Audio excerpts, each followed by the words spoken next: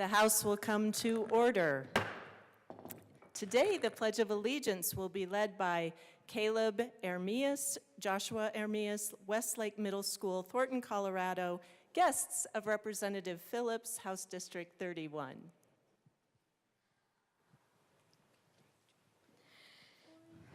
Please join us in the Pledge of Allegiance. I pledge allegiance to the flag of the United States of America and to the republic for which it stands, one nation, under God, indivisible, with liberty and justice for all. Mr. Schiebel, please call the roll.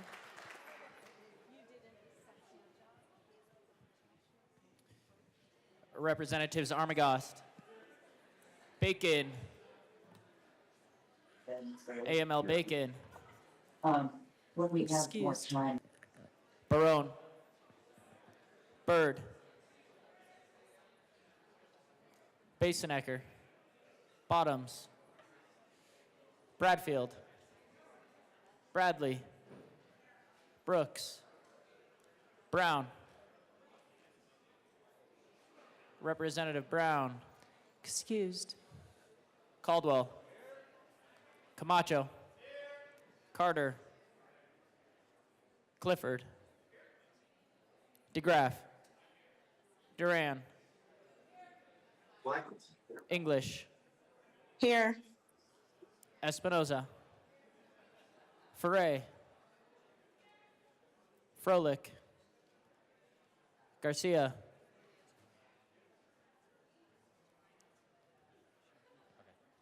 Representative Garcia, Excused. Garcia Sander, Gilchrist, Gonzalez, Hamrick, Hartsook, Jackson, Johnson, Joseph, Kelty,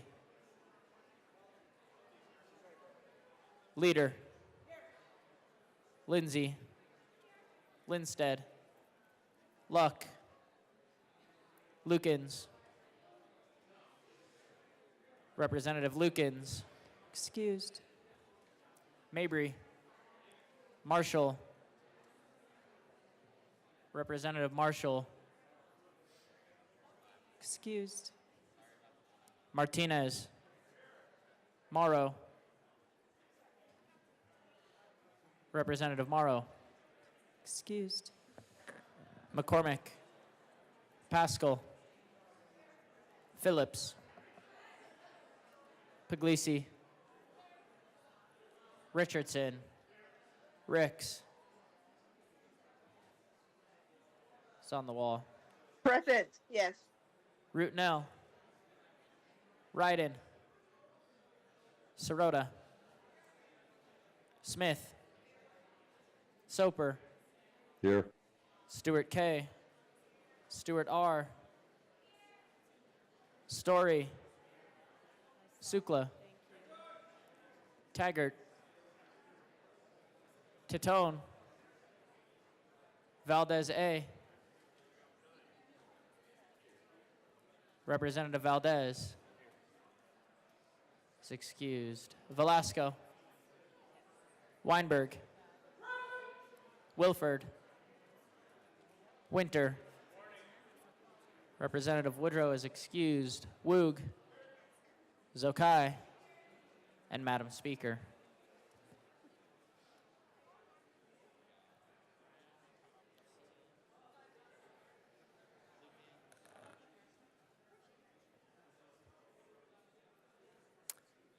With 61 present and 4 excused, we do have a quorum. Representative Johnson, last chance to make us laugh.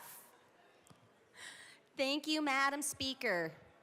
Take me out to the ball game and let us root for our home team. Today for the Rockies, I move that the Journal of Thursday, April 3rd, 2025 be approved as corrected by the Chief Clerk. Members, you have heard that enthusiastic motion that the journal be approved as corrected by the Chief Clerk. All those for the motion and the Rockies, please say aye. All those opposed, no. Football lovers. The motion is adopted. Members, we are going to start this morning with announcements and introductions.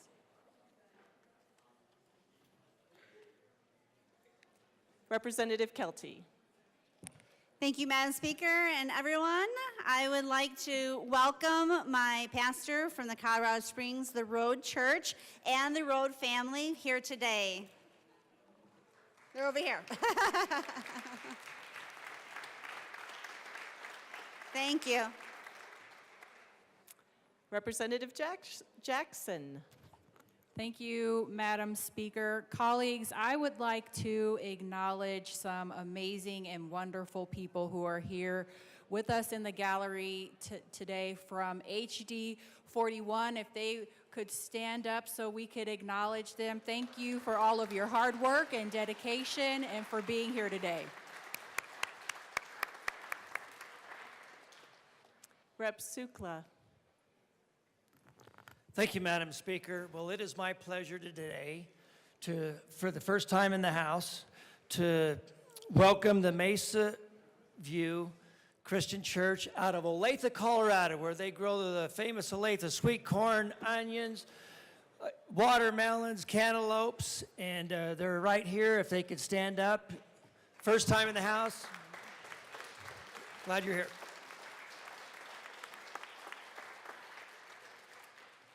Rep. Barone, did you have an announcement? No. Oh, Rep. AML Bacon. Well, I can't read. Assistant Majority Leader Bacon. I should totally sign you up for stuff, and you don't even know it. Members, on behalf of myself and Representative Ricks, we'd like to recognize the Castle Rock Rotary today. They should be in the building and around, and so if you see them, please say hello.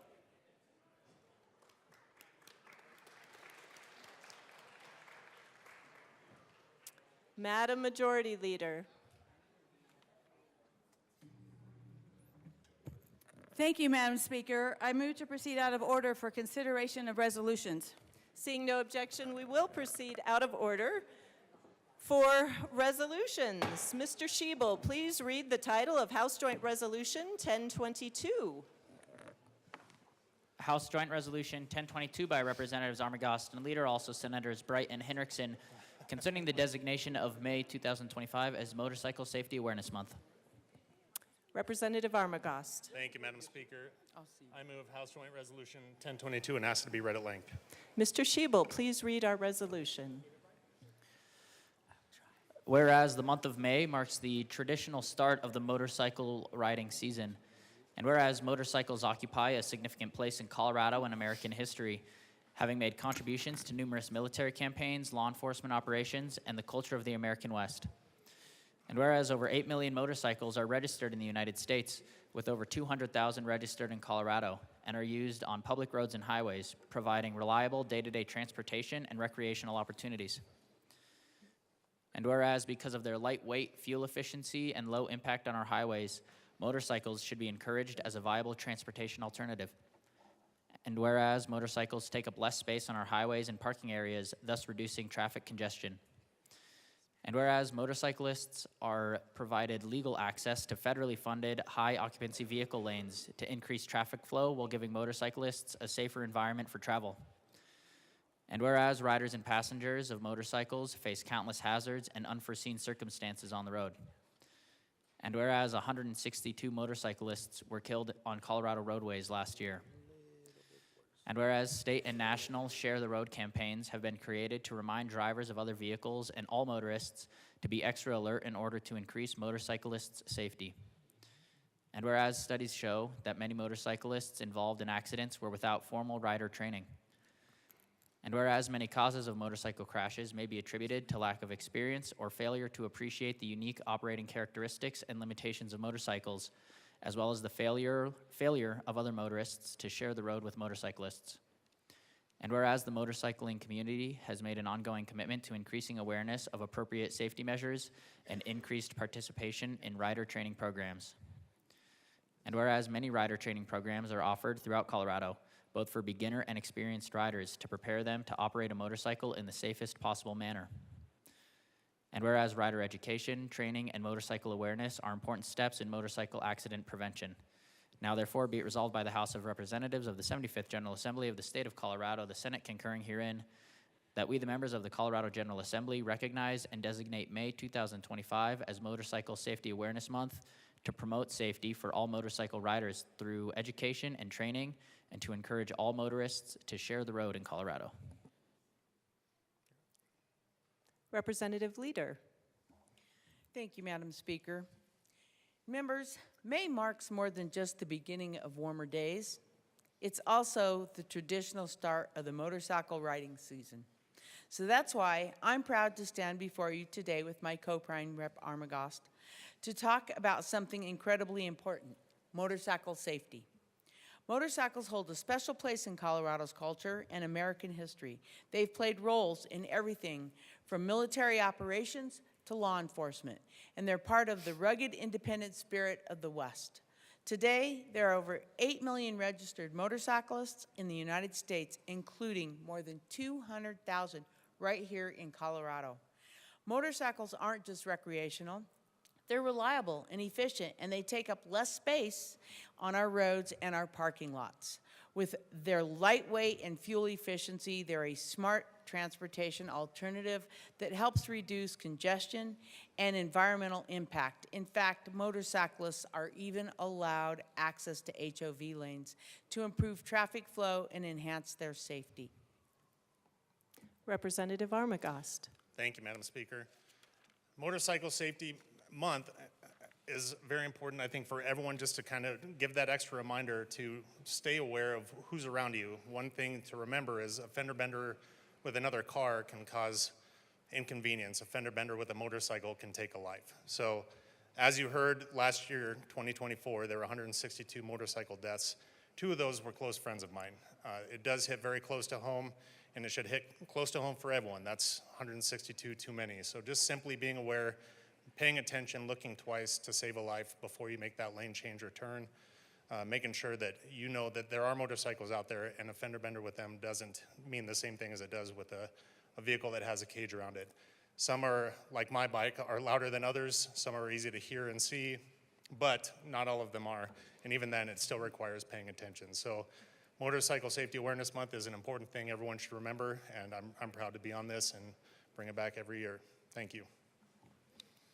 Representative Leader.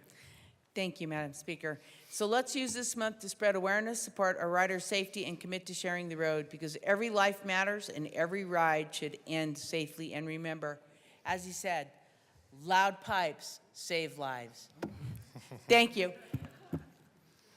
Yes, Representative Leader. I would like to recognize a bait that's here in honor of Motorcycle Safety Awareness. They come every year. Let's give them a hand. Thank you.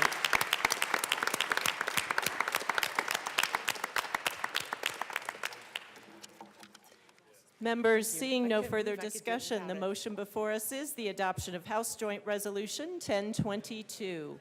Mr. Schiebel, members, we are voting. Mr. Schiebel, please open the machine and members proceed to vote. Representative Soper, how do you vote? Yes. Representative Soper votes yes. Representative English, how do you vote? Yes. Representative English votes yes. Representative Ricks, how do you vote? Yes. Representative Ricks votes yes.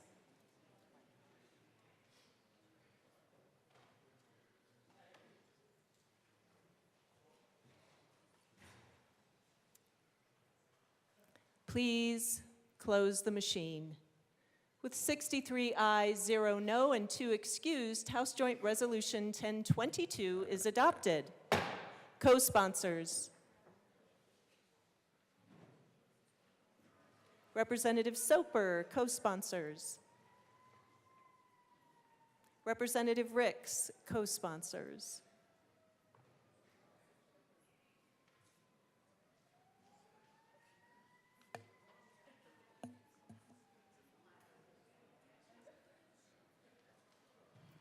Please close the machine. Mr. Schiebel, please read the reports of committees of reference. Committee on Appropriations, after consideration on the merits, the committee recommends the following. House Bills 1026 is amended, 1049 is amended, 1062 is amended, 1097 is amended, 1105, 1163 is amended, 1183 is amended, 1195 is amended, 1299 is amended, and Senate Bills 5 and 183 be referred to the Committee of the Whole with favorable recommendation. Committee on Education, after consideration on the merits, the committee recommends the following. House Bills 1307 and Senate Bills 154 and 178 and 191 be referred to the Committee of the Whole. And Senate Bill 177 be referred to the Committee on Appropriations with favorable recommendation. Committee on Finance, after consideration on the merits, the committee recommends the following. Senate Bill 173 be referred favorably to the Committee on Appropriations. Madam Majority Leader. Thank you, Madam Speaker. I move the following bills be made special orders today, April 4th, 2025, at 9:24 a.m. Senate Bill 183, House Bill 1309, House Bill 1312, and Senate Bill 129. Seeing no objection, the bills listed by the Majority Leader will be made special orders today, April 4th at 9:24 a.m.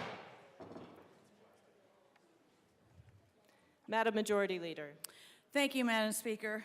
Pursuant to House Rule 14, I move that debate on the following bills be limited to 2 hours each during special orders today, April 4th, 2025. Senate Bill 183, House Bill 1309, House Bill 1312, and Senate Bill 129. The motion before us, pursuant to House Rule 14, is that debate on Senate Bill 183, on House Bill 1309, House Bill 1312, Senate Bill 129 be limited to 2 hours each during special orders today, April 4th, 2025. This is a non-debatable motion pursuant to House Rule 15E and does require a majority of all members to pass. Representative Luck. Thank you, Madam Speaker. I request that this no longer be a combined motion, but that we take a vote on each bill individually, please. Thank you, Representative Luck. Madam Majority Leader. Thank you, Madam Speaker. I withdraw the motion. Thank you. Please proceed. Pursuant to House Rule 14, I move to limit debate on Senate Bill 183 during special orders on April 4th, 2025. I'm sorry. Oh, let me start over again. Pursuant to House Rule 14, I move to limit debate to 2 hours on Senate Bill 183 on April 4th, 2025.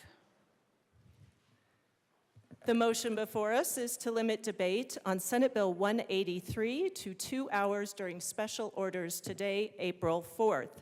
Again, this is a non-debatable motion pursuant to House Rule 15E and does require a majority of members in order to pass.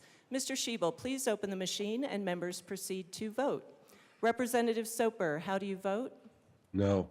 Representative Soper votes no. Representative English, how do you vote? No. Representative English votes no. Representative Ricks, how do you vote? Yes. Representative Ricks votes yes.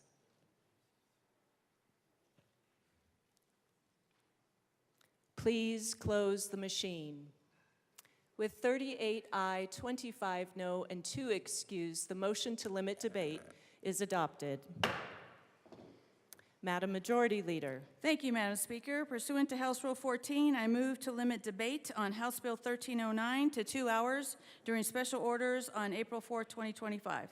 The motion before us is to limit debate on House Bill 1309 to 2 hours during special orders today, April 4th.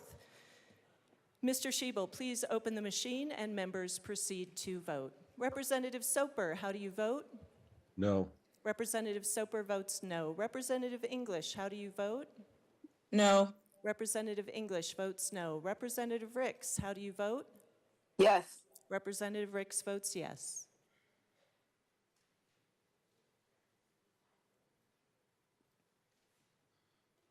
Please close the machine. With 38 aye, 25 no, and 2 excused, the motion to limit debate is adopted. Madam Majority Leader. Madam Speaker, pursuant to House Bill 14, I move to limit debate on House Bill 1312 to 2 hours during special orders on April 4th, 2025. The motion before us is to limit debate on House Bill 1312 for 2 hours on special orders today, April 4th. Mr. Schiebel, please open the machine and members proceed to vote. Representative Soper, how do you vote? No. Representative Soper votes no. Representative English, how do you vote? No. Representative English votes no. Representative Ricks, how do you vote? Yes. Representative Ricks votes yes. Please close the machine. With 36 aye, 27 no, and 2 excused, the motion to limit debate is adopted. Madam Majority Leader. Madam Speaker, pursuant to House Rule 14, I move to limit debate on Senate Bill 129 to 2 hours during special orders on April 4th, 2025. The motion before us is to limit debate on Senate Bill 129 for 2 hours during special orders today, April 4th. Mr. Schiebel, please open the machine and members proceed to vote. Representative Soper, how do you vote? No. Representative Soper votes no. Representative English, how do you vote? No. Representative English votes no. Representative Ricks, how do you vote? Yes. Representative Ricks votes yes. Please close the machine. With 38 aye, 25 no, and 2 excused, the motion to limit debate is adopted. Representative Mabry.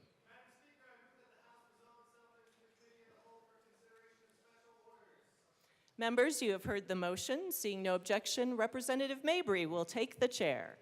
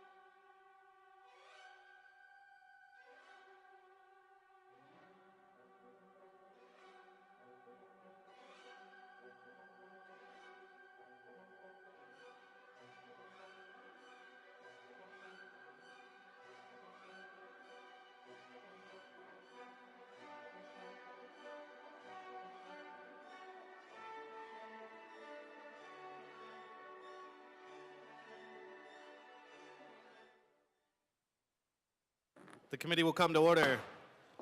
With your unanimous consent, the bills will be read by title unless there is a request to have a bill read at length.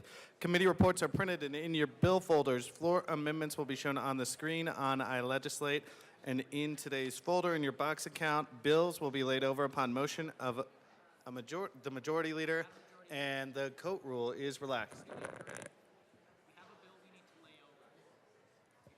Madam Majority Leader.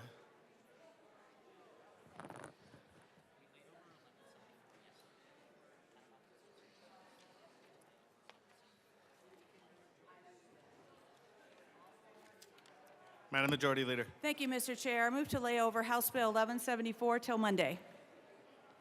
Seeing no objection, House Bill 1174 will be laid over until Monday. Yep.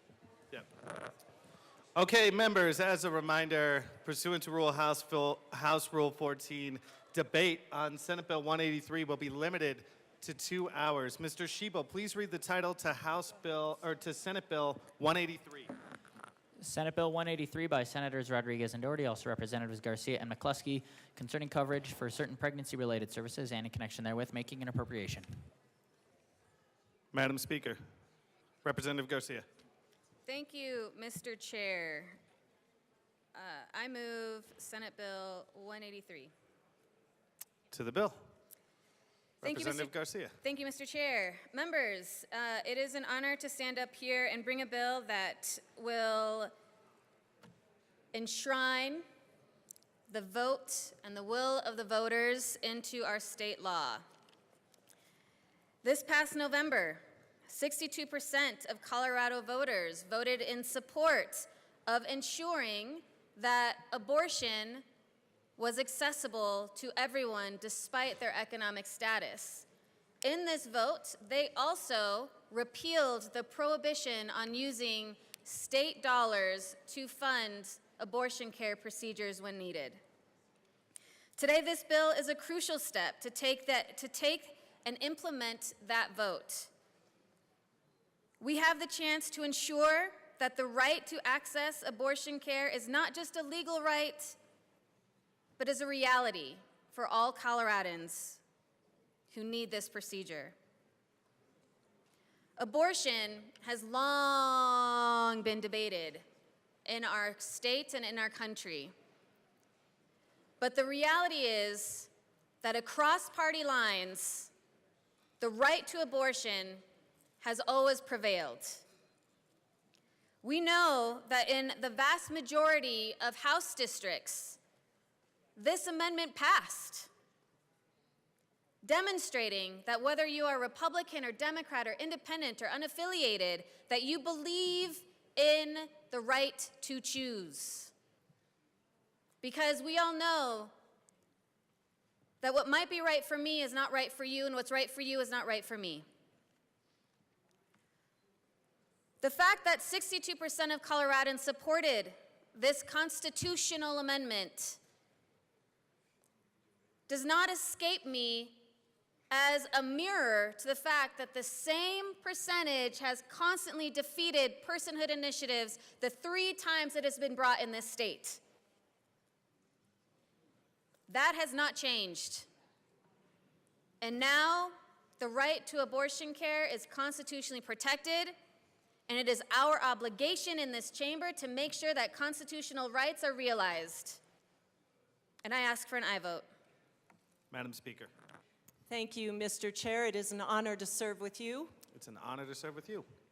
I am proud to be standing here with Representative Garcia in the implementation of Amendment 79, which, as she stated, passed this past fall at the will of the voters. Senate Bill 183 is the realization of Amendment 79 by removing outdated barriers, ensuring Medicaid coverage for abortion, reproductive care, and mandates that state employees have access to the full range of reproductive services.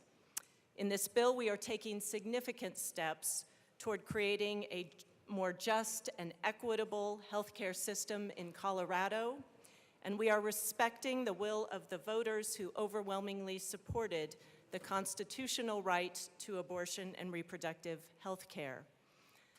To speak briefly to what is included in the bill, Section 1 covers the insurance coverage mandate. Section 2 speaks to state-funded abortion care and establishes a state fund to cover the cost of abortion. Section 3 ensures and expands that family planning related services includes abortion care. Section 4 goes into greater detail about those family planning related services and ensures that all are eligible for coverage under Medicaid and other public programs. Sections 5 and 6 speak to department duties, our healthcare policy and financing department, as well as a repeal of the funding ban sections currently listed. Sections 7, 8, and 9, severability, the effective date, and a safety clause to make this available immediately. It is very important for all of us to recognize and respect that an individual's rights when it comes to their health care belong to the individual, the person who seeks consult from their health care provider, not from the reach of government. I am proud to stand here today and ask for your support of Senate Bill 183. Representative Bradley. Thank you, Mr. Chair. In honor of babies everywhere, I ask the bill to be read at length. There's been a request to have the bill read at length. The bill will be read at length.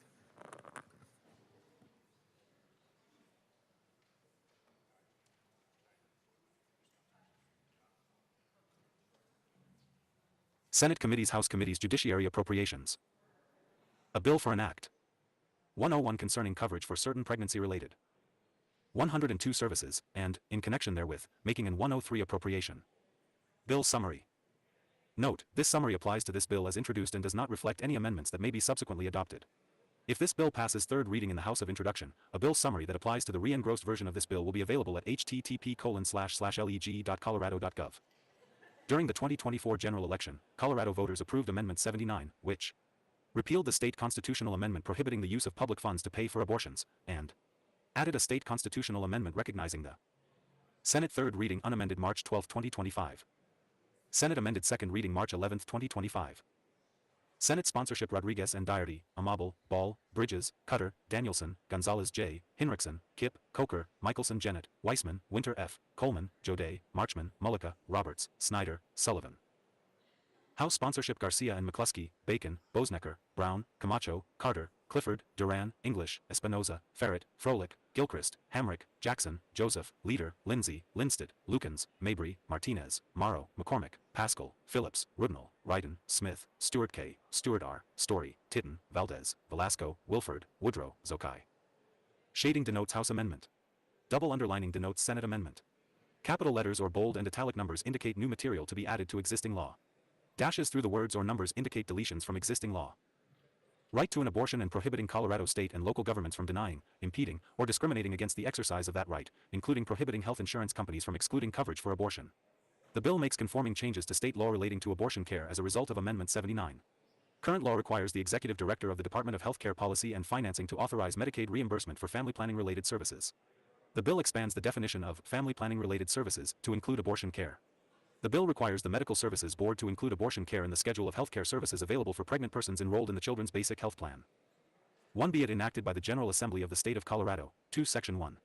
In Colorado Revised Statutes, 10-16-104, amend 3, 26a, and 26d, and repeal 26f, as follows, 410-16-104. Mandatory coverage provisions, applicability, 5 rules, definitions. 26, abortion care, rules, definition. A. Except 6 as provided in subsections 26d and 26g of this section and subject 7 to the provisions of subsections 26e and 26f, subsection 26e, 8 of this section. All individual and group health benefit plans issued or 9 renewed in this state shall provide coverage for the total cost of abortion 10 care. 11d. An employer is not obligated to provide the coverage required 12 by this subsection 26 if providing the coverage conflicts with the 13 employer's sincerely held religious beliefs. 14i. Providing the coverage conflicts with the employer's sincerely 15 held religious beliefs, or 16.2. The employer is a public entity prohibited by Section 50 of 17 Article V of the state constitution from using public funds to pay for -2, 183. 1. Induced abortions.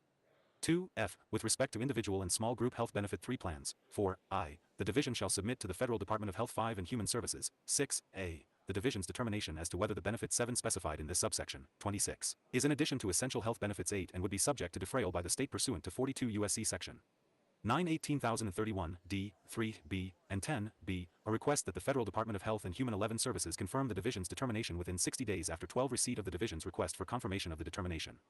13.2. This subsection, 26, applies to, and the division shall 14 implement the requirements of this subsection, 26, for individual and 15 small group health benefit plans issued or renewed in this state upon the 16 earlier of 17, A, 12 months after the Federal Department of Health and 18 Human Services confirms that the coverage specified in this subsection 19.26 does not constitute an additional benefit that requires defrayal by the 20 state pursuant to 42 U.S.C. Sector 18031 D, 3B, 21B, 12 months after the Federal Department of Health and 22 Human Services otherwise informs the division that the coverage in this 23 subsection 26 does not require state defrayal pursuant to 42 U.S.C. Section 24-18,031 D, 3B, or 25 C, the passage of more than 365 days since 26 the division submitted its determination and request for confirmation 27 pursuant to subsection 26 F, I, of this section, and the Federal -3, 183. 1. Department of Health and Human Services has failed to respond to the 2 requests within that period, in which case the division shall consider the 3 federal departments' unreasonable delay a preclusion from requiring 4 defrayal by the state. 5. Section 2. In Colorado Revised Statutes, add 25.5-2-106 as 6 follows, 725.5-2-106. State-funded abortion care. When abortion care aid services are provided in accordance with Articles 4, 5, and 6 of 9 this Title 25.5, the services must be reimbursed by state funds 10 only. 11. Section 3. In Colorado Revised Statutes, 25.5-4-412, amend 12, 1, and 2A, 4, as follows, 1325.5-4-412. Family Planning Services, Family Planning-related 14 services, rules, definitions. 1. When family planning services or 15 family planning-related services are provided in accordance with this 16 Article 4 and Articles 5 and 6 of this Title 25.5, the Executive Director of the 17 State Department shall authorize reimbursement for the services. Subject 18 to Section 50 of Article V of the State Constitution. The State Department, 19 any intermediary, or any managed care organization shall reimburse the 20 provider of those services. Family planning services and 21 family planning related services are not subject to policy deductibles, 22 copayments, or coinsurance. 23.2, as used in this section, unless the context otherwise requires. 24.a, family planning related services, means services provided 25 in a family planning setting as part of or as a follow-up to a family 26 planning visit, including 27, for any other medical diagnosis, treatment, or preventive service. -4, 183. 1 that is routinely provided pursuant to a family planning visit, including 2 abortion care. 3. Section 4. In Colorado Revised Statutes, 25.5-5-329, amend 4, 1B, 4, as follows, 525.5-5-329. Family Planning Services, Federal Authorization 6, Rules, Definitions. 1. As used in this section, unless the context 7 otherwise requires. 8b. Family planning related services, means services provided 9 in a family planning setting as part of or as a follow-up to a family 10 planning visit, including 11, for any other medical diagnosis, treatment, or preventive service 12 that is routinely provided pursuant to a family planning visit, including 13 abortion care. 14. Section 5. In Colorado Revised Statutes, 25.5-8-107, add 15, 1a, 6, as follows, 1625.5-8-107.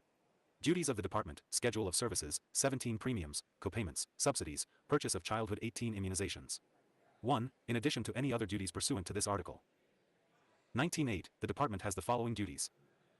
20a, 6. In addition to the items specified in subsections 21, 1a, I, 1a, 2, 1a, 3, and 1a, v, of this section, and any 22 additional items approved by the Medical Services Board, on and 23 after January 1, 2026. The Medical Services Board shall include 24 abortion care in the schedule of healthcare services for all 25 enrolled pregnant persons.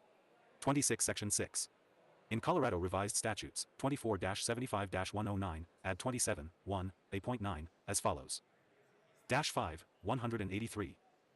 124-75-109. Controller may allow expenditures in excess of 2 appropriations, limitations, appropriations for subsequent fiscal 3-year restricted, repeal. 1. For the purpose of closing the state's books, for and subject to the provisions of this section, the Controller may, on or 5 after May 1st of any fiscal year and before the 45th day after the close 6 thereof, upon approval of the Governor, allow any department, institution, 7 or agency of the state, including any institution of higher education, to 8 make an expenditure in excess of the amount authorized by an item of 9 appropriation for such fiscal year if 10, 8.9, the over-expenditure is by the Department of Health 11 Care Policy and Financing for Abortion Care Services provided 12 pursuant to Section 25.5-2-106 and 25.5-8-107, 1, 6, or 13 Section 7. In Colorado Revised Statutes, repeal 25.5-3-106, 1425.5-4-415, and 25.5-5-103, 2. 15 Section 8. Severability. If any provision of this Act or the 16 application of this Act to any person or circumstance is held invalid, the 17 invalidity does not affect other provisions or applications of the Act that 18 can be given effect without the invalid provision or application, and to 19 this end the provisions of this Act are declared to be severable. 20 Section 9. Appropriation, adjustments to 2025 Long Bill.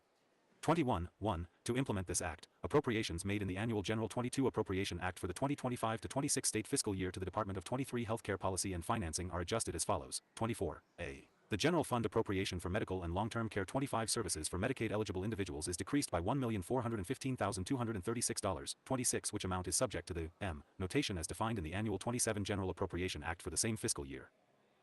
Dash 6, 183. 1b. The decrease of the appropriations in subsection 1a of this 2 section is based on the assumption that the anticipated amount of federal 3 funds received for medical and long-term care services for Medicaid 4 eligible individuals will decrease by $1,576,048. 5c. The general fund appropriation for Children's Basic Health Plan 6 medical and dental costs is decreased by $36,669. 7d. The cash funds appropriation from the Healthcare Affordability 8 and Sustainability Fee Cash Fund created in Section 25.5-4-402.5, 9 CRS. For Children's Basic Health Plan medical and dental costs is 10 decreased by $41,650, and 11e. The decrease of the appropriations in subsection c of this 12 section is based on the assumption that the anticipated amount of federal 13 funds received for Children's Basic Health Plan medical and dental costs 14 will decrease by $145,449. 15, 2, for the 2025 to 26 state fiscal year, $2,928,800 is appropriated. 16 to the Department of Healthcare Policy and Financing for use for other 17 medical services. This appropriation is from the general fund. To 18 implement this act, the department may use this appropriation for abortion 19 care. 20 Section 10. Effective date. This act takes effect January 1st, 2026. 22 Section 11. Safety Clause. The General Assembly finds, 23 determines, and declares that this act is necessary for the immediate 24 preservation of the public peace, health, or safety or for appropriations for 25 the support and maintenance of the departments of the state and state 26 institutions. Dash 7, 183. Is there any further discussion? Representative Taggart. Thank you, Mr. Chair. It's an honor to serve with you. It's an honor to serve with you. My caucus always gives me the amendments, as you probably can tell, on the financial side of things. And I'm, in that light, I'd like to move Amendment L12 to SB 183. And I ask that it be properly displayed. Oh, and I need to give it to you.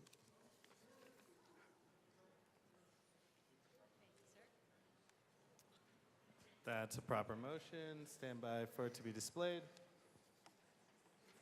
All right, Representative Taggart, to the amendment. Thank you, Mr. Chair. So if you have the bill in front of you, this is stripping out Section 6 of the bill. And there are 2 major problems as I look at this particular section. The first is, and I'll read this to you, the controller may, on or after May 1st of any fiscal year and before the 45th day after the close thereof, upon the approval of the governor, allow for additional expenditures. Now, it's not unusual for our entitlement programs as Medicaid to, in fact, have continuous appropriations. That is not unusual at all. We try to limit those, but it does exist. My concern on this particular case is we are going away, as I read this, and I may be wrong, but as I read this, we are going away from the process that we utilize today. And what we do today is those departments are responsible for submitting a supplemental request if they are going to go above the allocated budget, even if they have continuously appropriated dollars, they still have to bring it to this body for a supplemental. This counteracts that. This says the controller can do that, and as I read it, the controller can do that with the approval of the governor, and I'll talk about the governor in a second, without this coming to the General Assembly. For me, reading that, that's a real problem. We are and should control the purse strings of this state. Under no circumstances should we be giving that up to the executive branch. And I will repeat that. Under no circumstances should we be giving up our authority as an equal branch of government to the executive branch of our government. The second problem also runs a direct parallel to what I just talked about, and I'll read what this says.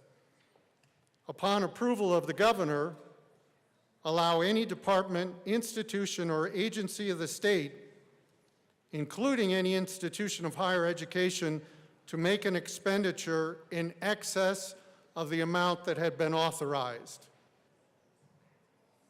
Similar to my first concern was giving the authority to the controller upon the approval of the governor, and now it's the governor gets to make this decision. I would ask that the bill sponsors go back and revisit Section 3 and at a minimum make it consistent with what we do with other continuously appropriated programs. It requires the supplemental process. Thank you. Madam Speaker. Thank you, Mr. Chair, and I want to lift up my colleagues' commitment to making sure that the Joint Budget Committee and this body continue to maintain authority over expenditures in this state. That is critically important, and I really honor that sentiment and effort. I want to highlight that the language in the bill is consistent with how we handle Medicaid over expenditures in this state. So all health care that is funded through the Medicaid program, when there is an overexpenditure, is handled in this way. We are simply being consistent with all other healthcare services provided in the state. I ask for a no on this amendment. Representative Bottoms. I want to thank my colleague from Grand Junction. I think this is very important. I've been saying quite a bit lately that we need to reduce the powers of the governor and make sure that there is a separation. That separation has been blurred quite a bit, and we keep giving more and more powers, and specifically fiscal powers, to the governor, which is a very negative thing. I still stand on this. I'll stand on this 2 years from now. But to my good colleague in Grand Junction, I really believe we'll see this change in spring of '27. I think a lot of powers of the governor will be taken away. Representative Taggart. Thank you, Mr. Chair. My concern continues that there is nothing in this verbiage that indicates that this needs to go through a supplemental process. There are no words in here that say that the General Assembly has the right and the duty to look at a request from a department or an institution for the purpose of supplemental expenditures. I would really, really, truly like to see that in this bill. And if we have been doing it this way without the proper verbiage, I think we should be changing that immediately to make sure that there's always a clause that we're the approving body.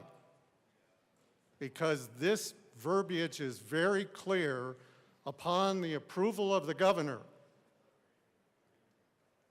That is just not correct. Is there any further discussion? Seeing none, the motion before us is the adoption of Amendment L12. All those in favor say aye. Aye. All those opposed say no. No. The amendment fails. Representative Johnson. Thank you, Mr. Chair. I move L011 to Senate Bill 183 and ask that it be properly displayed. L11 is properly displayed to the amendment. So this amendment is making sure patients have their own autonomy over their choices and that all choices are presented to them. This bill is only saying that it's a requirement to have alternatives to an abortion be presented to a patient before a procedure is performed. That's it. Offered. It isn't saying that they have to have these alternatives done before the procedure. They just need that offering. I know with any other medical procedure, especially ones of high risk or those who are a surgery aspect or any kind of medications, which anything that's going into your body or cutting your body, you should be fully aware of what your options are, because every medical decision made has outcomes, be that positive or negative. I cannot tell you that I have never had alternatives offered to me when I had a total knee replacement, when I had chemo, when I was looking at other aspects throughout my healthcare, and when I talk to others across my district, they say the same. They want those different options available to them. They don't have to take them, but they want to feel like they have the choice to their healthcare. And by giving options and allowing them to know all the options available, we are giving patients that choice to fully be educated and transparent on what they're going to do next. So we are very much asking that any medical procedure done in this state have that option of all the alternatives offered to them, so they're educated, they have transparency. I know from experience and from those friends that I've spoke with, that when you're going through a crisis, when you're going through any procedure, it's scary. I don't care if you've had surgery 10 times, 20 times, 30 times. I don't care if you've gone to the hospital or a doctor's office 10, 20, 30, multiple times. It is emotional and scary every single time, and sometimes a patient gets overwhelmed and forgets to ask, well, what other options do I have? Do I have time to think this through? Going to my professional doctor that I choose, I trust their judgment, and I want to have that ongoing conversation with them to make the best choice for my body and my health. So I think that all patients across the board should have that option as well. And should they forget because they're in crisis mode, it should at least be presented to them in an educational, transparent manner so they can have full autonomy over their own health. I urge a yes vote. Representative Garcia. Thank you, Mr. Chair. Thank you for bringing this amendment. I'm going to say please vote no on this amendment. First thing to understand about when an individual seeks an abortion, goes to an abortion provider, options are actually discussed already. They are already discussed. There is never a strong push on either way. If we were to do this, we are dictating how a conversation should go between a patient and their trusted doctor, and we should not be doing that. Please vote no. Representative Johnson. Thank you, Mr. Chair. And I would just like to say, with every medical procedure that is documented through policy, that those options should be presented across the board. When you're going through chemo, when you're going through an amputation, when you're going through a replacement, those options should be presented. Having options does not dictate the conversation where it's going. It just makes sure that you have an informed choice.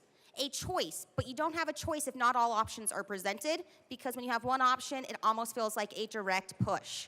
This is just saying they should have all options provided to them like we do for every other procedure. Be it a tonsil, be it you're trying to lose weight and get onto medication. I guarantee you healthcare providers are having that conversation saying, have you thought of other alternative means before we go this route, just because we want you to be informed on your health. I strongly urge a yes vote for healthcare transparency, patient autonomy, and to allow for people to have their own choice when they're deciding their healthcare matters.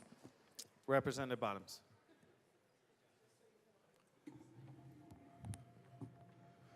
Thank you, Mr. Chair. What the sponsor just came up here and said is not true. I ran a bill 3 years ago to try to make sure that when it came to abortion pill reversal, that you had to give the options of that, the medically proven options that are successful in thousands of babies' lives being saved. That was knocked down. In the same session, a bill was run to make it illegal to give the truth medically about abortion pill reversal. So let's stay with truth today. I know we're going to be going back and forth between truth and not truth, but I'm going to keep coming up and saying truth. It is the policy of all medical procedures to make sure that options are available. But you have to remember, and to my colleague here, maybe she doesn't understand this, that's because those things are about life. This is about death. We do not give truth and other options in death. In the death cult, we only give one option, and that's death. And that's probably where my colleague is confused. Representative Bradley.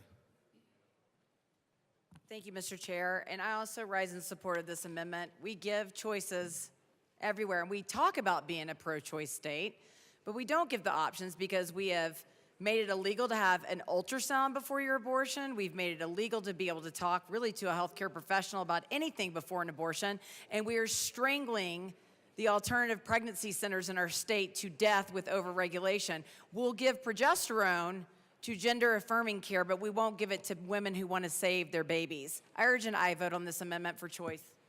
Representative Caldwell. Thank you, Mr. Chair. I rise in support of this. You know, I have a pro-life center in my district that just opened up, and I was honored in October to be there and a part of it. And I can tell you right now that they feel under attack, and they feel like people aren't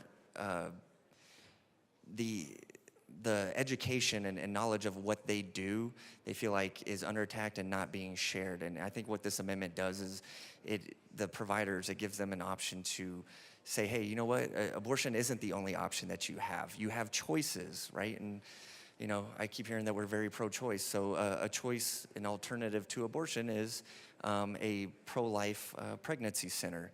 And I think that's something that we should encourage.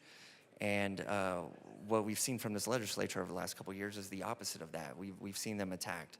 And so this is a great amendment.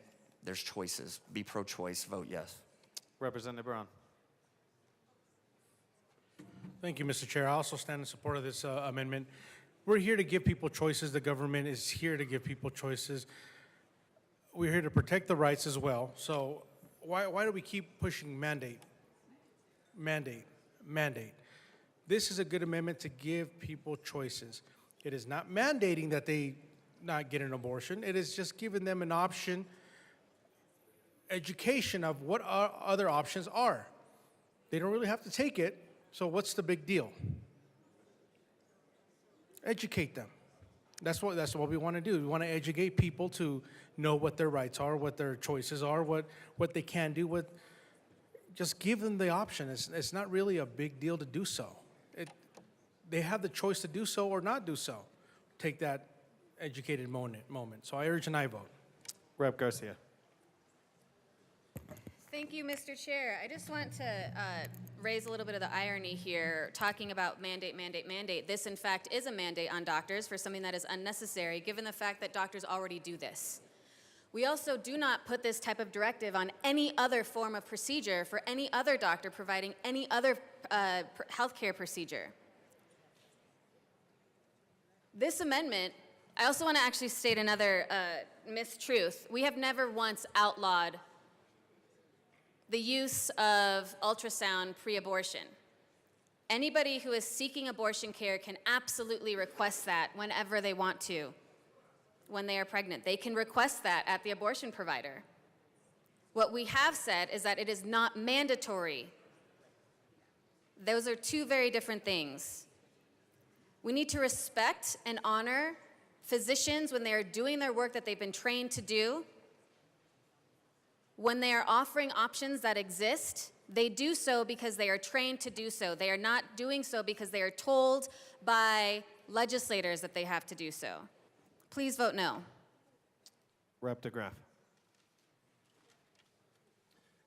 Thank you, Mr. Chair. When we heard some of these bills in committee,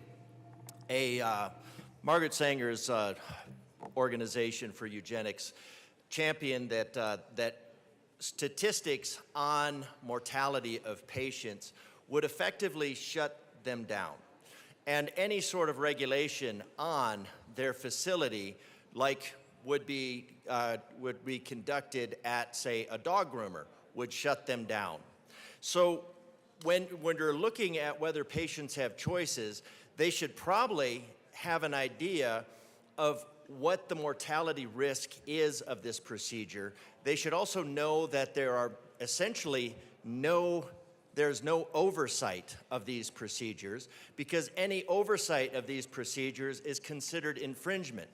And although the majority party seems to have absolutely no idea what infringement means when it comes to the Second Amendment, when it comes to feticide, they will allow none of it. So this is an important amendment because individuals should be informed that they're putting their life at risk in a non-certified facility. So I recommend a yes vote on this amendment. Is there any further discussion on L11? Representative Garcia-Sander. Thank you, Mr. Chair. I rise in support of this amendment, mostly because I want to just remind people that adoption is an option that we don't talk about enough, and an alternative that always should be mentioned is adoption, and so that is just why I'm in support of this amendment. Thank you. Representative Armagost. Thank you, Mr. Chair. I too rise in support of this amendment.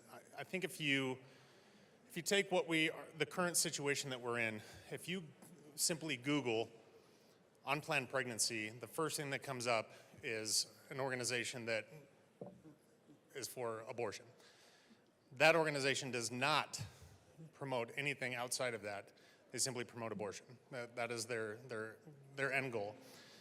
The problem with it is you do not get to see your local pregnancy center that is going to give you the tools and guidance that you need to have a successful pregnancy and birth. The options you have after birth, whether it be adoption, whether it be a surrogate family, whether it be any option of maintaining and using the resources available to be a single mother, whatever, working it out with your family, making your family work to parent your child that you're pregnant with. None of that. That should be on the forefront of everything that we're doing in healthcare and providing health that doesn't go around terminating the baby. So I, again, am in support of this, and you should be too. Vote yes. Is there any further discussion? Madam Speaker. Thank you, Mr. Chair. And the sentiment that comes forward in this amendment is certainly honorable, and I do believe and have faith in our medical professionals to provide options no matter what health care is being pursued by a patient. Certainly a conversation that belongs in the privacy of the healthcare patient relationship. I do want to emphasize, however, that I am very committed to implementing Amendment 79 as it was presented to the voters, that we do not go beyond the scope of that amendment language, that we honor what voters saw before them, what they voted for. This language would go beyond Amendment 79, and for that reason, I urge a no vote. Rep. DeGraff. Thank you, Mr. Chair. I mean, besides the problem here that there's a $2 million fiscal note, so obviously becoming the fetal harvesting center of the United States is not a free industry. There is also the aspect of it being the fetal harvesting industry. This is a multi-billion-dollar organization, multi-billion-dollar industry. There has been the documented the selling of human parts from this industry. There is a lot of profit in it. There is a large profit motive behind it.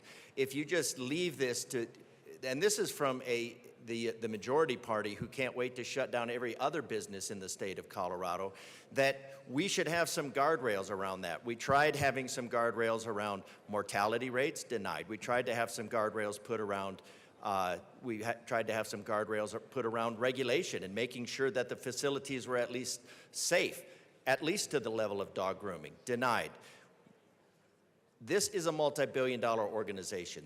The intent of this is to expand it without limit and put that burden on the taxpayers. The taxpayers said they wanted this to be right. It was a right before then. Proposition 79 was just a matter of making this fully funded by the state, by the taxpayers, and the individuals should have the right and have the information to opt out of this, opt out of becoming another victim of the fetal harvesting industry. Representative Richardson.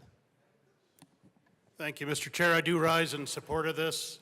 It's a very simple amendment. It ensures that people are well informed and educated, and it could easily be accomplished by placing a 8.5 by 11 sticker on the door of any clinic that offers abortions with black and white text, maybe 32-point text, 16-point text, thank you, and offered in Spanish and English. Thank you. Vote yes on this amendment. Is there any further discussion? Any further discussion on Amendment L11? Seeing none, the motion before us is the adoption of Amendment L11. All those in favor say aye. Aye. All those opposed say no. The amendment fails. To the bill. Representative Bottoms. Thank you, Mr. Chair. I move L005 to 183 and ask for it to be properly displayed.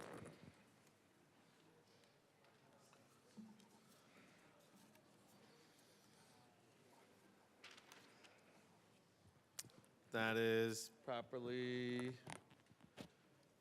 All right, now it's properly displayed. To the amendment. Representative Bottoms. I would like to insert this amendment, this section, and this has to specifically do with the health of the mother. I ran a bill earlier in session this was the guts of it, and basically it was this. Once you go, right now CDPHE only deals with procedures on first trimester abortions. That's the only arena that has any kind of qualifications or anything in it. Second and third trimester abortions are going up huge right now. And so the threat to the mother goes up quite a bit in the second trimester. When you move into the third trimester, they go up astronomically. This amendment is just to protect the life of the mother. As I said in committee, I'll say it again here, I strongly disagree with abortion. I think it's the most ungodly, immoral thing that a people can ever do to itself. But Amendment 79 was passed, so we know that abortion is constitutional.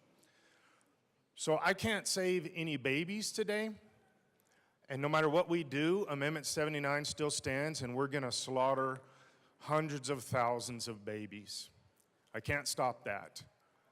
But mothers are also dying because of this, and I'm trying to save some mothers.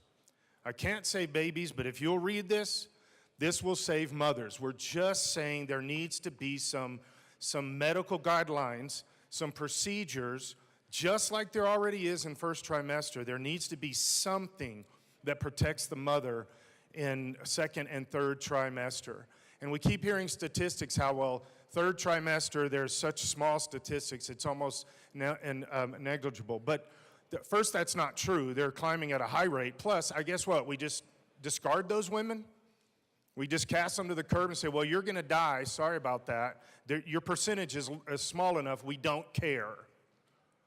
I can't save babies today, but I believe I can save some mothers if we can just get some guidelines to second and third trimester abortions. Try to care about life at some level in this room. Try to care about life. We don't care about the life of the baby, but at least try to care about the life of the mother. I strongly encourage an aye vote on this amendment. Representative Bradley. Thank you, Mr. Chair, and I rise in support of this amendment. This is the only industry that is not regulated by CDPHE. And the good representative from El Paso tried to bring a bill to do that. And I think we all know why they don't want statistical evidence on these clinics. It's a multi-billion-dollar industry, and we asked witnesses that run these clinics that offer it, have you ever had a patient in distress? Yes. We have had patients in distress that have been transferred to the hospital. Why are these clinics not regulated? Why are these clinics performing risky surgeries, second and third trimester abortions, to the risk of the mother? We don't care about the baby, but let's talk about the mother. 10% in our state are second and third trimesters. Those come with complications, sometimes very serious complications, and third trimester abortions cost up to $30,000. The fiscal note says $1,300. False. I asked the witnesses that provide abortions their statistics. If we're not going to safeguard the babies, we should at least safeguard the women in our pro-choice state. We should at least save these women from the medical complications that will arise from risky second and third abortions in non-regulated medical facilities. We don't do that for any other thing, colonoscopies, knee replacements, any other chance you have to get health care is in a regulated facility. But we're not going to regulate these because it's a multi-billion-dollar industry that profits off of killing babies. I urge an aye vote on this amendment. Representative Garcia. Thank you, Mr. Chair. I would like to challenge this under the title. Does not fit. All right, members, there's been a request for a title ruling. We'll stand in a brief recess.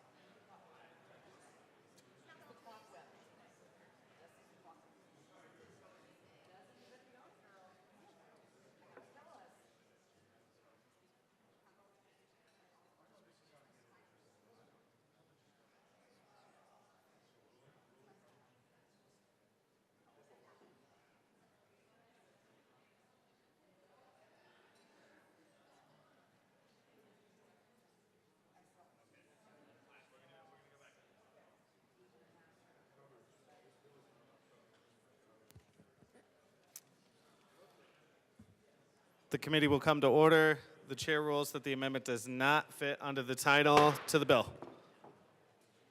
Representative Luck. Thank you, Mr. Chair. In the name of bipartisanship, I'm hopeful that we can add to the ledge deck, not take away anything, just add a little bit of the minority perspective into this bill. Hence, I move Amendment L13 and ask that it be displayed.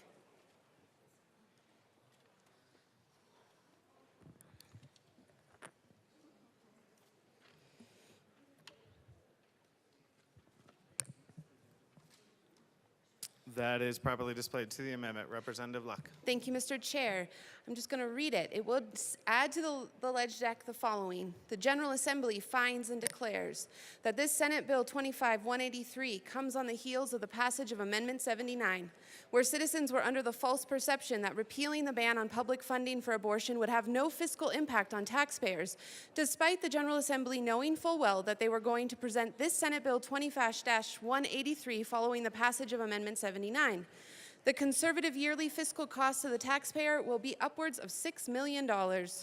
B, vital statistics for abortions in Colorado have long lacked credibility despite attempts to bolster their validity. The Colorado Department of Public Health and Environment admits that the numbers reported on their website, quote, are believed to significantly underestimate the true number of events, end quote. Well-known abortion advocacy organizations affirm the inadequacy of Colorado's abortion data and estimate that abortions are underreported by 40%. Accordingly, a black child conceived in Colorado has a 50-50 chance of being aborted in the womb. This is an ethnic tragedy, not a choice. C, citing the deliberate killing of our offspring, instead of taking the responsibility to raise them, as a cost-saving measure with long-lasting positive outcomes is repugnant to a moral people. Young people are our future. As a society, we stand bleakly on the brink of a demographic winter. Killing our children is antithetical to our very survival as a people. D, the fertility rate in the United States has fallen by almost 50% since the 1960s and now stands at 1.78, well below the replacement level of 2.1. In the coming decades, the greatest challenge to humanity will not be overpopulation, which is a myth, but underpopulation. As the population declines and ages, we will be increasingly hard-pressed to find the people to do society's vital work in education, medicine, industry, agriculture, law enforcement, and national defense. E, the state of Colorado should actively promote the benefits of marriage and childbearing, as well as educate its population on the dangers of the coming demographic winter and the cost of sacrificing our children on the altar of convenience. I ask for an aye vote. Representative DeGraff. Thank you, Mr. Chair. It is really unfortunate that we have no oversight, that there's no regulation there's no willingness to have oversight when we're talking about what is presented as a medical procedure. Right now, this is important. We have 30% of the population having 50% of the feticides.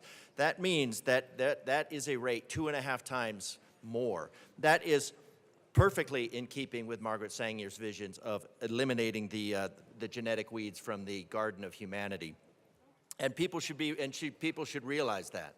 We need to realize what's going on with this. Right now we have a problem with our education system in that we have 40,000 fewer students than we had. We lose 40,000 students in a year because of policies like this that are aimed at averting humans, averting births, averting humans. These policies are draconian. They are being meted out on the most vulnerable parts of our society, and they are undercutting. So this is a good amendment. So because the people of Colorado were I think, falsely led down the path that this was going to be a free option. After all, it is a multi-billion-dollar organization. It has lots of money to get to political adherence. So there is no shortage of funding in this, especially after the selling of human body parts. So it can fund itself. It doesn't need political capital from the citizens of Colorado. So before this amendment, feticide was already legal in Colorado for any reason, at any time, by any means, absolutely any. There was absolutely no restriction on it whatsoever. The people of Colorado were duped into believing that this was about accessibility instead of funding. I request an aye vote on this amendment, and well, this would be like one of the first times that there's some level of honesty that's coming out of this body. Madam Speaker. Thank you, Mr. Chair. I want to address a point or two in the Ledge Deck just by drawing members' attention to the Blue Book which did explain, I've lost it, on page 3, to the extent that additional abortion-related programs are created from allowing the use of public funds for abortion services, state or local government spending will increase. And I want to offer that a legislative declaration is used by this body as part of our process to express the intent and will of the body in passing legislation. I think it would be highly presumptuous for any of us to include a legislative declaration that expressed intention without truly knowing what every one of our voters intended when they cast a yes vote for Amendment 79. Again, 62% of our voters voted for Amendment 79. This bill is a straightforward effort to completely implement what was represented in the question and in the Blue Book for Amendment 79. I ask for a no vote on this amendment. AML Bacon.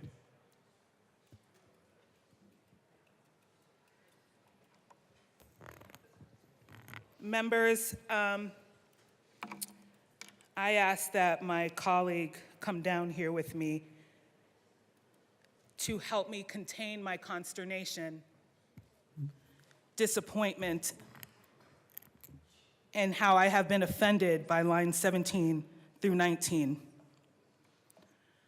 Accordingly, a Black child conceived in Colorado has a 50-50 chance of being aborted in the womb. This is an ethnic tragedy, not a choice.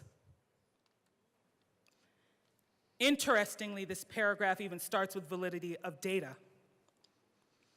But on behalf of myself and a person capable of having a Black child, and on behalf of a Black community to which we are not a monolith, there are people who are pro-life and believe what we're doing is wrong.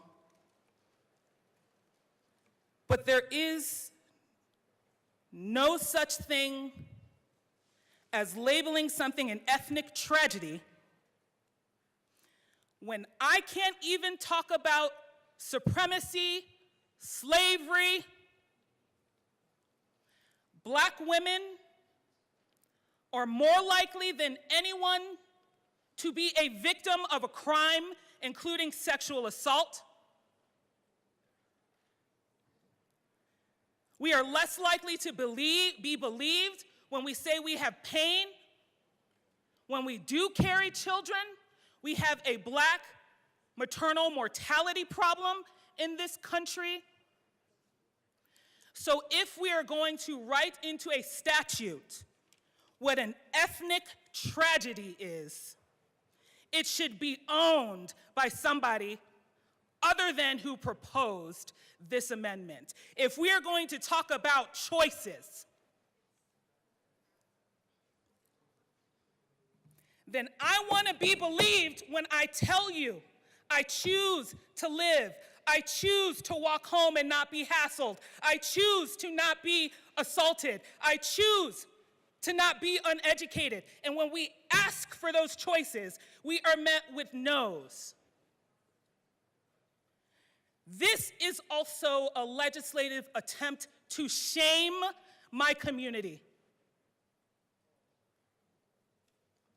To shame my community. When we take no ownership of circumstances, we take no ownership of what it takes to family plan and support children who are born. So I'm going to ask you for a no vote, but I also am going to ask for your support in recognizing how offended I am on behalf of my community. And to name something an ethnic tragedy. And I will just lastly say, perhaps maybe that was I don't know what the motive was, and if it was to get some sort of conversation, well, here it is. But if you even believe anything like this, even with the outcomes, then you will support our community. And I should see a record of that, and I don't. But on behalf of Black women everywhere, our choices are no different than anyone else's. However, we may live in a world to which we are not supported for the things that we need because of the historical ethnic tragedies that was Jim Crow and being enslaved. So naturally, please vote no against this amendment. And I invite anybody who wants to talk about Black maternal health, the choices of Black women, and how they are victimized to speak to me as your colleague out of respect for this chamber. I'm going to ask you for that and provide grace that I don't think I was given with this amendment. Thank you. Rep. DeGraff. Thank you, Mr. Chair. I don't see any, I appreciate the passion of our colleague, especially in calling out the atrocities of the majority party in the history. This party, our party, has a history of civil rights championing. It was founded on civil rights championing. All the way, it was founded for the purpose of championing civil rights in opposition to the now majority party. Representative DeGraff, could you talk about the amendment, please? Thank you, Mr. Chair. I'm trying to address the issues of that my colleague brought up.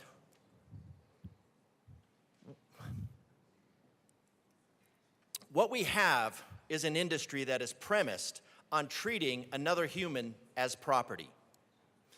That is basically the fundamental underlying problem. Treating another person as property that can be bought and sold. That's it.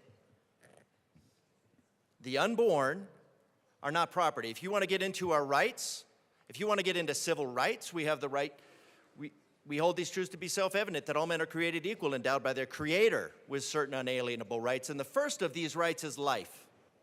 And that life is premised on there being a Creator.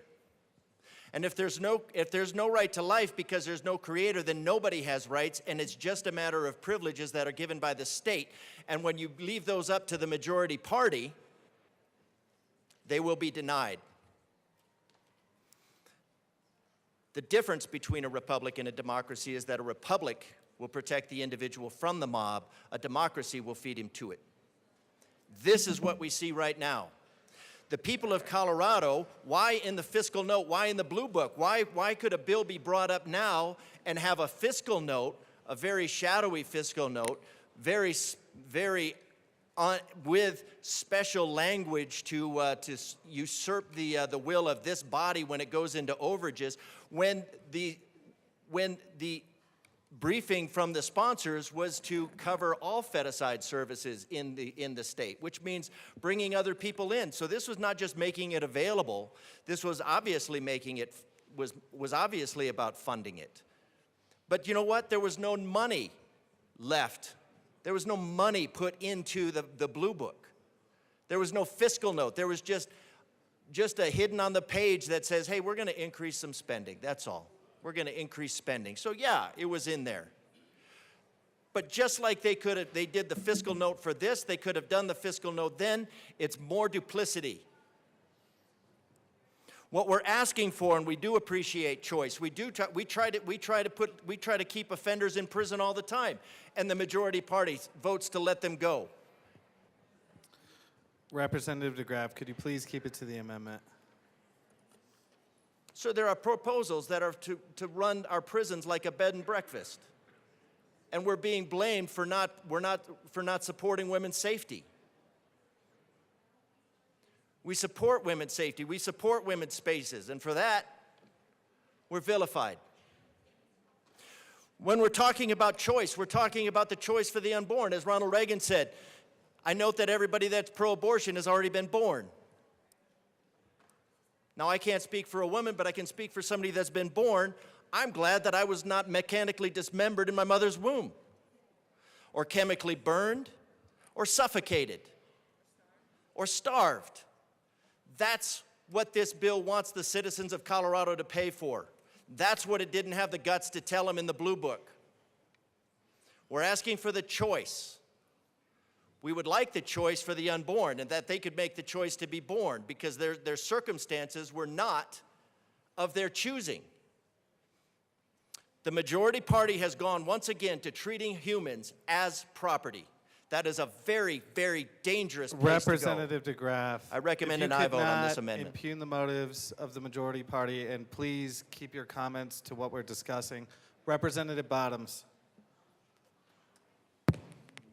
Thank you, Mr. Chair. I've been saying this for 3 sessions now. I'll say it again. Actually, I've been saying it for 40 years, but behind this podium, 3 sessions, I believe that every single human being is conceived supernaturally and created in the image of God. I believe that every single person.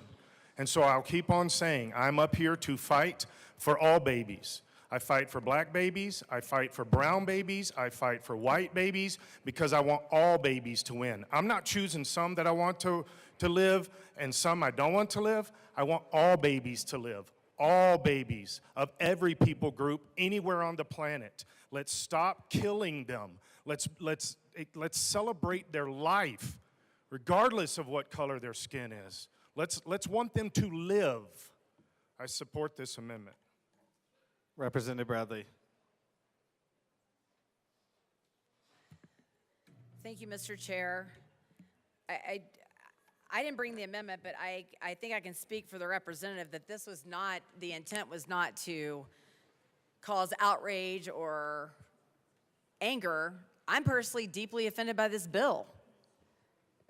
But the fact of the matter is that 50% of abortions are occurring in the African American population. That's just the facts.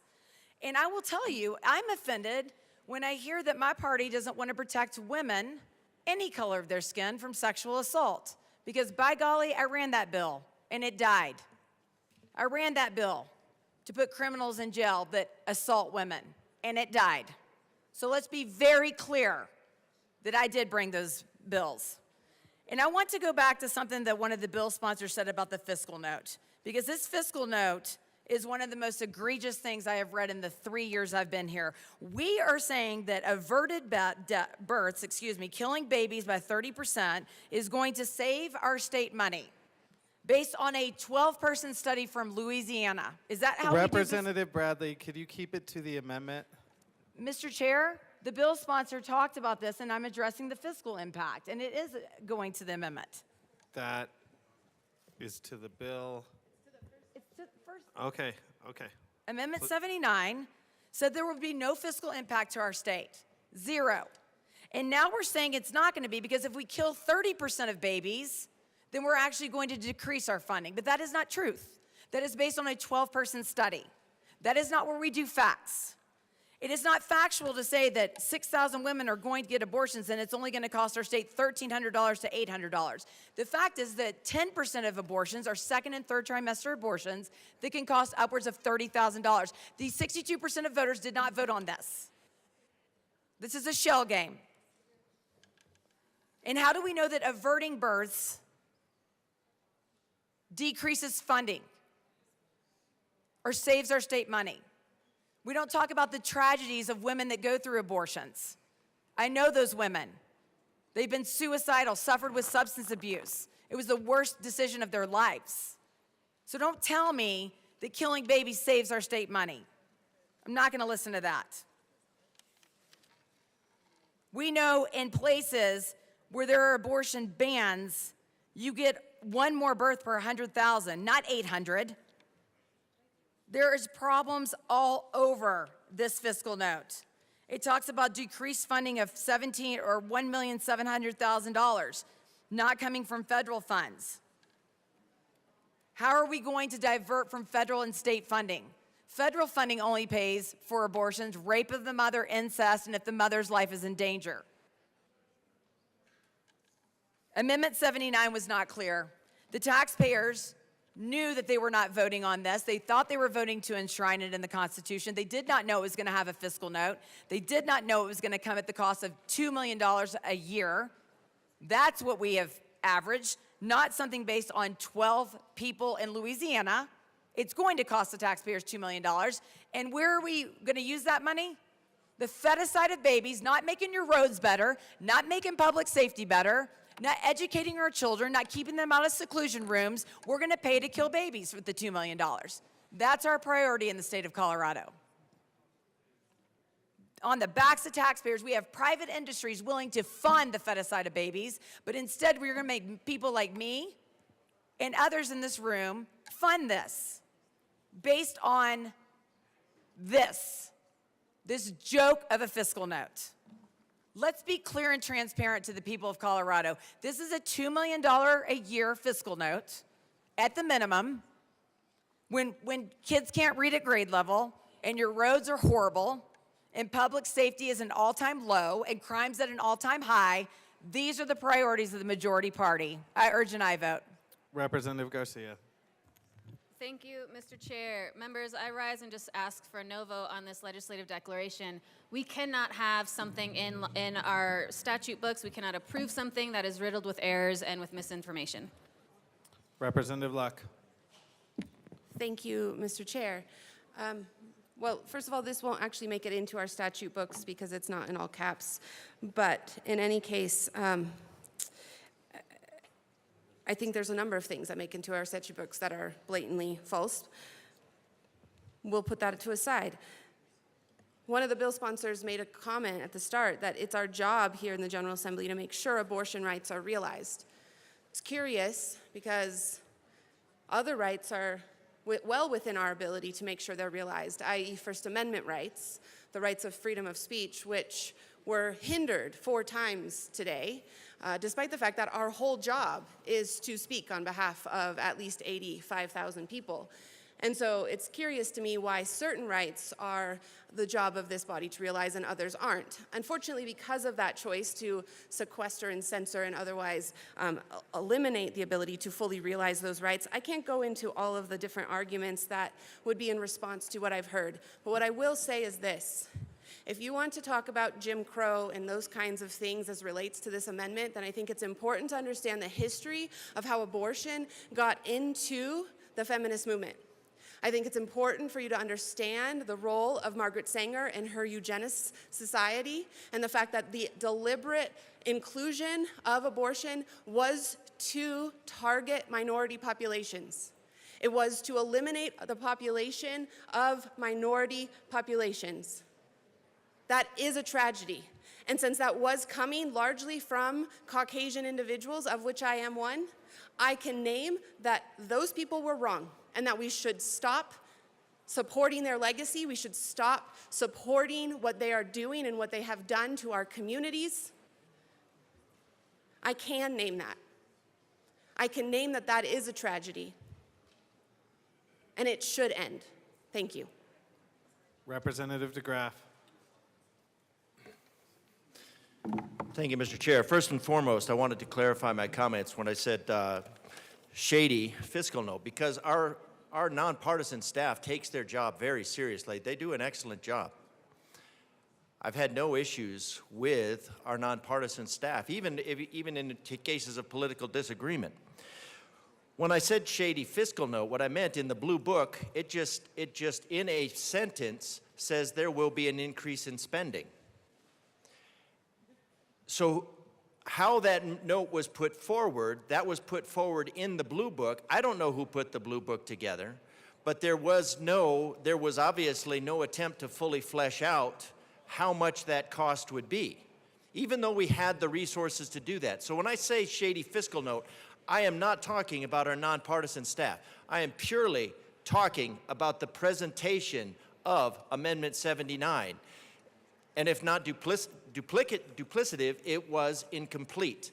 And the citizens of Colorado were basing their information on an incomplete document that could have been completed. There was a choice made to represent it as a single sentence in the last paragraph of what the impact would be.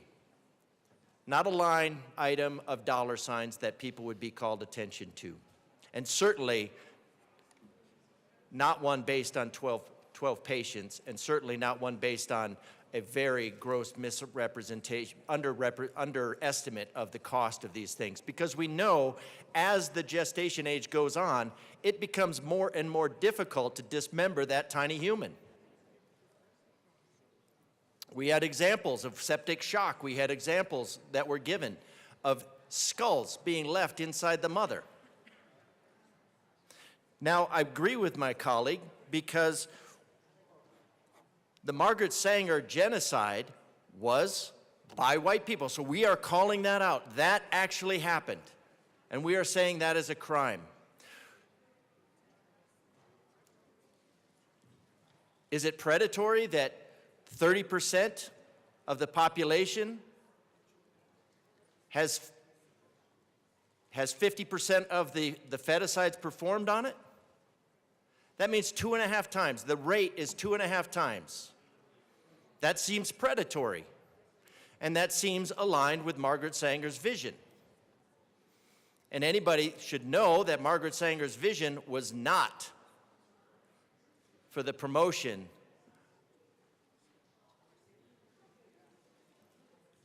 of minorities in our population. It was for the eradication.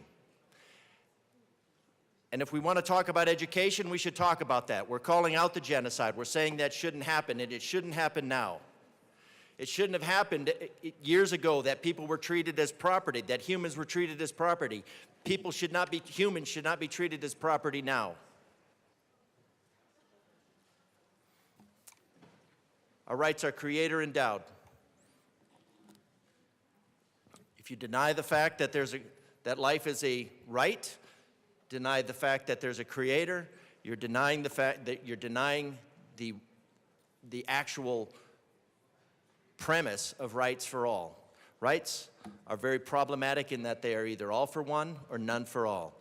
I recommend all for one. I recommend that we recognize the rights, that all the rights for everyone instead of losing them for all. Rep. Garcia.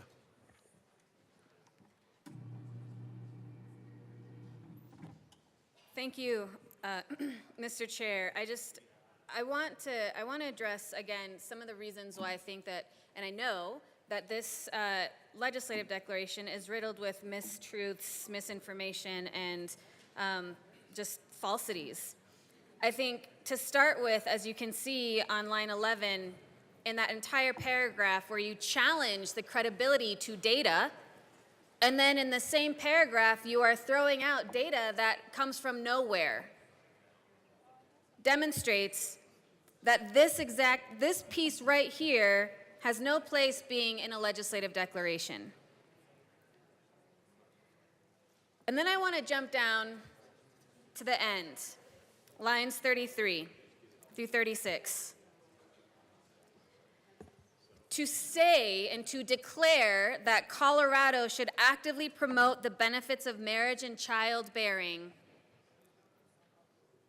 violates the individual choice of any single person, any individual person, from deciding how they want to live their life, if they want to be married or not, if they simply want to be partnered. To claim that one way of being in relationship is better than others is not our job as a state legislature. To talk about the benefits of childbearing ignores what we heard earlier, the maternal mortality rates of Black and Indigenous women. To put this blanket statement out there, to claim that it is better to have kids, does not acknowledge the fact that some can't. Some physically cannot have kids, and others choose to not have kids because that is a decision about pregnancy, labor, or death. When women have to choose between whether or not giving birth or losing their lives,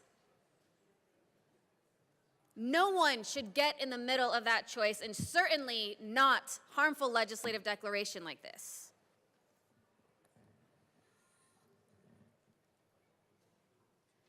This bill is about doing what the voters told us to do. Amendment 79 was clear in black and white. Voters knew exactly what they were voting for. They knew full well that their yes vote meant enshrining access and protections to abortion care, and it also meant repealing the prohibition on state dollars for this service. To claim that they didn't know is an insult to voters. To claim that they did not know what they were voting for, you are insulting those who put you here in office.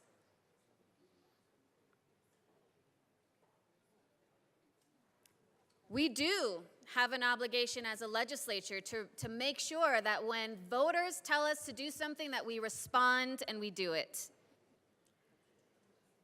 We are doing so on another topic with $350 million. And we are doing so with health care. And that is our job. And with that, I ask for no vote. Rep. DeGraff. Thank you, Mr. Chair.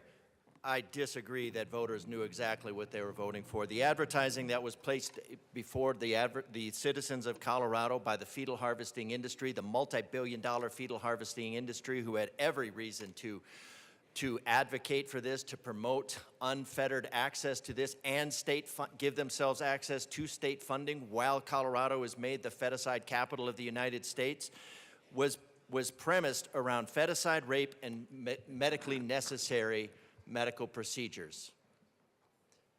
Those are a very small percentage. They were asked to enshrine this under the guise of losing access in general.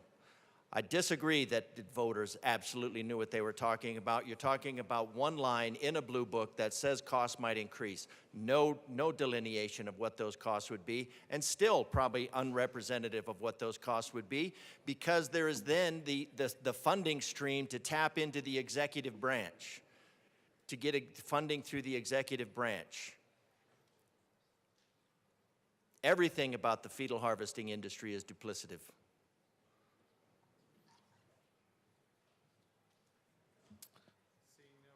Discussion. The motion before us is the adoption of Amendment L13. All those in favor say aye. Aye. All those opposed say no. No. The amendment fails. To the bill, Representative Bradley. Thank you, Mr. Chair. I move Amendment L009 and ask that it be displayed.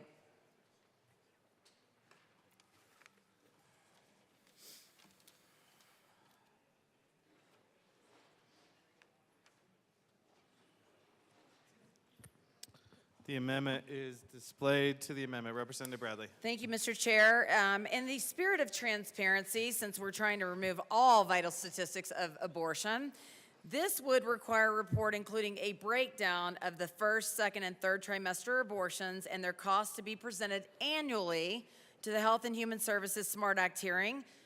We heard from several people. There's no statistics. We know 10% of abortions happen in the second and third trimester. We have no idea what the cost is. We've put a little bit of a cost in the fiscal note.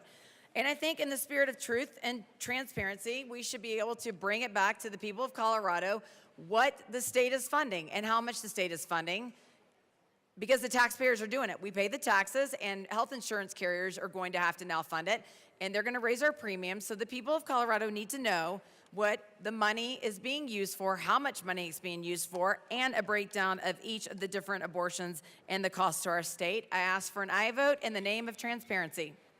Rep. DeGraff. Thank you, Mr. Chair. And this is just this is really should be a no-brainer. That there are no statistics right now is largely because it's basically back alley. There's nothing. There's no statistics. We know that these facilities don't even have the level of regulation of dog groomers or nail salons. So we don't know the maternal mortality, and we don't know the number, and we don't know the cost. But by this bill, if the state is going to fund it, that means there's a receipt for everything. Although we're pretty much rapidly learning from Doge that there's a lot of money that goes out without receipts. So this should be absolutely no problem, because the statistics will be there. The gestational age of the unborn human that's mechanically dismembered, starved, or chemically burned we can know that as well. We can know the process and the procedure. There's absolutely nothing off the table as far as data goes, because we're putting money towards it. And the Article 5, Section 34 of the Constitution talks about if there's any state money given to it, then the state has absolute control. This is a process. This is a Holocaust that the General Assembly is taking over absolute control, so it should have absolute knowledge. These statistics are not a problem. They will be compiled. This is just asking that they be made available to the General Assembly for the general awareness of the people of Colorado. Is there any further discussion? Seeing none, the motion before us is the adoption of Amendment L9. All those in favor say aye. Aye. All those opposed say no. No. The amendment fails. To the bill. Representative Richardson.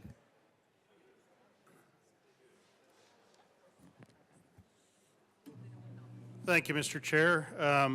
I don't have an amendment. I just want to speak from my point of view and the point of view of the people of my district. I do rise in opposition to this bill. And again, I do understand this isn't a debate about whether abortion should be legal in Colorado. That was decided by Amendment 79. But it's a debate about whether the hardworking people of our state, our taxpayers, regardless of their deeply held personal beliefs, moral or religious, should be forced to fund elective abortions through state programs. I know there was some talk about what was in the Blue Book, what was not, what information was available. But the question on the ballot simply read, shall there be an amendment to the Colorado Constitution recognizing a right to abortion and in connection therewith, prohibiting the state and local governments from denying, impeding, or discriminating against the exercise of that right, including by prohibiting health insurance coverage for abortion. There was nothing on the ballot that talked to funding. If you dug into the Blue Book, yes, it did say that it repealed the prohibition on taxpayer funding, but even that didn't say that funding would be provided. So the language is similar to the U.S. Constitution regarding prohibiting the free exercise thereof. That's never been considered to mean that the state needs to buy you a car or drive you to church, just that it can't prevent you from going. My home county voted against this measure by 63%. That was about the average district-wide. So I do ask that this chamber respect that 1.2 million people in this state voted against the measure. It violates their conscience. People of faith and those with personal or moral conviction should not be forced to pay for procedures that they believe end human life. Taxpayer-funded abortion, especially when it's not in the cases of rape, incest, or whether the mother's life is in danger, is a bridge too far for most of the people in my district. The state should not compel anyone to be complicit in such deeply controversial medical procedures. This bill circumvents longstanding federal policy and shifts a significant financial burden to Colorado's taxpayers. Under the Hyde Amendment, federal funds can't be used. So for those that are under Medicaid or state funding, all of that comes from the state. That takes general fund dollars away from education, infrastructure, mental health, actual parental care, things that support women who want to carry a pregnancy to term. The bill's not cost neutral. As it's been pointed out, we're looking at pushing nearly $3 million annually out of the general fund to pay for abortions. That's $3 million that's not going to maternity wards in our rural hospitals. That's $3 million that's not going to prenatal care or neonatal care. That's $3 million that's not going to mental health or crisis pregnancy services. This is a dangerous precedent. If we allow taxpayer dollars to be used for elective abortions today, what comes next? Will we see public subsidies for even more controversial procedures?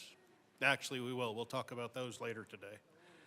Will conscience protections for healthcare providers be the next casualty? I asked my colleagues today, where is the line?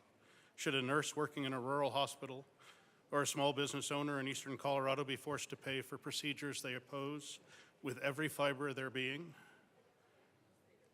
I don't believe they should.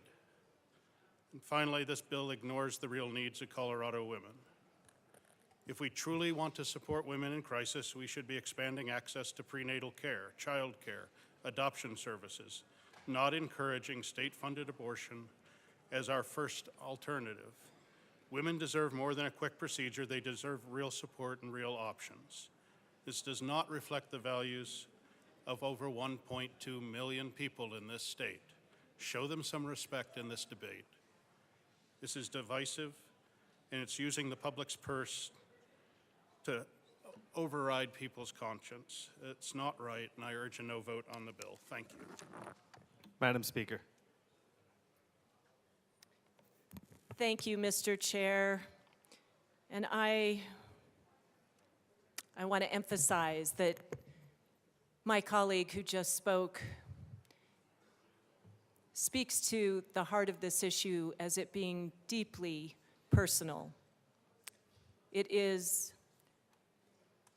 one that we should all contemplate with the moral and ethical considerations we hold as our own personal values. And I am striving to be respectful that people in our state did not vote for Amendment 79. I will recognize that. I want to lift up my colleague's words when he spoke about supporting prenatal care, child care, access to health care for women in our state. I could not agree more. But by the passage of Amendment 79, public funds are no longer prohibited for being used for reproductive health care, abortion care, just as we would not use moral judgment on someone who smokes and develops lung cancer. Should they be denied access to health care? Should we be passing moral judgment on any individual's access to health care? Reproductive health care includes abortion care. Amendment 79 was supported by a majority of our voters.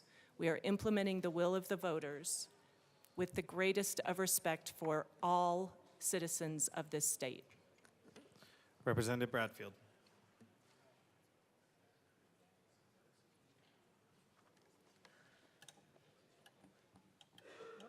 Thank you, Mr. Chair. I stand in strong opposition toward this bill for a variety of reasons. And first of all, I'd like to give you a definition in case you have forgotten your 11th grade English class.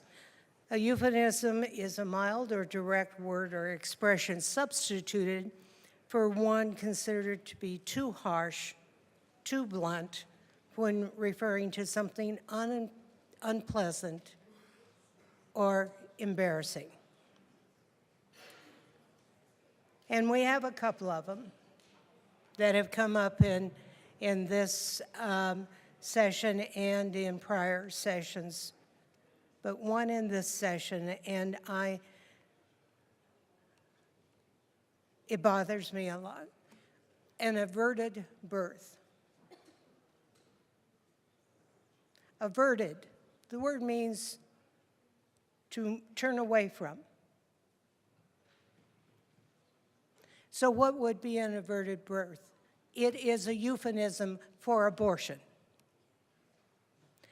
And then it's been said that averted birth can be a money saver for the state.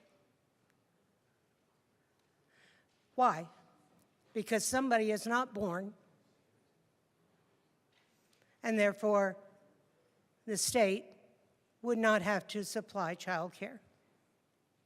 Really bothers me. Really bothers me.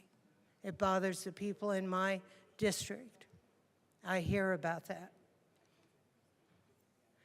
The other phrase that bothers me a lot is reproductive health. When we women reproduce, we are producing a child. And yet, that term is used to refer to abortion. It sounds like something that it's not.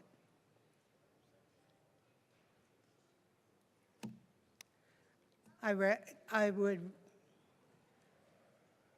like for us to call it what it is, instead of a euphemism.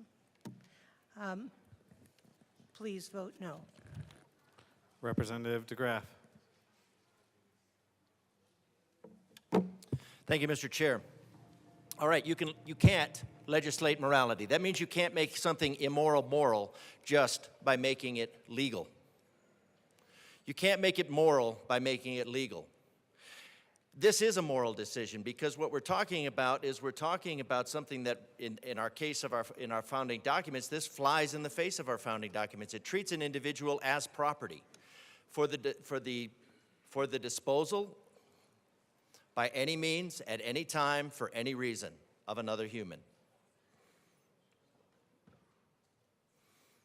Treating another human as property is what gave us slavery. Foisting majority values on a minority is what gave us slavery. That was wrong then, it's wrong now. Your rights are afforded to you in accordance with the laws of nature and nature's God. I don't think there's any examples in nature. Certainly where the mother kills the unborn, let alone the preborn, let alone the born. So when we call this, well, averted births, a euphemism for abortion, but abortion is a natural process at the end of an unviable pregnancy. What we're talking about, abortion, is a euphemism for feticide, the termination of a preborn human. So now we have a euphemism of a euphemism. That should probably tell us something about the status of this procedure. Call it what it is. It's feticide. It's the murder of an unborn human. And you want other people to pay for it. You want to extract tax dollars for it. You want to take money from the citizens of Colorado under the threat of force to pay for the sacrament of the Democrat Party. Representative Johnson. Thank you, Mr. Chair. And I would like to echo what the Blue Book said. It said it shall not prohibit the use of taxpayer funds. It did not say that we shall have to use taxpayer funds. The option of something and the force of something are two different things. So just because we are allotted the ability to use these funds does not mean we should or we have to. But if this body decides, it's very sad that we decided against transparency and voted no against an amendment to allow taxpayer money through SMART Act hearings to see where their funds are going. That simple, transparency. Now, we talked about the lack of prohibiting and allowing for choice. It's also very upsetting that we took away the choice to be offered options to our women when they are looking through these procedures. Just like they should have the choice for any medical procedure, anything dealing with their health, they should have that choice presented upon them. But we decided we're going to take that away. So really, what we're saying is we're going to do something that we don't have to do because we like that choice, but we're going to take the choice away from others to have an idea of what they have the ability to do. Now, with these funds that we could allocate, I echo what my good colleague said from Albert. We should be looking at prenatal care. We should be looking at the OB deserts, the birthing deserts we have across our state where women have a safe place to go and have their baby. What I have issues with this bill also is we have not looked at the second, third trimester for safe, regulated, clinical care when these things happen. Even when you go to an out-center facility for any procedure, they are regulated, they are safe, and they have backup plans in case something goes wrong, because something can go wrong when it comes to medical. I don't care how benign, simple the procedure seems, whether it's, taking out your tonsils, taking out, your appendix. There are always risks of something going wrong. And so if we need to do the will of the people, regardless of, my district was majority voted no, but the people have spoken. So the will before the body is how do we implement to the will of the people? But we can implement to the will of the people while protecting our mothers and making sure that they're not putting themselves at risk for anything when a procedure goes wrong. I want to ensure that we are making sure that they are safe, they have options, and we're being transparent in any funds we use from taxpayers. This bill does none of that, which is why I am a strong no vote, and urge this body instead to focus on the real issues of making sure we are helping for healthy lives, making sure we are helping with healthy pregnancies. The title says coverage for pregnancy-related services. But it doesn't go into the ultrasounds, it doesn't go into the prenatal, it doesn't go into the after effect when a woman decides to have her baby, because many women do want to give birth to their babies, they're little humans. This bill does none of that. I would rather focus on the issues to preserve life and strongly urge a no vote. Rep. Garcia. Thank you, Mr. Chair.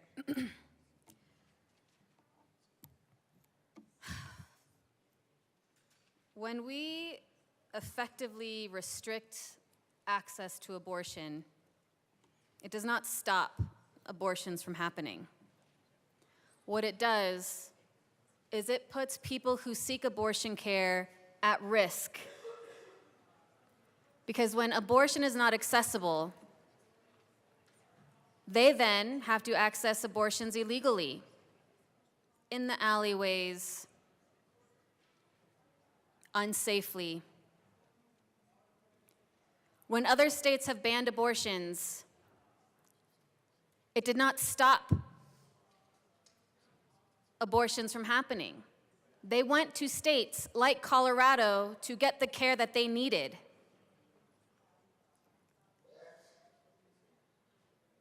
It delayed them from being able to access the care that they needed in the moment that they needed it, so then it turned into a second and third trimester abortion. Restricting abortion does not stop abortions from happening. It only makes it unsafe. We've heard so much conversation about protecting women and protecting mothers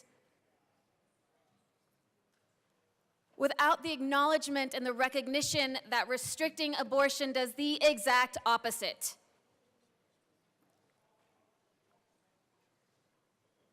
Abortions existed since the dawn of time. They existed pre-Roe v. Wade, and they still exist today.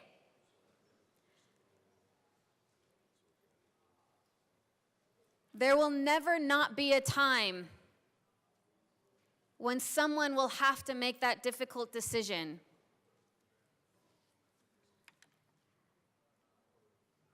I can confidently say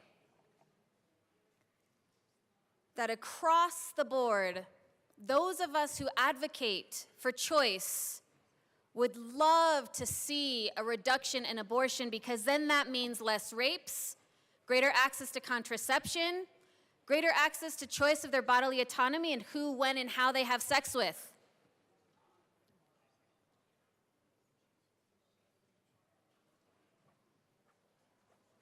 And until that happens, we need to make sure that the full breadth of access to reproductive health care exists.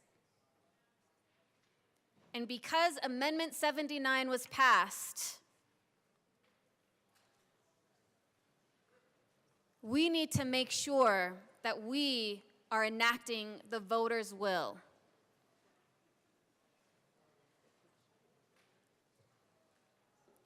There were things on the ballot that I didn't support, but they passed. And it is my job as a legislator to make sure that even those things become a reality. And in this case, even if there are some whose districts had a majority who voted no, I thank you for being down here and speaking to your voters and speaking to the will of your voters. That is your job as a legislator. And it is our job as a body to make sure that we are upholding the will of the voters and protecting the constitutionality of access to reproductive health and access to abortion. Restricting abortion harms women. Restricting abortion leads to death. If you are about life, then you are about choice. You are about bodily autonomy. Please vote yes. Representative Caldwell. Thank you. Thank you, Mr. Chair. I can tell you what stops abortions. Ultrasounds. Because 97% of the time when an expecting mother sees her baby on an ultrasound, she realizes that that is the life that she created, and it is uniquely hers, and it is a part of her.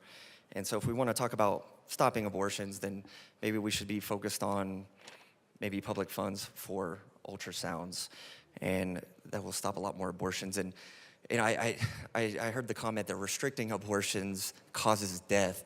You know what else causes death? Abortions, because that is a life being aborted.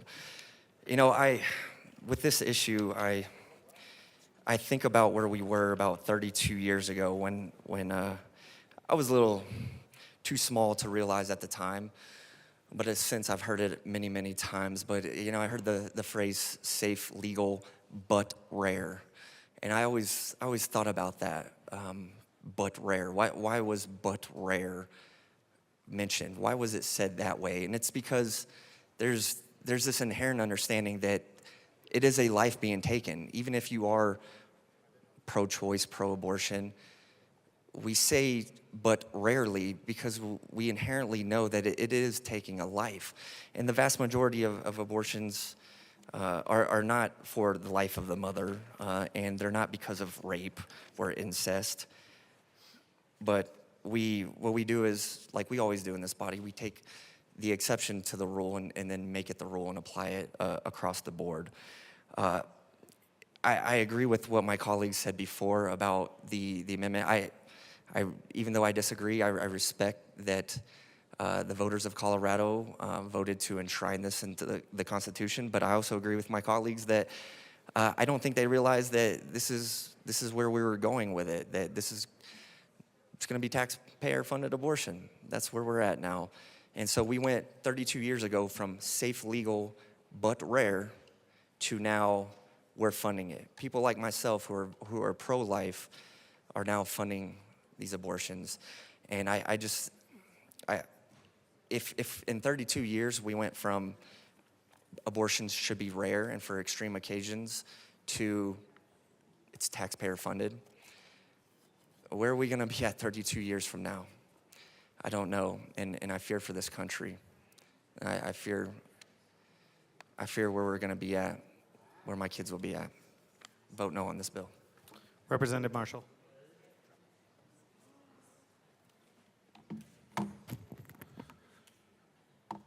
Thank you, Mr. Chair. It's an honor to serve with you.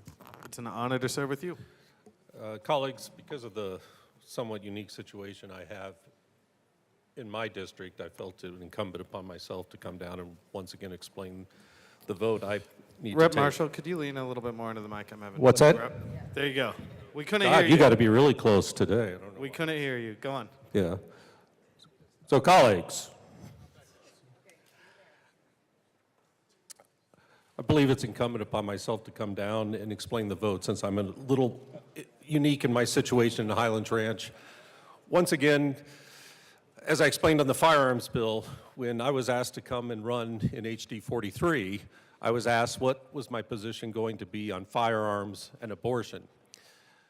And I made it clear that no matter what my personal opinions may be, as the representative for House District 43 in Highlands Ranch, my position on abortion would be I would fight any rollback of current abortion laws and the current rights to abortions, but I would not support any further expansions. When my opponent was somebody who made one of their top 3 priorities, banning abortion basically from the moment of conception, I looked pretty darn good. But then, of course, when I got down here, people want to engage in some expansions.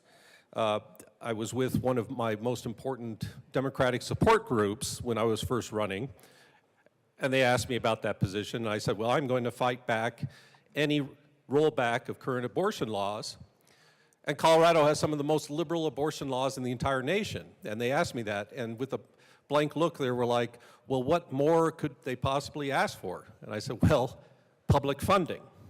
They would like public funding too. And I got a blank stare back. But that was the commitment I made, and I try to be a man of my word and keep that a commitment. But I did hear some things that kind of concern me when we have colleagues who say we're insulting those who put us in office. This is what the voters told us to do. And I consider myself to respect the voters to a great extent.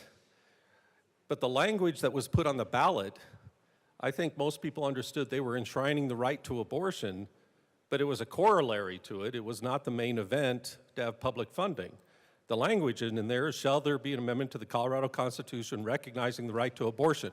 The topic sentence. And in connection therewith, the subordinate clauses, prohibiting the state and local governments from denying, impeding, or discriminating against the exercise of that right. That all ties into the one topic sentence.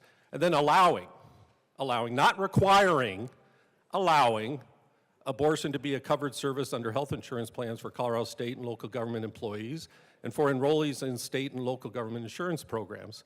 So when I'm told I'm violating my oath of not executing on what the voters said, that's just absolutely not true. I can still continue to my commitment because that's the commitment I made.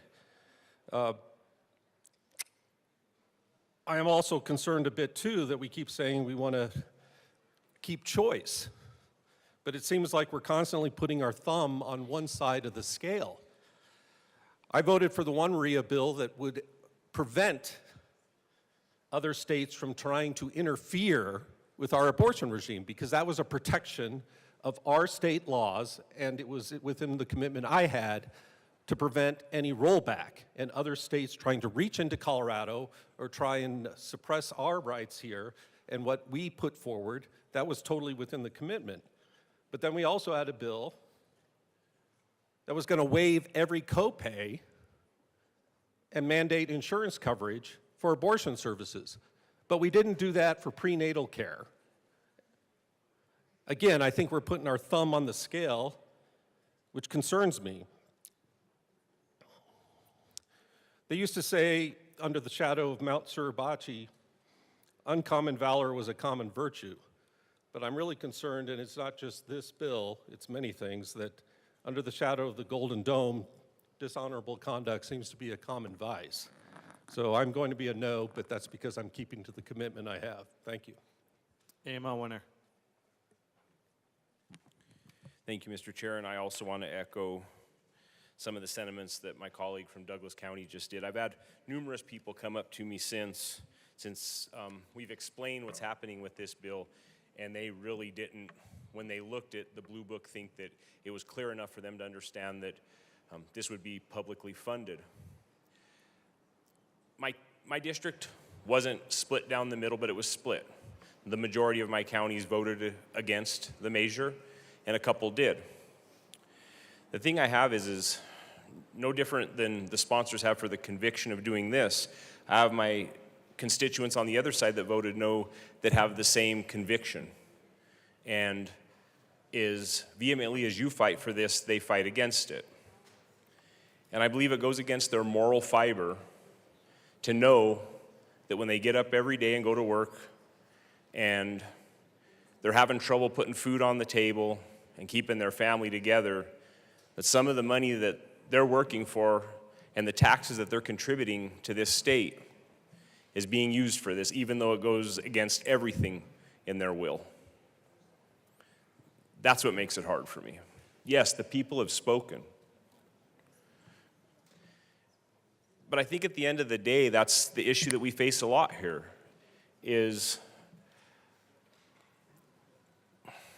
we're a republic. We're not a true democracy. This isn't mob rule. There's checks and balances. And my constituents, from guns to abortion, they feel like they're just getting this stuff just pushed on them and pushed on them.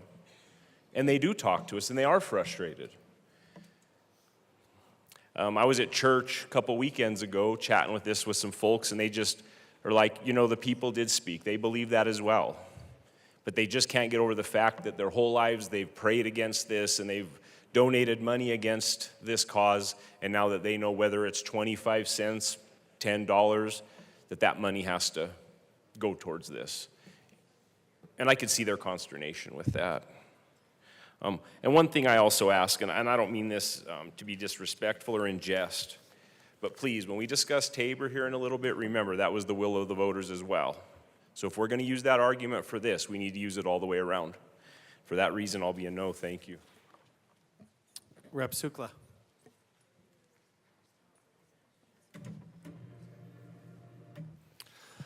Thank you, Mr. Chair. Larry Don Sukla, House District 58, 8 counties. And I'm a man, I can't have an abortion, so it's kind of hard to speak about it. So I've only had one experience with abortion that I would like to talk about. And that is that I had 2 loads of open heifers. That's 110 head of cows that I sold on a marketing platform that's 110 head. I had them on 5,000 acres during the summer, and I sold them as open heifers. I'd already sold them, pre-sold them, and then what happened was they were on that 5,000 acres, and the fence got torn down, and the neighbors' bulls got in there, and got some of them pregnant. And so since I had made a contract that I had to sell those heifers open, I took them to the sale barn and I gave them a drug called Little Lace. And Little Lace is an aborting drug that you give cattle. And then I took them to a 13-acre pasture that I own, and I put them in there after I gave them the drug, and I waited a couple of days, and then I started walking out this 110 head of heifers that was in this 13-acre pasture, and I started just checking to make sure they were okay, and I started walking around, and I started looking down at the ground. And I want to tell you, what I seen made my heart hurt. It was sick, what I seen, because of all of those dead babies that those heifers had aborted. That's my only experience with abortion, because I'm a man and I can't have an abortion. Why are we always trying to fix the problem at the start? Why don't we start looking at the end of the problem? Why does it cost $20,000 to $40,000 to adopt a child? Why don't we spend the money and make it to where it's $5,000 or free to adopt a child, so that we can have more people that wants to have that baby, so that we can have them go to good homes? That's where we should be spending our money, on making adoption affordable, or if not, free. Thank you. Rep. Armagust. Thank you, Mr. Chair. I would just like to go over the irony and kind of the just misuse of terminology, I think, and it can just be something that can really be deceiving for people that are seeing these titles of things and what they actually do versus what they say. This bill title alone is something, I think, to be spoken of. Coverage for pregnancy-related services. When we're talking about ending a pregnancy, we're talking about ending the life inside of a mother. The idea of reproductive health care, that to me just seems like the same thing for elderly health care, senior health care, as related to hospice or something that's a means to an end. That we don't call it that. Medically assisted suicide is not looped into that. I don't think that we have the right way of addressing these issues when we're not titling them the right way either. The organizations behind this that are, I'm not going to mention names, but regarding something that you're claiming is for planning a pregnancy, which is the exact opposite. I don't like the idea of the misuse of terminology when it comes down to what it's actually doing. When we're talking about ending a life, it's not planning something for the long haul, the long journey. When somebody's scared or somebody's having an issue, or somebody's been through a traumatic incident, and any of that has resulted in a pregnancy, I don't think we should be focusing on the only option for preparing yourself medically or medical health care as far as reproduction is concerned as terminating the pregnancy. There should be funding, equal funding, that goes to the other options of pregnancy centers, as my colleagues mentioned, adoption services, finding a surrogate, finding a family that will take your child at the end of your pregnancy. For those people that just cannot or are not willing to parent the child after birth, but not just making it to where here's what your coverage can be, is to terminate your pregnancy. That's not a real wide world of choices right there. We're talking about one choice, and that's taking a life or multiple lives. So this is something to me that I think we just need to be more responsible in addressing how we're labeling and titling things for the people that we're representing.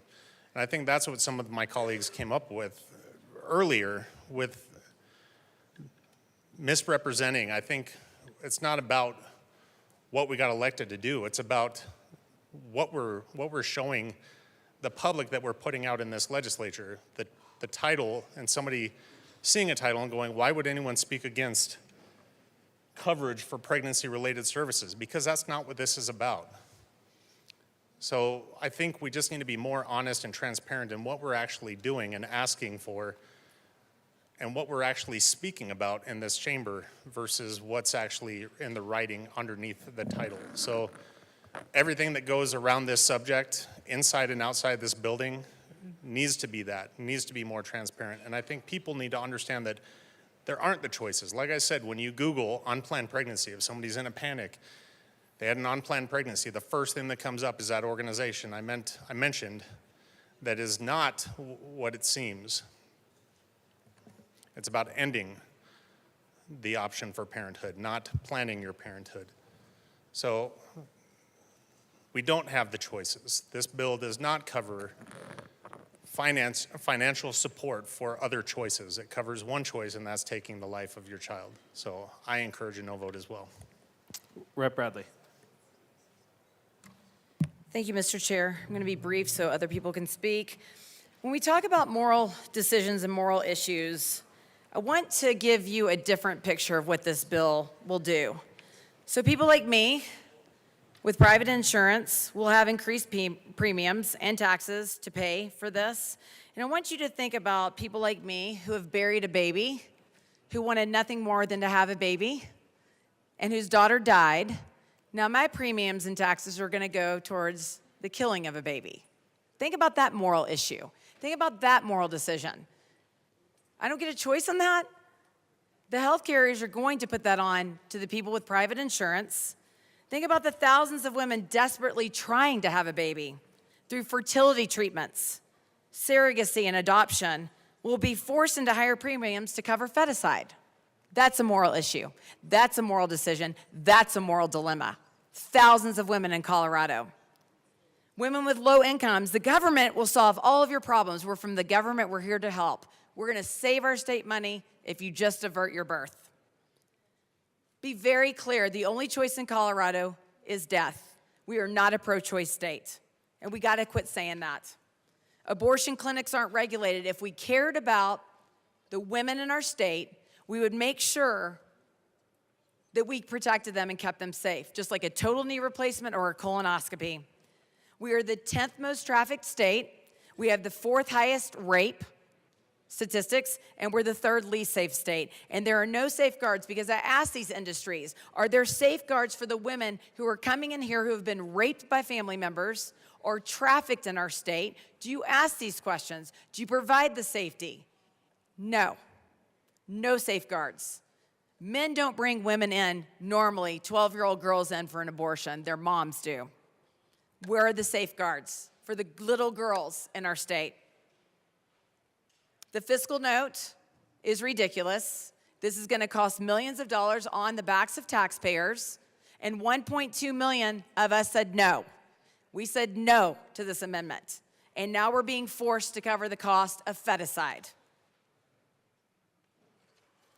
This bill is not about choice, it is about death. The state is going to profit on the heads of babies for multi-million-dollar death cult. I urge a no vote.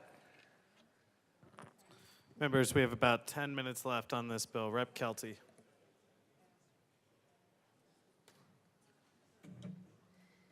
Thank you, Mr. Chair. I choose to do not support this bill. My colleagues have said a lot today. Whether you listened, I don't know. I know I did. As this bill's fiscal note, that's one of the things that has been brought up again and again. And you need to understand, this fiscal note is meant to fool the people, the public. It's really millions of dollars that it's going to cost. But with the fuzzy math and the juggling of numbers, you know, it makes it look like it's not. It is. The cost of this bill is far too high in our pockets and in our lives. The fiscal note in this bill basically says the more abortions our Colorado women have, the more Colorado will save. Well, I have an issue with that. I can't imagine anyone who wouldn't. You must know our entire Medicaid in Colorado is funded 50-50 with the federal government. If we pass this bill, you are putting a target on our backs by the current administration for getting our federal portion of our Medicaid slashed. You think they won't do it? Something like this bill, they'll do it. So instead of saving people like you claim, you will be harming everyone who depend on Medicaid to live. Stop trying to fool the people. Stop putting out fuzzy math, fiscal notes with incomplete data. With this bill, everyone loses. Thank you. Representative Minority Leader Puglisi. Thank you, Mr. Chair. I do want to leave time for my good colleague from Fremont County to run another amendment. But I do want to say, you know, we talk about this ballot question passed. My district is comprised in El Paso County of some of the biggest churches in El Paso County. And while it passed by 51%, which means not everyone is in favor of the ballot measure. And I just want to be clear here, just because it passed doesn't mean it passed in all of our districts well. And I wanted to just put that on the record, and I will keep the rest of my comments for thirds. Thank you. Representative Luck. Thank you, Mr. Chair. I move Amendment L020 and ask that it be displayed.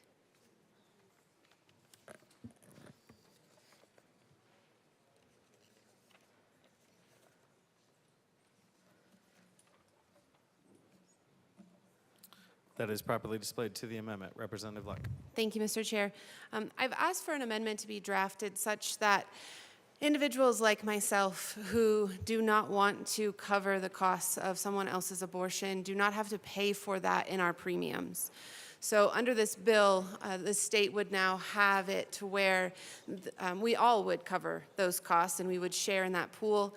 If this amendment were to pass, basically what would happen is we would have to opt into that particular benefit and thereby pay for that service because that's what we desire. For those of us who have a conscientious objection to this whole situation, it would allow us to exempt ourselves from it. And so I ask for an aye vote. Madam Speaker. Thank you, Mr. Chair, and thank you to my colleague. We had a brief conversation about this as an option, and I think I would take a step back and speak to just the fundamental principles around insurance. None of us get to choose specific health care benefits. Men purchase a plan or participate in a plan that provides coverage for very specific women's related health care services, and while a man may never, doesn't have to be related to abortion, a man may never need some of those services, those pieces of coverage are included in the overall insurance plan. The idea of sharing the risk is essential to to help make insurance affordable. And so the larger the pool for those who participate in an insurance plan, we spread that risk, we lower the costs overall. I would be concerned about establishing a separate approach for abortion care. I think it opens the door to allow kind of boutique shopping in insurance plans, and that would be very expensive for our state, and certainly, I think, extremely difficult to facilitate. With that, I ask for a no vote on the amendment. Members, we have 4 minutes and 50 seconds left. Representative Luck. Thank you, Mr. Chair. I do want to point the body's attention to the existing bill on page 2, where it is contemplated that the state gives space for people who disagree with this policy. As was mentioned by my prior colleague, there are some jurisdictions where this either failed entirely or where it passed by very small margins. And to honor those people and their view on this particular topic, I think is important for us to have that conversation. And as I mentioned, in this bill, it already contemplates allowing for different treatment. Under this bill, it's for employers, right? The whole employer can decide to contract with an insurance company such that that particular benefit is not contracted for, in the same way that maybe they don't cover vision or dental.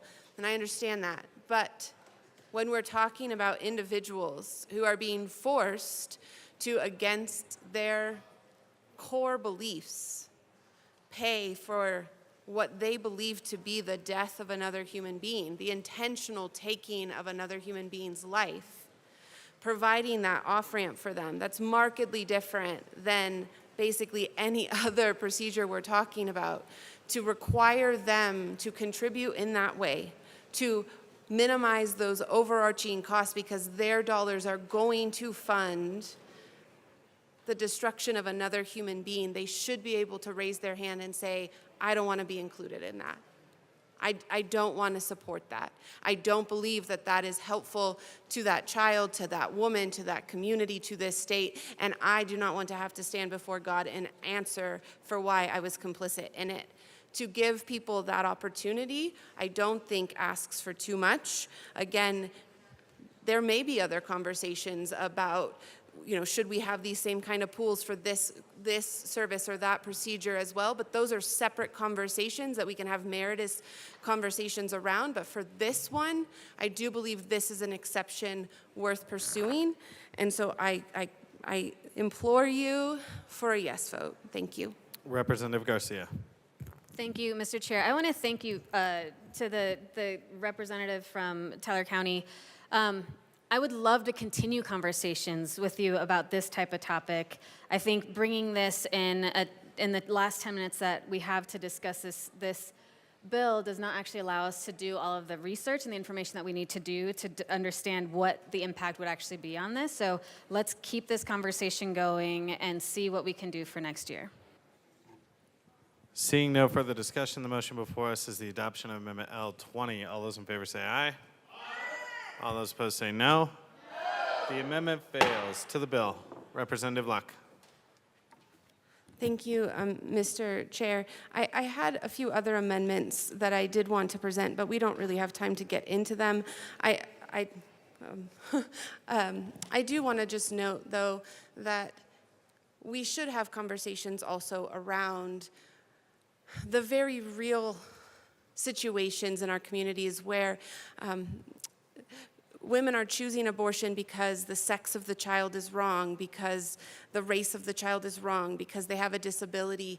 And when we talk about anti-discrimination and making sure that we are honoring all of the people and all of the people groups in our society, I do believe that that conversation should continue into the womb, and that we shouldn't just start it once that child has been born. And so while I won't run those amendments right now, I do think that that conversation needs to be had as to whether this state will allow for women in the future, to pay for women in the future to get an abortion simply because they're having a girl and not a boy. That happens a lot. Look it up. It happens in countries, not only this one. And we should want to say that that is wrong. Just simply believing that it's a girl and we wanted a boy instead, that somehow they don't deserve life. We shouldn't pay for that. I ask for a no vote on this bill. Seeing no further discussion, the motion before us is the adoption of Senate Bill 183. All those in favor say aye. Aye. All those opposed say no. No. Senate Bill 183 passes. Mr. Schiebel, please read the title to House Bill 1309. House Bill 1309 by Representatives Brown and Titone, also Senators Cutter and Gonzalez, concerning protecting access to gender-affirming health care. Members, pursuant to House Rule 14, debate on House Bill 1309 has been limited to 2 hours. Representative Brown. Thank you, Mr. Chair. I move House Bill 1309. There is no committee report. To the bill. Members, today we bring before you House Bill 1309, a bill to protect life-saving, gender-affirming care in Colorado. I'm going to let my colleague start. Representative Titone. Thank you, Madam Chair. I want to say thank you to all to my colleague from Boulder County and all the folks outside who have helped us with this bill. We're here to talk about 1309, and honestly, this isn't just another bill. It's something deeply personal for myself and a lot of other people in our state. Health care for trans folks is a covered benefit already in Colorado, but this bill really just solidifies that benefit. It puts down in black and white what the health care plans can do and can't do. They cannot deny medically necessary health care. This kind of health care, for those who require it, makes a person whole. It is life-saving health care. Now, why is this so important and why now? Well, let's be real. What's happening on the federal level is casting a long shadow, and we don't know what the future holds. And there is a real possibility that access to essential care could be at risk. Passing this bill is about us here in Colorado saying, no, we are not going to let that happen in our state. It's about taking control of what we can do to ensure that our friends and our neighbors and our family members can continue to get the care they need, regardless of what might happen in the future. Colorado strongly believes in freedom and having access to medically necessary health care, and this bill embodies that. This isn't about some abstract political debate. This is about people's lives, their medical health care, their ability to simply exist and thrive. For some transgender people, accessing appropriate health care can be life-changing. It can be the key to feeling like their body finally aligns with who they are and who they know they are inside. To deny that care isn't just a political decision, it's a deeply personal attack on someone's well-being. It can lead to immense distress, anxiety, and even thoughts of self-harm. When a medical professional, someone who knows their patient and follows accepted standards of care, determines that this is medically necessary, we need to make sure that those barriers are removed. This bill will honor all of our constituents by being consistent in equitable, relevant health care for everyone. You have no idea what the trans lived experience is. But imagine finally seeing yourself in the mirror or feeling comfortable in your own skin for the first time. That's what this care can provide. It is not a luxury, it's a necessity for someone's mental health and emotional health. And having the security of knowing that this care is protected in Colorado would make a world of difference for the trans community. Healthcare is meant to help people thrive and be their best selves in everything they do. trans people deserve to thrive and be the best selves as well. Ultimately, passing this bill sends a powerful message. It says that Colorado values all of its residents and is committed to protecting their access to necessary health care. It says that we see you, that we support you, and we will do whatever we can to ensure you can live a full and healthy life. In the face of potential setbacks, this bill isn't just important, it's vitally important for the well-being and security of our transgender community. Please pass this bill and show that Colorado stands for the health and dignity of everyone. Thank you. Representative Brown. Thank you, Madam Chair, and I want to thank you all for listening today. I'm really honored to be able to bring this bill with my good colleague from Jefferson County. I want to thank her for her leadership on this issue and for the example that she sets every day in this chamber. I am honored to know her and call her my friend. Healthcare is a right, not a privilege, and no one should be denied healthcare because of who they are. For the last decade, the Affordable Care Act has banned discrimination in health insurance, and in Colorado, we have long been a national leader in advancing health equity. Currently, our state requires insurance plans to cover gender-affirming care through administrative rule. This care is medically necessary, it is evidence-based, and it is supported by every major medical association. But as we all know, what is created by a rule can be undone. This bill does not expand coverage. It codifies the existing requirements into statute to provide long-term stability and clarity for both patients and insurers. Many of you know that I am deeply involved in health policy, and healthcare coverage and access is my life's work. I can tell you that consistency matters. This bill ensures that Coloradans will continue to have access to medical care for transgender people, regardless of changes in political leadership or regulatory priorities at the federal level or at the state level. All Coloradans deserve to make decisions that are best for their health care in consultation with their doctors. We ask for your support on 1309 and for providing consistency in medically necessary, evidence-based care for all Coloradans. Representative Brooks. Thank you, Madam Chair. I would like to please request that House Bill 1309 be read at length. You've heard the request. House Bill 1309 will be read at length.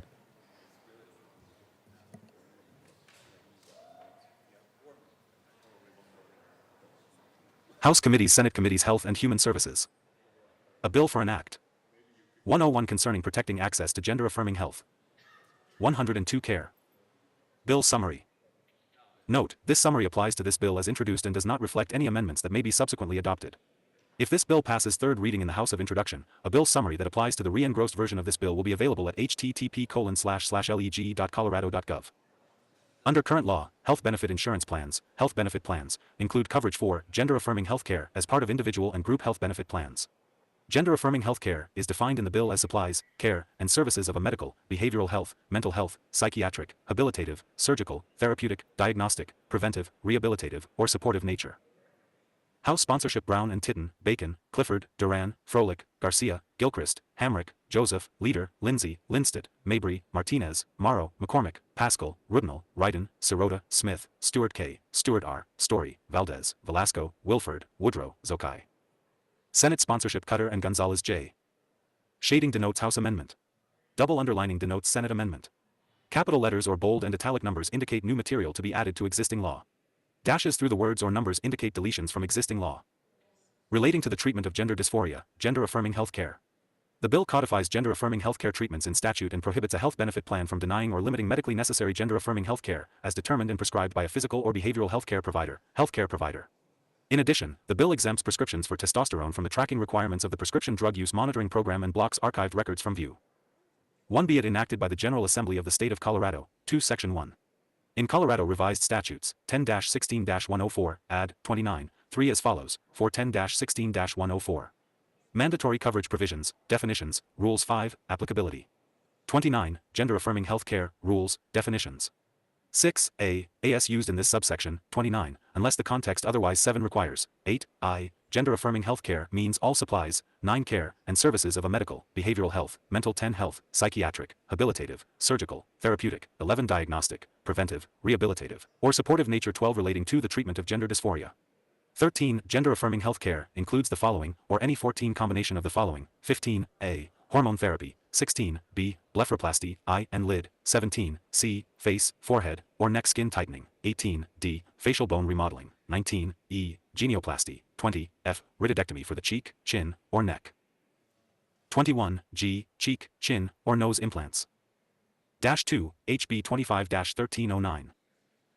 1h, lip lift or augmentation. 2i, mandibular angle augmentation, creation, or 3 reduction. 4j, orbital recontouring. 5k, rhinoplasty. 6l, laser or electrolysis hair removal. 7m, breast or chest augmentation, reduction, or 8 construction. And 9n, genital and non-genital surgical procedures.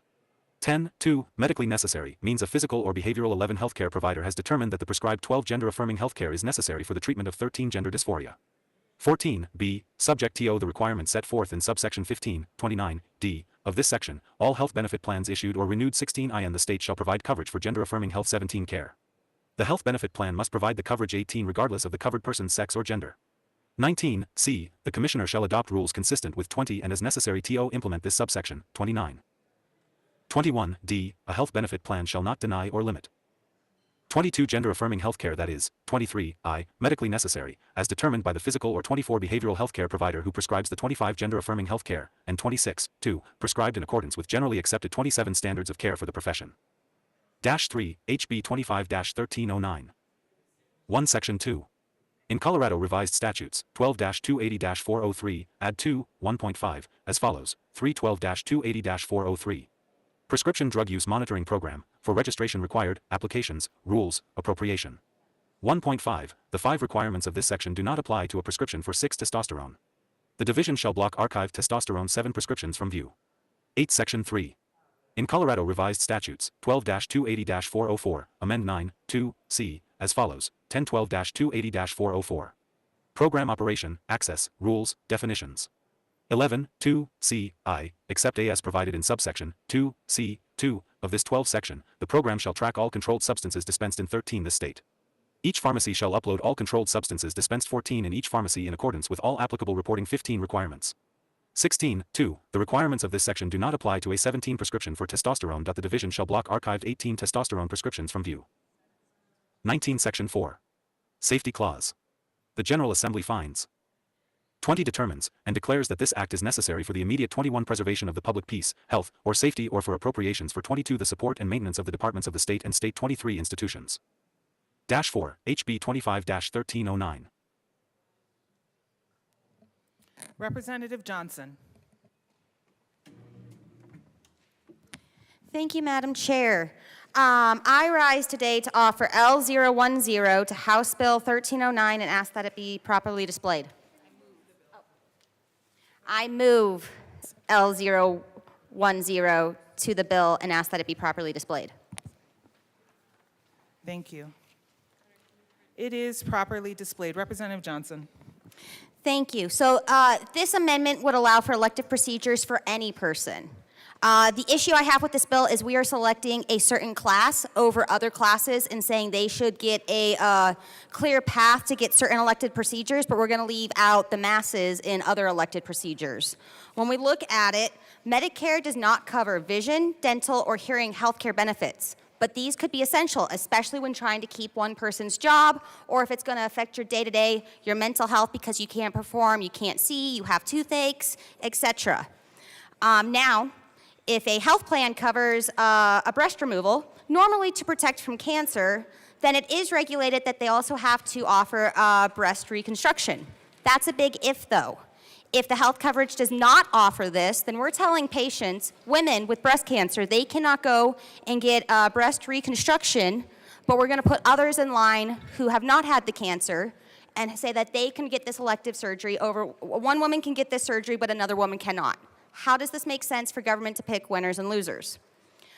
Insurers only cover plastic surgeries when deemed medically necessary, but I've heard stories across the state of patients who have been burn victims because it was just a aesthetic, a cosmetic look, and it didn't affect the way they breathe or anything else, and they were denied.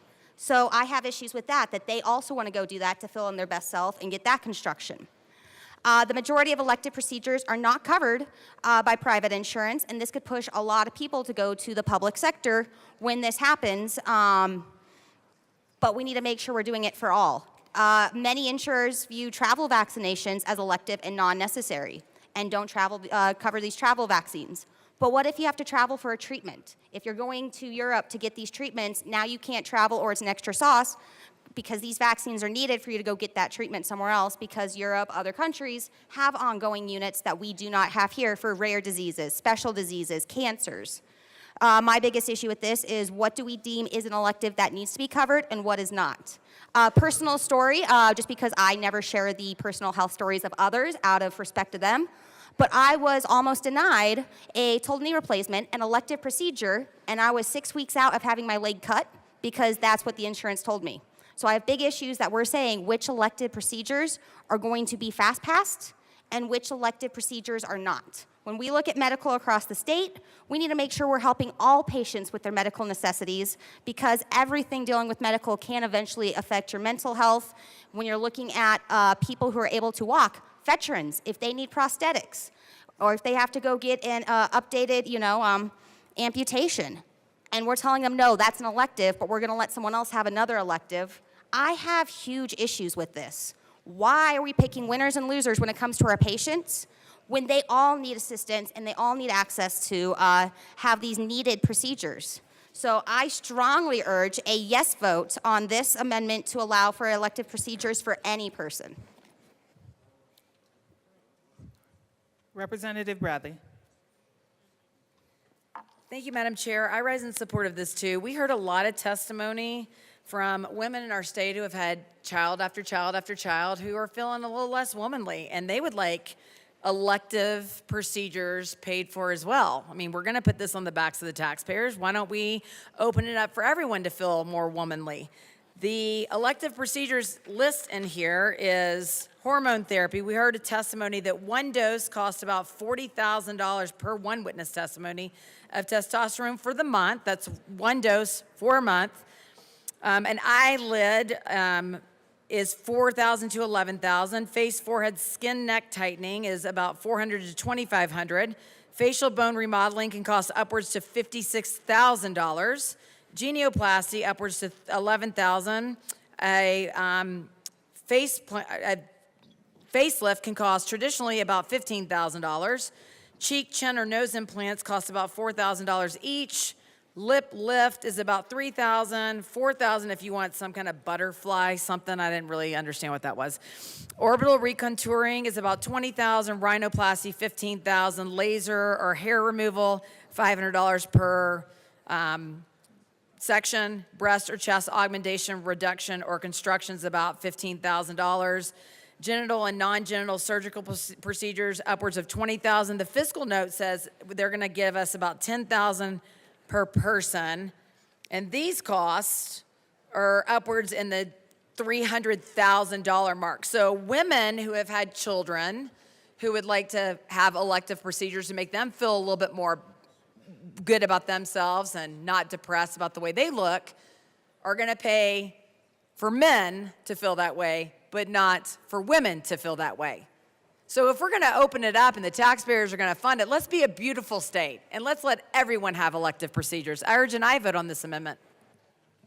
Representative Brown. Thank you, Madam Chair. And I want to thank my good colleagues from Fort Morgan and from Douglas County for their thoughtfulness in this debate. This bill is about medically necessary care for transgender people. We'd ask for a no vote because this amendment is not about medically necessary care.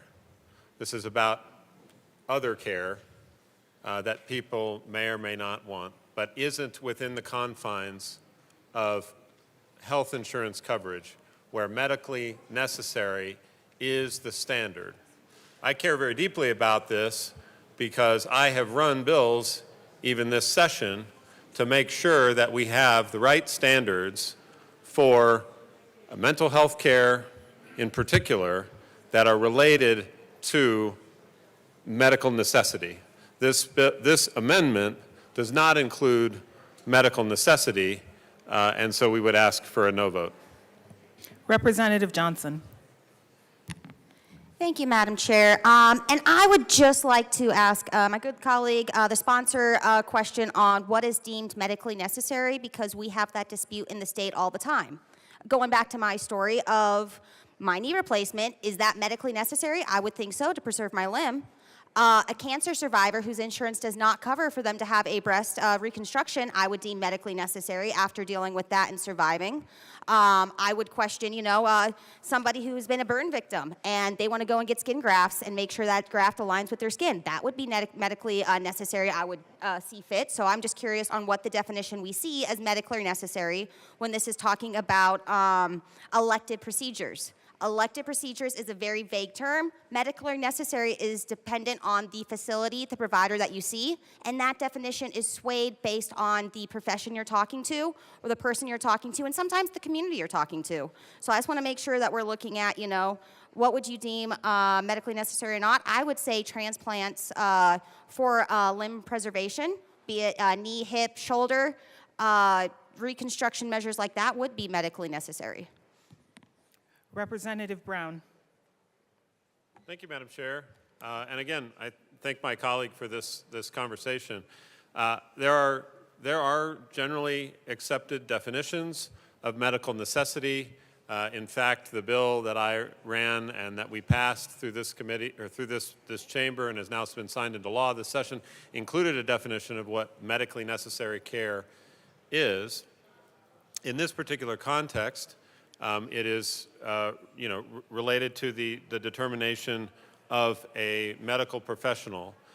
I have the utmost empathy for my colleague and her struggles with her insurance company.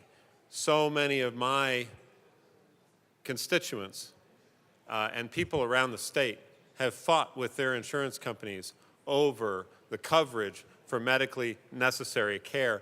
And this bill is about making sure that people have access to medically necessary medical care when they are transgender.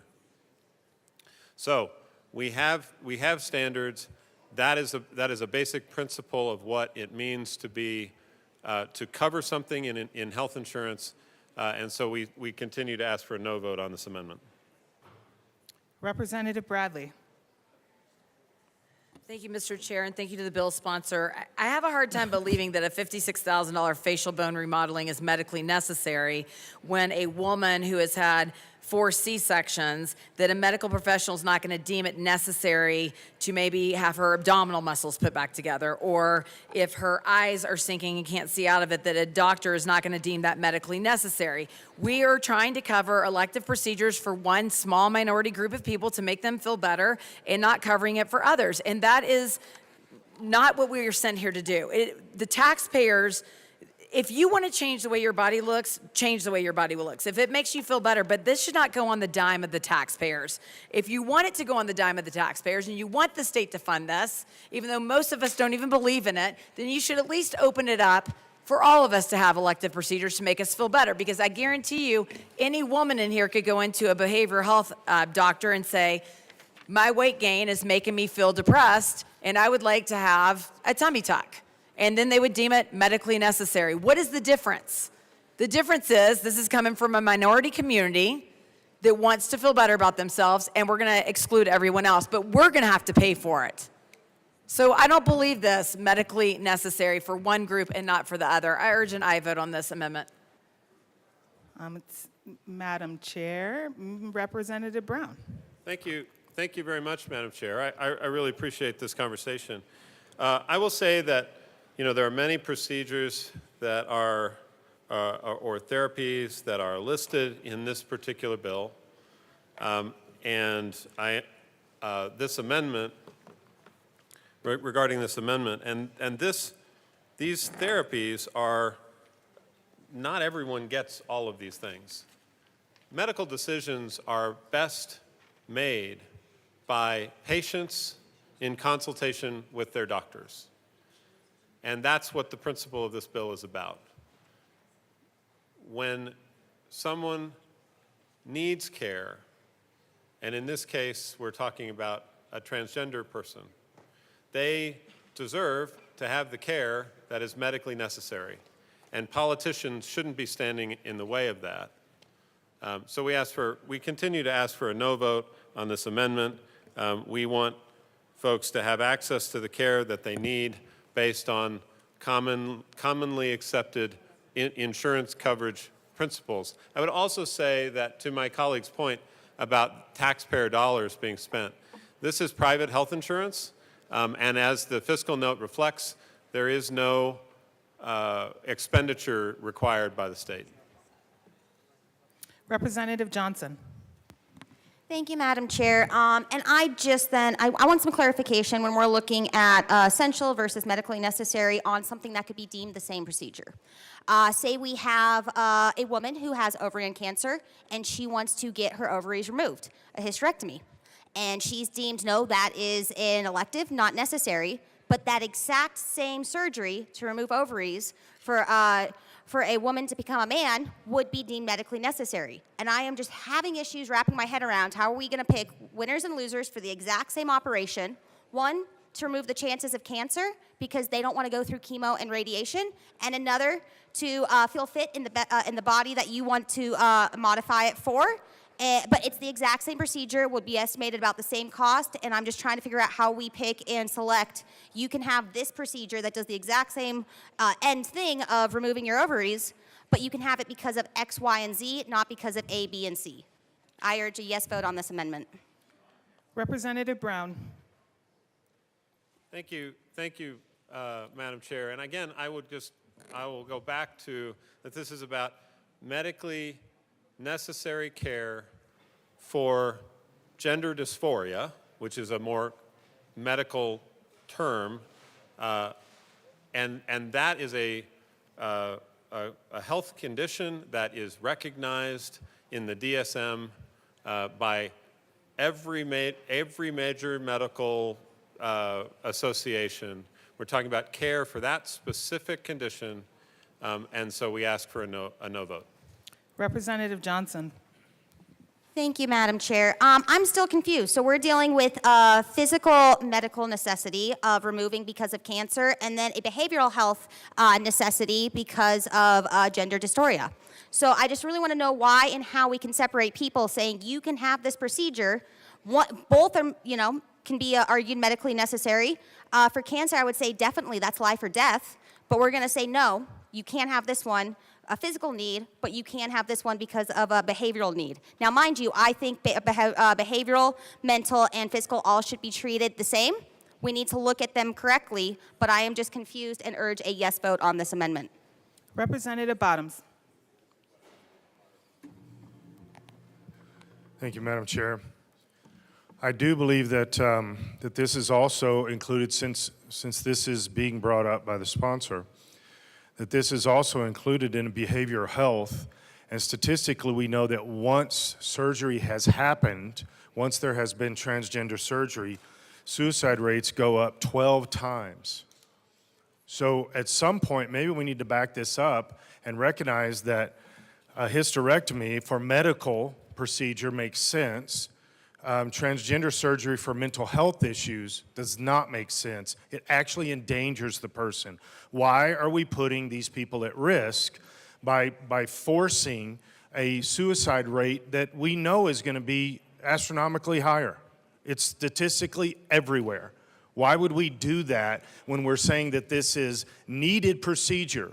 Needed procedure that is going to increase suicide rates, to me, is not needed procedures.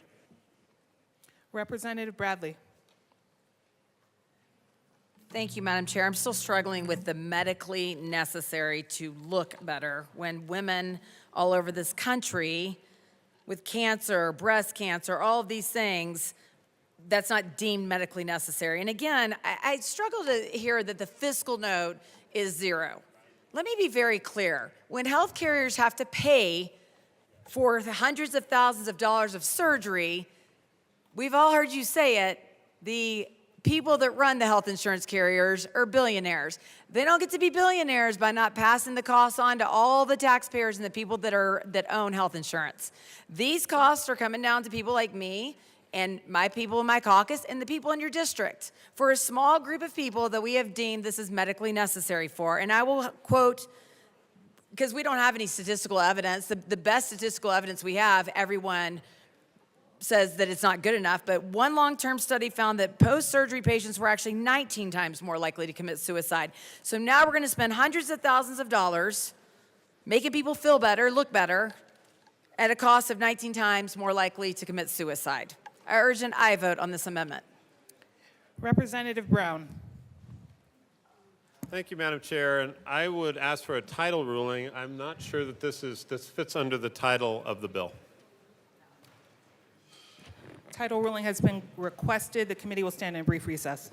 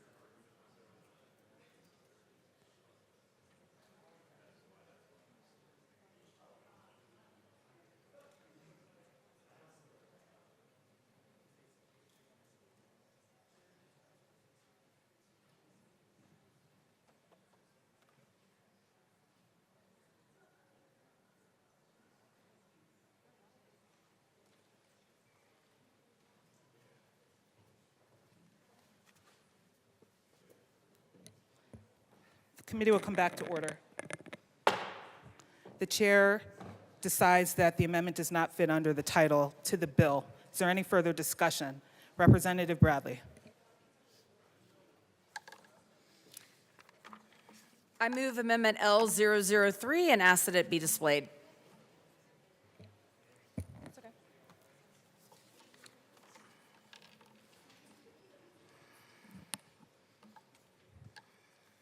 Okay, it is displayed. Representative Bradley. Thank you, Madam Chair. I have done a lot of research in this field, a ton of research in this field, and everyone in this building knows that I'm a statistical girl, so we're going to read a lot of statistics, and I'm going to tell you why I believe this bill should be limited to 18 and older. Age and prevalence. Breast removal, mastectomy from healthy girls is legal at age 15 in Colorado. I don't know if you knew that. Denver Health advertises it online at 16, others do it at 15. HCPF insurance has no age limit for puberty blockers, only requiring that they just started puberty, which is Tanner stage 2. In other words, Medicaid pays for puberty blockers at age 10 or 11, perhaps as young as 8. Colorado Medicaid covers mastectomy and genital surgery for those under 18 on a case-by-case basis. No data available, of course, because we don't track stuff that we don't want to know the answers to. But for other conditions, this can be as simple as writing a doctor a letter. Reuters reported that tens of thousands of kids received puberty blockers, hormones, and/or surgeries during 2017 to 2021, and the rates increased 20% every year. Puberty blockers are not FDA approved for gender dysphoria. There has never been a random control trial of puberty blockers and gender dysphoria. Multiple systematic reviews of the data we have does not show safety nor that they help. They're not safe. Major studies on children in the UK and the US did not find that puberty blockers helped nor were safe. And there's not a pause. In 2 studies, nearly 98 to 100% of patients prescribed puberty blockers for gender dysphoria proceeded to cross-sex hormone therapy. This suggests that puberty blockers are more of a first step on a years-long, mostly one-way pathway, and less of a reversible short-term intervention or a pause, which we hear advocacy group after advocacy group say all the time. Known dangers on the labels, including impairing fertility and changes in sex hormones. New dangers in gender dysphoria. In addition to sexual and reproductive side effects, puberty blockers cause side effects throughout the body by blocking the hormones that fuel growth, which may cause osteoporosis and limit adult height. I don't think an 8-year-old can make a decision based on that. Interfere with brain development, decreased intelligence and operational memory, and brain immaturity. Brain effects don't go away when the meds are stopped. They stop normal genital development so that upon adulthood, genitalia are child-sized. This makes genitalia, gender surgeries, way more difficult. Testosterone in girls results in permanent, long-standing physical body modifications, including a deeper voice, an enlarged clitoris, and potentially irreversible changes, including development of a larger build and increased facial and body hair. Some detransitioners describe chronic genital pain and burning from taking testosterone. Vaginal atrophy, a condition associated with chronic itching, bleeding, and pain with intercourse or medical procedures. DNA damage of ovarian follicles with unknown impact on future fertility. Estrogen in boys, which again is not FDA approved, increases testicular cancer risk for female patients who underwent years of cross-sex hormone therapy. In one large study, 83% proceeded to ovary removal. This study suggests that starting hormones is a step-on-stepwise path to later surgeries. Mastectomy in adolescents prevents breastfeeding. We've heard many transitioners talk about this, detransitioners. Should adolescents later wish to breastfeed, losses experienced will include warming, immune protection, and brain effects on babies, and reduce stress and improve bonding on the mother-baby pair. No 8-year-old can make a decision to cut healthy breasts off. Females express more regret than males, especially for mastectomy. Regret has not been carefully studied, but doctors have gone ahead with this treatment anyway. So we don't actually know the regret status, but we're just gonna go ahead and do it anyway. The most famous study saying regret ranges for gender surgery are low, ages 13, did not have data on 30 to 40% of their patients. Regretful patients are less likely to follow up. Presumably, the study failed to catch the true regret rate. Also, the authors determined about their own study that 97% of patients in it were overly biased. Presumably, patients who don't follow up are more likely to have regret. One survey found that 76% of detransitioners had not informed their clinician. Wonder why. The regret rate of all not gender-related surgeries is reportedly around 14%. Common sense suggests regret will be higher as these major decisions about one's fertility are made well before the age Americans normally choose to have offspring. None of these studies follow patients long enough to catch the true course of regret. Cass says this would take 10 to 15 years, and there are no such studies. Detransition in adults takes an average of 8 years, a period studies do not cover. So again, no research, even though the bill says that it has evidence-based research. This is the evidence right here. Detransitioner, or transition, and desistance. Desistance is when a child's gender dysphoria resolves by adulthood. Many irreversible interventions prior to what presumably be no longer wanted. According to the Psychology Bible, DSM-5 TR 2022, 61 to 98% of boys and 50 to 88% of girls desist by adulthood. For many cases of gender dysphoria which desist by adulthood, youth presumably get risks but not benefits of interventions. Of these youth who desist, 32 to 50% of girls ultimately identify as lesbian, 63 to 100% of boys later identified as gay. And that's why the LGBT community is coming out after this, because we're taking kids that would normally be lesbian and gay and transitioning them. Children and adolescents appear to desist more than adults. One U.S. study with excellent follow-up shows that 30% of youth on cross-sex hormones decided to stop within just 4 years. It was higher in females. It is likely that they no longer wanted hormones left patients with some permanent effects. While the CAS review recommends 10 to 15-year study timeframes to capture regret, other studies with much shorter timeframes find desistant rates of 20% or that youth change what they want, 29%. And let's talk about the suicide risk, because I hear it all the time. If we don't do this, if we don't do this, more suicide, more suicide. But what does the research actually say? Minors and parents seeking help for gender dysphoria are often pressured to agree to medical and surgical gender interventions based on the false belief that the minor will commit suicide. We heard in testimony from these youth that have detransitioned over and over and over. They said they were a tomboy, they said this, and they were led down a path of puberty blockers and cross-sex hormones. Every child's suicide is a tragedy. Clarity on the observed rate adds perspective. If exaggerated suicide rates are being used to threaten kids and parents, that is blackmail. Suicide rates may remain higher than the general population after medical transition. A study touting lower lifetime odds for suicide ideation among patients who receive puberty blockers actually reported a very concerning, measurable endpoint. Suicide attempts leading to inpatient care had actually increased among those receiving puberty blockers. One long-term study found post-surgery patients were 19 times more likely to commit suicide. Another paper reported improved mental health after surgery, but after statistical reanalysis, this finding was retracted. While surveyed self-reports of suicidal attempts are quoted as high as 41%, the actual suicide rate observed in a large 2022 study was 0.03%. And those are the statistics and not the false narratives. Suicide mortality is not predicted by gender dysphoria, but by the often complex psychiatric treatment history of patients, according to a 2024 long-term nationwide Finnish study. Patients who refuse their minors' medical transitions are at risk of being considered abusive or neglectful because of societal pressures to accept medical treatment and transition. The state may side with pro-mutilation parents in situations of divorce and disagreement. There is no good reason to remove body function from a healthy minor. Positive intent, health benefits, cultural beliefs, cultural prevalence, and the assent of authority figures, family, or even the child may not make this harm acceptable. Supporters of female genital mutilation in Yemen and Sudan claim all of these, yet it is wrong. It is wrong of the U.S. even if doctors do it. Respecting a child's inability to consent to primary or secondary sex organ damage and preservation of those healthy structures does not limit her choices in adulthood. In fact, avoiding medical and surgical interventions for gender dysphoria in childhood and adolescence leads to increased surgical options in adulthood. Sweden, Finland, the UK, and Norway reviewed evidence and restricted or banned gender medicine clinics outside experimental settings. The Netherlands, France, Denmark, Belgium, and Australia have also urged caution.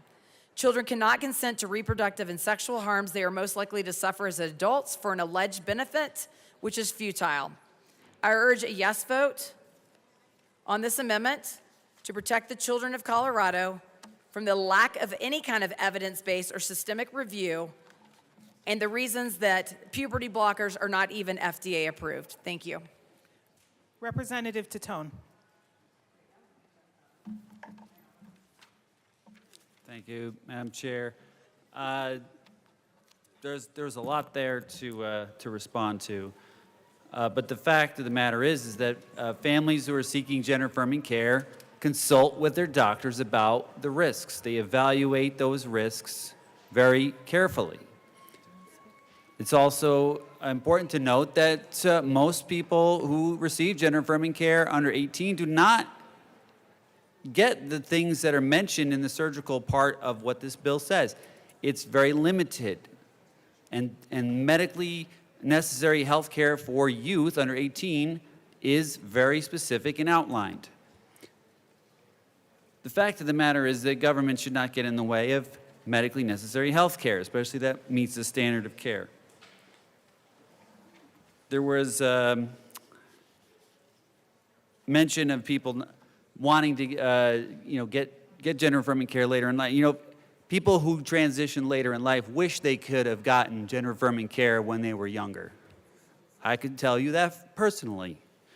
But with the negative peer pressure and everything else that's around, and not having the availability of it and the support, you can't get it. And there's a lot of places around the state and around the country that are not supportive, and there's a hostile environment, and this hostile environment's being created to cause hostility against the trans people to be used as a political pawn. There was mention about the Cass report. The Cass report does not support banning health care for transgender adolescents. You have to read that whole thing. To the contrary, the report actually criticizes the failure of the National Health Service in the UK to provide timely, competent, and high-quality care to transgender youth. The report urges that health care for transgender youth be provided in a timely way and calls for an individualized and age-appropriate approach to medical treatment for gender dysphoria in youth. This amendment would take away all different kinds of health care, including age-specific health care for people under 18. That is not going with the science. That goes against medical professionals and the research that they have. If you want to talk about research, I got tons of research in here. You can look at it. It's all referenced and everything, if you want to take a look at that. The research is there. And one report, everybody wants to point to this Cass report, and the Cass report does not say what they're saying it is. The expression that figures do lie, but liars will figure is about how you read that Cass report. You can read it however you want. You could read the Bible however you want to make your point however you want. But the words on the page matter, and the research and the conclusions and the statistics and the research matter. And I urge you to vote no on this amendment because medically necessary health care established by doctors and all of the major medical organizations in this country agree that this is appropriate health care. Representative Garcia Sander. Thank you, Madam Chair. Wait, thank you, Madam That's right. Madam Assistant. Chair. Okay, Madam Chair, thank you.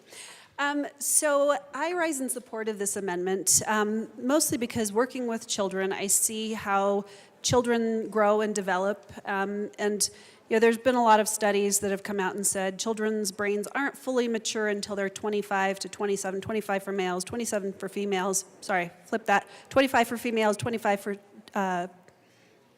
females, 27 for males, because they mature slower, apparently. And there's some arguments around that. But I guess to the point of in Health and Human Services, one of the many testimonies that we've heard in the last few weeks regarding gender dysphoria and social, emotional, physical development is that one of the statistics that stood out to me was when people are transitioning, when they get to past 18 years of age, only 1.2% choose to fully transition, choose to undergo surgery. And to me, that really stood out. Only 1.2% of the people who are thinking of working through transition, only 1.2% choose to fully transition with medical surgery, which means that we could be influencing children's social, emotional, behavioral, physical health before they're 18, before their brains are fully mature and developed, and making some decisions that may be irreversible. And it's possible, just possible, that once they're 18, 21, 25, that they're in that less than 1.8%, they're in the other 98.2%, that would actually choose to not undergo surgery. So that's a concern for me, that we would be making some potentially irreversible decisions for children under 18 before they are the ones who can choose as fully grown, mature adults to make physical, social, emotional, behavioral decisions that will affect them for the rest of their lives. So I stand in support of this amendment. Representative Caldwell. Thank you, Madam Chair. I rise in support as well of this amendment. And for those just tuning in, we're talking about gender-affirming health care covered by health care benefit plans for all ages. And what this amendment is doing is saying for 18 and older. Now, that's an important distinction here, because what this gender-affirming healthcare is, and I'm looking through the list, and I encourage everybody to pull up the House Bill 1309 and look at this. I mean, we're talking about breast or chest augmentation, genital surgical procedures. We're talking about rhinoplasty, hormone therapy. And as some of my colleagues alluded to who sat on the committee here, these are irreversible procedures. And I hear a lot of times when I sit on committees and we hear these bills that, well, these things in this bill, these aren't necessarily happening with people under 18. And then my question to that would be, okay, if they're not, then why don't you spell out in the bill that it excludes those specific procedures for people under 18, for children? If these kind of surgeries, these life-changing, lifelong, life-affecting surgeries are not happening for children, then you need to specify in the bill that the healthcare plans cover these procedures, but only for people over 18, which is what we're trying to do with this amendment. We're saying these procedures that are going to be covered on these healthcare benefit plans only apply to adults. So if they're not happening, then why not pass this amendment and make very clear that people under 18 can't get genital surgical procedures? That kind of makes sense to me. And then I question when I hear medical necessity for children to get these procedures. I think I'm going to strongly disagree with that. And another note that it needs to be made, and why it's important to pass this amendment, is, well, let the doctors decide. Let the parent go to the doctor and decide. We've heard in testimony before, not on this bill, I'm not on this committee, but we've heard from actually registered Democrats who've worked in these gender-affirming healthcare facilities, and what we heard was that these gender-affirming healthcare facility workers, they've made very clear that these doctors are very ideological, and the moment the child comes in the facility, the doctor's saying, what is your preferred name and what are your pronouns? They're immediately affirming them the moment they walk in the door. And so you tell me, if a child gets brought in and it's just, it's a decision up to the doctor, and the doctor immediately starts affirming gender, is that doctor really assessing whether that child needs these medical procedures? It sounds like that doctor's ideological, and the moment you walk in the door, they're going to affirm that child no matter what. And that's why this amendment is important, because it's saying, no, hold on. There's other potential outcomes here. Apologies. Yes, ma'am. Representative Caldwell. Members, please take the conversations to the side. Please continue, Representative. Thank you very much, Madam Chair. So, listen, if these types of surgeries, gender-affirming care, breast augmentation, are not happening for minors, then pass this amendment and make it clear this is not for minors. Because I think if you put this to a ballot measure and you said, should we do genital surgeries for children? Should we do chest augmentation for children? I think if you put that on a ballot measure, it'd be a resounding no.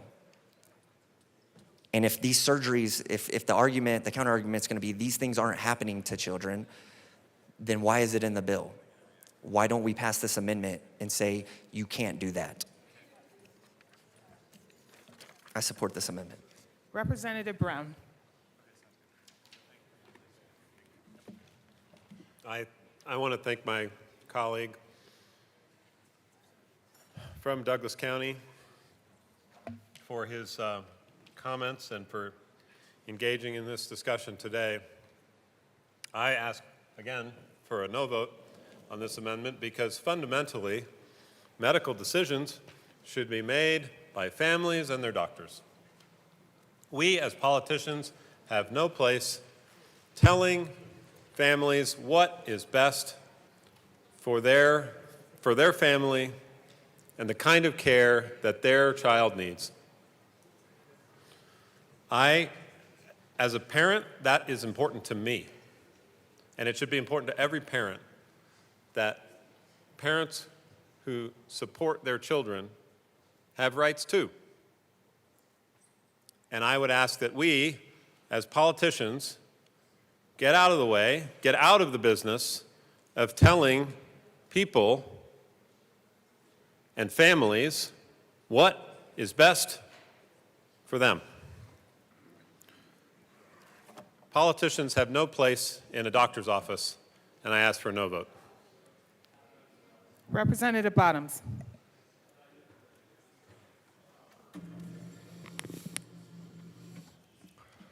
Thank you, Madam Chair. Again, this dialogue is interesting to me because I ran a bill a few weeks ago that said medical decisions should be made by the parents, not by the state, not by somebody else, but should be made by the parents. And interesting, the left voted unanimously against it. But isn't that what we just heard up here, that this is a family decision, that this is nobody else's business? Well, it is right now at this moment, but like everything else in this house, it changes every 2 minutes to fit the criteria of the moment.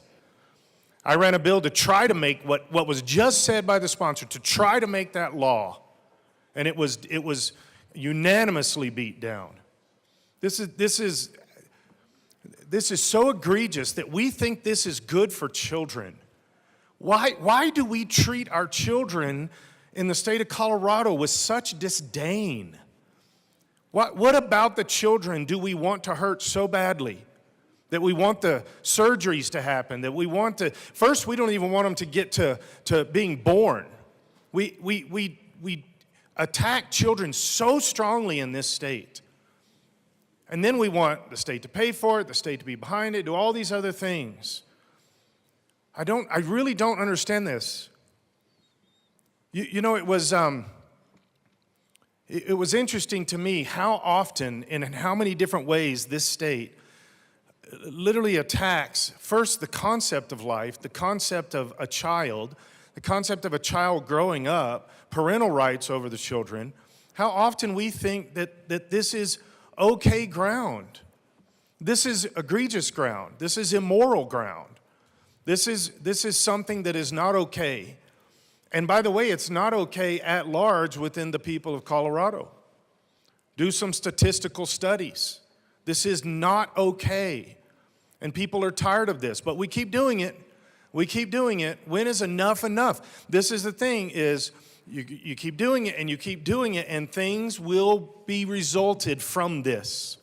In the natural, they will be resulted in the political, they will be resulted in the spiritual. There is accountability for everything that we do in this place. And we are flippant with this. Say, no, I think it's okay that children are sterile the rest of their life. I think that's a good decision. And people that call themselves adults are making this decision for children. We've got to stop this. We've got to stop this. We've got to reclaim Colorado. Representative Titone. Thank you, Madam Chair. Yeah, we did say that these decisions should be made with the consultation of parents, but we didn't stop there. We said parents and doctors and the patient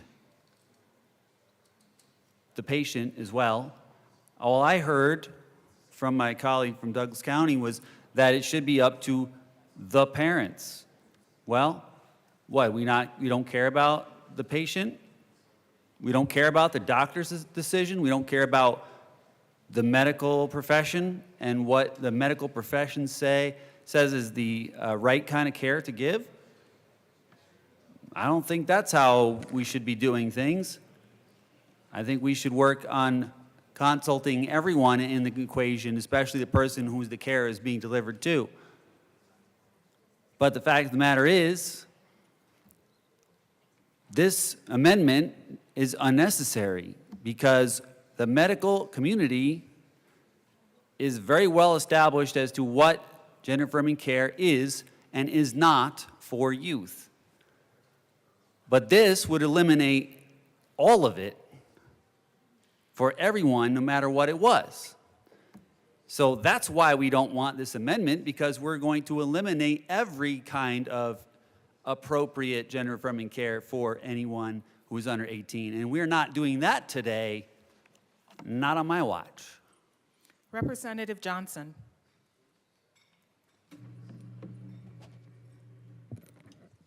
Thank you, Madam Chair.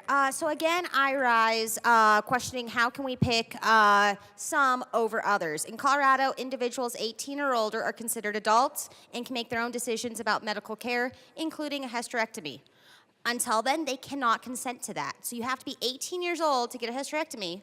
We should be making sure when we pass statute in this building, we're making it uniformity. We're making sure that we are making it across the board. One, for a medical professional so they know what's happening and they don't have to look at every single situation procedure and they have to jump through a whole bunch of extra statutes and burdensome government red tape.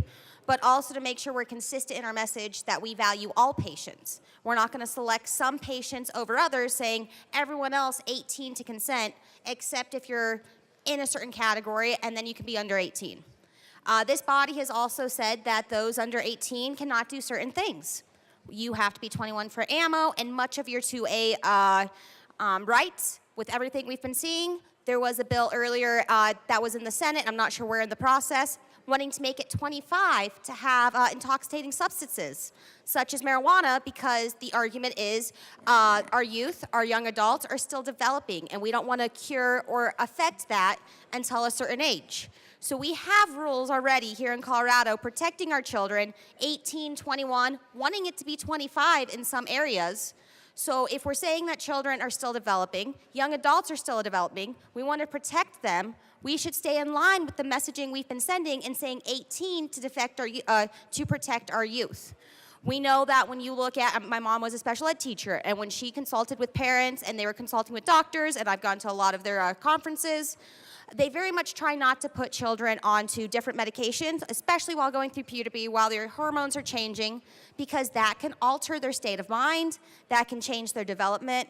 We don't want to make sure we're doing any harm in the process while seeking to do good.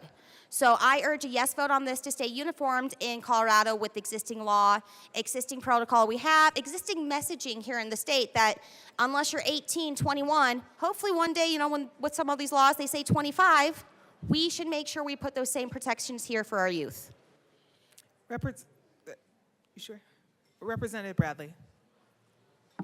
Thank you, Madam Chair. I wanted to discuss a couple of things that were said. At the age of 12 in our state, we've made it so kids can consent to medical care, so they can completely push their parents out of the decision making. That's what we've done in the state. We've also done in the state that you can only gender affirm a child. And psychologists actually get in trouble if they tell the child the truth as to what is actually happening, that God made them perfectly and beautifully. So I hesitate to sit up here that government should not interfere when government has ousted parents from the medical decisions of their children. It's very infuriating to me. When my son was 12, I called to get his medical history for him to run track, and the pediatrician said, oh, your 12-year-old's gonna have to call and give you consent.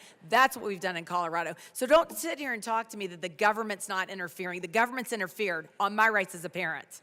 And this is another way for it to interfere, but this time it's doing it without any evidence-based science to do it. And we are mutilating children in the interim of doing it. Eating disorders. If your child has an eating disorder and your child doesn't want to eat and they want liposuction, should they be involved in that process? What if parents want to do that? Yep, you know what? She's 90 pounds. She's got an eating disorder, mental health illness. Let's get her liposuction and restrict her calories to 500 calories a day. Is that helpful? That's harmful. It's the same thing. If your child's obese and you want to force feed them, fat shame them, Is that parental consent? No, we have things in line to protect children because there are parents in this world that don't want the best for them. Puberty blockers are not FDA approved. We have no long-term studies on them. We do not know what the long-term risks and causes are going to be to these children. This amendment protects the children of Colorado. And medical professionals like myself take an oath to do no harm. When is cutting off healthy body parts on a minor not doing no harm?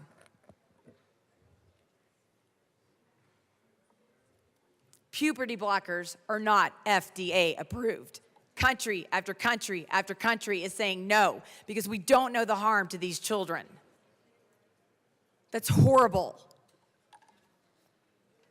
And I don't like being told that I'm only looking at one review when I presented a bill and I did tons of research because I want to know the truth. I want to know what's happening. And the truth is, we keep saying that all doctors adopt this, all medical societies adopt this. That's not true. Doctors that do no harm say no. The American Society of Plastic Surgery, 62% of them, and it's only made up of doctors, said no. They're the ones charged with cutting healthy breasts off of 12-year-olds. They said no. We do not agree with this. So don't sit here and tell me that every medical society is in support of this because they're not. Doctors are coming out of the woodwork to protect our children, and they're being silenced. No one wants to hear from them, the people speaking out for our children. And let's talk about the WPATH files. I know no one wants to talk about it, but the WPATH came out with leaked internal discussions. This is your Transgender Health Association. Person after person after person from the WPATH, which is not made up of just doctors, it's made up of advocates to transition your children without any systematic review to prove that this works. 6 systematic reviews said no. No puberty blockers for kids. No gender-affirming care for kids. And instead of listening to that, we're going to say that we're basing it on the science. What science? Because there's not any. You can pretend like there's some to make yourself feel better, but there's not. There's no science that says puberty blockers on kids is good. In fact, there was a $10 million study that got suppressed because it said that it wasn't good. That's how big the money train goes to transition our children. Robert Garfalo, chief of adolescent medicine at the Lurie Children's Hospital, a WPATH member, said, "It is a discipline where the evidence base is now being assembled." So we're doing all this on our children, but the evidence is now being assembled. WPATH recommendations do not fulfill the criteria for good guidelines. They are not based on rigorous systematic reviews. And for any of you out there, that is the gold standard. This is our children. There's no standard. It's not FDA approved. And we're going to pump it in our children. And we're going to leave parents out of it because I promise you, every advocacy group we ask, when you get a puberty blocker prescription, do you let the child go in with the parents? 9 times out of 10, those kids went in by themselves, especially if they were 12 and older. I write note after note after note when I listen to testimony. British Medical Journal 2021 graded all available guidelines for transgender healthcare, including the WPATH standards of care. First systematic review could not be considered gold standard, and they could not recommend their use. The reasons included a weak evidence base, lack of methodological rigor, lack of editorial independence, and failure to grade recommendations according to the quality or strength of available evidence. These are kids. We have legislated on children. You have to now be 21 to buy a gun. You have to be 21 to buy ammo. You have to be 18 to get a tattoo. Heck, you can't even buy a beta fish in our state until you're 18. Or a dog. But we're going to allow them to perform lifelong sterility based on no FDA approval and no systematic review. Ask the bill sponsors. There's no systematic review. There might be some feelings on paper, but there's no reviews.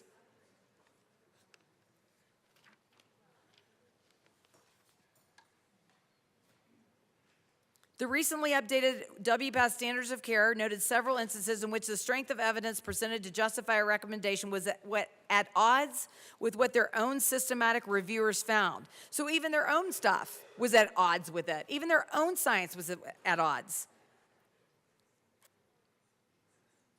Yet despite this weak or absent evidence, WPATH recommend that young people have access to gender-affirming care. Why?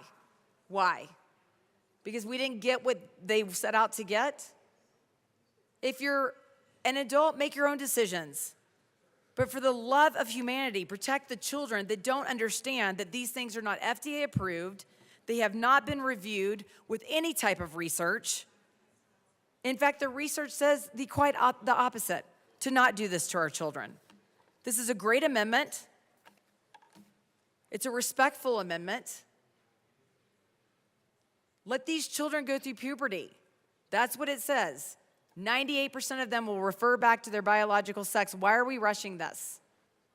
Let them make a choice based on decisions. We sit down at this well and say time and time again, the brains aren't developed till 26. The brains aren't developed till 26. They can't own a gun till 21.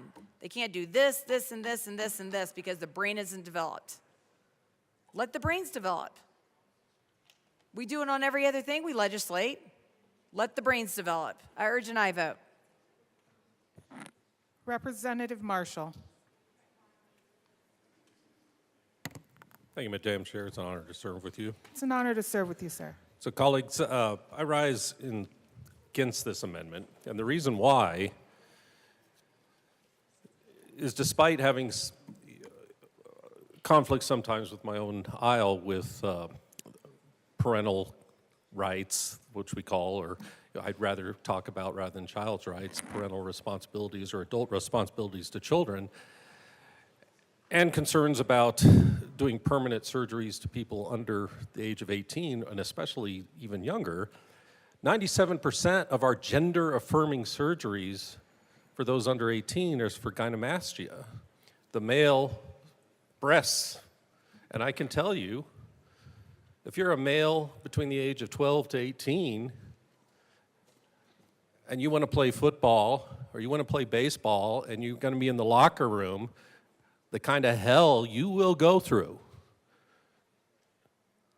if you had to carry that with you, and it could be corrected, but we won't do it for you. So you can go through those horrible teenage years and be ostracized and put down, or we could help you, but the law says we can't help you. Again, 97%. They're not just running around cutting up kids everywhere. They are trying to make good judgments. And I do have some concerns sometimes with my colleagues who says, when we say no politicians should be in the doctor's office. But we don't want female genitalia surgery that they do on kids in order to reduce any kind of sexual pleasure for a female child later on in life, because that's the culture they came from. We outlaw conversion therapy. We outlaw the abortion reversal pill, or we try to. So we should try and be consistent and not hypocrites on this. But because of that, I do come down constantly on things are gray in life. If you haven't been around this world much, things are gray.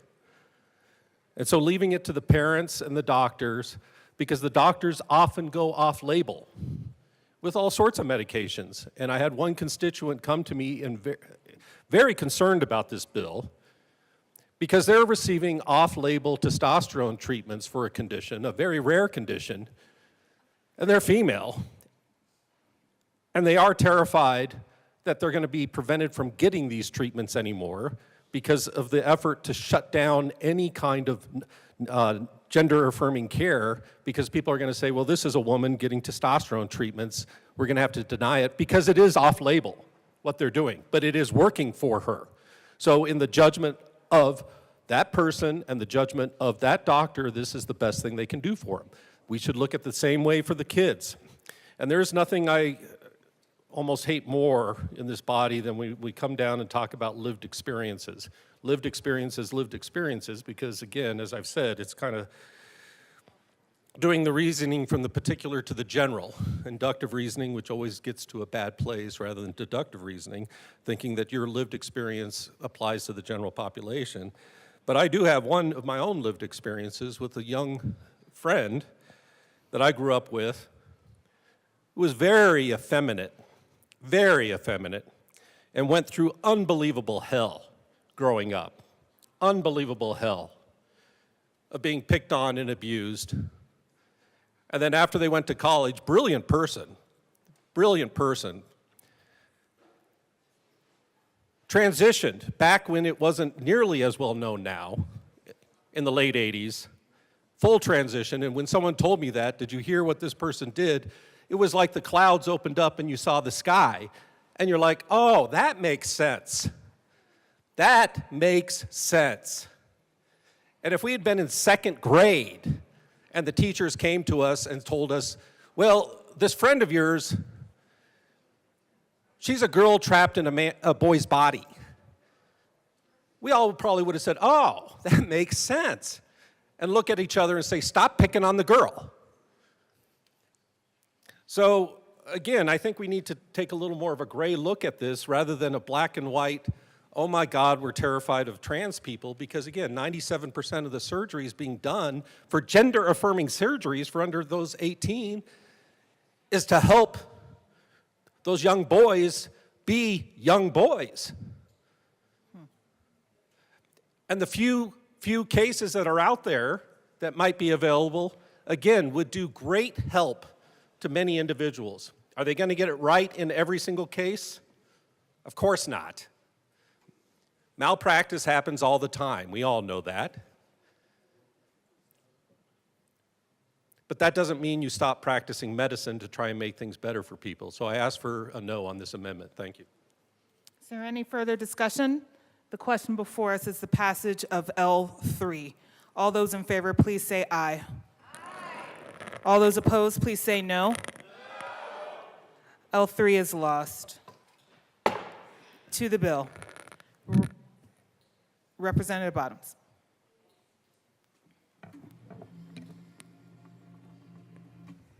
Thank you, Madam Chair.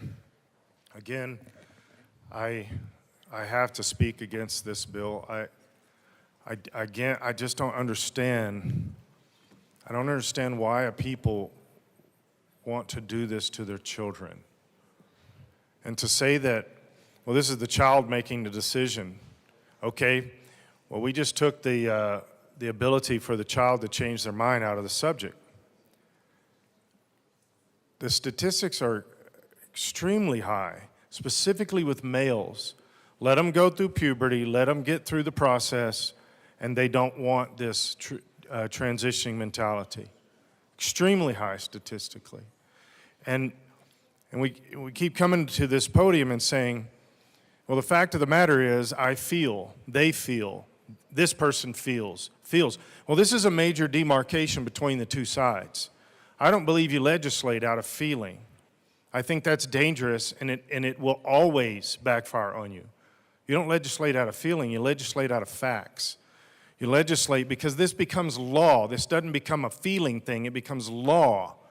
And we legislate out of facts. And we can sit here all day long and give facts. But when all you do is feel, those facts mean nothing. They are actually counterproductive because they go against feeling. We live by facts. The facts are we're destroying our kids. We're going to have 30, 40 years from now, we're going to look back and we're going to realize the destruction, the absolute destruction that we poured out upon our children. When they're 50, 60, 70 years old, the destruction that happened. And that they couldn't have children, they couldn't go through life without this change completely destroying their existence. But that's okay, we know better. Make sure kids get this. This will be healthy. I get tired of those kind of statements. They're all based in feeling that makes an individual feel better about a legislation. It does not actually help people. These are destructive things we are doing, and our argument is, well, this will be good for us. That's a subjective thought. We know it doesn't. We know it won't be good. There's too many statistics that prove the opposite from major studies, and not just the one or two that have mentioned here, that are saying this is destructive. This is destructive, and I believe it's destructive across the board, not just for children. I believe it's destructive for society. That this is, and by the way, when you study history, this is always the last few stages. The last few stages, always includes killing our children, and then this transition mentality. It's called a lot of different things over the millennium, but these are the last two things that happen, and then society collapses. In every single instance. But no, we feel strongly. So we'll just negate everything that we see factually, historically, everything, and just say, no, we get it.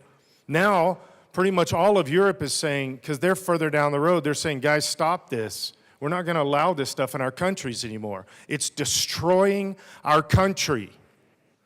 But we know inside this room, no, all of those countries are wrong. All of those countries are wrong. Why? Because I feel. Therefore, I'm right. Therefore, all these other countries that have already been ahead of us in this process, and they're realizing the literal destruction of their country. Now, we feel better. We feel more. We feel deeper. So we're going to legislate from that place. And we're going to go the same direction these other countries go. The problem is how many hundreds of thousands or millions of children are we sacrificing along the way because, well, I feel. The fact of the matter is I feel. We've got to stop this. We've got to stop this. These are our kids. We've got to stop this, and we got to reclaim Colorado. Representative Richardson. Thank you, Madam Chair.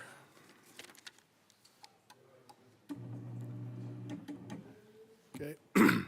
Again, I rise to speak for the 88,000 residents of House District 56, 7 counties on the Eastern Plains, regarding this bill.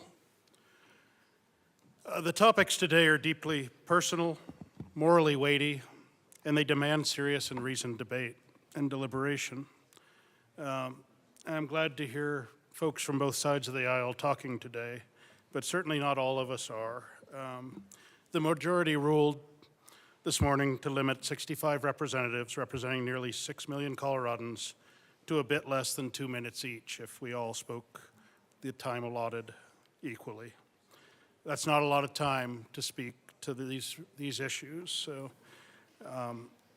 I was really hoping for a lot of reasoned deliberation, a lot more voices to speak today, not a political cattle drive that moves towards a vote. But this is a bill that I cannot support, a bill that mandates insurance coverage for gender-affirming care and exempts certain prescriptions from state oversight.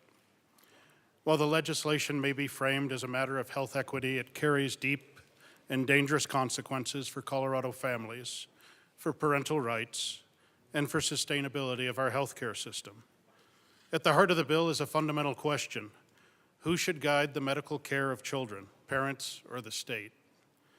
HB 1309 paves the way for medical interventions, many of them irreversible, without the full knowledge, consent, or involvement of a child's parent, and that is a line we should not cross.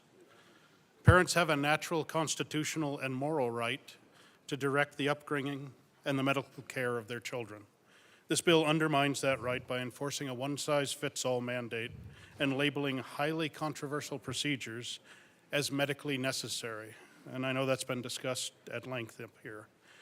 But this isn't based on medical consensus, certainly not globally where we're seeing changes outside this country, but based on ideology.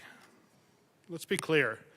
There is no long-term data on the safety and efficacy of these treatments for children, and yet this bill would mandate insurance companies cover them, regardless of the age, the circumstances, or the long-term consequences. It potentially treats questioning or cautious parents not as protectors of their children, but as obstacles to be bypassed. This is not compassion, it's coercion, it's state coercion. And what about the broader impact? The bill distorts the very foundation of the insurance market. By requiring all plans to cover gender-affirming care, often involving expensive, lifelong medical intervention, we're redistributing costs across the system Every employer, every family, every small business paying into that system will shoulder the burden, whether they agree with the procedure or not. There's no fiscal note large enough to measure both the financial and the ethical costs of compelling every Coloradan to subsidize deeply divisive elective medical treatments. And the effects won't stop with this bill. Every time we politicize health care, every time we strip insurers of actuarial discretion, we create instability and unpredictability in the market. Premiums will rise, coverage options will shrink, and the middle class, already struggling under inflation and regulatory burden, will be stuck paying for policies that no longer reflect their values or their needs.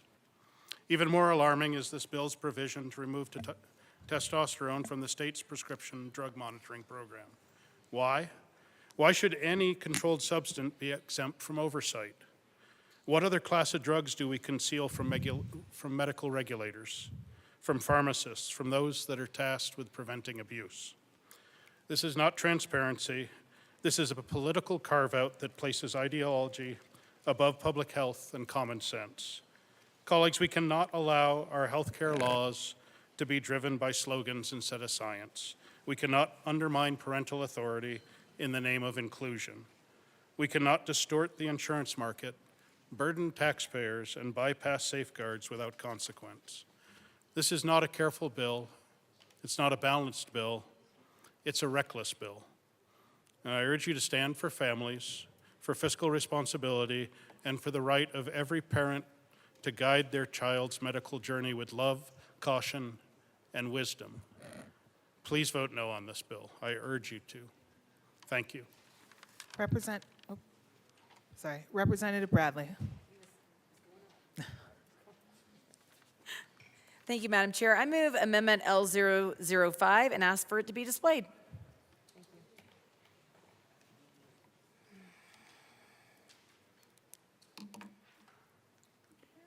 It is displayed. Thank you, Madam Chair. You know, when I was doing a lot of this research, because I get, as a conservative, a lot of emails from lifelong Democrats, from radical feminists, from people who have had this happen to their children behind their backs. And it's interesting to me when I get those emails because they say, my representative isn't listening to me and I know that you're fighting for kids, so I know that sending you an email will help in this fight. And in this, being in this arena, I've come to know many detransitioners and their stories. This is not included in the care of this bill. Gender-affirming health care includes coverage for the cessation or reversal of gender transition. And we know it's not because detransitioners don't have medical codes to help them with their cessation of puberty blockers or the reversal of cross-sex hormones. And if you listen to them come, they're the most amazing people. Most are autistic. I would say 50% of detransitioners are autistic because we know the autistic community is heavily sought after in this community and kids with special needs. I have a very awesome constituent from my district who comes to testify for all of these who is autistic. And getting to know the detransition community who has been ousted for leaving this cult have no help for speaking out. They have no help for stopping this type of care.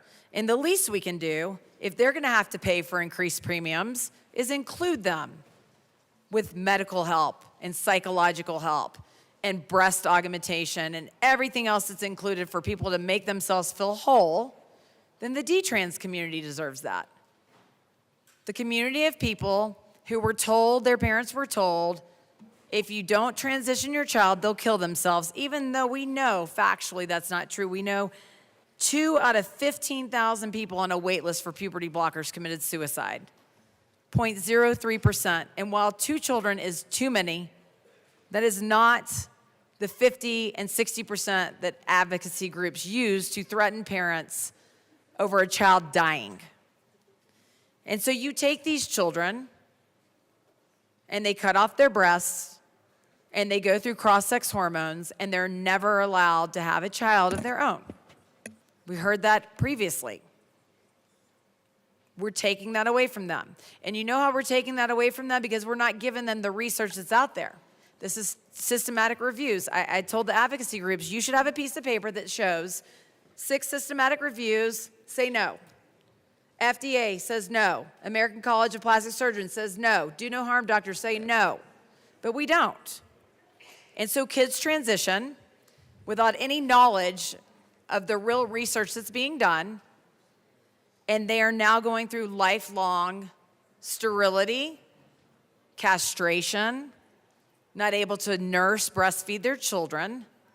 So the least we can do while we're trying to make people feel better about themselves is help the community that went through this and said no more and has now been ousted by the community. These people have lifelong changes. They don't feel good about themselves, and we don't even have codes. So let's add some codes. Let's help the D-trans community who have gone through mental anguish, emotional anguish, all at the basis of doctors that said they would do no harm, that took an oath, and then didn't provide them with the research that they should have. This will ensure coverage for detransitioners. We know that there's about 30% of the population that's desisting, and we know that number is higher because we know that 76% of those people don't even consult with their doctor when they stop. So let's help this community of people who have said no more and want to feel whole by putting them in this bill and protecting them. I urge an aye vote on this amendment. Representative Brown. Thank you, Madam Chair. And once again, I want to thank my colleague from Douglas County for her engagement in this issue. And I also want to say a sincere apology to my colleague from El Paso County, who I inadvertently referred to as being from Douglas County earlier. So sorry about that. My apologies.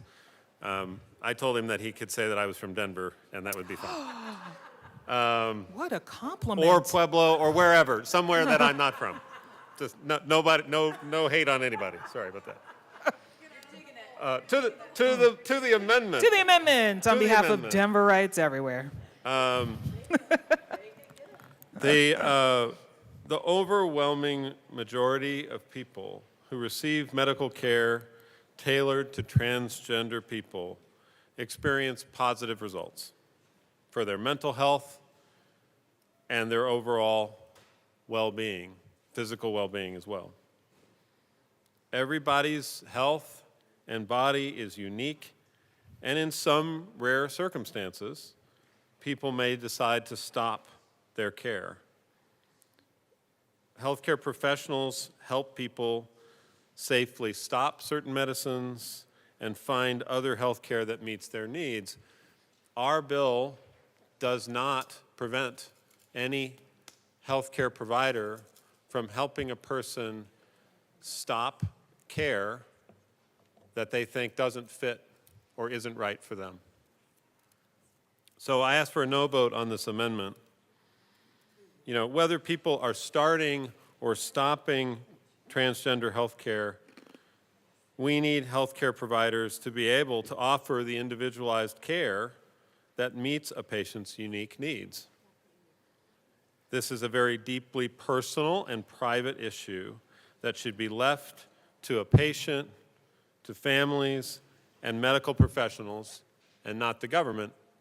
And this amendment is simply unnecessary because these services, whether you're starting or stopping health care that is contemplated under this bill, it should be available to you, and it is under this bill. We ask for a no vote. Representative Luck. Thank you, Madam Chair.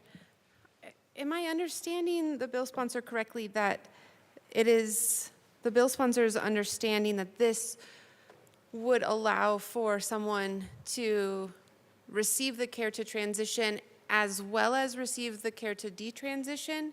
Is that what I'm getting? A nod of yes. So unless that is a misunderstanding, then I guess my question would be, why not accept the amendment such as to clarify that indeed it covers both transition and detransition, so as to ensure that everybody understands that. My hearing from some members of my caucus is that there aren't the right codes to allow for detransition, whereas this amendment would help to ensure that all of those things are present. So I guess my question is, what's the harm then, if it is in your mind already being covered? Representative Brown. Thank you, Madam Chair. And again, I want to thank my colleague from Penrose for her conversation. I think that this amendment is strictly unnecessary. We're talking about health care that is individually tailored to a person based on their individual needs. Our bill is specific to making sure that folks who are transgender have access to the medical care that they need. I'm going to avoid a title challenge at this point, but I do think that I do think this is unnecessary, and appreciate the comments. And I think that people who need care, who choose to stop certain types of care, that is up to them, and nothing in this bill prevents them from doing that. Representative Luck. Thank you, Madam Chair. Now I'm really confused, because if there's a potential for a title challenge and the bill is about gender affirming care, and if someone identifies as one gender for a period of time and does the transition from their biological sex to their new gender identity, and then at some point in the future decides that actually they want to revert back to their biological sex and that has become their new gender identity, then is it not affirming in both directions such that this would fall under the title? Okay, Representative Brown. Yeah, thank you, Madam Chair. And I am not challenging this under the title. I realize that what the representative is trying to do is to redefine what the bill considers to be gender-affirming care. I just think this amendment is unnecessary and therefore doesn't belong in statute, and so I ask for a no vote. Representative Bradley. Thank you, Mr. Chair, or Mrs. Madam Chair, I'm sorry. I am sorry. All Madam Chair, sorry. Thank you to the bill sponsor, but now I'm confused.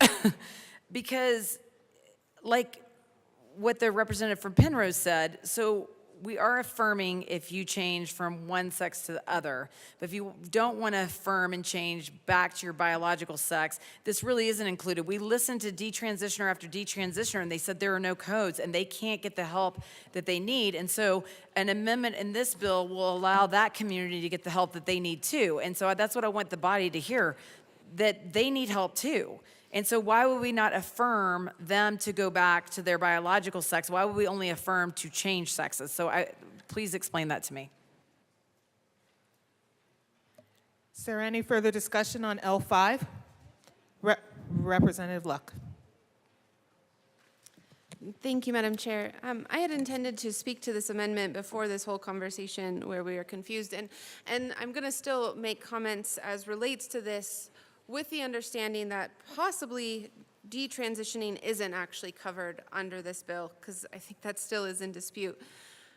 What I want to point to are those young people who struggle with identity in the same way that many of us probably did, right? Transitioning from childhood to adulthood and all of the things that come along with that, whether hormonal or relational or just experiential.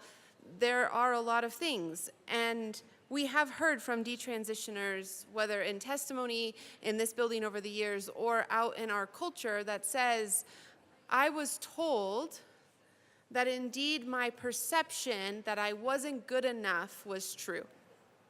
I was told that indeed, in order to be made whole, in order to feel comfortable with myself, in order for my journey to continue in the best course, I had to change everything about me. I had to change the most fundamental aspects of who I was, that was the only way that I might be able to find oneness or healing or a sense of self and a sense of community and a sense of things making sense. And then I grew up and realized that wasn't true. And I rejected that. And I decided that instead of believing that I wasn't created the way that I was for a reason, and I decided that indeed I was going to be the person I was supposed to be, and I want to go back.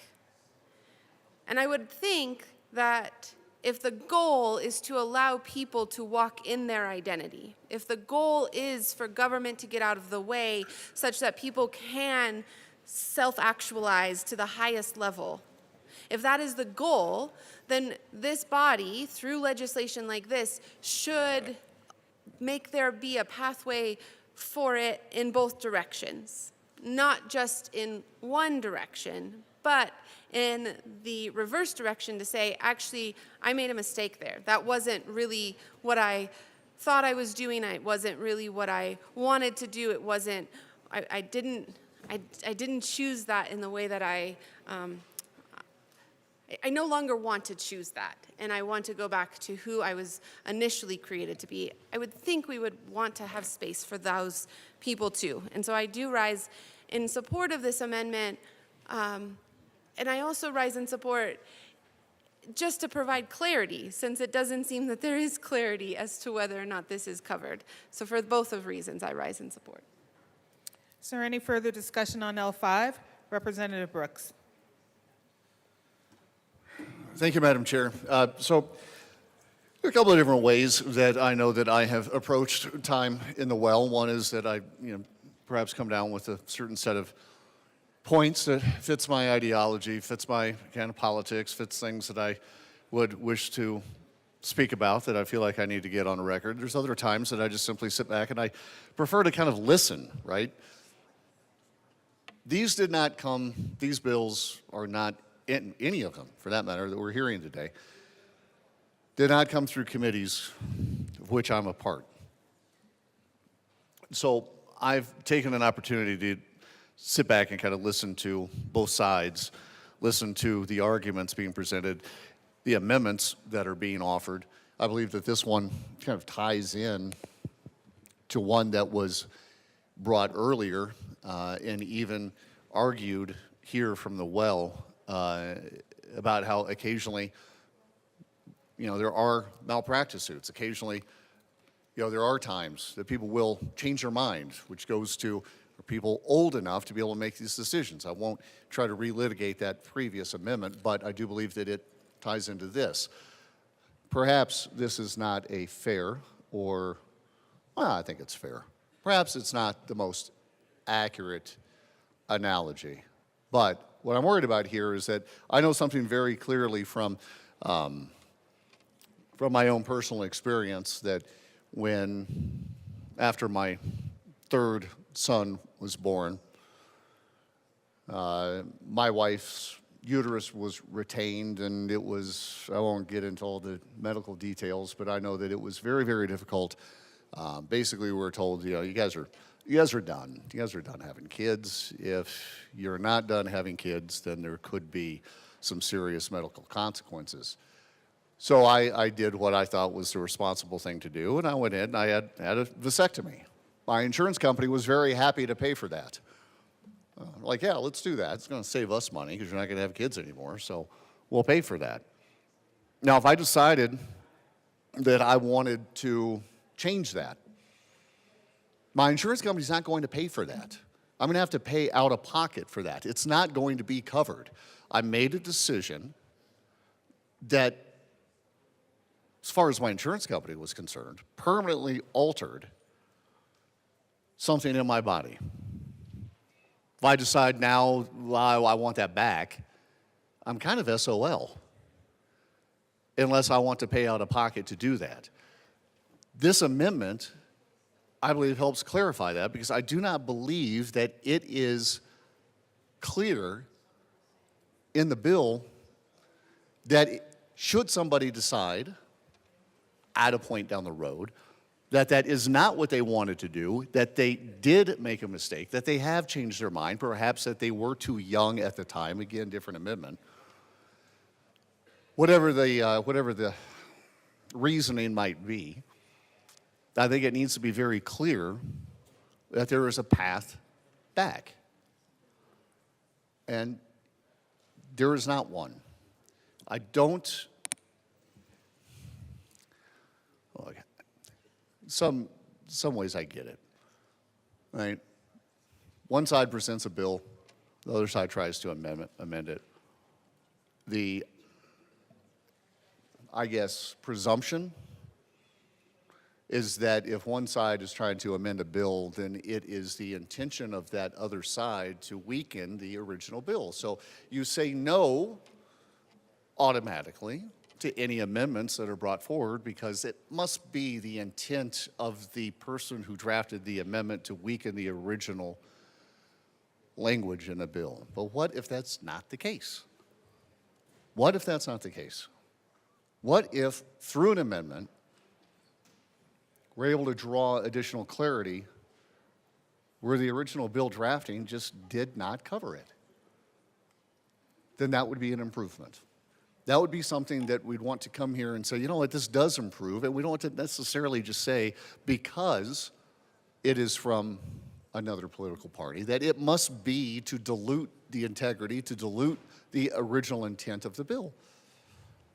I believe this amendment draws some clarity to something that does need to, and I appreciate the bill sponsors coming back up here and engaging with us on the back and forth. I can tell that, that we're done talking about. By the way, I am from Douglas County, so if you would like to mention Douglas County, it's, you would be correct this time. There are a couple of us here. I appreciate the engagement back and forth. However, I feel like it stopped probably a little short of being able to get to the point to where some of the questions, specifically to the person who had drafted this amendment, also from Douglas County, they're just not being answered. Well, I could ask for clarification. I could ask for an answer. I believe that bill sponsors, to be fair, probably at this point figure, you know what, we've answered that. But I still do not believe that there is any damage, any dilution of the integrity of the bill to accept a clarifying amendment like this. And I would ask for an aye vote. Is there any further discussion? Representative Bradley. Okay. Seeing no further discussion on Amendment L5, the question before us is its passage. All those in favor, please say aye. Aye. Okay. All those opposed, please say no. No. Okay. Okay. To the bill, Representative Bradley. Give me 1 second. L5 fails. I'll gavel again. Yeah, okay. To the bill. Thank you, Madam Chair. I wanted to go over the impact fiscally that's going to happen because the bill sponsors are bringing this bill forward because they're scared of what's going to happen at the federal level. So let's talk about what happens at the federal level. And we did a great cost estimate on state coverage. So I'm going to go over the background and then I'm going to give you the numbers. State coverage includes Health First Colorado, which is Medicaid, and CHIP Plus, and state employee health plans managed by the Department of Personnel. Gender affirming care is already covered under these programs. The fiscal note indicates no additional appropriations are required as costs are absorbed within existing budgets. However, potential federal policy changes could shift costs to the state, and I think they probably will. For Health First Colorado and CHIP Plus, current coverage aligns with the World Professional Association for Transgender Health, WPATH standards, expanded in 2023. The fiscal note assumes continuity of coverage regardless of federal funding. So I'm just going to give it to you what it's going to cost our state, with no immediate cost increase from this bill. State employee plans under DPA already include gender-affirming care, with costs estimated about 64 cents per person per month For approximately 35,000 state employees and dependents, this is an ongoing cost of about $268,000. So it's about 35,000 times 64 cents times 12, unchanged by the bill. Maximum impact. So if the federal funding for CHIP, gender affirming care, ceases, HCPF, which already needs $9 billion to cover our costs, may need to cover an estimated 1,000 enrollees receiving such care annually. Assuming an average cost of $10,000 per the bill per person, which we have seen hundreds of thousands of dollars worth of plastic surgery in here, based on surgical and therapy costs from the Johns Hopkins study, adjusted for inflation, this could add $10 million annually to state expenditures. So if federal funding decreases, $10 million to the state. When our roads are bad, when public safety is bad, when crime is through the roof, $10 million for this bill. For Medicaid, if CMS, so Centers for Medicare and Medicaid, reverses the essential health benefit status and federal matching funds decrease, costs for an estimated 5,000 transgender enrollees, so 1 in 5 of Colorado's transgender population, so I'm taking 1 out of the 5 that choose to go through this. Per One Colorado data, this is extremely concerning, could reach $50 million annually at $10,000 per person. So the maximum total state cost is $60 million annually, contingent on federal policy shifts. And this is what the bill sponsors were scared of. They're scared of our federal funding being cut, and if that happens, this is what it's going to cost the people of Colorado for this bill. And I have to ask, if we just took Amendment 79 to the voters to increase their health care costs and their premiums, why are we not taking this to the voters? Why don't the voters get to decide what their health care costs, premiums increase and go to? This is not a no fiscal impact. This is a shell game. At $10,000 for all that list of services and 5,000 people per One Colorado data, this is gonna cost our state millions and millions of dollars while K through 12 is failing to meet their budget needs. Well, nearly every department in our state, we're $1 billion in debt. And if the bill sponsors are concerned about federal funding, I guarantee it's gonna be cut and our state's gonna be on the hook for $50 million annually. So just keep that in mind, Colorado. Representative Johnson. Oh, can I go to the sponsor? Representative Brown. Thank you, Madam Chair, and my apologies to my good colleague from Fort Morgan. I appreciate the conversation about cost. I have the utmost respect for our fiscal analysts. Obviously, we currently have this in an administrative rule, which means that insurance companies in Colorado are already covering it on the small group and the individual market. And in the large group, where it is not currently required, we did an analysis. The independent actuaries were commissioned by the Colorado Division of Insurance and found that this would increase premiums by only 0.01% on the large group market. Of course, it can be difficult to determine what the fiscal impact of any given bill is. But one of the things that we do know is that denying access to gender-affirming health care costs healthcare systems money. It costs systems an additional $23,000 per transgender individual over 10 years due to increased mental health crises, emergency visits, and hospitalizations. Because gender-affirming care reduces suicide risk by 73% and psychological distress by 39%, leading to fewer costly psychiatric hospitalizations. The lifetime cost of a single suicide attempt is between $200,000 and $500,000, creating a major financial burden for both public and private insurance when care is denied. So this is, when we talk about gender-affirming care being life-saving care, it really is.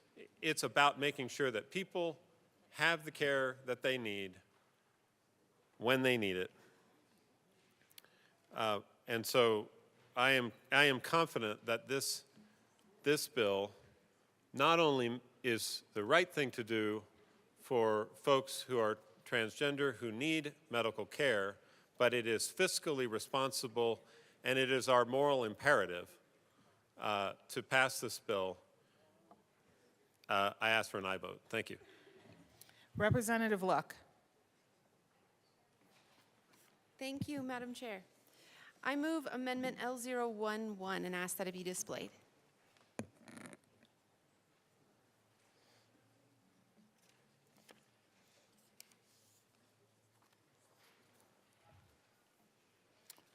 L011 is displayed. To the amendment. Thank you, Madam Chair.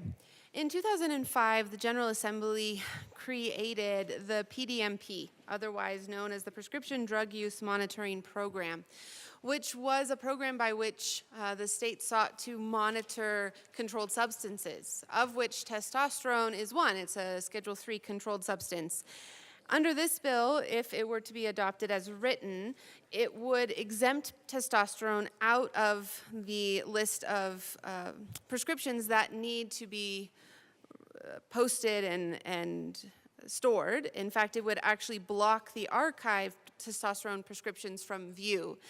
And this amendment basically strikes those two sections, recognizing that one of the purposes of this is so that doctors have an understanding of what someone is taking so that they can best prescribe. And testosterone actually interacts with other drugs and increases risks of side effects from those drugs.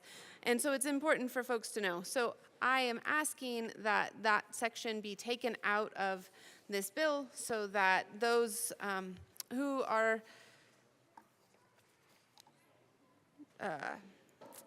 needing to sorry, I lost my train of thought. In any case, I ask for an aye vote. Representative Brown. Thank you, Madam Chair, and I want to thank my good colleague from Penrose again for her engagement.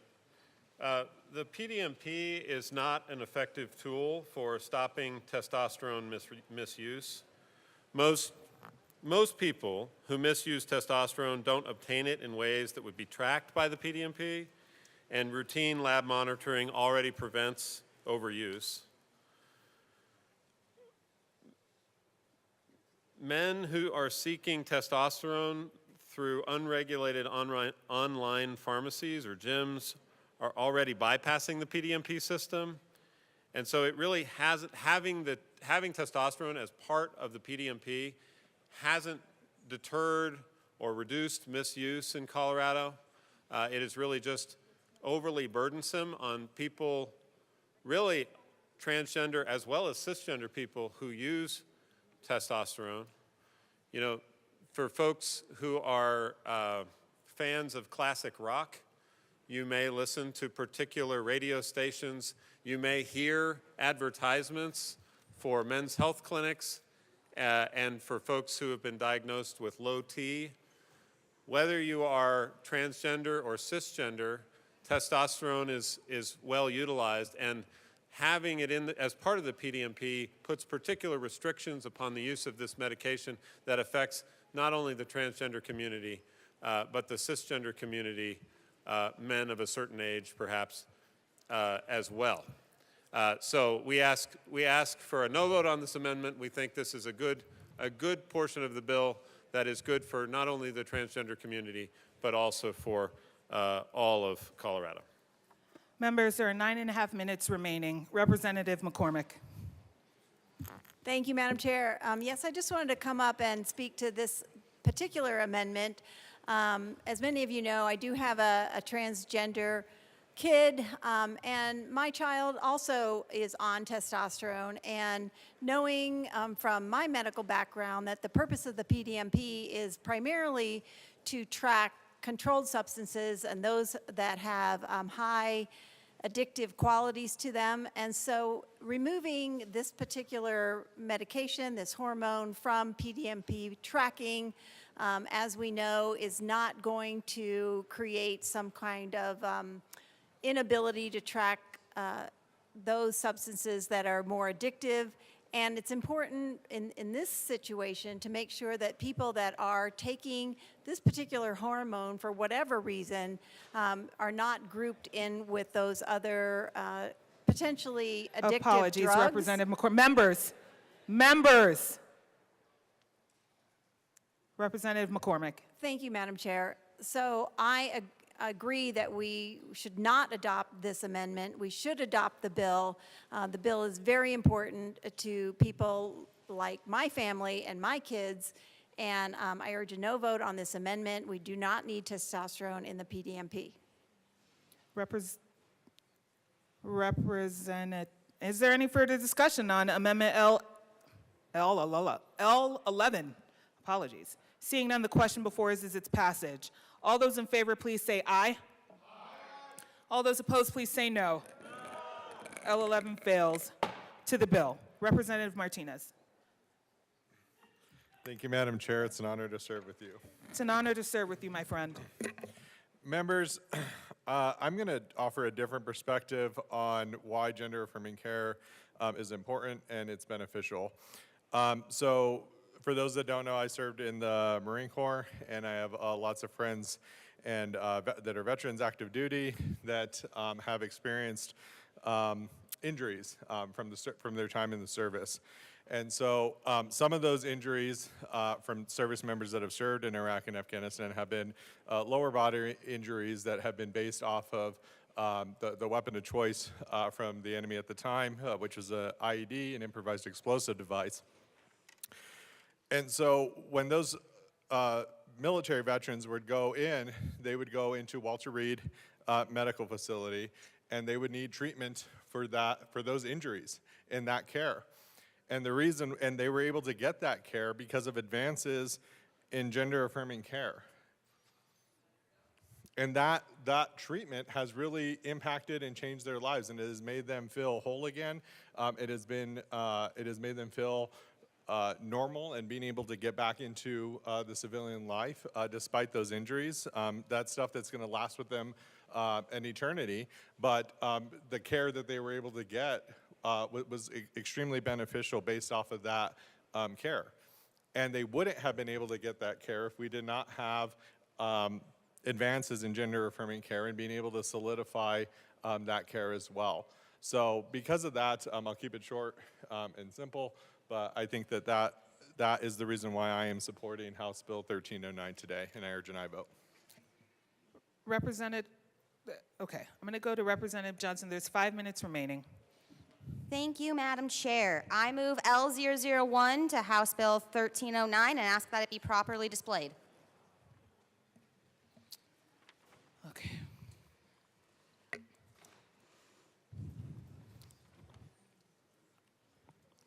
It is displayed to the amendment. Thank you. So this is moving to a petition clause so we can have the will of the people be heard. This is a moral imperative that we allow this go to the voice of the people should they decide to bring this up in a petition. We've heard this today already that we should abide by the will of the people. Well, one way to do that is to let them have a voice, not censor it with the safety clause, and allow them, should they want to come up and speak and have issues via a petition. You know what? Great thing is, we know the petition clause is very rarely used. If it doesn't happen, then they had their chance to have their voice, but we need to make sure we offer that voice to them and that we are not obstructing them from that chance just because we want to rush this through 90 days faster than in the process. Looking at all of these things, these are decisions that don't happen overnight when people are going through this thought process for any kind of surgery change, if it's a non-emergent surgery. So 90 days is not going to disrupt that, but it does mean a lot to the people, a moral imperative that we allow the people to have their say. So I strongly support this amendment. The will of the people should be heard, and I urge a yes vote on this amendment. Thank you. Representative Tatone. Thank you, Madam Chair, and I appreciate my colleague from the Eastern Plains in Morgan County.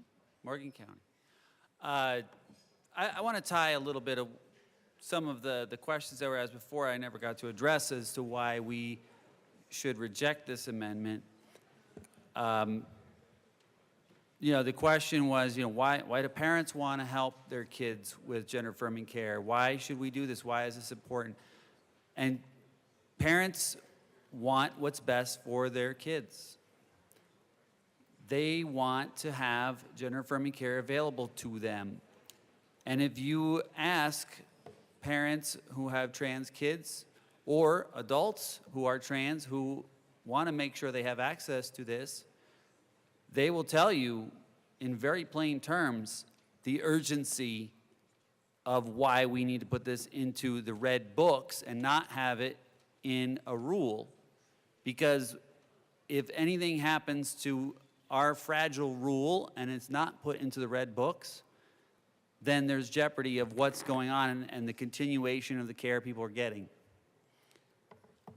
That's why we cannot wait to strip off the safety clause, put this petition clause in there. Putting this amendment on there is not going to make anybody on the other side of the aisle vote yes on this, I'm pretty sure. So we want to make sure that we're honoring the people who require this care, who need this care, and who are seeking this care, coming in from other states, coming into our state to get care here because it is safe to do so. And we want to make sure that this goes into effect right away. Should be no delay getting this kind of care into the red books and securing it for the people who need it. And I ask for a no vote on this amendment. Is there any further discussion on L1? Representative Kelty.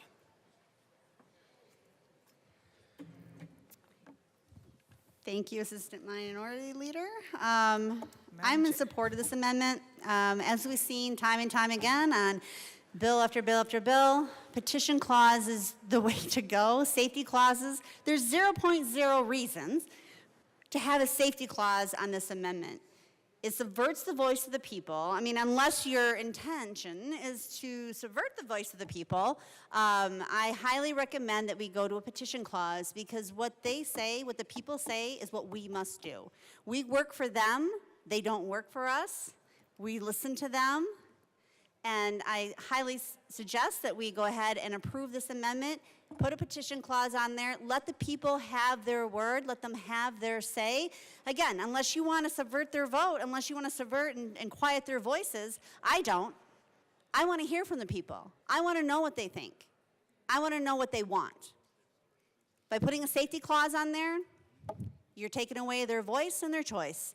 So let's give it back to the people, put a petition clause on there. Thank you very much. Representative Johnson. Thank you, Madam Chair. Anything we do in this body should be for the people, not because we think it's going to get the other side to say yes or no. We know where the majority lies. This is for the good of the people. Vote for Colorado, allow them to have a voice, and vote yes on this amendment. Representative Titone. We are doing this for the people. We're doing it for the people who need this care and to be sure that this care does not have any gap if anything happens. That's why we cannot wait to get this into the red books to be sure that nothing happens on the way to having this bill passed. We vote no on the amendment. The question before us is the passage of Amendment L1. Members, 2 hours has elapsed and the time for debate on this bill has ended. Again, we are back to Amendment L1. All of those in favor, please say aye. All of those opposed, please say no. L1 has failed. The question before us is the passage of House Bill 1309. All those in favor, please say aye. All those opposed, please say no. House Bill 1309 is passed. Mr. Schiebel, please read the title to House Bill 25-1312.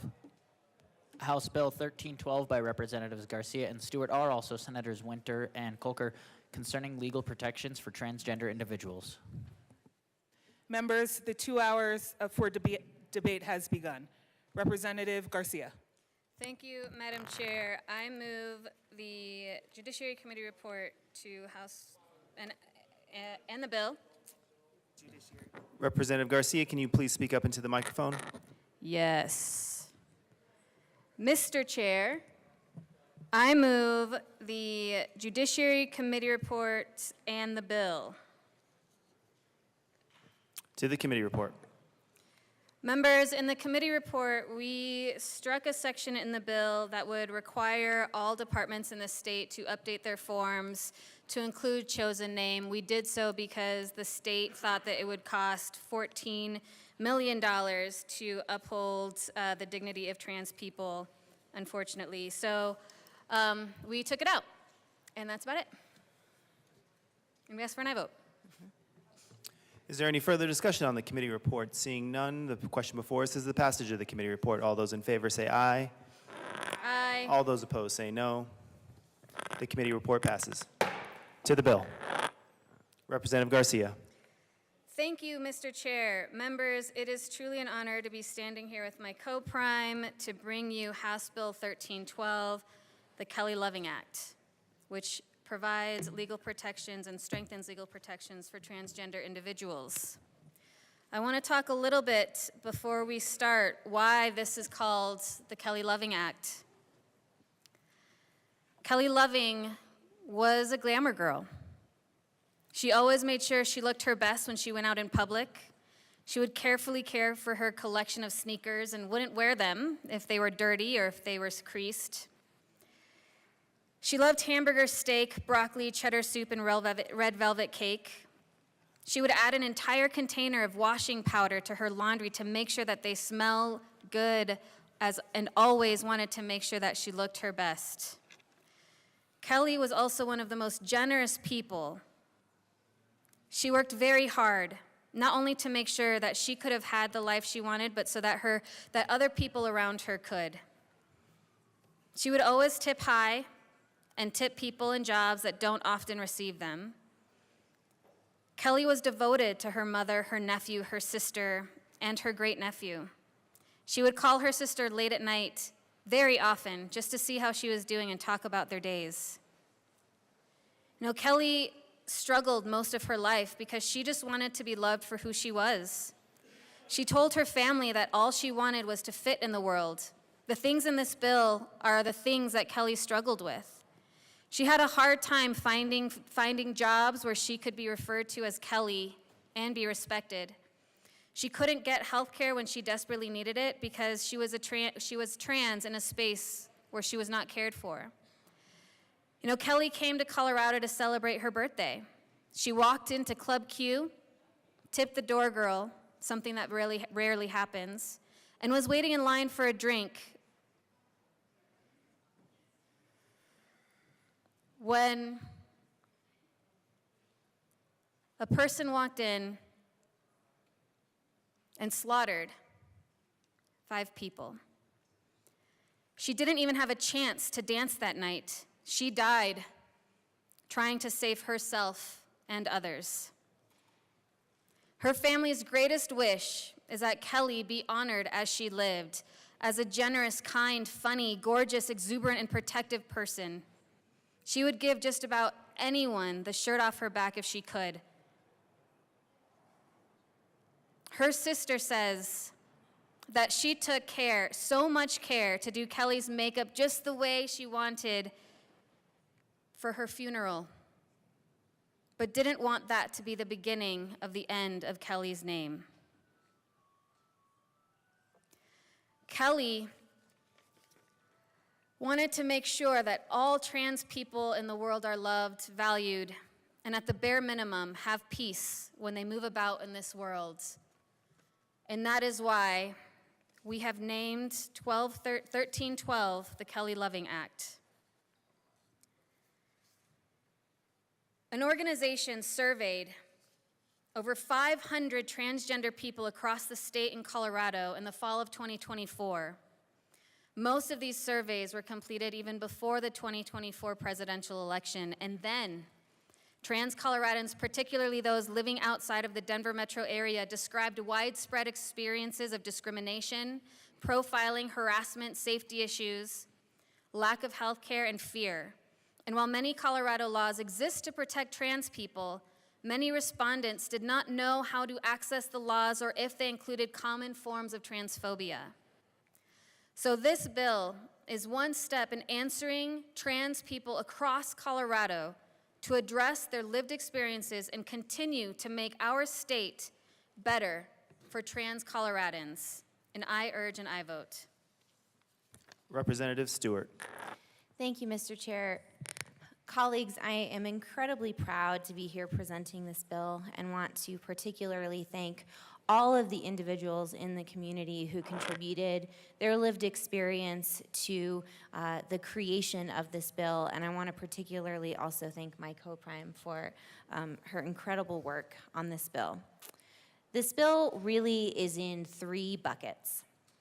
First, it clarifies protections in child custody, that supporting a child's gender identity is indeed in the best interests of the child, and that support cannot be used against a loving and supportive parent in a dispute. Secondly, this bill ensures equity in treatment across policies in schools. If a school has a policy of notification, of parental notification of chosen names, it must apply equally to all children in that school. If a school has a dress code, children must be able to wear whatever they want within that dress code. The third thing the bill does is clarify and clearly define dead naming and misgendering in the Colorado Anti-Discrimination Act. Theoretically, this particular protection does already exist in rule, but it has been difficult to apply in real cases. And so we are stating it clearly and defining it in statute and find that to be necessary. This bill really shores up and clarifies existing laws and protection, clarifying equitable application of the rules in schools, ensuring that for parents, the act of supporting their child's gender identity cannot be weaponized against them. This bill is truly the least that we can do. Frankly, I wish that we didn't have to bring this bill. But the reality of navigating our world today as a transgender human necessitates it, and this community deserves all of our support right now. And I urge and I vote. Representative Garcia. Thank you, Mr. Chair. I want to just share that when we heard this bill in committee, we heard over 10 hours of testimony, with 70% of that being from transgender community members. Our trans folks were there talking about how, as small as the components in this bill are, and while some might inflate to be bigger than they are, were in fact life-saving. That the dignity of being called your name, of being referred to the gender of which you truly are, made the difference of wanting to be in this world and not wanting to be in this world. I ask you all to listen with your hearts. I ask you all to speak with respect. And I look forward to the debate and ask for an aye vote. Representative Stewart. Thank you, Mr. Chair. I move L006 to House Bill 1312 and ask that it be properly displayed.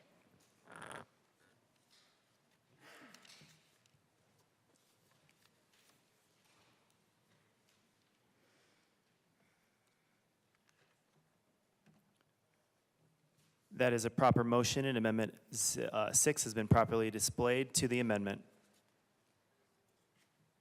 Representative Stewart. Thank you, Mr. Chair. This particular amendment adds in a piece of language that was actually struck out of Section 7 at the end and reinserts it into Section 9 on the last page of the bill. This was a reinsertion of this particular legal necessity language that was requested by some of the county human services departments, and I would urge an aye vote. Is there any further discussion on Amendment L006? Representative Taggart.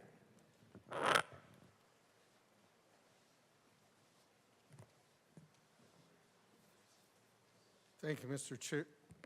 Whoa. Thank you, Mr. Chair. It's an honor to serve with you. It is an honor to serve with you.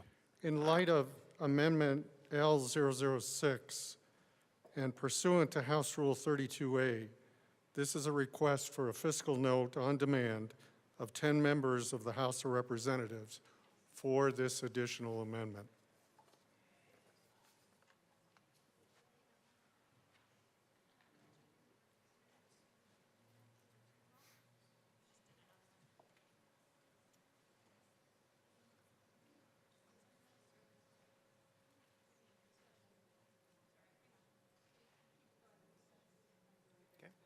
Is there any further discussion on Amendment L006? Representative Luck. Thank you, Mr. Chair. So,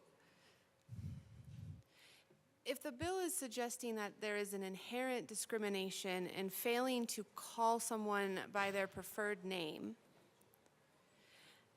if this amendment is taken, are we not then suggesting that the government is now engaged in invidious discrimination?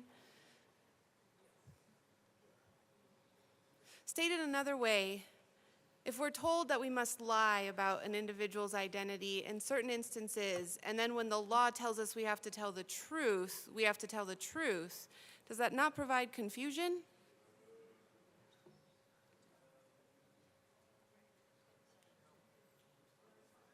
Is there any further discussion on Amendment L006?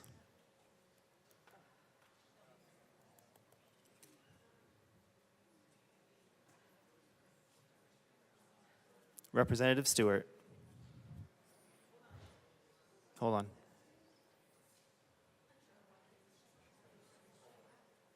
The House will go into a brief recess.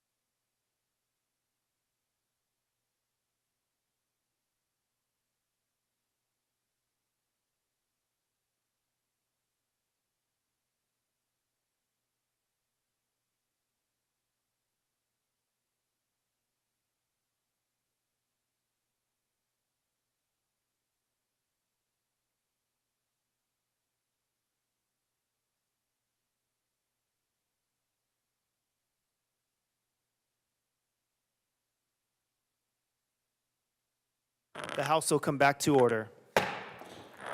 Representative Garcia. Thank you, Mr. Chair. Members, we asked for an aye vote on this amendment.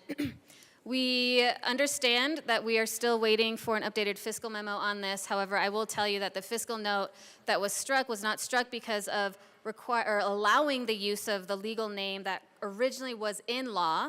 So putting it back would not strike additional funds when we were taking it out. The reason why the fiscal note dropped dramatically is because we are no longer requiring every department to update forms to add a new box for a chosen name. That is very different than continuing to allow government entities to continue using the legal name in the first place when legally necessary. So we ask for an aye vote. Is there any further discussion on Amendment L006? Seeing none, the question before us is the passage of Amendment L006. All those in favor say aye. All those opposed say no. The ayes have it. Amendment L006 passes. To the bill.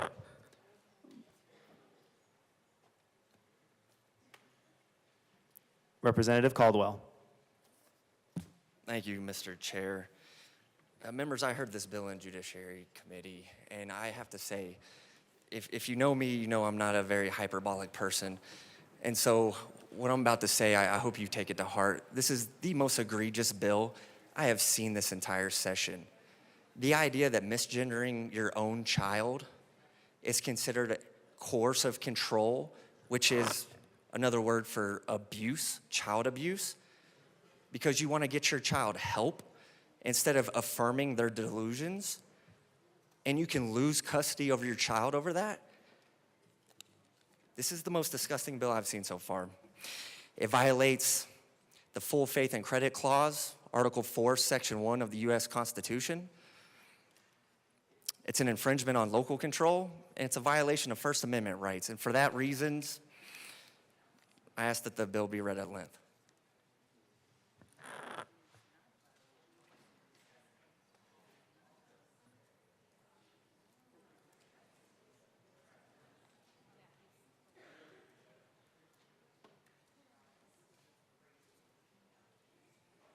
Judiciary. A bill for an act. 101 concerning legal protections for transgender individuals. Bill summary. Note, this summary applies to this bill as introduced and does not reflect any amendments that may be subsequently adopted. If this bill passes third reading in the House of Introduction, a bill summary that applies to the re-engrossed version of this bill will be available at http://leg.colorado.gov. Section 1 of the bill creates the Kelly Loving Act. Section 2 provides that, when making child custody decisions and determining the best interests of a child for purposes of parenting time, a court shall consider dead naming, misgendering, or threatening to publish material related to an individual's gender-affirming healthcare services as types of coercive control. A court shall consider reports of coercive control when determining the allocation of parental responsibilities in accordance with the best interests of the child. House sponsorship Garcia and Stewart R. Senate sponsorship Winter F. and Coker. Shading denotes House amendment. Double underlining denotes Senate amendment.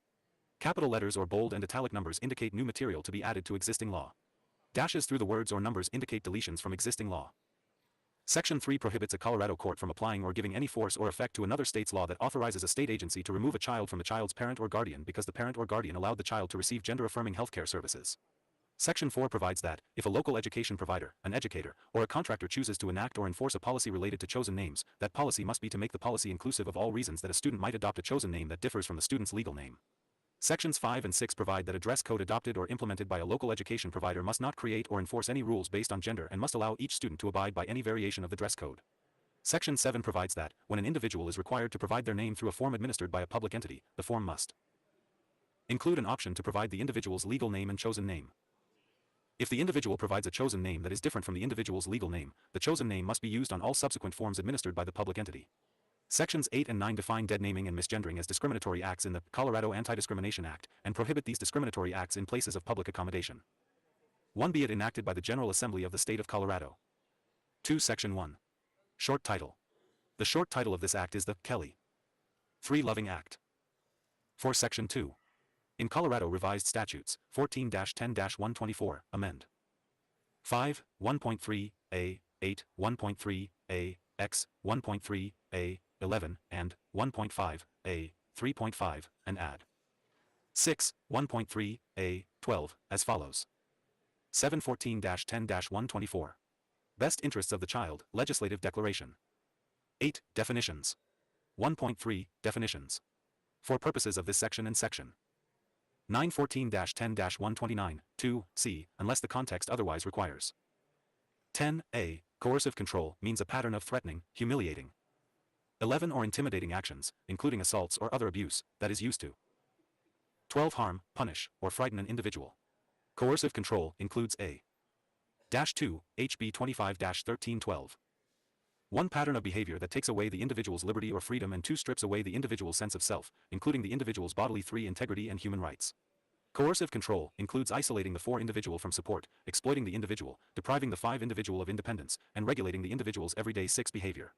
Coercive control includes, but is not limited to, any of the 7 following. 8. Threatening to publish the individual's, or the individual's 9 child's or relatives' sensitive personal information, including sexually 10 explicit material or material related to gender-affirming 11 healthcare services, as defined in Section 12-30-121, 1c, or 12. Make reports to the police or authorities. 13. Threatening the individual, or the individual's child or 14 relative, with deportation, or contacting authorities based on perceived or 15. Actual immigration status, withholding essential documents required for 16. Immigration, or threatening to withdraw or interfere with an active 17. Immigration application or process, or 18. 11. Forcing the individual, or the individual's child or relative. 19. To take part in criminal activities or child abuse, or 20. 12. Dead naming or misgendering, as those terms are 21 defined in Section 24-34-301. The individual or the individual's 22 child or relative. 23. 1.5. Allocation of parental responsibilities. The court shall 24 determine the allocation of parental responsibilities, including parenting 25 time and decision-making responsibilities, in accordance with the best 26 interests of the child, giving paramount consideration to the child's safety 27 and the physical, mental, and emotional conditions and needs of the child. -3, HB 25-1312. 1 as follows. 2a. Determination of parenting time. The court, upon the motion 3 of either party or upon its own motion, may make provisions for parenting for time that the court finds are in the best interests of the child, with the 5 child's safety always paramount, unless the court finds, after a hearing, 6 that parenting time by the party would endanger the child's physical health, 7 or significantly impair the child's emotional development. In addition to 8, a finding that parenting time would endanger the child's physical health, 9 or significantly impair the child's emotional development, in any order. 10 imposing or continuing a parenting time restriction, the court shall 11 enumerate the specific factual findings supporting the restriction, 12 including findings related to domestic violence, child abuse, and child 13 sexual abuse, and may enumerate the conditions that the restricted party 14 could fulfill in order to seek modification in the parenting plan. When a 15 claim of child abuse or neglect, domestic violence, or sexual assault. 16 where there is also a claim that the child was conceived as a result of the 17 sexual assault has been made to the court, or the court has reason to 18 believe that a party has committed child abuse or neglect, domestic 19 violence, or sexual assault where there is also a claim that the child was 20 conceived as a result of the sexual assault, prior to determining parenting 21 time. The court shall follow the provisions of subsection 4 of this 22 section. In determining the best interests of the child for purposes of 23 parenting time, the court shall consider all relevant factors, including 24, 3.5, any report related to domestic violence or coercive 25 control that is submitted to the court by a child and family investigator, 26 if one is appointed pursuant to Section 14-10-116.5, a professional 27 parental responsibilities evaluator, if one is appointed pursuant to Section -4, HB 25-1312. 114-10-127, or a legal representative of the child, if one is appointed to pursuant to Section 14-10-116. The court may consider other testimony 3 regarding domestic violence from the parties, experts, therapists for any 4 parent or child, the Department of Human Services, parenting time 5 supervisors, school personnel, or other lay witnesses. 6 Section 3. In Colorado Revised Statutes, add 19-3-220 as 7 follows, 8 19-3-220. Other states' removal laws relating to 9 gender-affirming healthcare services, when unenforceable. 1. IT 10 IS against the public policy of this state for the law of another 11 state TO authorize or require a state agency TO remove a child 12 from the child's parent or guardian because the parent or 13 guardian assisted the child in obtaining gender-affirming 14 healthcare services, as defined in Section 12-30-121, 1c. 15. 2. A court shall not apply another state's law as 16 described in subsection 1 of this section to a case or 17 controversy heard in Colorado court. 18. 3. The court shall not give any force or effect to any 19 foreign judgment issued in connection with the removal of a 20 child because the child's parent or guardian assisted the child 21 in obtaining gender-affirming healthcare services in this state. 22 Section 4. In Colorado Revised Statutes, add 22-1-145.5 as 23 follows, 24-22-1-145.5. Policies related to chosen names, definition. 25. 1. As used in this section, local education provider means a 26 school district, a charter school authorized by a school 27 district pursuant to Part 1 of Article 30.5 of this Title 22, A. -5, HB 25-1312. One charter school authorized by the State Charter School II Institute pursuant to Part 5 of Article 30.5 of this Title 22, or a 3 Board of Cooperative Services created and operating pursuant 4 to Article 5 of this Title 22 that operates one or more public 5 schools, or a facility school approved pursuant to Section 622-2-407. 7. 2. If a local education provider or its employees, an 8 educator, or a contractor, as defined in Section 22-1-143, 9 chooses to enact or enforce a policy related to chosen names, 10. That policy must be inclusive of all reasons that a student 11 might adopt a chosen name that differs from the student's legal 12 name. 13. Section 5. In Colorado Revised Statutes, add 22-1-148 as 14 follows, 1522-1-148. Student access to dress code variations. Address 16 code adopted or implemented by a local education provider, as 17 defined in Section 22-1-145, must not create or enforce any rules 18 based on gender and must allow each student to abide by any. 19 variation of the dress code. 20 Section 6. In Colorado Revised Statutes, 22-32-109.1, amend 21, 2a, I, introductory portion and 2a, I, J, as follows, 22-32-109.1. Board of Education, Specific Powers and Duties 23, Safe School Plan, Conduct and Discipline Code, Safe School Reporting 24 Requirements, School Response Framework, School Resource Officers 25, Definitions. 2. Safe School Plan. To provide a learning environment 26 that is safe, conducive to the learning process, and free from unnecessary 27 disruption, each school district board of education or institute charter. 6. HB 25-1312. One school board for a charter school authorized by the Charter School Institute 2 shall, following consultation with the School District Accountability 3 Committee and School Accountability Committees, parents, teachers, for administrators, students, student councils where available, and, where 5 appropriate, the community at large, adopt and implement a Safe School 6 plan, or review and revise, as necessary in response to any relevant data 7 collected by the school district, any existing plans or policies already in 8 effect.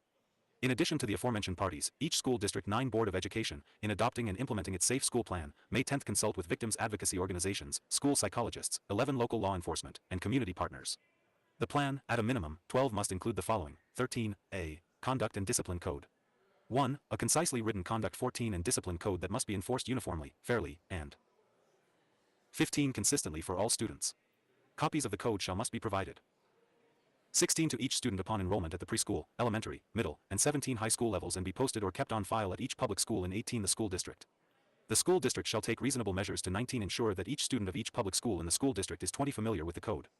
The code must include, but need not be limited to, 21J, a dress code policy that prohibits students from wearing 22 apparel that is deemed disruptive to the classroom environment or to the 23 maintenance of a safe and orderly school. The dress code policy May 24th requires students to wear a school uniform or may establish minimum 25 standards of dress, but must not create or enforce any rules based 26 on gender, and must allow each student to abide by any 27 variation of the dress code. 7. HB 25-1312. 1 Section 7.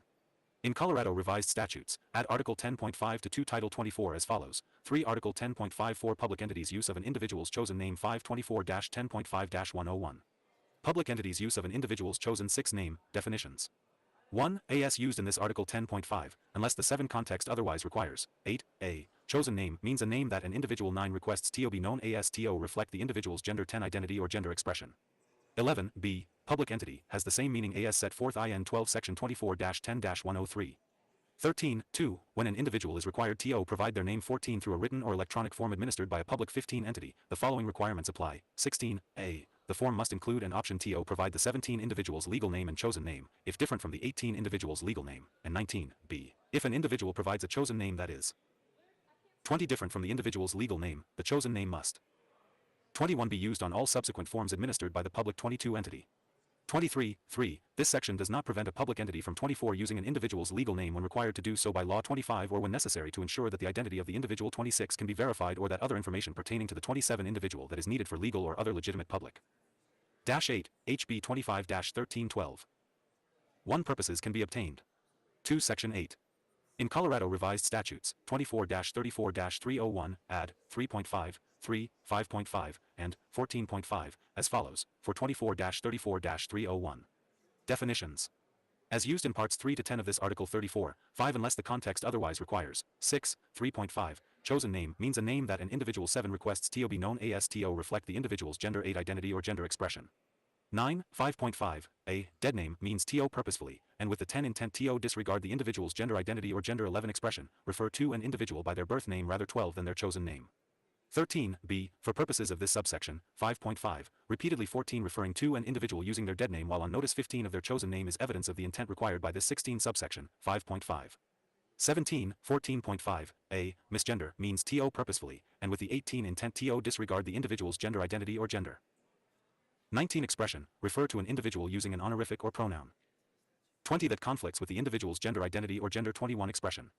22b, for purposes of this subsection, 14.5, repeatedly 23 referring to an individual using an honorific or pronoun that 24 conflicts with the individual's gender identity or gender. 25 expression while on notice that said honorific or pronoun. 26 conflicts with the individual's gender identity or gender. 27 expression is evidence of the intent required by subsection. Dash 9, HB 25-1312. 1, 14.5, a, of this section. 2, section 9. In Colorado Revised Statutes, 24-34-601, add 6, 3 as follows, for 24-34-601. Discrimination in places of public accommodation. 5, definition. 6a, IT is a discriminatory practice and unlawful. 6.2, with specific intent to discriminate, publish materials that 7 dead name or misgender an individual. 8b, for purposes of this subsection, 6, the refusal of a 9 PRE publication request for the publisher to use an individual's 10 chosen name, honorifics, or pronouns can serve as evidence of 11 the intent required by subsection 6a of this section. 12 Section 10. Safety Clause. The General Assembly finds, 13 determines, and declares that this act is necessary for the immediate 14 preservation of the public peace, health, or safety or for appropriations for 15 the support and maintenance of the departments of the state and state 16 institutions. Dash 10, HB 25-1312. To the bill. Representative Stewart. Thank you, Mr. Chair. I just wanted to thank my good colleague from Mesa County and confirm that the fiscal analyst indeed has determined that there is no fiscal impact to L006. Thank you. Minority Leader Puglisi. Thank you, Mr. Chair. So when I was going through this bill, there was some concerns that I had heard. I wasn't in committee, but I'd heard from some school districts about the dress code section specifically.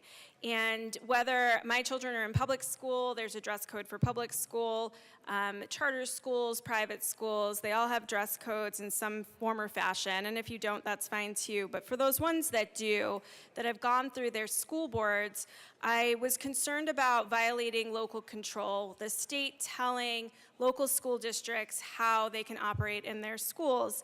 And so with that, I did raise that concern with the bill sponsors, and I want to say thank you to the bill sponsors for talking through with me as I was advocating for my constituents, my concerns. And we went through a couple of iterations of language and finally settled on one that I think will make our school districts feel more comfortable that there's not a violation of local control, but at the same time, find some middle ground with the intent of the bill sponsors.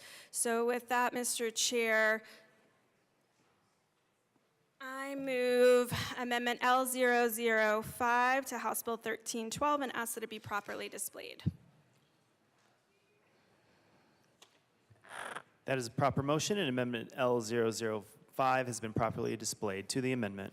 Thank you, Mr. Chair. So in the printed bill, this would strike lines 17 through 19 and substitute defined in section 22-1-145, must allow each student to choose from any of the options provided in the dress code. Again, the constituents that I talked to, the schools that I talked with, they felt like this did preserve local control, again, while finding the middle with what the bill sponsors are trying to get to. I do want to thank the good representative for Denver County and fellow attorney for helping me navigate this as well. So I do want to give credit where credit is due. And with that, I would ask for an aye vote. Thank you.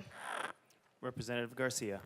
Thank you, Mr. Chair. I rise in support of this amendment. I also want to explain, Case and Casby did have the bill. They had the language, raised no concerns with the language as written in the bill. However, hearing the concerns directly from a colleague, we still felt that it was appropriate to make the necessary changes, and so we do ask for an aye vote.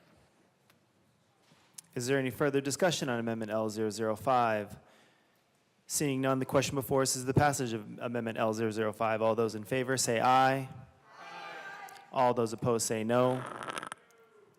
The ayes have it. Amendment L005 passes. To the bill. Representative DeGraff. Thank you, Mr. Chair. I heard this bill in committee also. And I thought some things were really interesting about it, because on the face of it, you see a massive violation of the First Amendment. And then we were assured later on by someone with the First Amendment text tattooed to their leg that it was not, in fact, a First Amendment right. And the way they get around this, and this is germane to the text that I'm just about to cover, the way they get around this is by first classifying non-celebration, non-affirmation of whatever you want to call this as discrimination. So you classify the terms as discrimination, and then you say discrimination is not protected under free speech. So gets kind of into the slippery slope of the tyranny of controlling language for the purpose of controlling thought, for the purpose of controlling people, which is what this bill is about.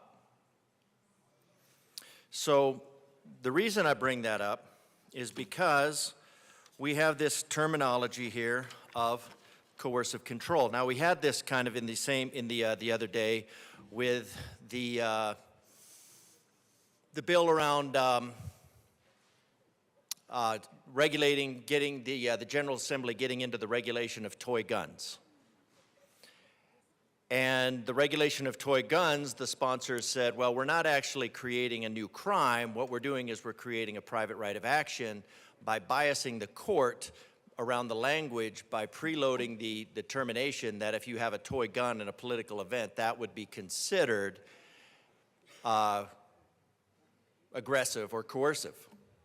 So you just define that. And here coercive is really interesting because coercive control means a pattern of threatening, humiliating, or intimidating actions, including assaults or other abuse that is used to harm, punish, frighten an individual. Coercive control includes a pattern of behavior that takes away an individual's liberty. And liberty, I think a great example of liberty would be freedom with a moral basis, a moral foundation, or freedom, and strips away the individual's sense of self, including the individual's bodily integrity and human rights. So, but what's interesting about coercive control is right now, it's one of those things that it's not really a crime. So you have two, I think the case is Troxel that was recommended, where the court has to assume in a parental case that both parents are fit parents, and then it would go from there. But when you look at the language in here, the language preloads the court and says basically anything short of celebration and promotion of, I'm not going to call it gender affirmation, because the only gender that is not ever affirmed is the gender, I suppose, with which aligns with one's chromosomes. That gender is never affirmed. So it's not gender affirmation, it's gender transformation. And I'm not even sure what that's based around, because gender is in accord with genitals, and there's 90-some different genders depending on the list, maybe 256. So it's a completely meaningless word, expansive to be inclusive of everything, but let's talk about coercion. This bill is coercion. This bill is coercive control. It's coercing parents. It's the coercive control of parents, because if you look at coercive control, what the sponsors are doing is they're putting in here and saying coercive control means a pattern of threatening. But it doesn't really matter what the definition, because you could say currently coercive control is not a crime. And so now the bill does preload the court against coercive control, and that it is discrimination, therefore it's not protected speech, and therefore it's part of abuse. And if you look at the train of bad ideas that this body seems to be plugged into for regular deliveries, Hawaii, it's a misdemeanor, California in 2020, Connecticut, Washington, Maine, New York, it's a Class E felony, coercive control. I'm not advocating for coercive control. I'm just saying what's in this bill is preloading the court into coercive control to say, and then Colorado, House Bill 21-1228, classified in their domestic training to include coercive control. So all you have to do is turn the switch on to HB 21-1228. Now you'd label coercive control as identified in 2021 as domestic violence. Domestic violence is a crime. Now you have a crime. Now you have a crime and then you no longer have two fit parents. And so what you're doing, what the bill is doing, is it's leading down the path of making a parent who is concerned about sending their child down a path of bodily transformation in accordance with absolutely no medical standards whatsoever, or becoming chemically castrated or chemically modified and becoming a medical experiment for the rest of. And these procedures are experimental. There are no actual guidelines. We did talk about Debupath. Debupath is their own thing, and you had one person cite Debupath and down the line. So what you have is a circular thing. So let's go back to coercive control, because that gets to our amendment, and I would like to just move L004 to HB 1312 and ask that it be displayed. So, and what is coercive control about? Representative DeGraff, hold on. I was just going to keep talking while it was loaded.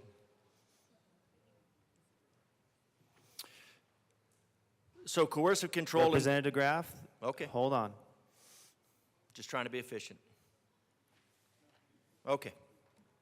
Representative DeGraff, that is a proper motion, and Amendment L004 has been properly displayed to the amendment. Thank you, Mr. Chair, and I appreciate you getting everybody's attention for me. I appreciate that. All right, so coercive control includes isolating the individual from support. Support is unclassified, so support would be presumably those who are in favor of bodily transformation, despite all of the problems with bone density, with brain development, with all of the other things that go along with wrong sex hormones in an unregulated environment. Certainly, there are times where these wrong sex hormones need to be used. But in the bodily transformation, it is purely experimental. Exploiting the individual, deriving individual independence, et cetera, includes but is not limited to, would be limited to material related to gender-affirming healthcare services. So if you took a picture, if you took a picture around gender-affirming services, bodily mutilation, bodily transformation, and you showed that to a kid and you showed him that, hey, these surgeries,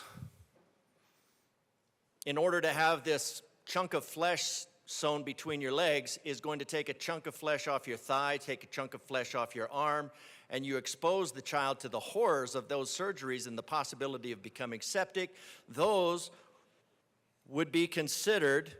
So in this case, just exposing a child to the possibility of the dangers of any surgery, let alone a surgery that is purely cosmetic, that would become coercive control, and under the laws and the growing laws, and right on the edge for Colorado would be considered coercive control, and therefore a crime would eliminate that parent as a fit parent. So what this bill is doing is it's laying out the line so that just like last year's bill for the foster care that requires the celebration and promotion of bodily transformation for foster parents, costing us a lot of foster parents, this is going down the same road and telling that parents, your kid will be taken away from you unless you celebrate and promote bodily transformation to counter the gender which born with at birth, although it doesn't match the genitals, none of it makes sense. So what this does is it takes the legal, because I'm supposed to assume that this is not the intent of the sponsors, so I will. So this has a couple of modifications in lines 1 and 2, a couple lines stricken in strike lines 13 through 22 on page 3.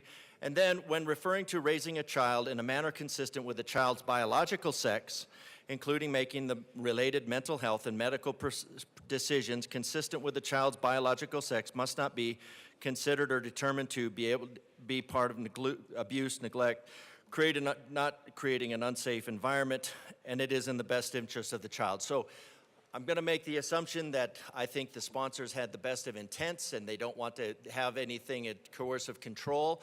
My fear is that the coercive control definition is a broad and slippery slope. So what we want to do is we want to make sure that the parents have some background, so that some backing here by law, so that they can help their child to make an informed choice.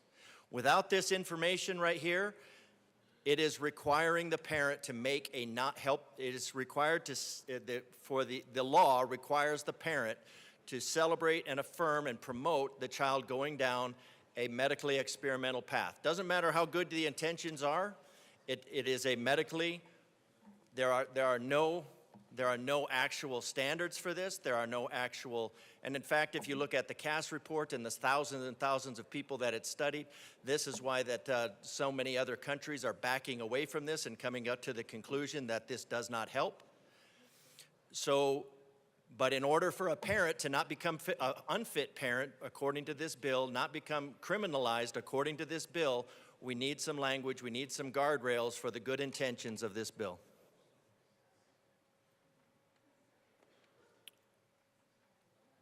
Assistant Minority Leader Puglisi. Thank you, Mr. Chair. The one thing I do want the bill sponsors to just kind of think about, and I think what this amendment highlights, is in a situation where you have a parent who might be a survivor of domestic violence, who has pretty much full custody of her children, and the father is not really part of the life of the children, and then comes up in an effort to cause more pain on the parent that is in the custodial parent by using this statute. That is my only concern, that I just wanted to highlight, that there are those people who use the children in order to punish the other parent, and I would just hate for them to be able to use a statute like this in order to do that, and I just wanted to put that on the record. Thank you. Representative Tatone. Thank you, Mr. Chair. It's an honor to serve with you. Pleasure to serve with you. Yes, Mr. Chair. I'm looking at this amendment, and I believe this does not fall under the title, and I request the title ruling on this amendment. Okay.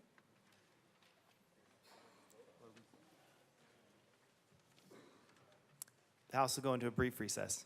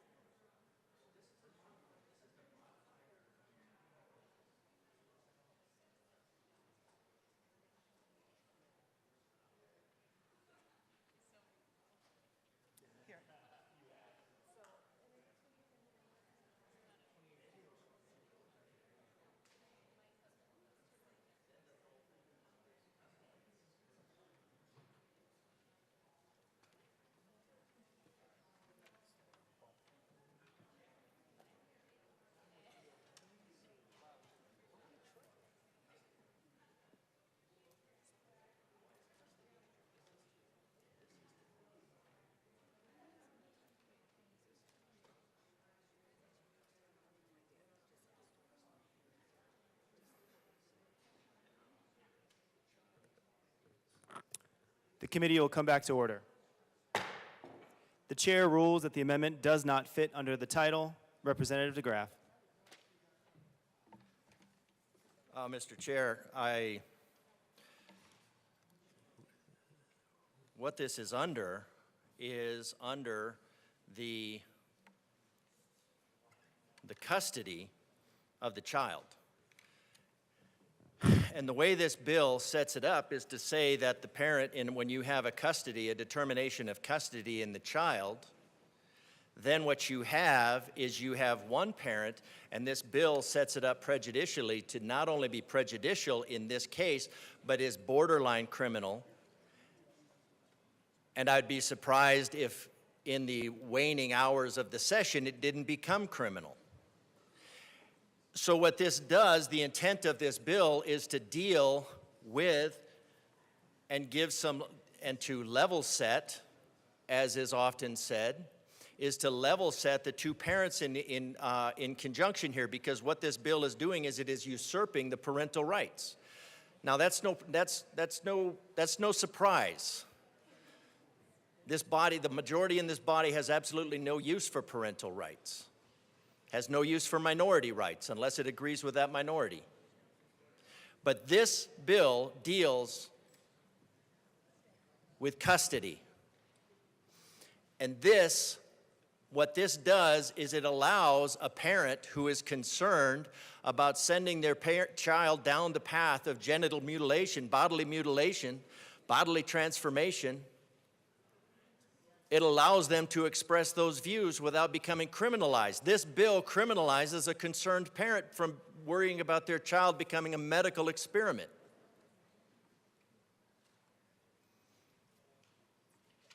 And the chair, Mr. Chair, your ruling is that the only fit parent is the one who celebrates the bodily mutilation of a child. Hold on, Representative DeGraff. The ruling of the chair is final. Please stick to your comments to the bill. I don't know why the chair would rule that way.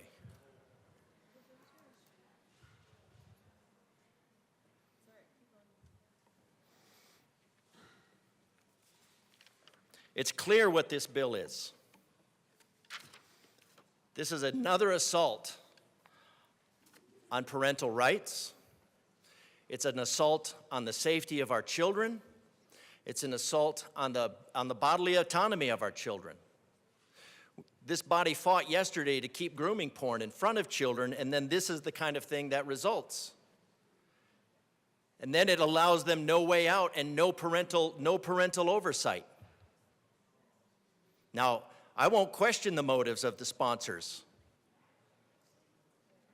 but I think they're questionable. Giving a parent, what this bill does is it makes a parent a criminal. It makes a parent a criminal for not celebrating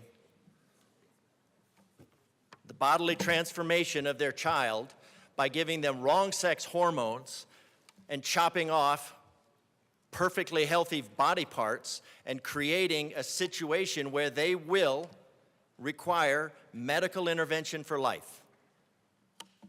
Those are the facts. And if a parent now expresses concern about that, this body wants to make that parent a criminal. I think that is criminal. Representative Garcia. Thank you, Mr. Chair. I just want to come up and just, again, clarify misinformation. We've heard a whole bunch of that today. But specifically in this case, there is zero criminalization in this bill. Nobody is criminalizing anyone. No parent is criminalized. And I think the idea that that is being said and being told and the lies that are being spewed is really poor. Representative Espinoza. Thank you, Mr. Chair. I just want to come up and, as you're getting used to me, what I like to do is set the discussions in the law. So one of the things to remember is there's been a lot of discussion about coercive control. Acting like this is the first time coercive control has ever been talked about in this chamber or in the statutes in the state of Colorado. Coercive control exists in a statute as one of the elements that we use to determine the best interest of the child. So what this bill is doing is simply adding to one of the elements that a judge may consider when assessing the best interest of the child, these two things. Threatening to publish the individual or individual's child's or relative's sensitive personal information, including sexually explicit material, or, and this is what we're adding, material related to the gender-affirming healthcare services as defined in 1230-121. In large part, that is also a shield provision to protect a child from having their health care used against them in determining best interest of the child. And then we've added to the definitions of coercive control, dead naming or misgendering, as those terms are defined in 2434-301, the individual or the individual's child or relative. And the reason that is important to add to the definition of coercive control is because this is detrimental to our children. This is detrimental to the people who are going through a process of having their rights determined in parental situations of assigning time and custody or custody. I think it's also important that as we turn to the questions which was raised by my colleague from El Paso with regard to the question of what we're doing with regard to custody and other issues. Once you look at coercive control just being added, that definition as it pertains to this community, because generally those are the only communities being dead named or misgendered, then in that circumstance, we are specifically indicating to the court that they should not be using, that they can also consider coercive control as one of the elements of the best interest of the child in terms of parenting allocation. That doesn't take any parenting rights away. It doesn't do anything else. It's one of the elements. And as was stated in testimony over and over during the 13 hours, I don't remember how many hours, but multiple hours that I was in judiciary, what's critical about that is the psychological harm to be called the wrong name for an individual is very traumatic.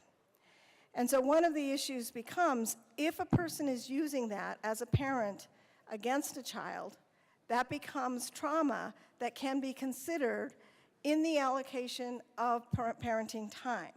It is not the only circumstance. We also heard stories or discussions of other elements which are very difficult, but this is why we have judges. Parents may disagree on vaccines. That's one of the elements in the best interest of a child that we can also look at in the statute as it exists today.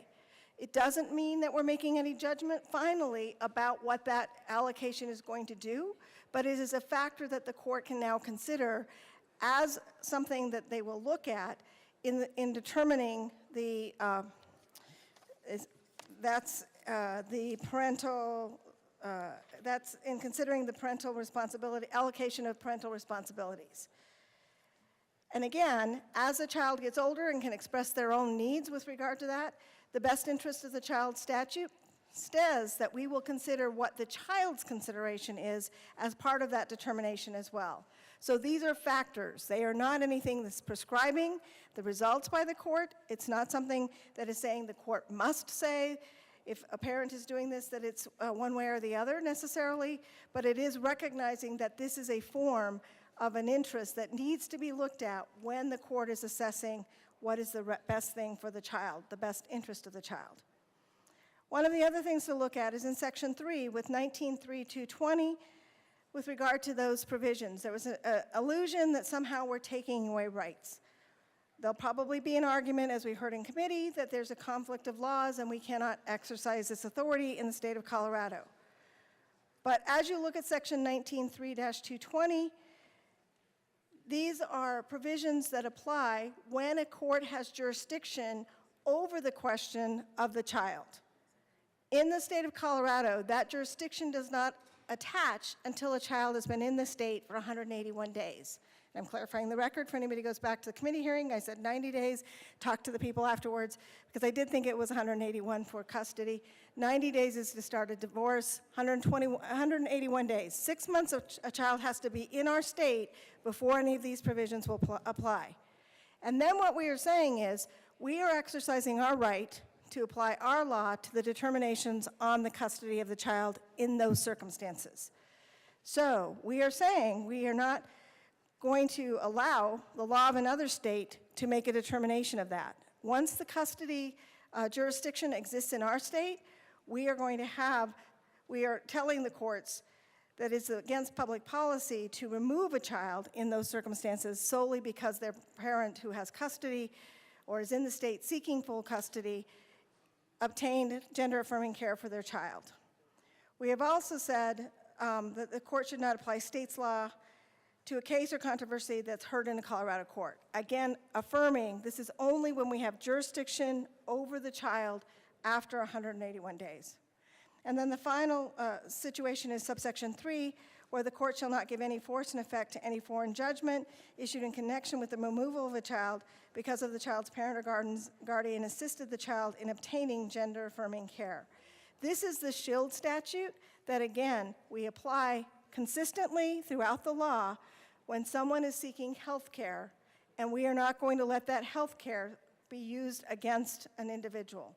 And so that is the reason we put these three provisions, or the sponsors have put these three provisions into the statute. I believe they're legally sound. I believe they do not trigger any overburden on parental rights because they are balancing tests that the court is just going to now have the freedom to ascertain in the circumstance that's before them what is in the best interest of the child. So I just wanted to get that on the record. Thank you. Representative Richardson. Thank you, Mr. Chair. I appreciate the job you're doing up there. I did want to just make one quick correction. When the minority leader was up here a moment ago, you identified her as the assistant minority leader, and I know gender confusion is the order of the day. The assistant minority leader is the gentleman from Los Alamos. The fair representative from El Paso is the minority leader. I know our time is short with nearly 6 million Coloradans and 65 representatives in the House, and Rule 14 imposed by the majority that limits debate to 2 hours, leaving an average of about 2 minutes for each representative to deliberate on this deeply personal and complex, morally and ethically challenging issue. I don't want to take up a lot of time, but I guess the political cattle drive moves forward. I generally say that I rise in respectful opposition. I'm kind of in bemused opposition to House Bill 1312. I believe the bill is rooted in a desire to show compassion. We heard earlier that there's nothing criminal in here, but I would say taking somebody's child is probably worse than going to jail for a crime, and we don't put a lot of people in jail for crimes either. So I believe it's misguided. It fundamentally oversteps the proper role of government. It threatens parental rights. It raises serious constitutional issues. It does seek to redefine coercive control. The word's been in law, but we're now adding other elements to consider in a family court, to include a parent referring to their child by their legal name or their biological pronouns. This would allow a parent who may be navigating an incredibly complex and emotional issue with their child to lose custody for not affirming a gender identity they may not understand, agree with, or believe is in the child's best interest. This is not protecting children, it's weaponizing the courts against parents. Under this bill, a loving mother or father who exercises their First Amendment rights, who speaks out of concern, not cruelty, could be labeled as abusive. We must ask ourselves, is that really the role of the state to insert itself into the family dynamics to this extent? When we erode the rights of parents, we don't just weaken the family, we weaken the foundation of our society. Furthermore, this bill would force schools and public institutions to adopt policies concerning chosen names, regardless of local values or community standards or the desires of the parent of that child. It compels speech, mandating that individuals and institutions use names and pronouns based on preference rather than legal identity. Compelled speech is not free speech. The government should never be in the business of dictating language. Let's not overlook that the bill's provisions allow Colorado to ignore laws of other states regarding gender-affirming care. We're a union of states. And while we may disagree on policy, we must respect the legal processes of our fellow states. This bill invites legal chaos and undermines interstate cooperation. Lastly, I fear the unintended consequences of this bill. And I did say fear. We are losing this state. We are losing our children. That is something to fear. Consequences that could include increased litigation, divisiveness in our schools, and the silencing of people who simply have sincere questions and concerns. This is not a conversation we should shut down. It's not one that should be limited to an average of 2 minutes each. It's a conversation that we should have with respect, honesty, and humility. This is not a might makes right discussion. You have the votes. I know how this will go. But that does not make it right. So colleagues, or for safety's sake, fellow humans, I urge you, let's find a path forward that respects all Coloradans, includes parents, educators, and individuals of conscience. Let's protect individual liberties while fostering real compassion, not coercion. I do very respectfully ask you to vote no on this bill. Thank you. Representative Richardson, thank you for your very so polite identification of my misstatements, and I apologize to those on the other side of the aisle for misidentification. I will endeavor to do better, as we all must. And I would like to recognize that this has been a very civil debate, and I would like to thank everyone for that. So let's endeavor to continue that and continue to focus on the merits of this bill, or merits, or whatever your position is on this bill. With that said, Representative Barone. Thank you, Mr. Chair. I know I'm a freshman legislator here, but the one thing that really has surprised me throughout this whole process is the hypocrisy in some of the legislation coming through here.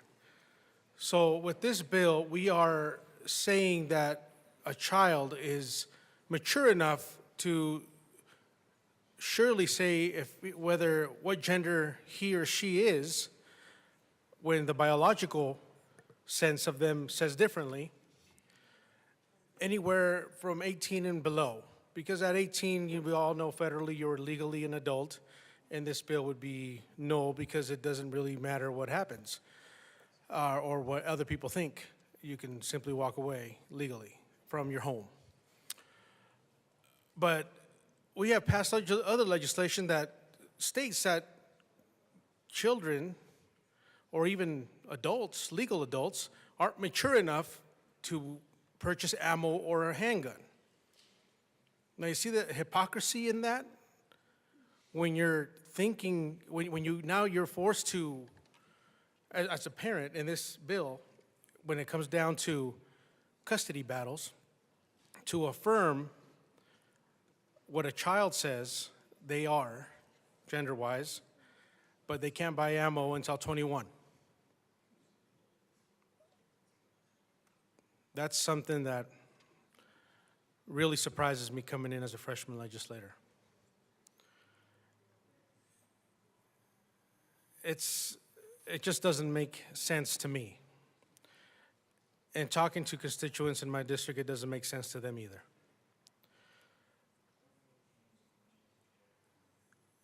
Now, the word coercion is not, right now, not illegal, and it's not going to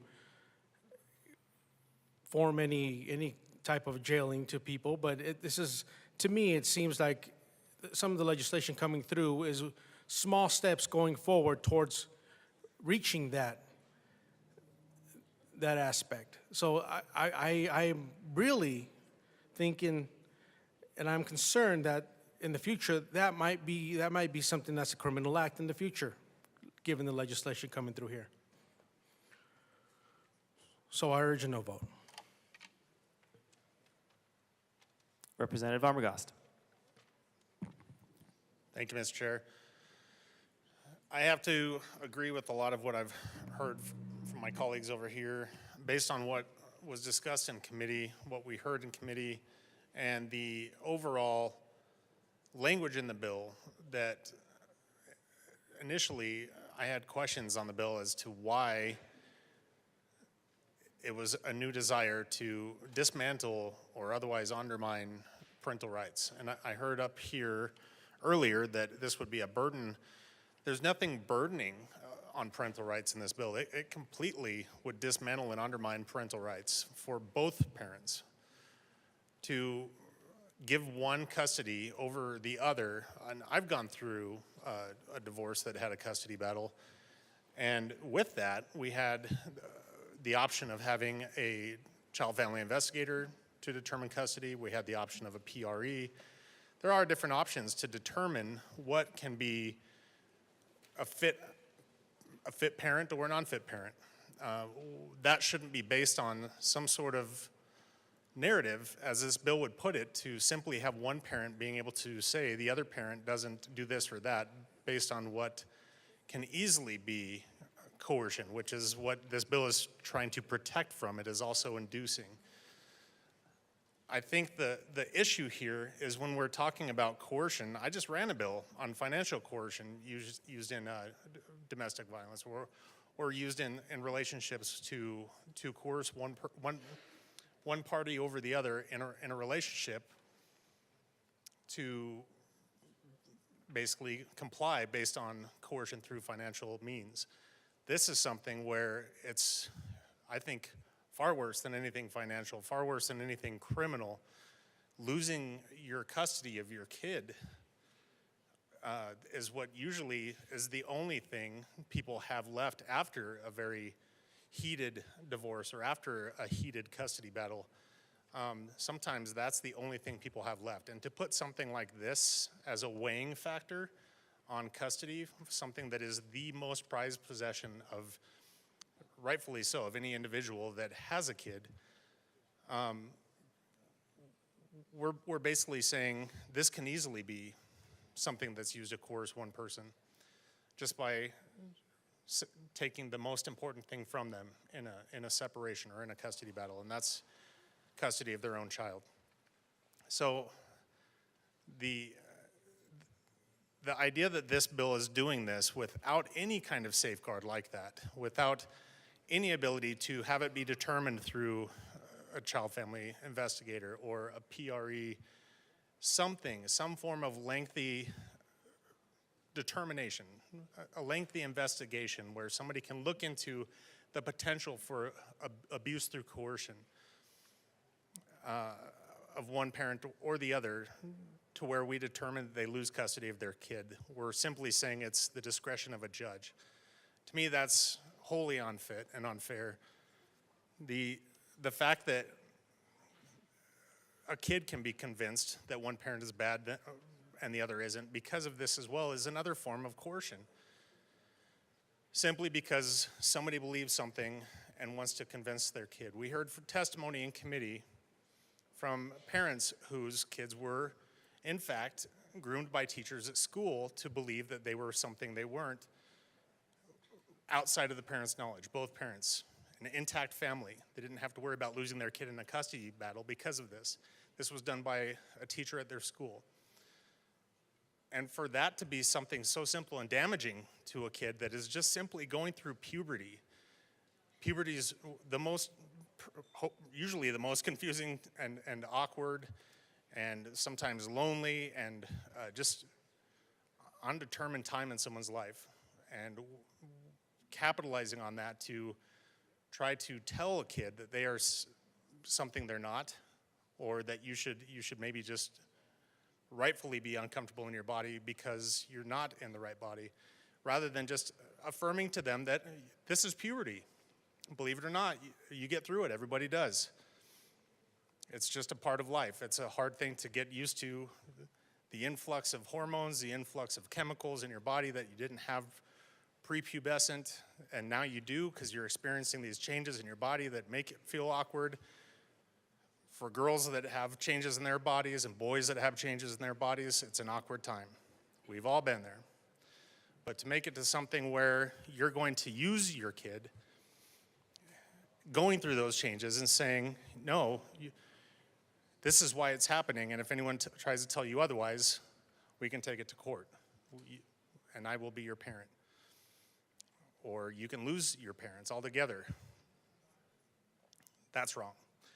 I don't think we do enough of that in this building with disrupting and dismantling parental rights. We do enough in this building with separating nuclear families. We do enough in this building to take those protections away from our kids. And this is the idea of what protecting our kids looks like. I definitely disagree. I think I speak for most of my colleagues over here that we disagree. And I hope everyone in here votes no on this bill. There is 1 hour and 3 minutes remaining. Representative Mabry. Thank you, Mr. Chair.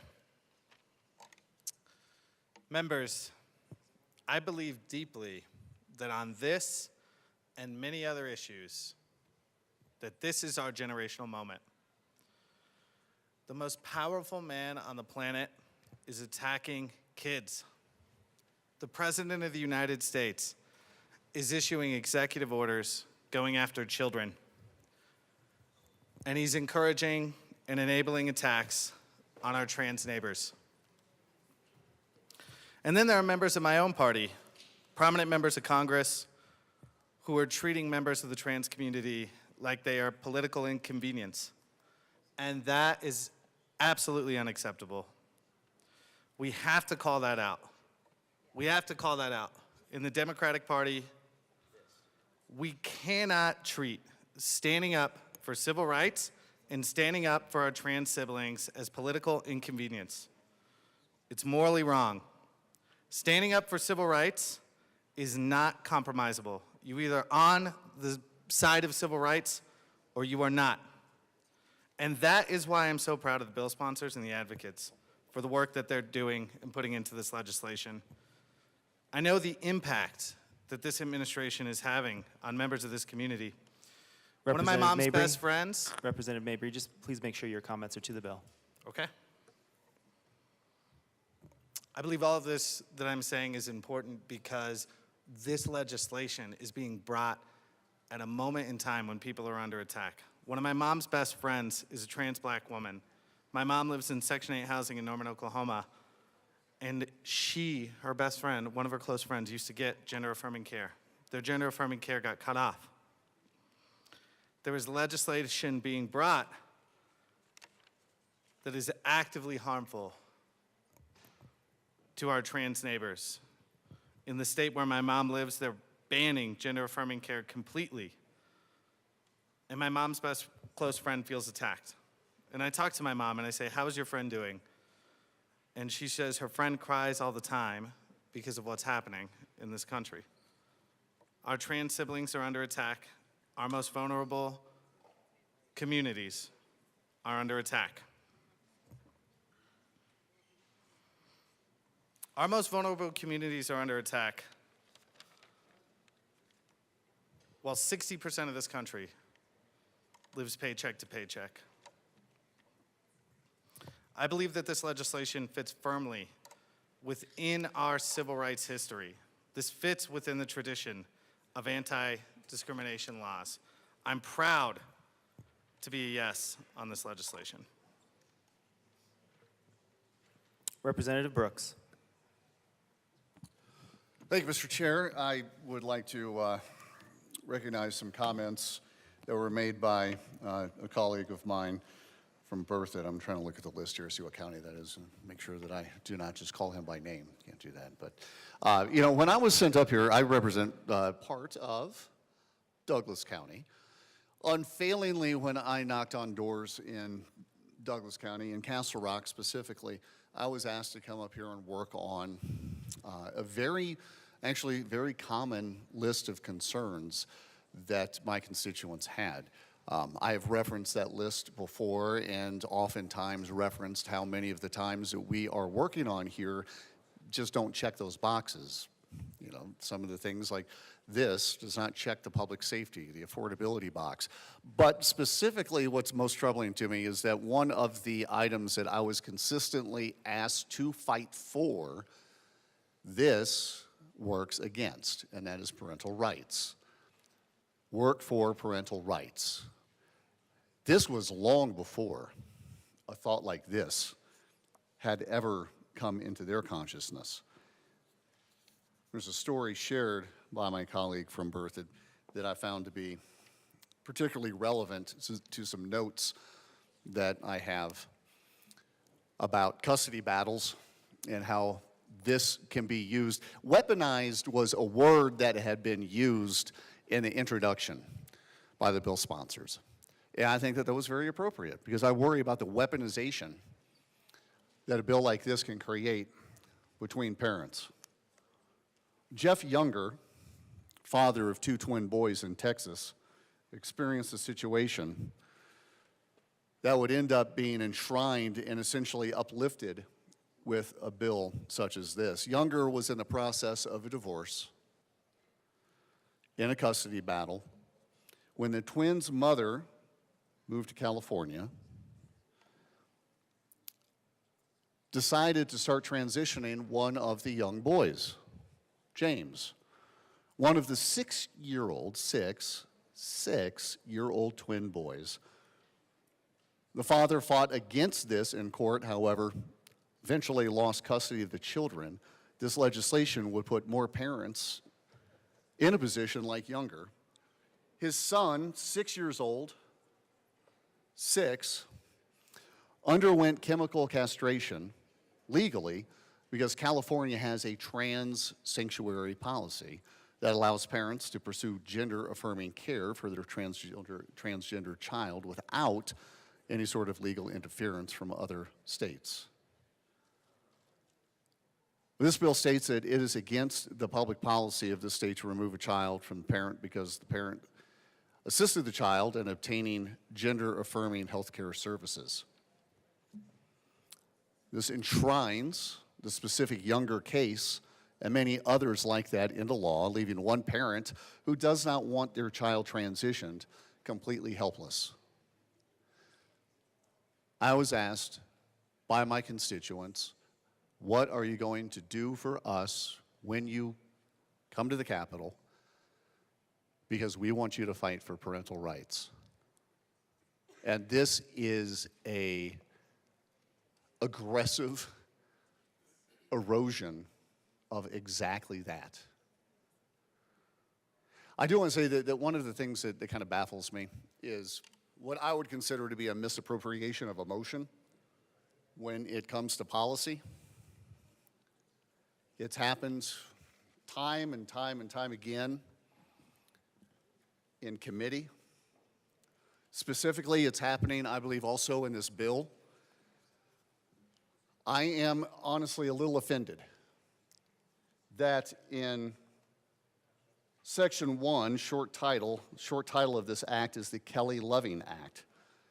The Club Q shooting, while incredibly tragic, has zippity-doo-dah to do with this. It's a misappropriation of emotion. Taking a tragic story, sad story, terrible story, and misappropriating it to policy. Raymond Green Vance is actually the youngest victim of the Club Q shooting, who's 22 years old, heterosexual male. I know that doesn't fit into the bill's narrative here, or the misappropriation of emotion to support policy. But I think that if we're going to use a victim's name of the Club Q shooting, we probably ought not to just choose one, because we're talking about violence across the board and violence that affects everybody, violence that affects all classes, protected or not. 22 years old, tragic story. But I know it doesn't fit into the emotional narrative here. I would ask for a no on this bill. Representative Garcia.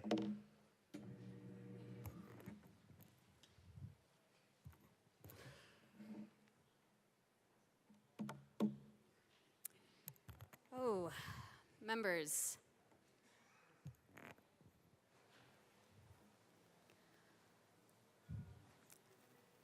I do not necessarily feel the need to explain how incredibly inappropriate those last statements were.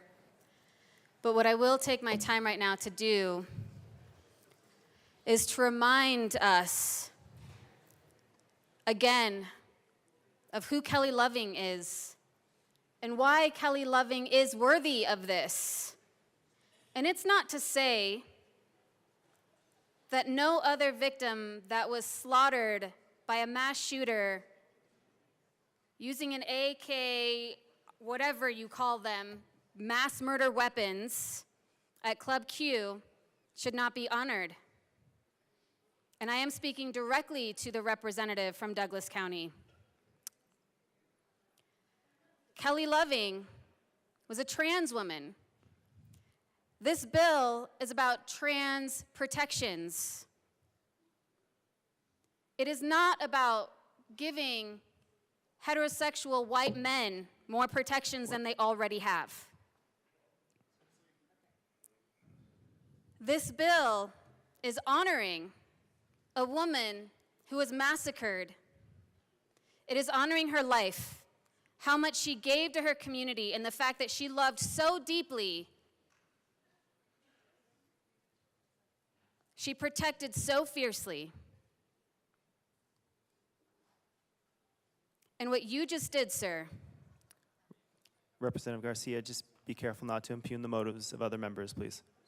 Thank you, Mr. Chair. Kelly Loving deserves this honor for who she was, how she lived, and nothing can take that away from her or this bill. I'm appalled by your disrespect. Representative Bottoms. Thank you, Mr. Chair, and I want to thank you ahead of time for lots of leeway. This bill really is about a crisis. We're having a major crisis. We were having the crisis in our country, but our country is starting to swing back the other direction, the proper direction, the right direction when it comes to these subjects. But the state of Colorado, we're still having a crisis of truth. We don't like truth in this state and definitely in this room. Truth is not subjective, though. That's the interesting thing about truth. I hear these statements all the time, my truth, your truth. Truth is absolute. There is something called truth, and there is everything else. Once you put a qualifier on truth, in other words, my truth, your truth, the word truth has to be taken out of the sentence because it's no longer applicable. Because it's not your truth. There is truth, absolute truth. And interestingly, truth does not originate with humans. Truth comes from God. Lies come from Satan. In fact, that's actually a quote from the Bible. Satan is the father of all lies. And so as human beings, we don't actually create truth or create lies. We propagate one or the other. We get our truth from God or our lies from Satan. But they don't come from humans. Humans don't actually have the ability to create any more than Satan has the ability to create. Satan doesn't create, God creates. The best I can do is co-create. So what I try to do is I try to co-create with God rather than Satan by speaking truth. Lies are co-creating with Satan. The truth is, boys are boys and girls are girls. And no matter how many times you say that differently, change that, put it into bills, put it into books, say whatever you want, do whatever you want. There is XX, there is XY, boys are boys and girls are girls. But what we do is we change the narrative and we say that it's based upon things like science and stuff like that. But science says XXXY. Science doesn't say boys can be girls and girls can be boys. Humans say that. That's not truth. That's human. That's the opposite. Surgeries can't change this. When somebody digs up a dead body 10 years later, it's going to be male or female according to science, not according to what that person decided. That's the difference between truth and false. Therapies don't change this. There's XX and there's XY. There are boys and there's girls. We have taken truth and we've cast it aside for the sake of humanism and narcissism. We literally are saying, this is what I think, this is what I feel, and it doesn't matter what facts or science or anything else says. I am going to come up with my narrative, not my truth, because that's not a thing. The only thing you're coming up with is your story or your narrative. And the interesting thing is everybody's allowed to tell their story. Everybody's allowed to tell their narrative. But when you start codifying it into law, when you start attacking children, when you start attacking parents' rights, that's when the truth must come out. And here's what's happening across the state of Colorado. The people of Colorado are getting tired of the lies. They're getting tired of them. We're seeing this on almost every single subject, but the biggest is right here. And they're getting so tired of this, it's literally in the 70 percentile of people in Colorado are saying this is no longer what we're going to allow to happen. We're no longer going to be a part of this. Yet in this room, again, we feel and we know better, and so we can speak whatever we want, we can say whatever narrative we want, and we can call it truth, and then we can pass it into law because you have the laws. But that is changing. That is changing. It is getting outside of this room. The biggest fear of the people in this room is that the message get outside this room, and it is getting outside this room. So keep telling your narrative in this room, because we're getting the truth, facts, the absolute truth out there. Instead of helping people that are hurting and dealing with mental health issues, we love ourselves. We don't love them. We don't want to get them mental health help. We love ourselves. This is narcissism. This is humanism. And this is the transgender subject. It's about what I feel about me, not actually caring about anybody else. If we cared about the people, we would get them help. We would get them mental health help. The reason that this is such a big deal in this room is because it's ideology. It's an ideology. It's not based upon people. It's not based upon needs. There's actually something called real needs or human needs opposed to felt needs. Most of the time in this room, we do felt needs, not real needs, felt needs. Well, a real need is when you tell a parent they can't have their child because they're not affirming that, you're going to see a state blow up. This is something that is completely lost on the left in this room. You keep doing things that it's going to blow up in this state when you start taking kids from their parents. They're not going to allow that to continue. People are hurting. They're struggling with identity issues, and we continue to enable and hurt them more. Instead of dealing with truth, instead of trying to help these people, we enable them and we corral them into a forced mentality. And here's how I know it's true. We just dealt with this on the last bill. I've dealt with it in 2 different committee meetings. This is the reality. If we really cared about people, we would care about detransitioning as much as transitioning. But we don't, because truth is not relevant in this arena.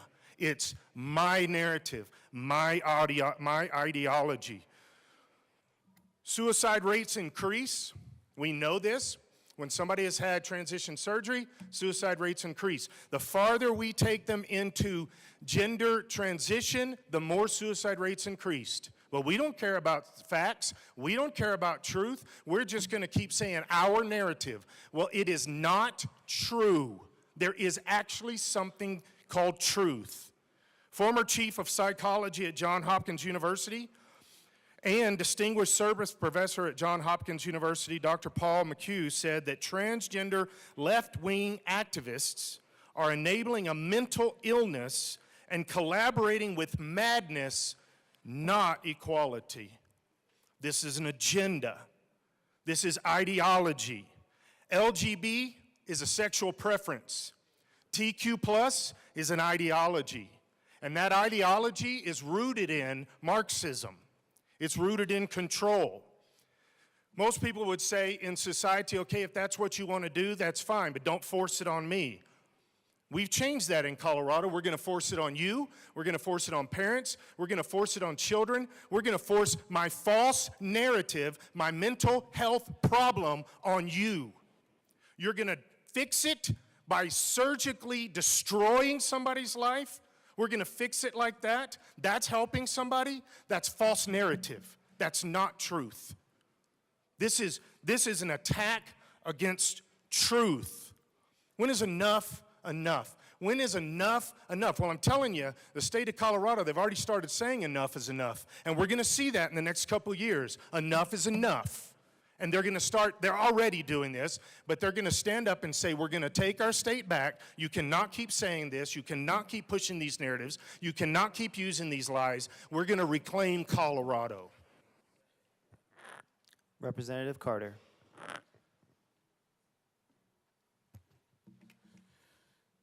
Thank you, Mr. Chair. I just want to,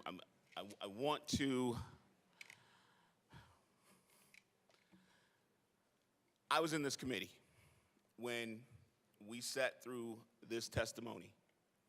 And before, or even though after, we've gotten a little off track, I don't want us to forget the beautiful individuals that came and spoke to us. They came into that committee and they sat in that committee room with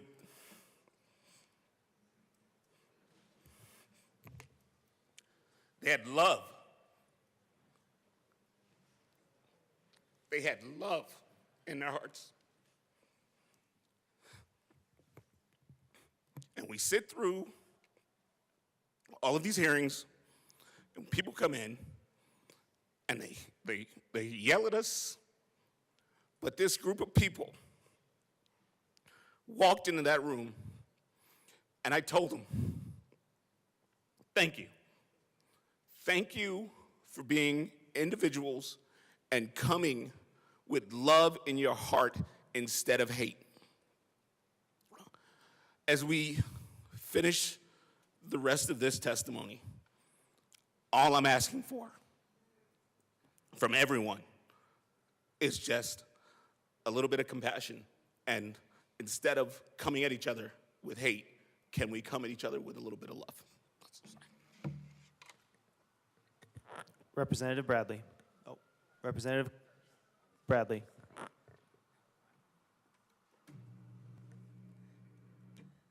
Thank you, Mr. Chair. 70% we heard testifying were the trans community because you stakeholdered it for a year. They said that you stakeholdered it for a year. It dropped late last Friday night and parents couldn't get off work to testify. Let's be really clear. It dropped Friday night, they stakeholdered for a year, and then it dropped and none of our constituents could get up here because they work, because they take their kids to school. So let's be really transparent about what's going on and about keeping parent groups out that we refer to them as the KKK and hate groups. And I want to thank one of the representatives for referring to parent groups as that, because boy, that just binds us. That just fuels our fire. We are a cohesive group of liberals and conservatives and feminists, and man, we are here for our children. You have bridged the gap for us. Thank you for doing that. Thank you for giving us a cohesion like I have never seen before. Thank you to the parent groups out there fighting for your children. I'm proud to be a part of you. You know who feels attacked? Parents losing their kids in this state, because it's happening in all your districts. When we say the government shouldn't be involved in healthcare decisions, they shouldn't be involved in the parenting decisions either. After raising concerns about his then 13-year-old son taking puberty blockers and starting on a path to irreversible, experimental, and lifelong medical interventions to transition into a girl, the Colorado government stripped Father Robert Cameron of all of his rights to protect his child. Wait, that sounds like coercion. I'm scared for my son. I can't talk to my son about what's going on through his head. That's unacceptable. The state can't do that. That's just not okay, Cameron said. I should be able to talk to my son about anything. Is he going to like it? Some of it he will, some of it he won't. Colorado law is stacked against Cameron and parents that want their children to know the truth. They enforce, this government enforces a model that essentially requires parents, therapists, and doctors to pursue gender transition for minors no matter what. That is coercion. That is telling psychologists that they will be held liable if they don't affirm children. That is lying and that is coercion. That's the basic definition of it. And Colorado legislators have done that year after year after year. You can't get into your child's chart anymore because they're 12. You can't do this with your child. You can't do that with your child. The nanny state times 1,000. I'll tell you what, these are my children. And the line in the sand has been drawn. It's coercion telling a kid that God got it wrong, and I think it's one of the most abusive things I've ever heard. All your friends were created perfectly and beautifully, except for you. Something's wrong with you. He didn't do it right with you. The world got it wrong with you.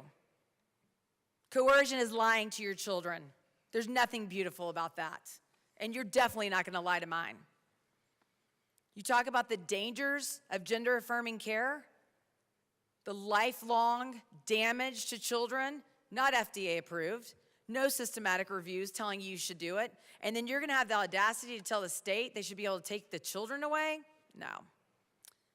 Try it. Keep trying it. The state is mandating parental rights. I have heard group after group come testify against all of our bills on this side of the audience, or on this side of the aisle, saying that the state knows better for your children. No, they don't. They don't tuck my kids in at night. They don't listen to the stories of heartbreak. They don't know their medical history. They don't know the battles they're fighting. They don't know if they're depressed or suicidal. They have no idea what's going on in the heads of my children.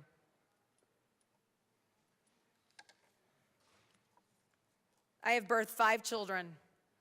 I will protect them fiercely to the nth degree.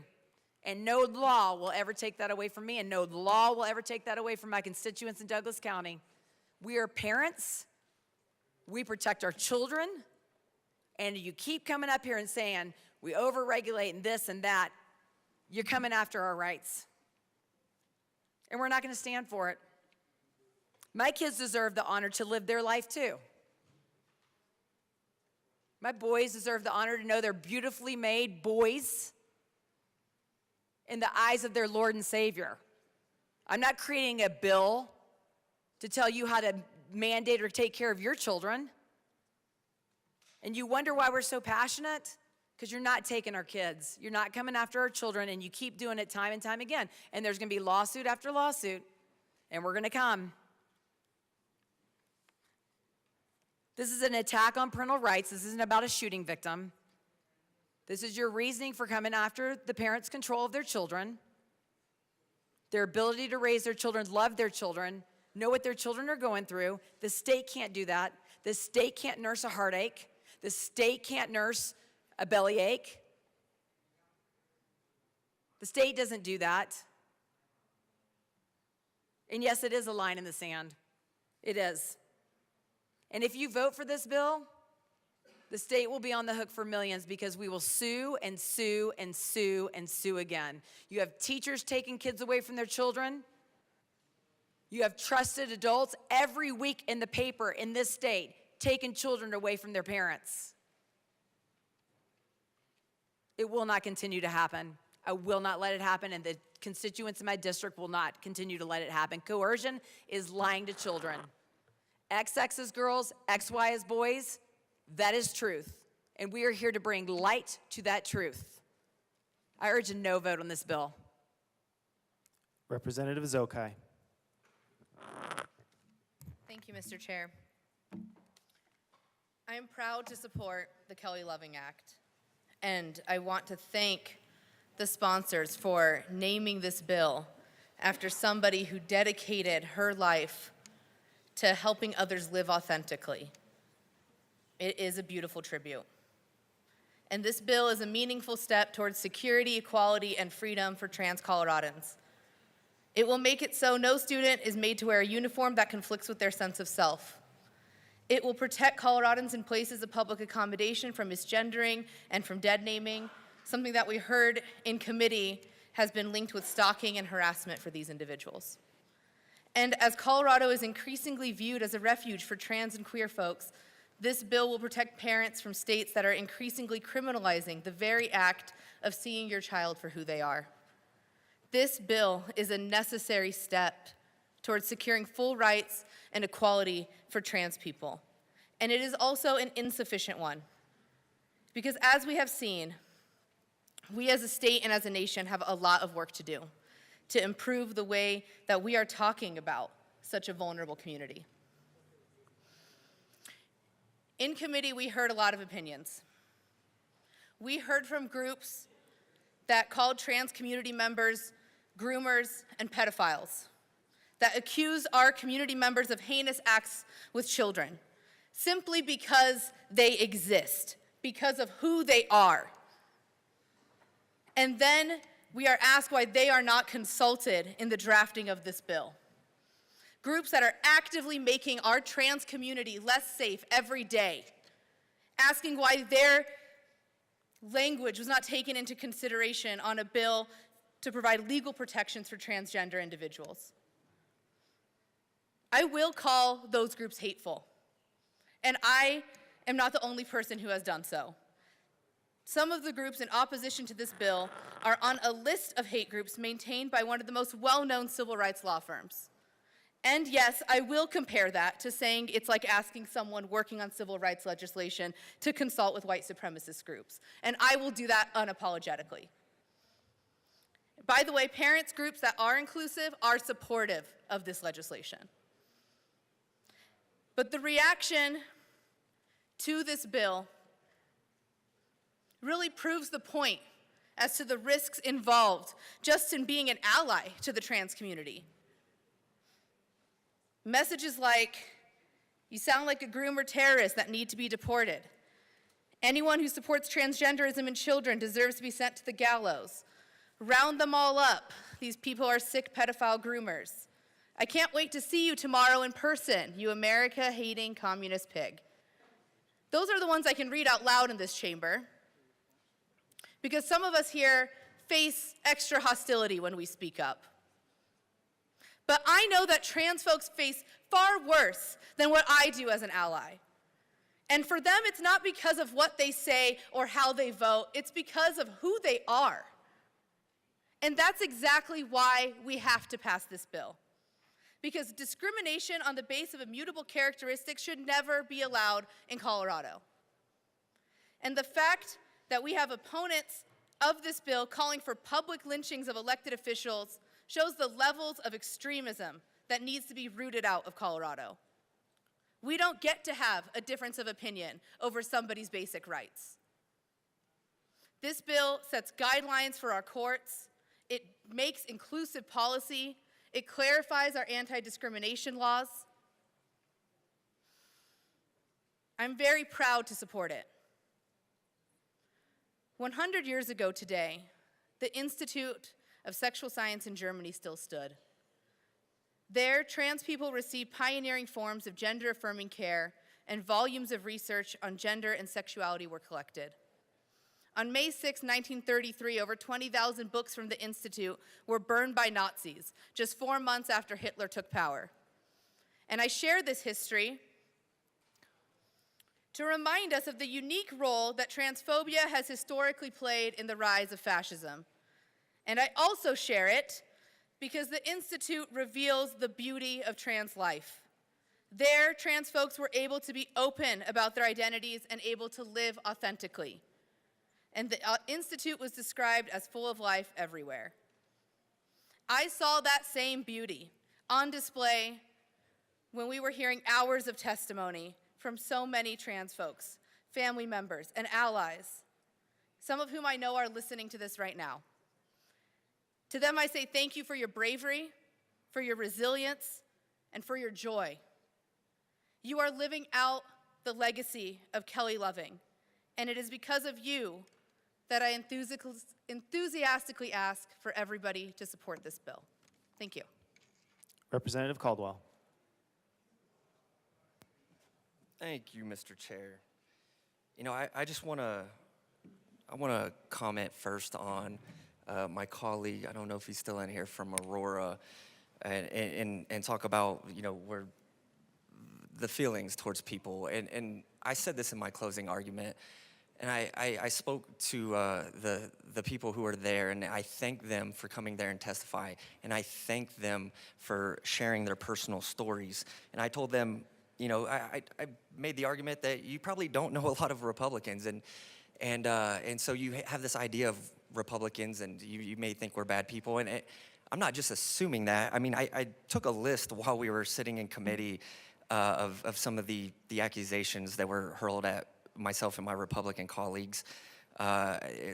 We were accused of genocidal erasure.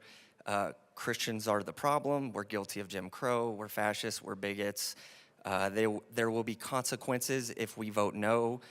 We want people to be bullied and murdered. President Trump wants to kill trans people, and Florida is a horrible, horrible place. We heard the Florida thing many, many times. And some of them will even actually go online on social media, and they'll accuse you of really weird things like standing outside of bathrooms and misgendering people, which I would love to see the evidence for that if you're going to make such claims, and you know who I'm talking about. So what I want to say is, this is not about hate for anybody. This is not about dislike for your way of life. It's not about that at all. What this is about in this particular bill, because I am speaking to the bill, is the idea that if I was in a custody dispute with my spouse and I did not recognize that my child was gender confused and I wanted to get them help, I would be accused of misgendering or dead naming my child. It's right in the bill, plain as day, that paramount consideration, that's the exact language used, paramount consideration is given to the parent who gender affirms. Now, what this seems like to me, I'm not saying this is the intent, but this is the impression that I get. The impression that I get is they're trying to make it almost, not illegal, but in a sense, because you can lose your child over it, they're trying to make it where you can't get your child help unless it is to gender affirm them. That preferential treatment goes to the parent that facilitates the delusion. And that's not okay. So you can call it hate or whatever you want. I'm a parent. I love my kids. And the idea that someone is trying to pass a bill that could potentially make me lose my custody because I don't play into the delusions of a small child, that's why we're pissed off. Because you're going after our families. You are coming for the kids. It's not about hate. I don't hate anybody. But that's what we're accused of. And to hear the words like fascism thrown around, I mean, I don't even know what we're talking about here. This is a bad bill. This is an absolutely egregious bill. And I haven't even gotten to the other parts. I haven't even got to the part that a child can just change their name. I believe that's section 4 of the bill. They can just change their name willy-nilly with no parental consent. Or that if you're a business, let's say you're a cake shop, and you're exercising your First Amendment rights, you could be accused of discrimination. This is not a good bill, Colorado. We're going to ignore court rulings from other states. This is not what the people want. If you made this a ballot measure, this would fail. I know it would fail. Just look at the last 2024 election. Look how that turned out. This was a big issue in that election. And we won pretty overwhelmingly. Keep that in mind. Members, there are 25 minutes remaining. Representative Tatone. Thank you, Mr. Chair.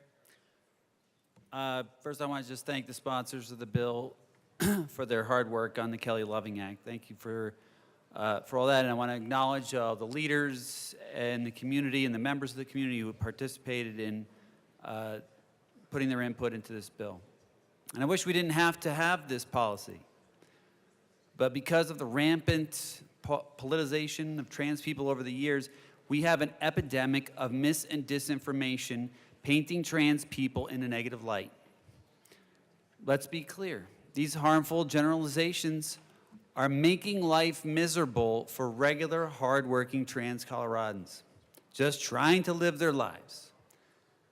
I'm sick and tired of being the political football. I'm sick and tired of so-called influencers using anti-trans opinions to profit off of making fun of and demoralizing and lying about trans people.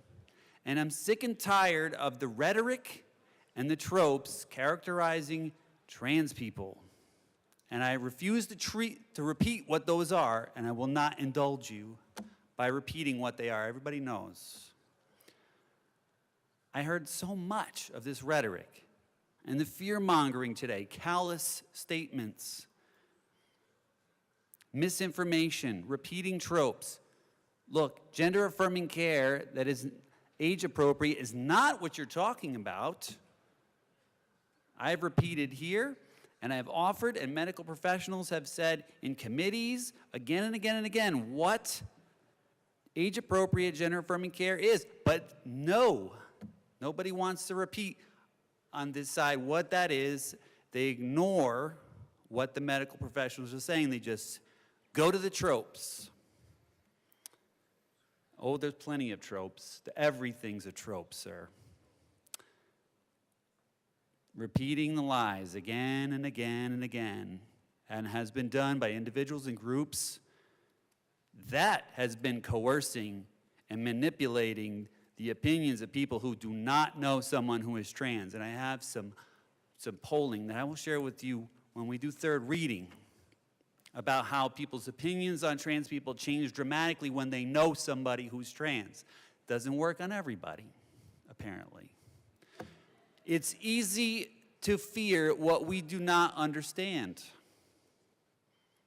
It is difficult for a small group of people to defend ourselves, and I'm grateful for allies like the sponsors and my other colleagues for supporting this bill.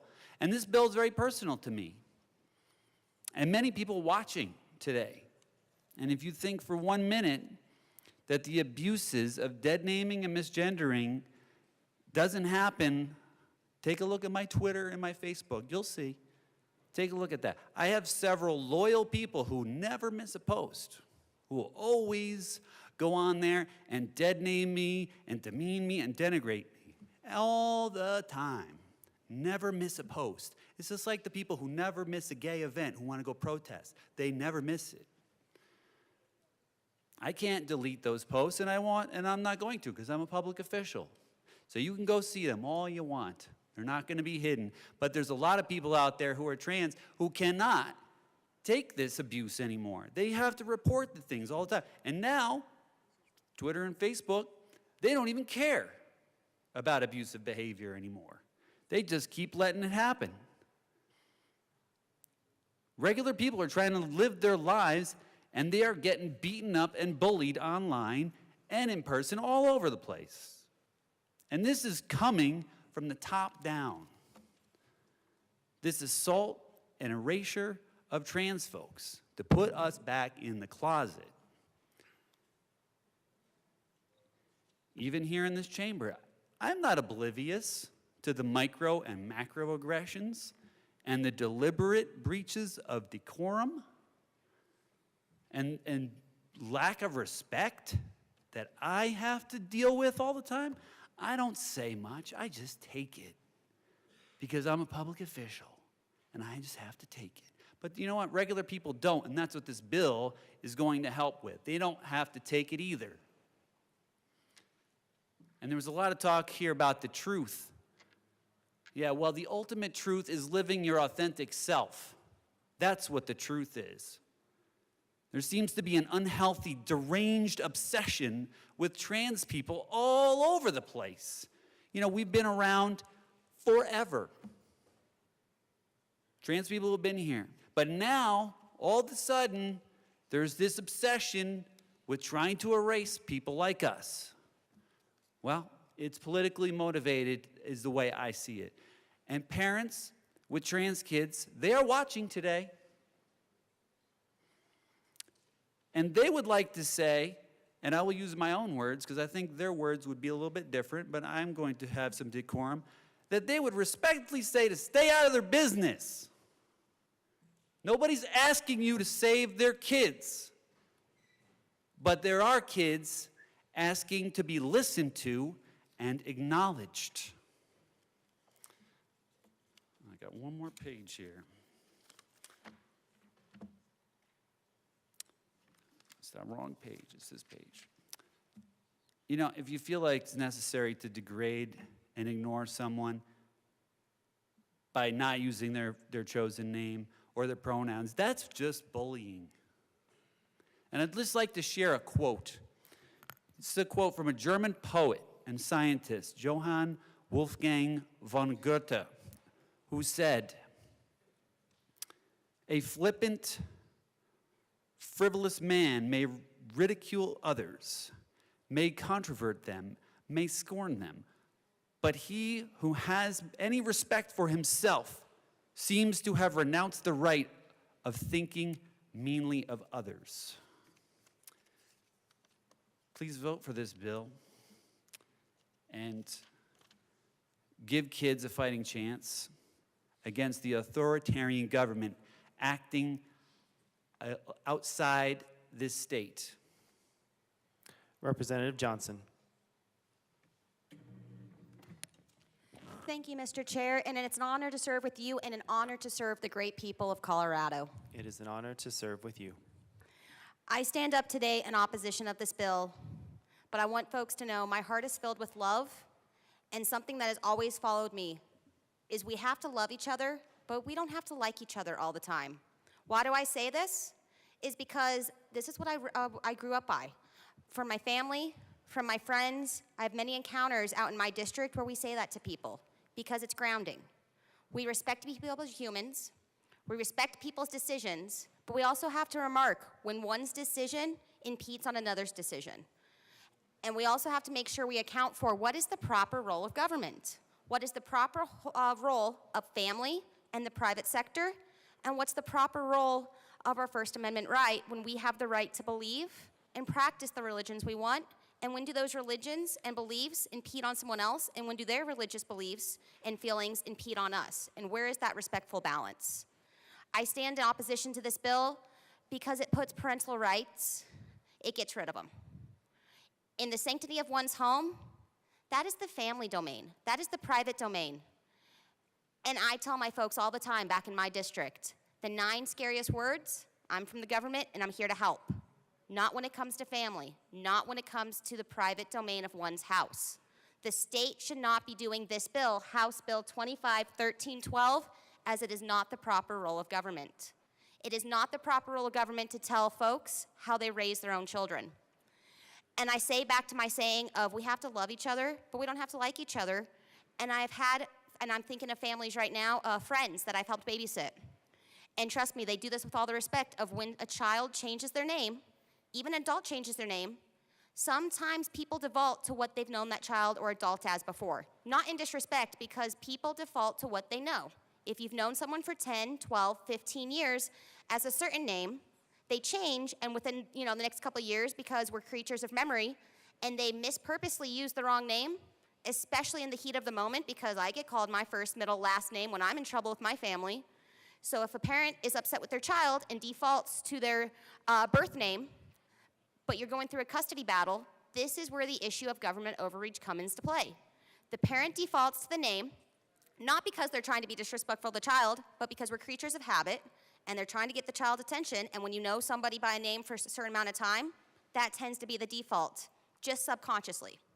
But now if they're in a custody battle, we might have issues of their parent using that against them, and we're gonna take parents' children away. The overreach of this bill is scary. The overreach of trying to take any parent's child away is scary.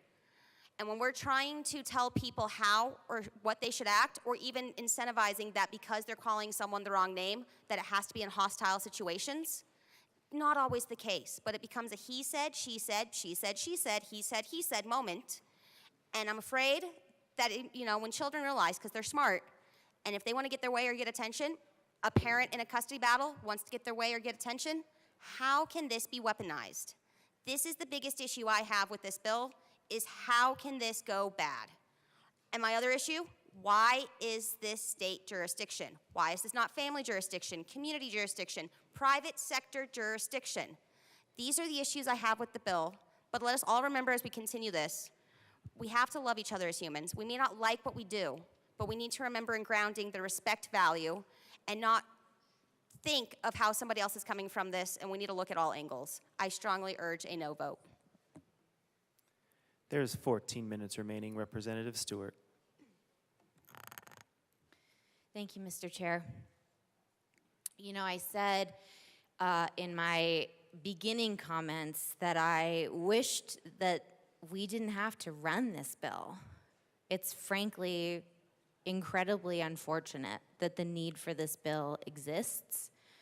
But the reality of people every day living in Colorado says otherwise. And so here we are. This bill is about making sure that everyone is allowed to live and work and play and thrive in our incredible state that I know we all care about without fear of discrimination and harassment. And again, a lot of these protections already exist in law, but they're not playing out the way that they're supposed to. And so here we are, bringing this bill. Because it's important to listen to people's lived experience and how their everyday looks like.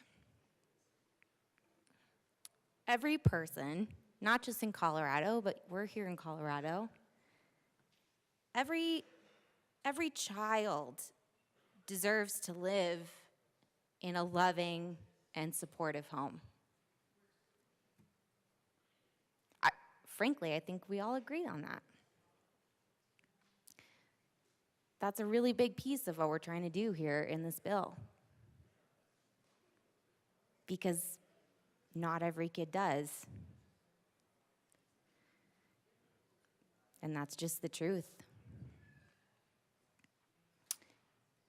Every person deserves to be able to go through the world and go through life as they are.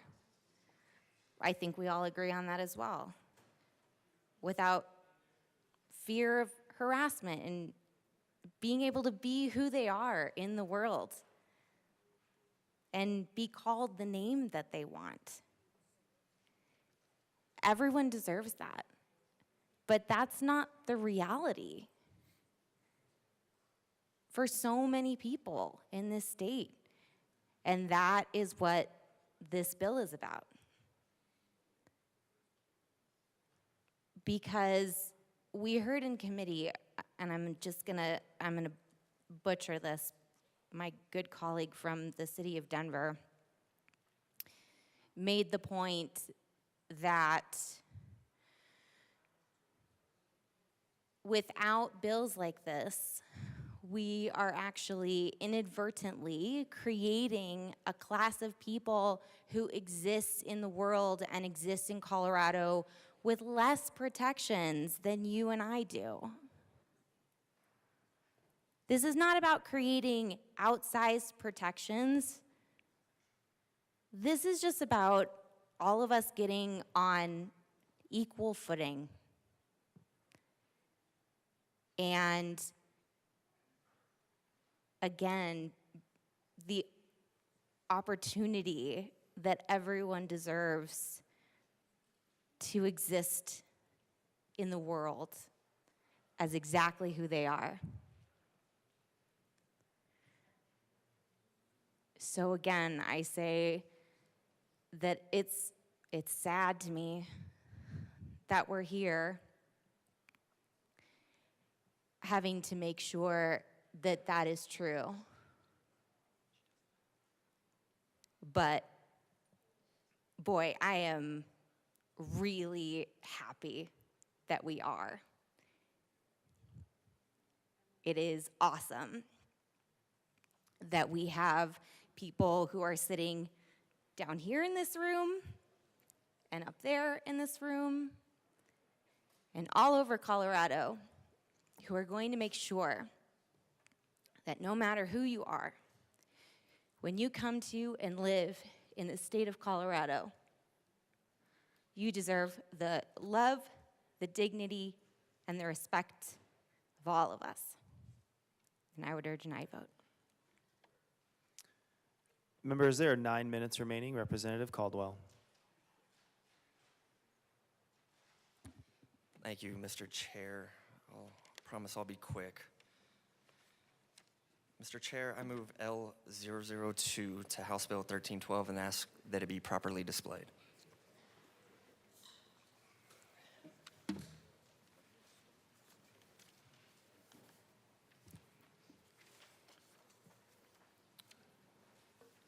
Amendment L002 has been properly displayed, and that is proper motion to the amendment.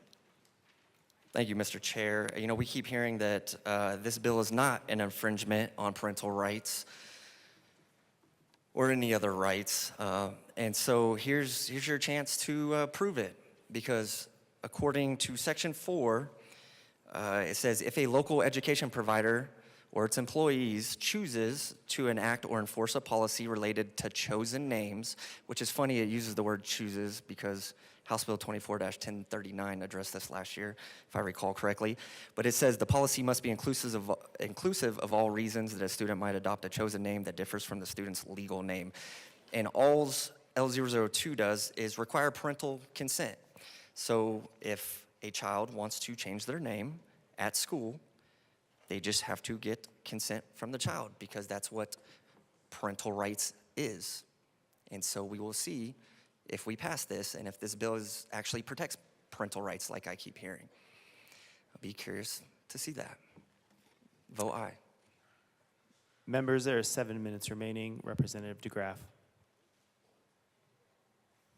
Thank you, Mr. Chair. I support this amendment. One thing that we kept hearing in committee was this was about names like nicknames and all that. But let's be very clear. Chosen name by this bill, by previous law, oh no, this is all caps. Chosen name means a name that an individual requests to be known as to reflect an individual's gender identity or gender expression. So the chosen name here, and let's just get rid of all these trope things about trying to erase anybody. Nobody's trying to erase anybody. What we're trying to do is we're trying to protect parental rights. We're trying to protect children from being sent down a road that Debiapath itself recognizes is at least 30% regret, which puts it in the category of extremely extreme risk of failure. So there's nothing about trying to erase anybody. There's just trying to protect. And these chosen names that go along with a chosen gender identity, which might be one of 90, we don't know, or 256, we don't know. But these are often rooted, as we heard from the witnesses, that they are rooted in childhood sexual trauma. So a reason for a child to ask for a different name, one of the reasons one of the females said they wanted a different name is because they made the determination that it was not safe to be a female. That it was not safe to be female because of the loss of female spaces, because of the prevalence of porn that is in schools due to SB 25-2063 and 24-216.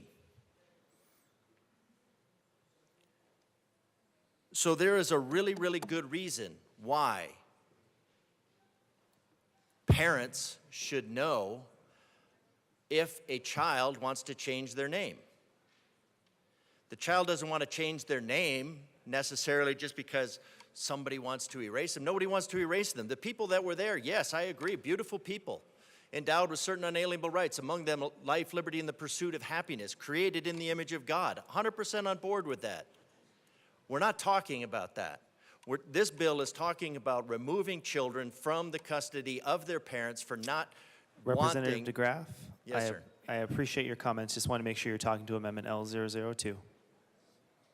Yes, sir. Because what we're talking about is children choosing a name different than their chosen one. And then we're not talking about nicknames. We're not talking about Charles going to Charlie, going to Chuck by year's end. What we're talking about is something entirely different. And the witness testimony over and over and over again was that those changes were often, I won't say always because I can't speak for everybody, were often rooted in childhood sexual trauma. And it's hardly a fair thing to take a child and say, hey, since you're confused, as one teacher said, that they're taught to teach the kids that maybe they were born in the wrong body. And this would be on the separate day of teaching them that they could plant a jelly bean and get a lollipop the next day. That they can wish on, then they can go and they can wish on a star and a gender fairy will make them a real boy.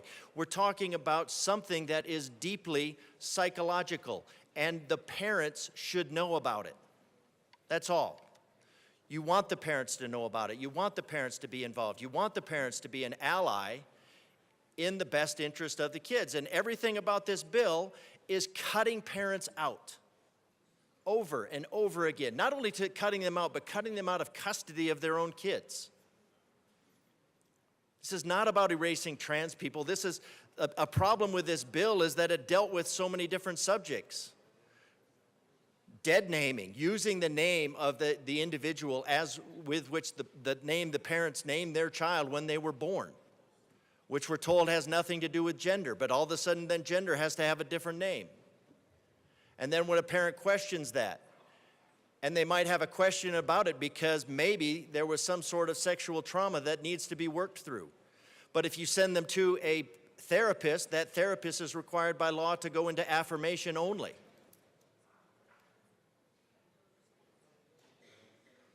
This is not a bill about supporting parental rights. This is not a bill about making Colorado safe for kids. This is anything but making Colorado safe for kids. We're not trying to erase kids. We're trying to make sure that if they need help, they get the help that they need, not a cry for help and then send them down the path. Representative DeGraff, please make sure you're talking to the amendment. Yes, sir, I'm talking to the amendment because we're talking about the name that a child is wanting to use. The child wants to use a new name. We're not talking about Chuck to Charlie to Charles. What we're talking about is a name that is specifically, I'm not sure how this aligns with decorum, but that's okay. 1 second. Yeah. Representative Garcia, can you please take your seat there? I feel Thank you. intimidated. Thank you, Mr. Chair. I actually have every right to stand up here. Okay, fine. Chosen name means an individual request to be known to reflect an individual's gender identity or gender expression. It's a very different thing. It's a very different thing. And to pretend that we should be ignoring a child that potentially, won't say necessarily that they are, but potentially is in crisis, is not necessarily in the best interest of the child. But this bill says the only thing that's in the best interest of that child is to take them farther down the path. Because we know that if a child gender identifies socially, they will most likely go towards chemically, and if they go towards chemically, they will go towards as surgically. And what's being erased is the 50,000 people on a Reddit thread, apparently, that are detransers, that are very, so I'm not judging anybody. I would just like to see that people don't go through the pain that other people have. And if you give the only option for a child to change his name and then continue down that path, if that's the only option that's available to the state, that is child abuse. We've taken away the ability of a therapist, an expert, to weigh in and say, maybe you need to reconsider. Maybe you need to consider that you are fearfully and wonderfully made, that you were knit together for a purpose in your mother's womb and not born in the wrong body. But this bill only allows a kid that's questioning to come to the Representative conclusion that DeGraff, they're born in the wrong thank you body. for your comments. Members, 2 hours has elapsed, and the time for the debate on Amendment L002 has ended. The question before us is the passage of Amendment L002. All those in favor say aye. All those opposed say no. No! Amendment L002 is lost. Members, the question before us is the passage of House Bill 1312. All those in favor say aye. All those opposed say no. The ayes have it. House Bill 1312 has passed.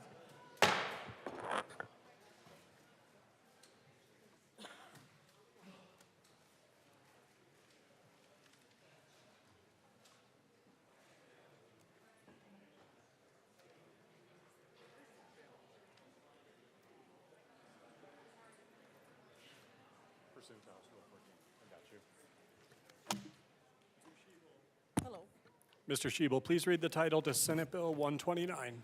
Senate Bill 129 by Senators Cutter and Winter, also Representatives Joseph and McCormick, concerning protections related to the legally protected healthcare activity. Members, before we start, just a gentle reminder that pursuant to House Rule 14, debate on Senate Bill 129 has been limited to 2 hours. Representative McCormick. Thank you, Mr. Chair. I move Senate Bill 129 and the committee report. To the committee report, Representative Joseph. Thank you, Mr. Chair. In the Judiciary Committee, we made 2 amendments, and one of them is to strike Section 4, which was L6. We believe that with the provisions already in place in 2023 in the 2023 SHIELD law, and the protections in place in Section 3 of the current bill that we're running today, there should be no subpoenas related to legally protected healthcare activities in the state. And with the clarifications, we're adding to Section 8 and 9, public agencies and regulated entities and individuals of those entities cannot respond to requests related to legally protected healthcare activities. And also we made Amendment L7, which add language that a regulated entity or individual thereof cannot respond to requests regarding legally protected healthcare activities. And we ask for a yes vote on the Judiciary Committee report. Representative, further discussion on the committee report. Seeing none, the question before us is the adoption of the Judiciary Committee report. All those in favor say aye. Aye. 1 second. All opposed, no. The Judiciary Committee report is adopted. We are to the bill. Representative McCormick. Thank you, Mr. Chair. I move L010 to the bill and ask that it be properly displayed. That is a proper motion. 1 second, we'll get that displayed.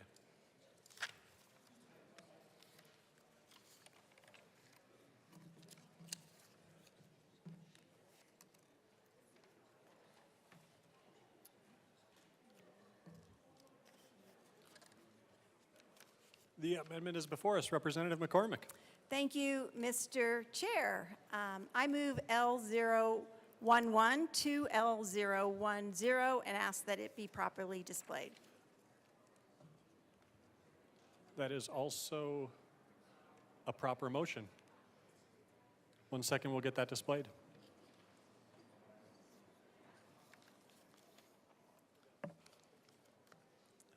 Rep. McCormick, L11 is before us. Please tell us about your amendment.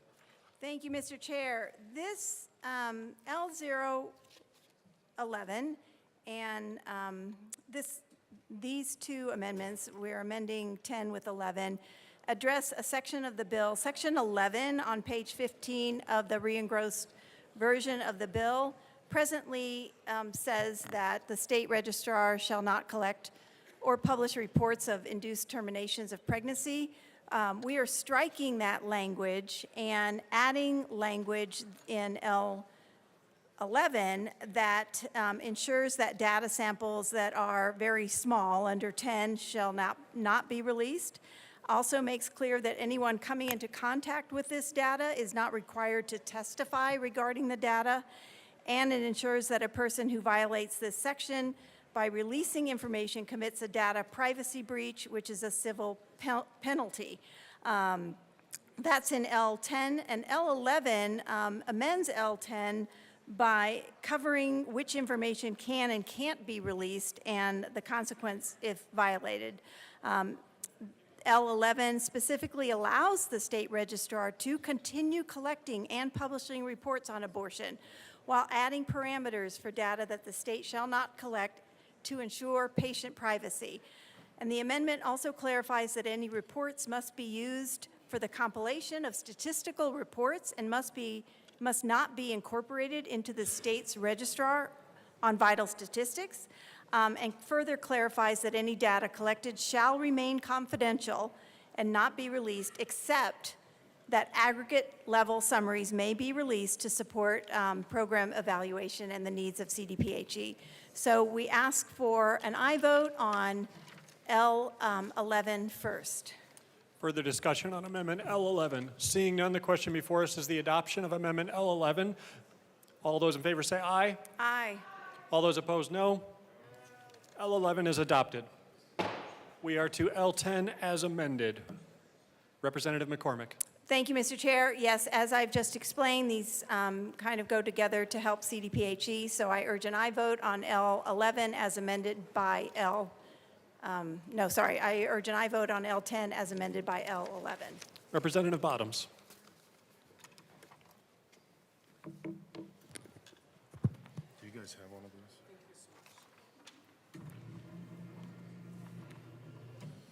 Thank you, Mr. Chair.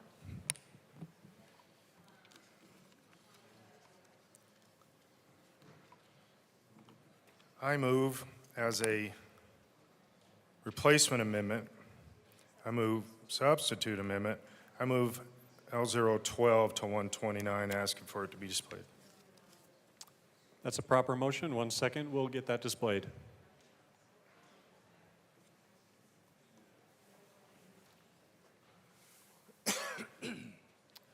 L12 is before us. Please tell us about your amendment. Thank you, Mr. Chair. My amendment's going to take out lines 6 through 10 on page 15, and 8 through 10 is the focus. So let me read that. This will be taken out by my amendment. Reports of induced terminations of pregnancy. The state registrar shall not collect or publish reports of induced terminations of pregnancy. Amendment 10 talks about that this data theoretically can be collected, but it cannot be shared with anybody, specifically us. It cannot be shared with state institutions, federal, state groups. That's exactly what we need to happen. We need to know this is going to turn out to be one of the biggest medical directions and procedures in our state, and we've got people coming from other states for this procedure. People don't do this. They don't drive to Colorado to have appendectomies or things like that. And so this is a whole level beyond normal medical procedures. And so we need this data to be collected, and we need this data to be shared with state agencies. CDPHE needs this. As I've mentioned before, they need to make some rulings on second, third trimester. I'll be back in a little bit with that. But we need this stuff collected. We need the data to know who's doing what and how many abortions and what are the medical, what's the medical fallout for this? What's the mortality rate? All of these kind of things. We need this data collected, but not only do we need it collected, but we need it to be available to us. And so that's, by taking these lines out, it makes that possible. So I ask for an aye vote on this amendment. Further discussion, Rep. DeGraff.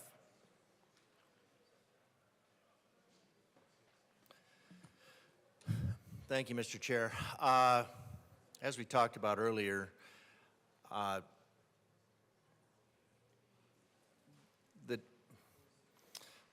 death cult's funding of feticide has all kinds of underfunding, like just to request more funding. And what I heard from in the bill about the averted humans, about the effort to avert more humans in Colorado, that the feticide industry would be paid for, the fetal harvesting industry would be paid And for Rep. DeGraff, by... I'm going to give you some latitude, but I just want to direct you to the amendment which strikes the section of the bill where the state registrar shall not collect or publish reports of induced terminations of pregnancy. So if you could keep your remarks to that, you'll have plenty of time to speak about the bill when we get through the amendment phase. Thank you, Mr. Chair. Article 5, Section, how's that go? Article 5, Section 34 of the Colorado Constitution is that anything that the General Assembly funds, anything that the state of Colorado funds, it assumes over that it has absolute control. Now, how do we have absolute control if we don't have these reports? So if the state of Colorado is going to become a silent partner, not even silent, but a primary funder of the fetal harvesting industry, how do we exercise that control and understand that the intent of averting humans is met if we don't have these reports? So we need to, constitutionally, we need these reports. They should be reported in the SMART hearings. We need to know how many humans have been averted in Colorado. We need to know how much we paid to avert the humans. Colorado is taking an active stance in averting humanity, and we need to know that we're getting our money's worth, that you're getting your money's worth. That's all. So how do you do that? Well, you need the reports, and you need those reports assigned to the General Assembly. So the Colorado General Assembly is jumping into the one growth industry in Colorado, and that is fetal harvesting. We need to know that if this one remaining industry in Colorado is going well or not. Further discussion on Amendment L12. Representative McCormick. Thank you, Mr. Chair. The collection of data presently is not in statute, it's in rule. So striking this section completely, to my colleagues that brought this amendment, will continue to just leave it in rule. And so we are also striking this section with the previous amendments that we offered with 10 and 11, and making it more clear what CDPHE can and cannot do to protect privacy. So I would say if you would like to have a stronger stance on data collection and what should or should not be released, that would be a separate bill. This is just what is currently in rule. We are making more clear on what can and can be done with that data with our other amendments. So I urge a no vote on L12. Further discussion on L12. Seeing none, the question before us is the adoption of Amendment L12 as a substitute amendment to L10 as amended. All those in favor say aye. All those opposed, no. No. The amendment is lost. We are back to L10 as amended. Further discussion on L10 as amended. Seeing none, the question before us is the adoption of Amendment L10 as amended to the bill. All those in favor say aye. Aye. All those opposed, no. L10 as amended is adopted. We are to the bill. Representative Joseph. Thank you, Mr. Chair. We are proud to bring Senate Bill 129, a bill to protect, care, and to further strengthen Colorado's SHIELD law. Because reproductive and gender-affirming health care must remain safe, accessible, and legally protected in our state. We passed a landmark SHIELD law in 2023, but unfortunately, the reality is that those protections are being tested sooner than we hoped. State hostile to reproductive justice are escalating their attacks. The Attorney General of Texas has brought legal action against a New York doctor for simply prescribing medication, abortion to a patient near Dallas. Louisiana has now followed suit. What we are seeing across the country is a chilling pattern of criminalization, intimidation, and interference with healthcare worker that is lawful, necessary, and compassionate. And it is not stopping at the state line. Senate Bill 129 is our answer to these attacks.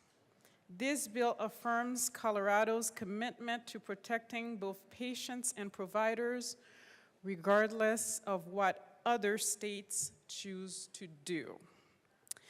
This bill makes critical updates to our laws, including ensuring prescription privacy for medication abortion by allowing a provider to list their practice name on the label instead of their own name, just like Washington, New York, and other states have begun to do. Requiring subpoena requests to include a sworn statement that they are not intended to criminalize or penalize someone for engaging in legally protected care. We've also clarified that public entities, state agencies, school districts, and others cannot use Colorado's public resources to further investigation from states trying to punish people for accessing or providing care here in the state of Colorado. Senate Bill 129 is clear. It says, if you seek care in Colorado, you are safe. If you provide care in Colorado, you are protected. Colorado will not be complicit on violating the rights of pregnant people and or LGBTQ+ community members. And I urge a yes vote. And again, I am delighted to be running this bill with my co-prime sponsor, Representative McCormick. Again, this is a great bill. Rep. McCormick. Thank you, Mr. Chair. And as we just explained during the amendments we just added, this bill does allow further patient and provider information to be private when needed. We have seen other states potentially using this information in a hostile way. And since these are legally protected activities here in our state, we want to make sure that we're protecting our providers and our patients. A little bit about the bill and what each section does. In the first section, we are following up on that previous 2023 SHIELD law that has to do with out-of-state telehealth providers. We want to make sure that our providers here in the state, in our state, that are providing patient care outside of our state, that they're protected. And the same goes for patients within our state that may be accessing care with a telehealth provider in another state. So we want to make sure that those folks are protected in this space, and that's what this bill furthers. Also, to make sure that the labeling, as my co-prime said, thank you very much, the labeling of particular medications, namely mifepristone and misoprostol and their generic versions, are able to have the identifying clinic on those labels and not to identify the practitioner that has prescribed that. Very important to protect that prescriber. And this policy change certainly makes it clear that those protected activities can continue, and we want to make sure that we're addressing the confidentiality and preventing those doxing situations that have happened across our state. And the majority of these prescriptions are filled directly through the doctor's office or through online pharmacies. But again, we want to make sure we're covering that labeling piece.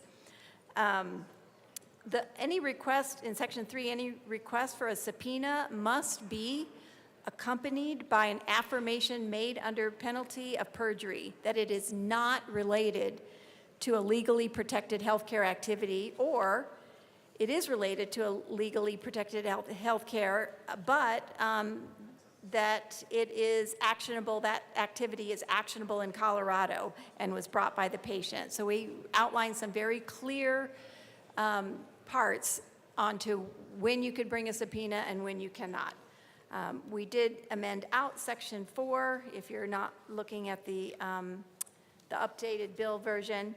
And then in Section 5, it will allow someone that may be subject to an out-of-state kind of hostile action concerning legally protected health care in Colorado, that they are able to file a civil action to recoup any damages and fees associated with that unlawful interference. This is a way for us to even be stronger in that our intention to protect people in this state and to make it clear to other states who may have other laws in their state that if you're in Colorado, that Colorado law will protect you. And then further in the bill, we just make sure the Attorney General's office has what they need to enforce this law.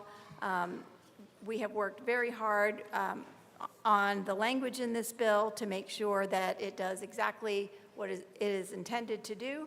It will strengthen protections for providers. It will ensure legal requests do not target legally protected health care. It will prohibit compliance with hostile out-of-state action, and it will strengthen enforcement and compliance by our Attorney General's office. And we urge a yes vote on Senate Bill 129. Representative Johnson. Thank you, Mr. Speaker Pro Tem. In the spirit of transparency and in the spirit of making sure we fully know what we are going to be discussing today for Colorado, and everything under this body should be open and available to the people as they're watching, reading, listening in. While titles sound nice, would very much like to be reminded exactly what the context of this legislation is, and I request that this bill be read at length. Members, it has been requested that Senate Bill 129 be read at length. That request is in order. Will staff please begin reading the bill at length?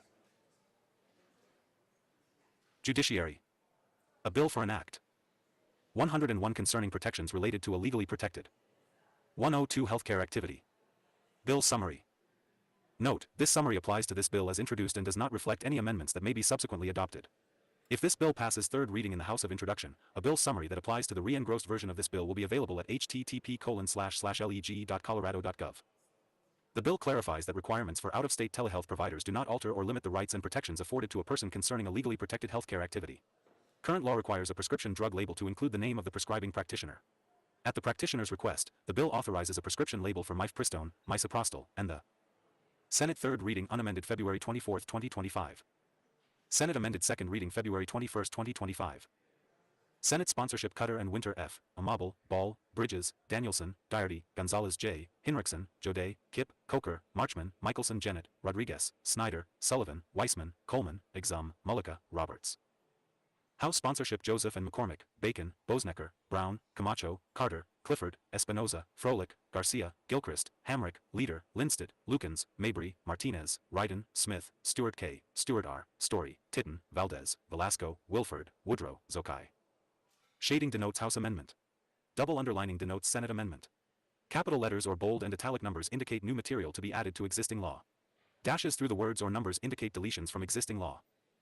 Generic alternatives to those prescriptions to include only the name of the prescribing healthcare practice instead of the name of the practitioner.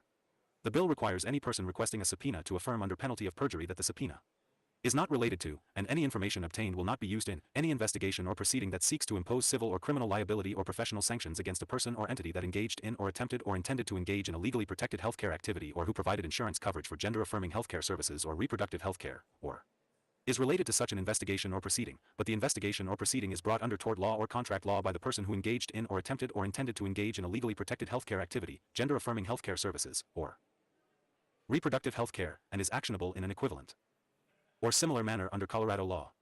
The bill prohibits any person residing in Colorado, or partnership, corporation, trust, or limited liability company that is located, headquartered, or has its principal place of business in Colorado, Colorado business, from responding to a civil, criminal, regulatory, or administrative inquiry, investigation, subpoena, or summons concerning an individual who engaged in or attempted or intended to engage in a legally protected healthcare activity or concerning an entity that provides insurance coverage for gender-affirming healthcare services or reproductive health care. A person or Colorado business may respond to an inquiry, investigation, subpoena, or summons after certain conditions are met.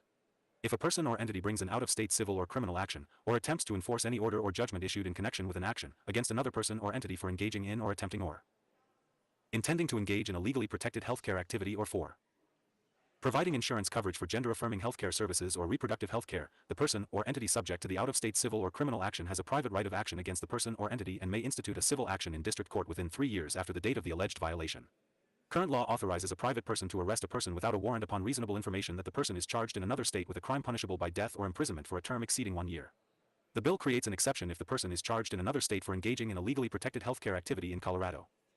-2, 129. Current law prohibits a public agency from expending government resources or providing information or data in furtherance of any out-of-state investigation or proceeding seeking to impose civil or criminal liability or professional sanction upon a person or entity for engaging in a legally protected healthcare activity. The bill expands the prohibition to public entities, which includes state and local governments. The bill grants the Attorney General the authority to enforce the provisions of the bill. 1. Be it enacted by the General Assembly of the State of Colorado. 2. Section 1. In Colorado Revised Statutes, 12-30-124, add, 16, 3 as follows, for 12-30-124. Out-of-state telehealth providers, registration, 5 financial responsibility, discipline, emergency protocol, disclosures 6, prescriptions, rules, applicability, definitions. 16. This Section 7 does not alter or limit the rights and protections afforded to a 8 person concerning a legally protected healthcare activity, as 9 defined in Section 12-30-121. 10. Section 2. In Colorado Revised Statutes, 12-280-124, amend 11, 2, as follows, 12-280-124. Labeling, rules, definitions.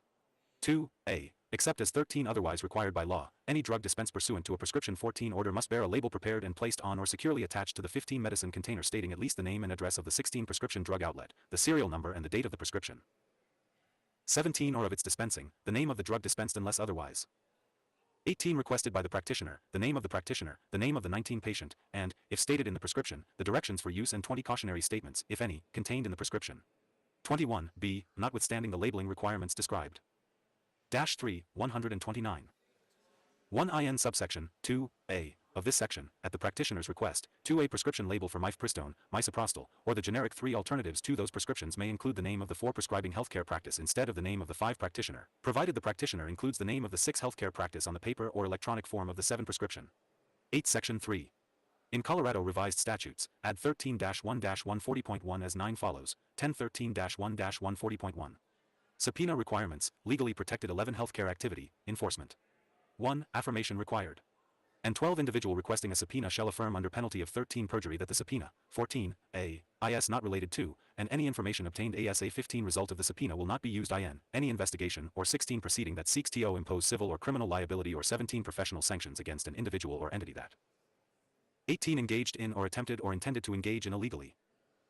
19 protected healthcare activity, as defined in Section 12-30-121, 20, or that provided insurance coverage for gender-affirming 21 healthcare services, as defined in Section 12-30-121, or 22 reproductive healthcare, as defined in Section 25-6-402, or 23b. is related to an investigation or proceeding that seeks 24 to impose civil or criminal liability or professional sanctions 25 against an individual or entity that engaged in or attempted or 26 intended to engage in illegally.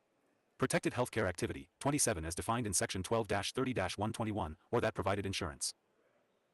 -4, 129.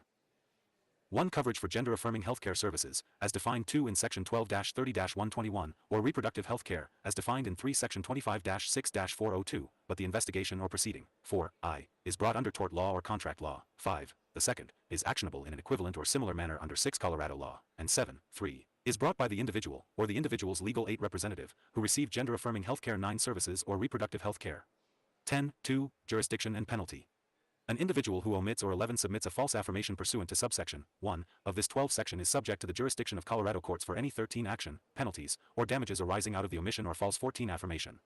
The court, upon finding the omission or false 15 affirmation was made intentionally, knowingly, willfully, or 16 recklessly, shall impose a civil penalty in an amount not to 17 exceed $15,000 for each violation, which 18 amount is in addition to any other legal or equitable remedy 19 lawfully available.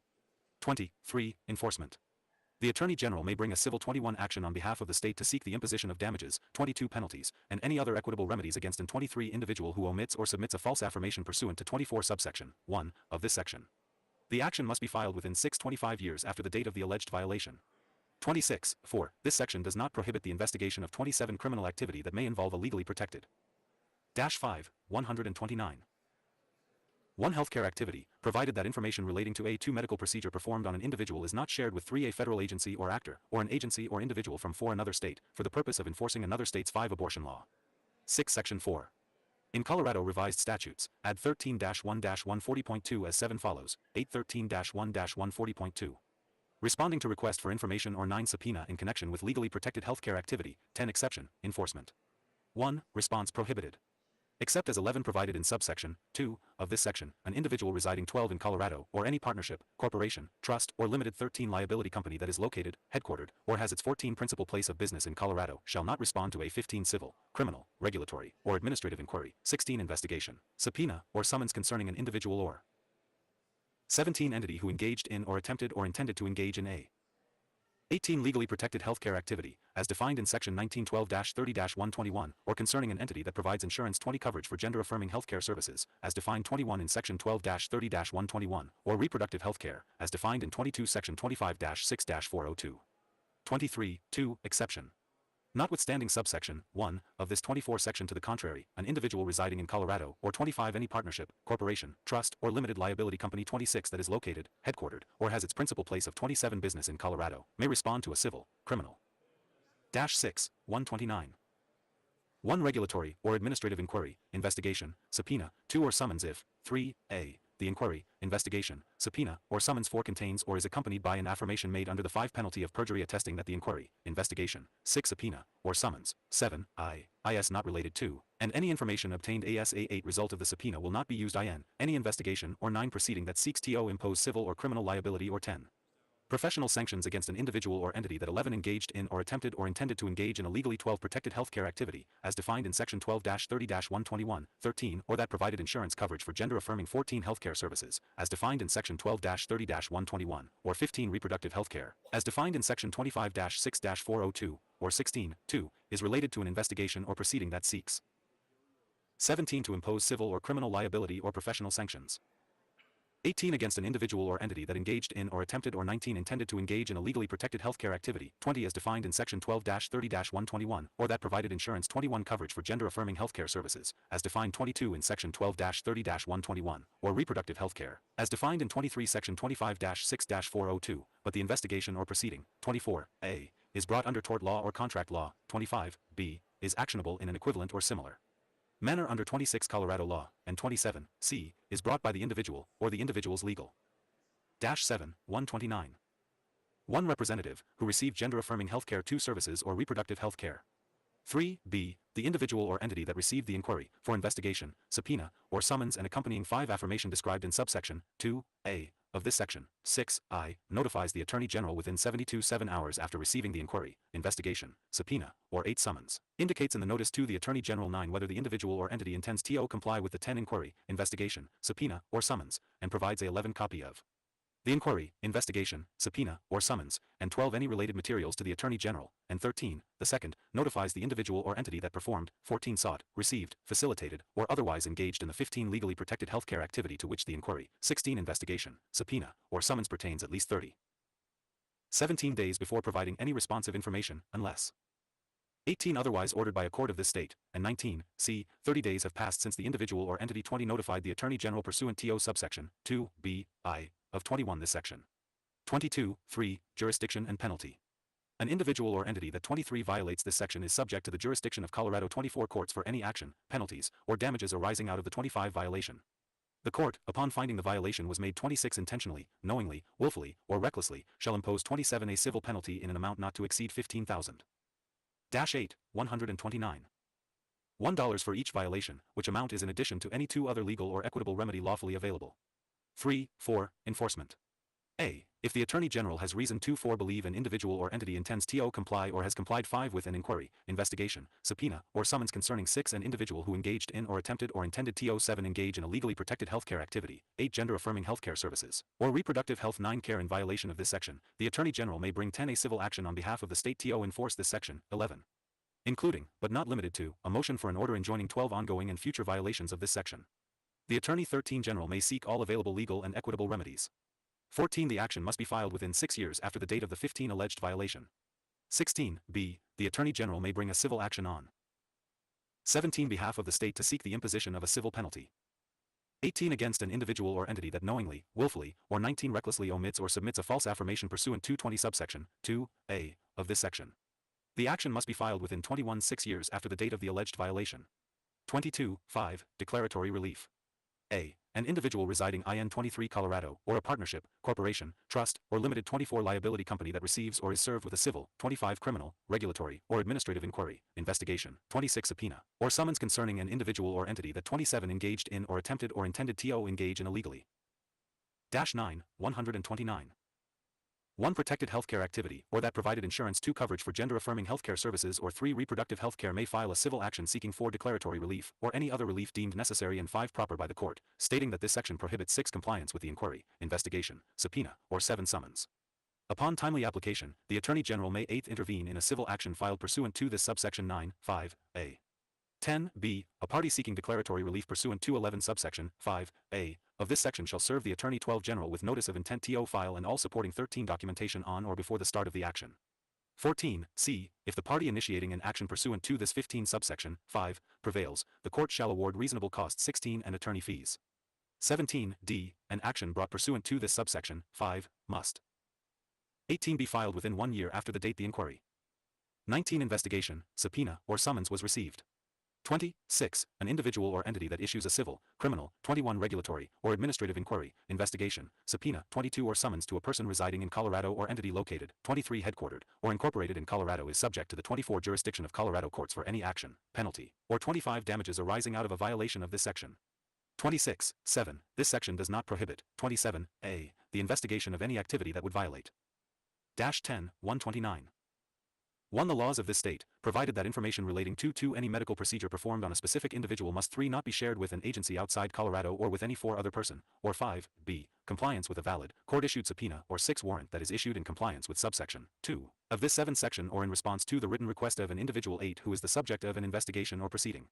9, 8. Any information lawfully obtained pursuant to this 10 section must not be disclosed to any person, agency, or 11 department outside Colorado unless otherwise authorized 12 pursuant to state law. 13, 9. This section does not prohibit the investigation of 14 criminal activity that may involve a legally protected 15 healthcare activity, provided that information relating to a 16 medical procedure performed on an individual is not shared with 17 a federal agency or actor, or an agency or individual from 18 another state, for the purpose of enforcing another state's 19 abortion law. 20 Section 5. In Colorado Revised Statutes, 13-21-133, amend 21, 1, as follows, 2213-21-133. Out-of-state civil action against a person or entity 23 prohibited, legally protected healthcare activity, out-of-state civil 24 judgment. 1. A. It is against the public policy of this state for the law 25 of another state to authorize a person to bring a civil action against 26 another person or entity for engaging or attempting or intending to engage 27 in a legally protected healthcare activity, as defined in Section 12-30-121. 11, 129. 1D, or for providing insurance coverage for gender-affirming 2 healthcare services, as defined in Section 12-30-121, 1C, or 3 reproductive healthcare, as defined in Section 25-6-402. 4.4b.I. If a person or entity brings an out-of state civil or 5 criminal action, or attempts to enforce any order or judgment 6 issued in connection with any such action, against another 7 person or entity for engaging in or attempting or intending to 8 engage in a legally protected healthcare activity, as defined 9 IN Section 12-30-121, or for providing insurance coverage for 10 gender-affirming healthcare services, as defined in Section 11-12-30-121, or reproductive health care, as defined in Section 1225-6-402, the person or entity subject to the out-of state civil or 13 criminal action has a private right of action against the person 14 or entity and, within 6 years after the date the out-of state 15 action is commenced, or if the person or entity is attempting to 16 enforce an out-of state order or judgment, 6 years after the 17 date enforcement is attempted, may institute a civil action in 18 district court for injunctive relief, actual damages, including 19 the amount of any judgment issued in connection with the 20 out-of state action, along with any expenses, costs, or 21 reasonable attorney fees incurred in connection with the 22 out-of state action and civil action filed pursuant to this 23 section, and any other appropriate remedy. 24. 2. The Attorney General may intervene in any 25 out-of state action brought against the state pursuant to this 26 subsection 1b. 27 Section 6. In Colorado Revised Statutes, amend 16-19-115 as -12, 129. 1 follows, 216-19-115. Arrest without warrant. Except in cases arising 3 pursuant to Section 16-19-107, 2, the arrest of a person may be 4 lawfully made also by any peace officer or a private person without a 5 warrant upon reasonable information that the accused stands charged in 6 the courts of a state with a crime punishable by death or imprisonment for 7 a term exceeding 1 year. When so arrested the accused must be taken 8 before a judge with all practicable speed, and a complaint must be made 9 against him the person under oath setting forth the grounds for 10 arrest as in Section 16-19-114, and thereafter the accused answer 11 shall must be heard as if he the accused had been arrested on a warrant. 12 Section 7. In Colorado Revised Statutes, 24-31-101, amend 13, 1I, XXII, and add 1I, Ziv, 1I, XXV, and 1I, XXVI, as 14 follows, 1524-31-101. Powers and duties of Attorney General. 1. The 16 Attorney General. 17. I. May independently initiate and bring civil and criminal actions. 18. To enforce state laws, including actions brought pursuant to 19. XXII, Part 14 of Article 12 of Title 38, and 20. Ziv, Section 13-1-140.1, 21. XXV, Section 13-1-140.2, and 22. XXV, Article 116 of Title 24. 23. Section 8. In Colorado Revised Statutes, amend 24-116-10124 as follows, 2524-116-101. Prohibition on providing information or 26 expending government resources, legally protected healthcare 27 activity. A public agency entity, as defined in Section 24-10-103 or -13-129. 1 employee, appointee, officer, official, or any other person acting on behalf of a public agency entity, shall not provide any information or 3 expend or use time, money, facilities, property, equipment, personnel, or 4 other resources in furtherance of any out-of-state investigation, or 5 the extent constitutionally permissible, any federal 6 investigation or proceeding seeking to impose civil or criminal liability 7 or professional sanction upon a person or entity for engaging in a legally 8 protected healthcare activity, as defined in Section 12-30-121. 1d. 9 Section 9. In Colorado Revised Statutes, 24-116-102, amend 10, 1, and 2, as follows, 1124-116-102. Prohibition on assisting another state, legally 12 protected healthcare activity. 1. A state agency or executive 13 department public entity, as defined in Section 24-10-103, shall not 14 provide information or data, including patient medical records. 15 patient-level data, or related billing information, or expend time, money. 16 facilities, property, equipment, personnel, or other resources for the 17 purpose of assisting or furthering an investigation or proceeding initiated 18 in or by another state, or, to the extent constitutionally 19 permissible, initiated by the federal government, that seeks to 20 impose criminal or civil liability or professional sanction upon a person 21 or entity for engaging in a legally protected healthcare activity, as 22 defined in Section 12-30-121. 1d. 23, 2, notwithstanding subsection 1 of this section, an agency or 24 executive department a public entity may provide information or 25 assistance in connection with an investigation or proceeding in response 26 to a written request from the subject of the investigation or proceeding. 27 Section 10. In Colorado Revised Statutes, add 24-116-103 as -14, 129. 1 follows, 224-116-103. Enforcement by the Attorney General. The 3 Attorney General has the sole discretion to enforce any action 4 brought pursuant to this Article 116 and any related legal 5 action brought on behalf of the state. 6 Section 11. In Colorado Revised Statutes, add 25-2-108.5 as 7 follows, 825-2-108.5. Reports of induced terminations of pregnancy. 9. The state registrar shall not collect or publish reports of 10 induced terminations of pregnancy. 11. Section 12. Severability. If any provision of this act or the 12 application of this act to any person or circumstance is held invalid, the 13 invalidity does not affect other provisions or applications of the act. That 14 can be given effect without the invalid provision or application, and to 15 this end the provisions of this act are declared to be severable. 16. Section 13. Safety clause. The General Assembly finds, 17 determines, and declares that this act is necessary for the immediate 18. Preservation of the public peace, health, or safety or for appropriations for 19. The support and maintenance of the departments of the state and state 20 institutions. 15, 129. Further discussion on the bill. Representative Johnson. Thank you, Mr. Speaker Pro Tem. I move L021 to Senate Bill 129 and ask that it be properly displayed. That's a proper motion. One moment, we'll get it displayed.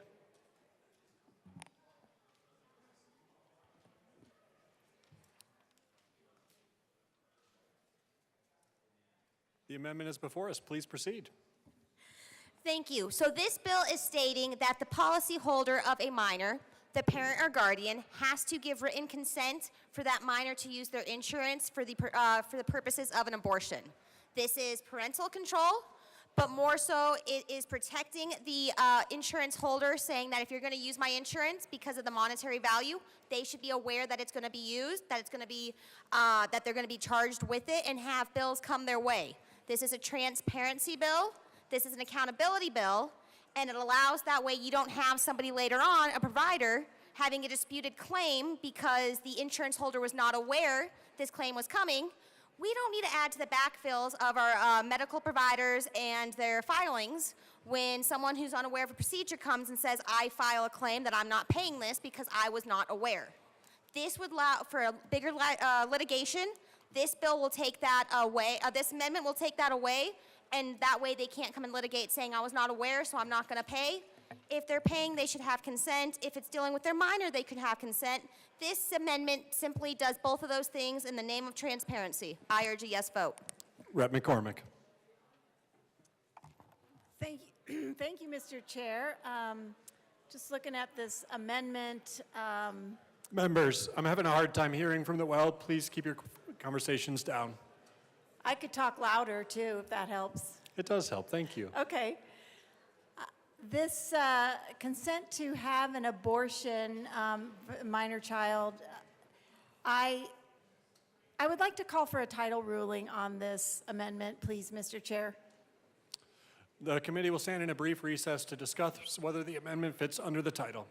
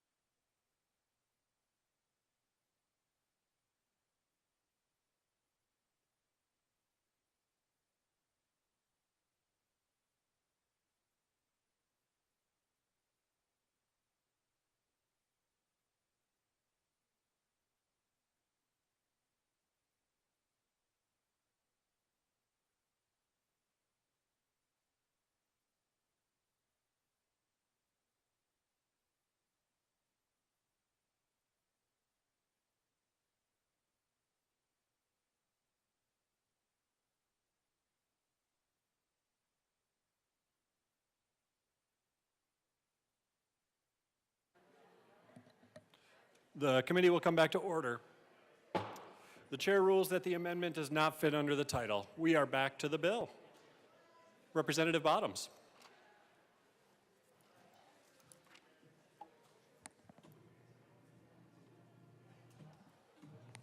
Thank you, Mr. Chair. I've been discussing this concept for a while. I've been discussing it in committees that we have to do something to protect the mother. I think this bill has some language that might have a whiff of that, but it doesn't seem to actually get there. So I move 026 to 129 and ask for it to be properly displayed. That's a proper motion. One moment. This one was from the earlier bill too, so it's the same thing. Okay, thanks.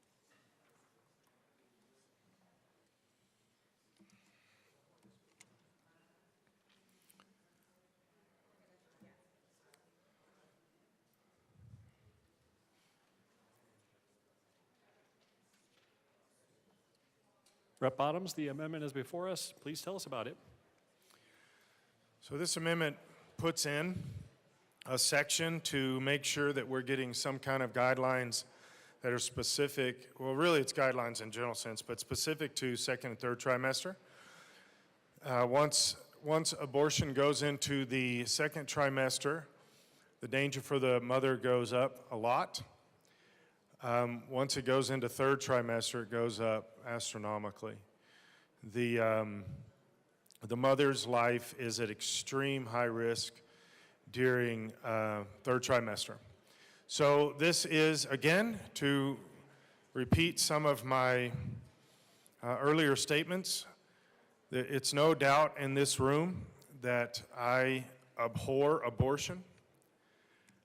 It truly is an immoral blight upon humanity, and we will stand before God for it. But this bill, abortion is codified in the Constitution, so I can't do something about that. But I am trying to save some mothers' lives. I'm trying to save some lives of some mothers that will be at high risk, specifically in third trimester. And, I keep hearing this, that there's very, very few third trimester abortions. 2 weeks ago, I was told of an abortion. Actually, I was told last week of abortion 2 weeks ago that the abortion happened at 36 weeks. And many in the hospital were concerned about this. They were upset about this. They were hurt over this, to know this was happening in their hospital. 36 weeks. My granddaughter was born at 35 weeks. I can't imagine. I just keep saying this, and I know this falls on deaf ears, but I do not understand a people that will murder their own babies. I don't understand it. I don't get it. What does it take? What does it take inside to say that baby is nothing? 36 weeks. So here's a tricky thing with 36 weeks. Basically, they just fill the baby full of potassium, and most of the time, the mother still gives birth at that age of the baby, but the baby is now stillborn, which is interesting to me because 36 weeks, you're going to have to deliver it anyway. Why don't you deliver a live baby and let the people standing in line waiting to adopt babies adopt that baby? They're begging. People are begging to adopt babies. But no, we're going to kill it at 36 weeks. And we talk about one of the subjects is viability. One of the subjects is not viability. Viability is not anywhere on the page. When you're taking the life of a 36-week baby, viability is not anybody's concern at that point. That baby can live completely by itself. It's crazy what we do. It's crazy what we do. This at least says you got to have some kind of guidelines for second and third trimester. You got to have some kind of guidelines. The idea that we're just going to put the mother's life at risk and not care because we have an ideology. We're going to stand on our values, and our values are killing babies. Not choice, not the life of the mother, definitely not the life of the baby, but we're going to stand on this bloodthirst we have. We're going to stand on it. We're going to defend and fight for it. And we're going to kill mothers in the process. That's what's happening. But we don't care because it's a small enough percentage that, well, I guess it doesn't matter. Let's not even put some guidelines together. Let's not put some rules together. Let's just keep fighting the big fight. Kill more babies, kill more babies, kill more babies. Let's fight that fight. Instead of, let's try to protect a few women along the way. So like I've said a few different times before on this same subject, I can't save any babies today, although I wish I could, and so does God. I wish I could save some babies today. I cannot. But maybe, just maybe, we can save some mothers' lives with this amendment. Please vote yes. Further discussion? Rep. Joseph. Thank you, Mr. Chair, and thank you to the good representative who spoke before me. We will respectfully ask for a no vote on this particular amendment. As I read the amendment, it has nothing to do with the intent and purpose of the bill. As we've discussed earlier, again, the bill is about strengthening protections for providers, ensure legal requests do not target legally protected healthcare activities, and prohibit compliance with hostile out-of-state actions, and strengthen enforcement and compliance. This amendment, as written, talks about annually license and establish and enforce standards around second and third trimester abortion clinic. That has nothing to do with this bill, as written in the intent and purpose of the bill, and we ask for no vote. Thank you. Further discussion? Representative DeGraff or Representative Bradley? You all can figure it out. I have faith. Thank you, Representative DeGraff, I guess just one. Thank you, Mr. Chair. For the moment. All right. Yeah, I do recognize the sponsor's quandary in this, in protecting all things feticide first and foremost. But this amendment is in keeping with, I would think, the desire that while you're trying to make sure that while this body is trying to make sure that the most humans are averted, that at least the humans are, I mean, this body politic has rejected every single opportunity to ensure that the facilities where females receive these procedures, these very complicated, very life-threatening procedures occur. This is yet another, this is just an opportunity to take, because the bills that have been presented in committee to make sure that the places where these feticides occur at least have the same regulatory oversight as a dog groomer. So in this case, just making sure that they're inspected. If you don't care, you know, one of the things in the military we'd always say, if it's important, you measure it. You have a metric to it. And is this important to you? Is maternal health important to you? Or is the aversion of humans the most important thing? Because this bill right here, this amendment just says the facilities in which females undergo life-threatening complications should have the regulatory oversight of a nail salon or a dog groomer. And when you say, no, we want to make sure that these females go into a very vulnerable situation without the regulatory oversight of a nail salon or a dog groomer. That certainly doesn't cry out care for women. That says the priority is averted births, averted humans. The first and foremost thing about this bill is averted humans, but this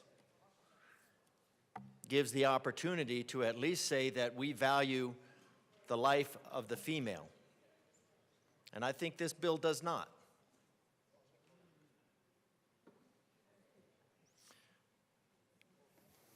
What's added? Look at all those other things that are not in bold. Second and third trimester abortion clinics, home care agencies, other facilities of like nature. All that lowercase stuff is stuff that's already there. Already stuff that we regulate, but is certainly not as life-threatening as ripping a human out of another one. Chemically burning, suffocating, starving, mechanically dismembering. Second and third trimester means a medical facility that performs either medical or surgical induced abortion. So this is not like a medically necessary one. This is the feticide part. Because an abortion is a natural process, in a reaction, the body's response to a non-viable pregnancy, a pregnancy that just ended naturally. Feticide, this is talking about feticide, the actual, active, intentional ending of a human life.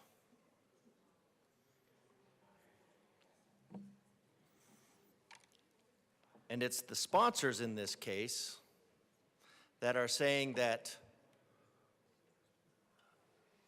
they don't want to see the regulatory authority that is common to these other places in the place where probably some of the most complicated and life-threatening events occur. Obviously, for the unborn human, the event is terminal. But you shouldn't make the mother. I would think that most women that go in to these clinics have the expectation that the regulatory nature of them at least exceeds that of dog groomer, nail salon, hair cuttery. That was attempted. This is just trying to put it in line with some other medical facilities. If this is a medical procedure, if this is care, if this is life-saving care, then shouldn't it have the same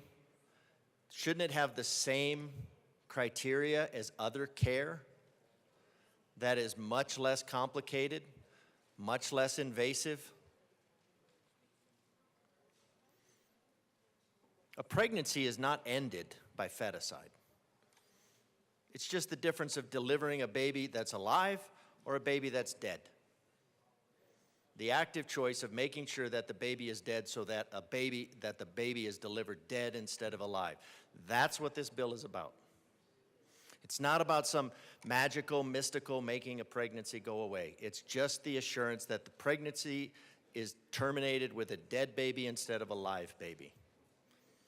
And as the sponsor of the amendment said, at least let's try to do what's right to make sure that the mother of the dead baby comes out on the other side. And the way to help in that regard is to make sure that the facility is regulated in accordance with other medical facilities. Further discussion. Rep. McCormick. Thank you, Mr. Chair. I do want to address a couple of things in this amendment.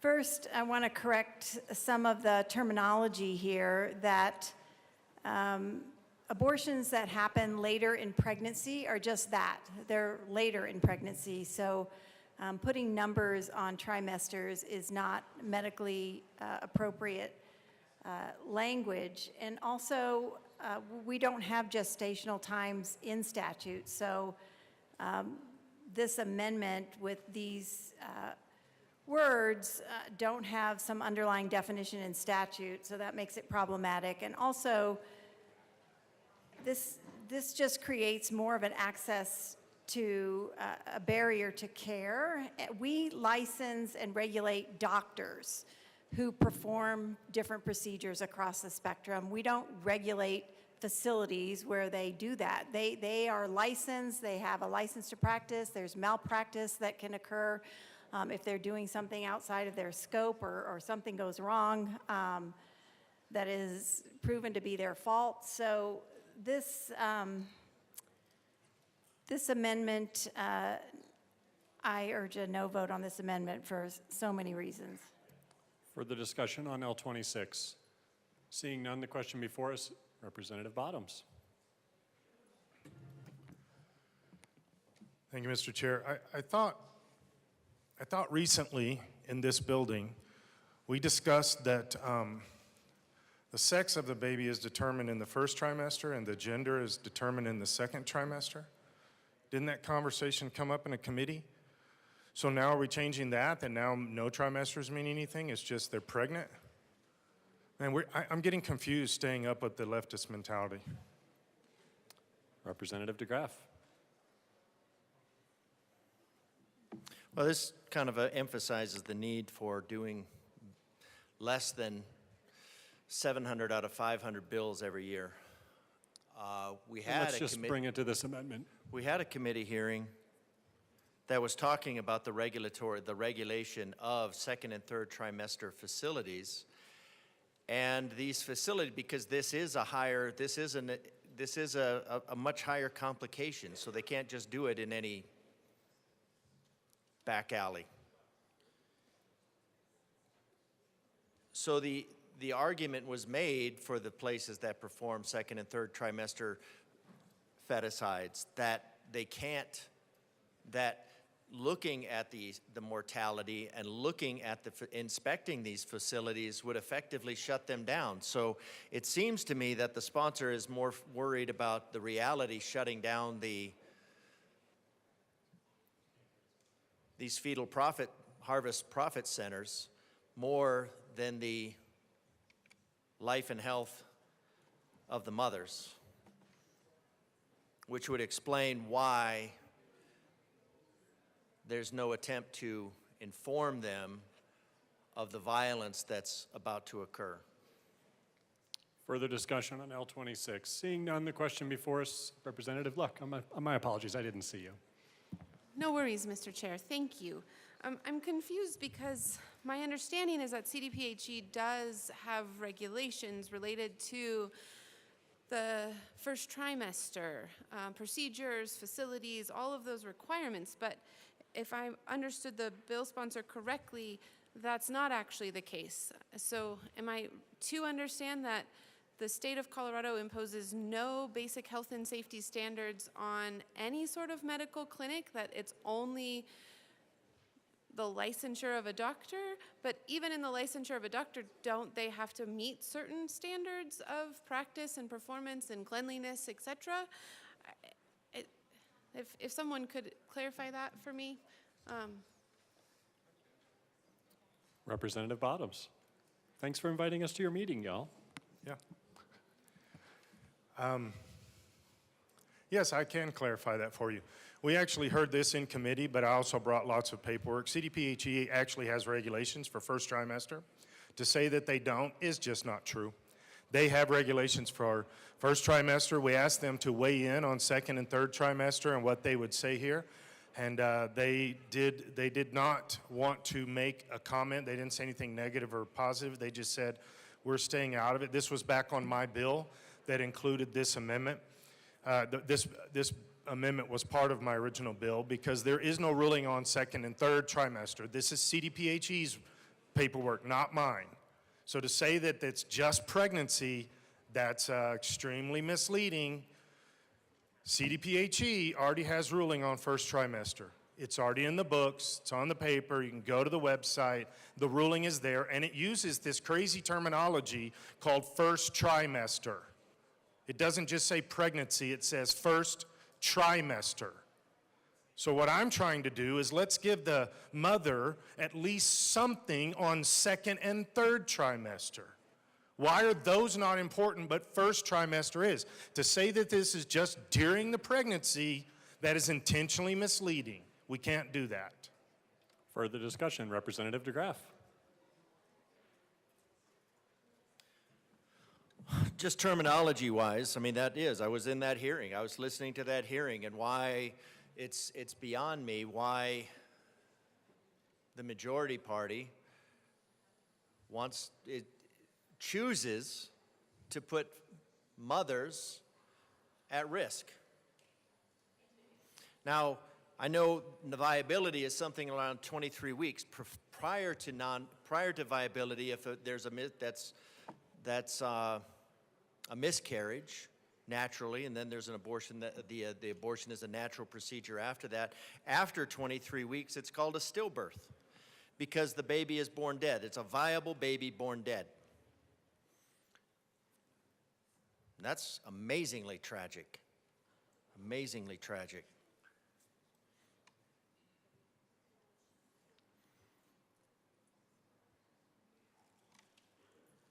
"23 weeks. What was the example given? 36 weeks. You know that little kid felt pain, fear.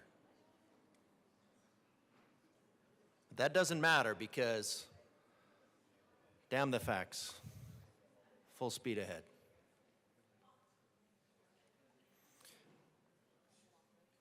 Why is it important?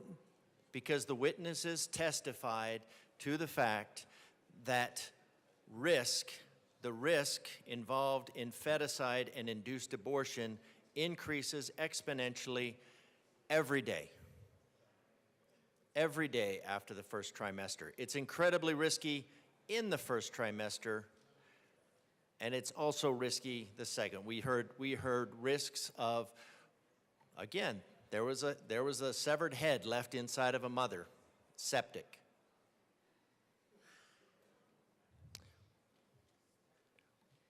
I think the intent is to try to at least save the mother from that possibility. Hemorrhage, septic shock. Do these facilities have the capacity to deal with it? We inspect dog grooming facilities. The sponsors don't want to have second and third trimester despite the extreme risk. Obviously, the risk to the unborn child is 100%.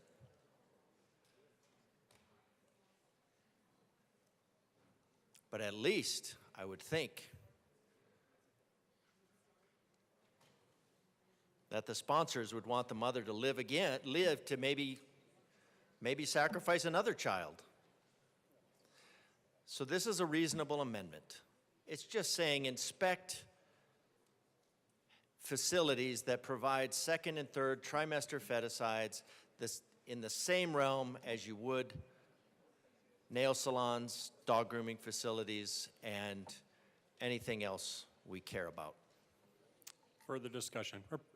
Mr. Assistant Minority Leader. Thank you, Mr. Speaker Pro Tem. I have a hard time looking at this amendment and seeing the issue with wanting to put these protections on to the next two trimesters. I don't understand it. I don't understand why we won't want to carry that protection over. If they're protecting the first trimester and they have guidelines, I just don't understand why we would not want to follow that through all the way through. So I think that this is a reasonable amendment. I think that trying to protect the mother is important. I'm a father of 2 daughters.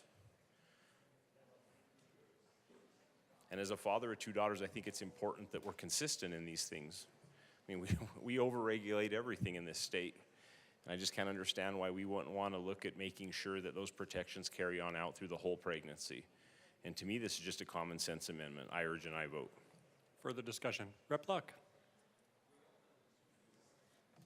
Thank you, Mr. Chair. So after speaking to some experts, I now understand this amendment is all it's trying to do is say, in the same way we license all of these other facilities and make sure that they meet particular standards of operation. We want to make sure that those who are receiving these particular procedures in their second and third trimester also are ensured that they are getting those from a licensed facility.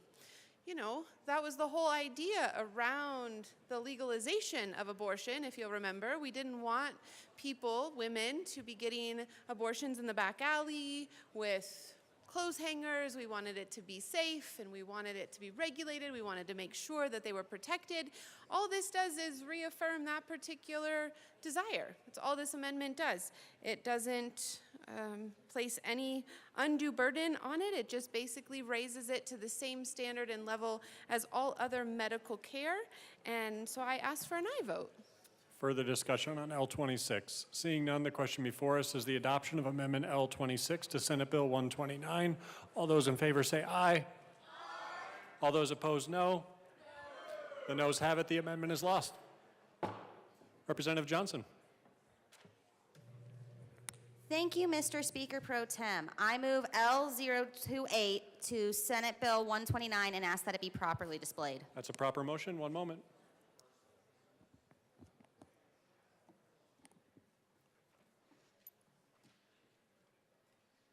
Please proceed.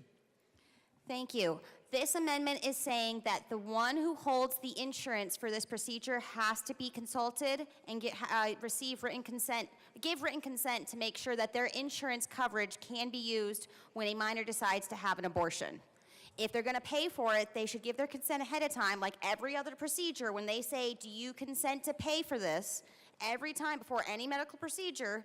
So we need to make sure that we have this in place, because if the minor shows up without the primary covered person who holds the insurance's consent, we're now looking at litigation. We're now looking at liability, because they can come back and say, I never consented, my name is on the insurance, so I don't want to pay. And now we're going to put healthcare risks even more skyrocketing. They're going to become even more unaffordable, because we're going to have a lot of parents or primary covered people, be it a guardian, coming back and saying, my consent was never given, I'm not paying. And that's going to be a very unfunded aspect for these physicians and hospitals that decide to perform this procedure. So I urge a yes vote, so that way we can make sure we get consent from the one who is paying. Rep. Barone. Thank you, Mr. Chair. I stand in agreement with this amendment for the reason that if a parent doesn't know that their child is going through a procedure that might affect their lives in the future, or it might even be very, very dangerous, that presents a problem. Us as parents, we need to know what our children are doing, and if they're going through this procedure. It's really important, especially as a minor. Of course, like I said before, once they turn 18, they're legally adults. There's no reason for us to know that. We'd like to know, but as a minor, we're still in charge. We're still looking after them. I'm not saying that we don't look after them after they turn adults. You know, my mom still takes care of me every once in a while, but I believe that this is a good amendment, and I urge an aye vote. Rep. Caldwell. Thank you, Mr. Speaker Pro Tem. I also rise in favor of this. It makes sense. If the minor is going to have something done, it's covered by the insurance. The person who's actually paying for the insurance and is covered should have to approve it and give consent first. So I don't see any reason why this is an unreasonable amendment, and definitely urge an aye vote on this. Rep. DeGraff. This is should be an easy amendment. I don't know why anybody would be averse to having a parent being involved in their child's life. Now, I suppose if there's some exigent circumstances, then maybe there needs to be some court, but in general, we know that a large number of these pregnancies, if for teenagers, would involve rape, involve abuse. These feticides involve coercion. We know we hate coercion. And yet, the majority wants to just take vulnerable young girls and subject them to probably, And Rep. DeGraff, just to dial us back in a little bit, this is about notification right, and consent to the primary covered person's insurance company. right. Because without this, without the consent for the coverage, without the consent, the notification of the parents, then you're just leaving young, potentially victimized females, and we hear all the time about how the victimization and how we don't do anything about it. Well, here we're saying, let's do something about it. Let's make sure that this is handled properly and not just swept under the rug by some abuser. Let's make sure that this is not just that we're not treating our young girls like profit centers for the fetal harvesting industry. So this is a good amendment. I'm not sure why there'd be opposition to parental notification, but I'm expecting there will be. Further discussion. Rep. McCormick. Thank you, Mr. Chair. I would say that I would also like a title ruling on this amendment. I do have concerns that the bill does not address insurance coverage or liability, and we already have parental notification. I would like a title ruling, please. Title ruling has been requested. The committee will stand in a brief recess.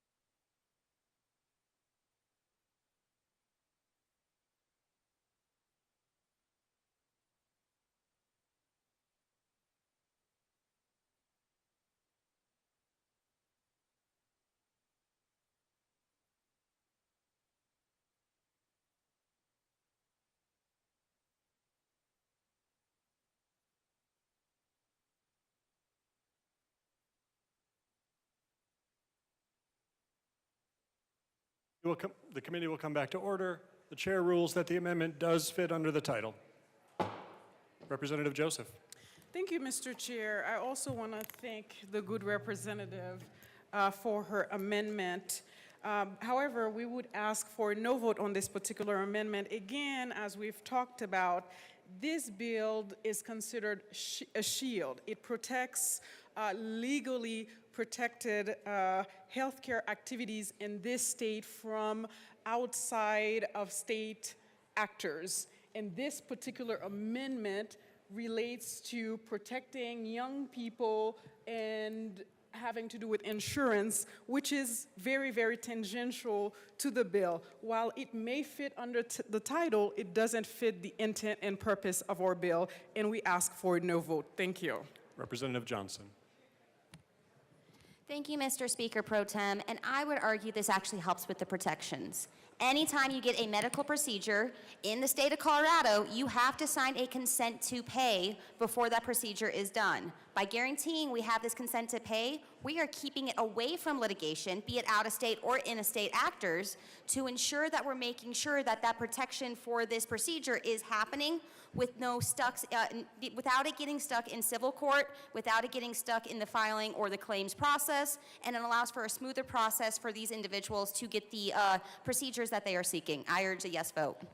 Further discussion, Rep. DeGraff.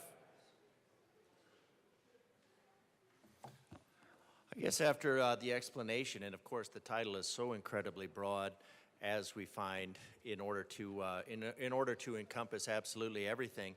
But I'm wondering if the sponsors are not thinking that this is not relevant, because the expectation is that the state, the nanny state, is going to pay for all the feticides. And Rep. DeGraff, it'd be better if you just told us what you think. Well, I'm wondering and asking the sponsor if this is irrelevant, because all of these fetal harvesting activities are going to be on the taxpayer, whether the person is from out of state, whether the person is in state, absolutely no control over it whatsoever.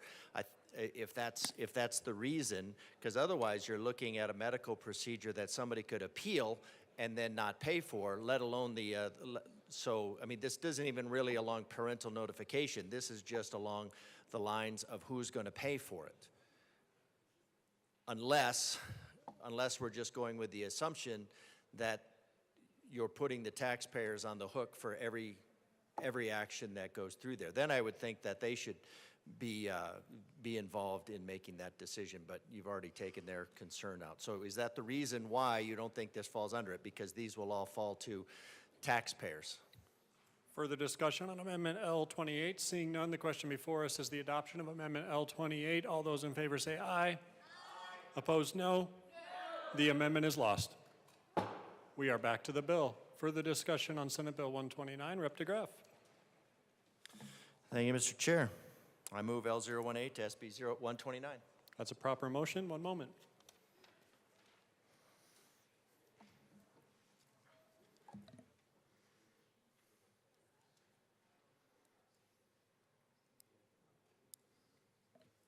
The amendment is before us. Please proceed. All right. This just goes to page 3, line 2, before 16, insert 9AV, and substitute prescription rules. And the change here is registered provider prescribes an abortion medication that results in a medical issue or the death of the person / this section. So, of course, we're trying to provide some level of protection for the mothers. Of course, the unborn person in this section, we can't save them. But we're trying to provide some level of protection for the mother. And right now, we heard in the case, in the committee hearing, we heard multiple cases where the mothers just die. They're just sent home to die. They're prescribed medication. They're prescribed Plan B for something like an ectopic pregnancy. That goes septic. And they die because nobody's aware. So if these individuals are going to be performing medically necessary procedures, there should be a standard of medical care. Because if they're not charged, if there's nothing that can happen to them, there's not going to be any sort of accountability. And without any accountability, there's no learning. And there's no subsequent protection. So I think protecting the mothers, again, trying to protect the mothers from a virtually unregulated, I'm hesitant to call it medical, pretty much unregulated practice is really unconscionable. So I think this is a good amendment to try to provide some accountability to make sure that there is some backstop to protect these women. Further discussion. Representative Joseph, Representative McCormick. And McCormick. Thank you, Mr. Chair. So as we know, medical providers carry malpractice insurance. They are held to a very high standard, and the Board of Medicine can proceed with any type of action as needed if and when needed. So we urge a no vote on this amendment. Further discussion. Seeing none, the question before us is the adoption of Amendment L18. All those in favor say aye. Aye. Opposed, no. The amendment is lost. We are back to the bill. Representative Luck. Thank you, Mr. Chair. Since we are talking about protections related to a legally protected healthcare activity, which the definition includes abortion, I move Amendment L027 and ask for it to be displayed. That is a proper motion. One moment.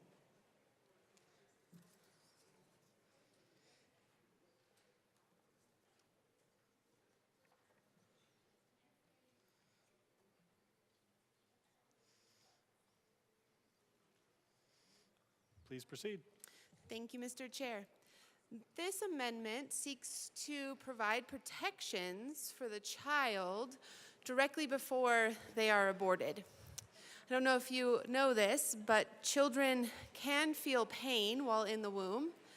There are a number of studies and research to confirm that. In fact, some suggest that they can feel pain even as early as 15 weeks. And when you watch an ultrasound as the child is being dismembered, as the child is being injected with saline to burn them from the inside out, there is a demonstration of pain. Children will run, the babies will move to other parts of the womb in order to escape the forceps. There's actually a documentary from years and years ago called The Silent Scream, and it pointed out what it looks like in the uterus as these children are aborted. So this amendment would provide protections for the child so that when they are about to be aborted, there would be a requirement that the doctor give them an anesthetic so that they could endure that death with the least amount of suffering.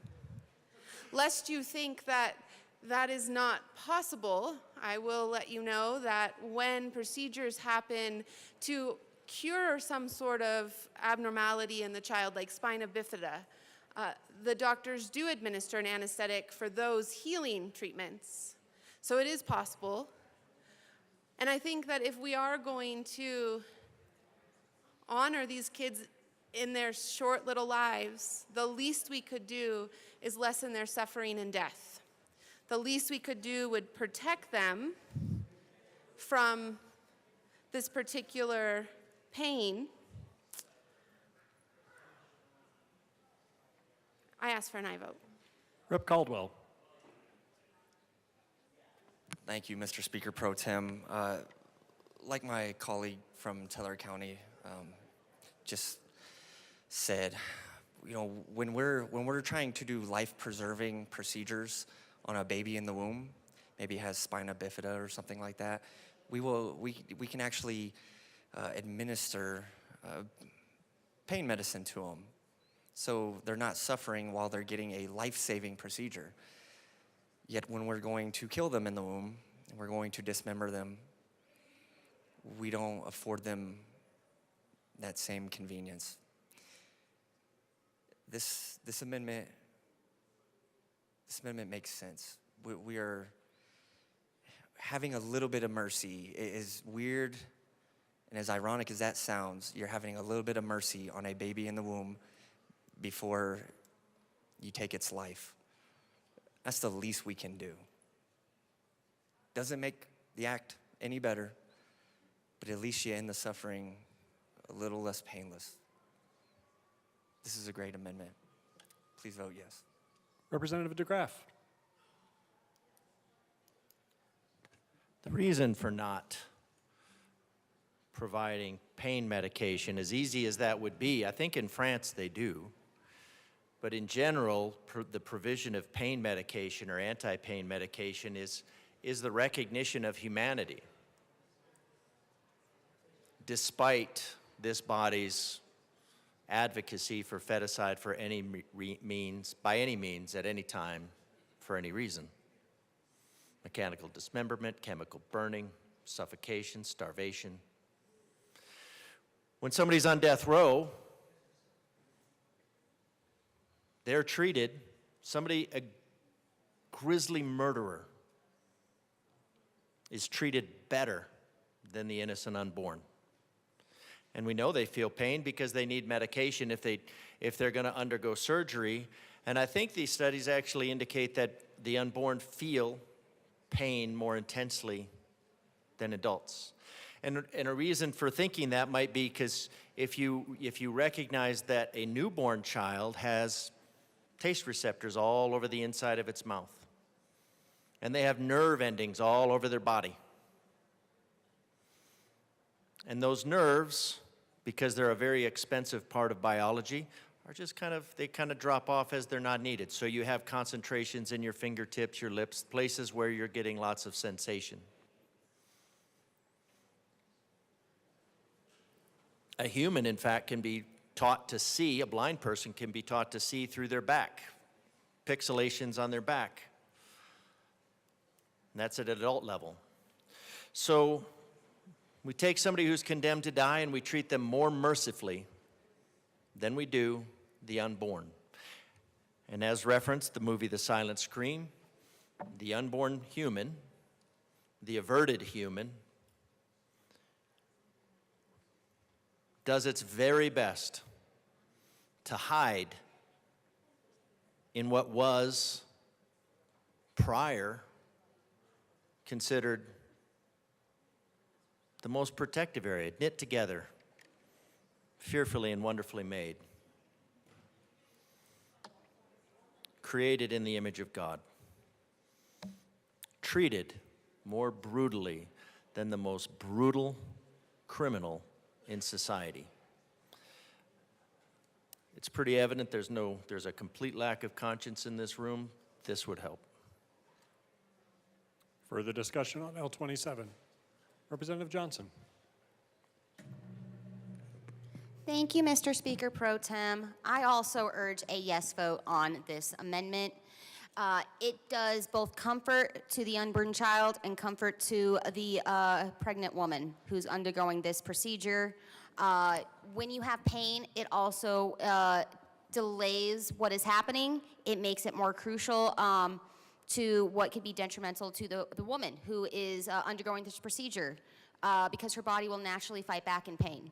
This allows to help lessen the after effects that is going to happen. It also helps with the mental health when your body isn't fighting the pain.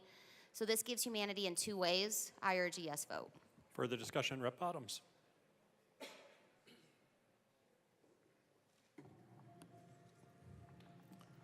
Thank you, Mr. Chair.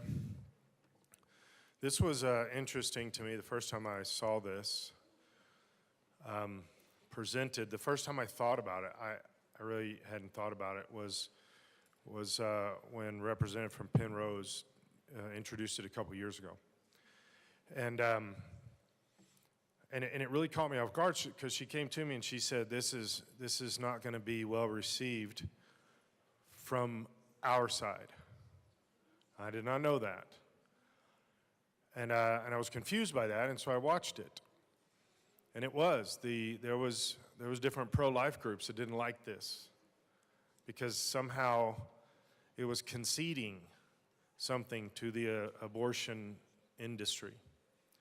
And then I watched the left tear it up because how dare we admit that this baby has pain and do something about it. We would literally rather the baby hurt so badly than to admit that it's hurting at all. And so I was really confused I understood the left was going to do this. I knew it. I was confused by our side because of well, we're conceding something here, we're giving something away. I don't understand either side on that. Why would we like to hurt babies? What is entertaining about that? What is ingratiating about that?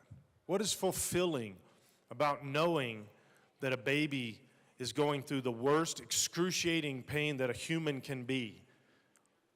Having their arms and legs ripped off and their skull crushed. And we just go, yeah, but they're probably not feeling it. Everything else we do in this building is about feeling. Why can't we do something for a baby about feeling? This is the utter levels of barbarism. It was mentioned on one of the bills earlier that abortion has been around since beginning. It actually has, and it has different versions. Colorado has just now got to the version that was used predominantly that we see predominantly in the Old Testament.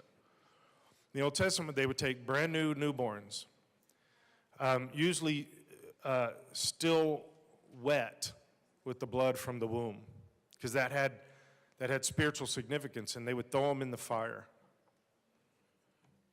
And then they would worship their god Molech, because the baby was burning. While the baby is burning in the fire, they're worshiping their god, Molech, the death god.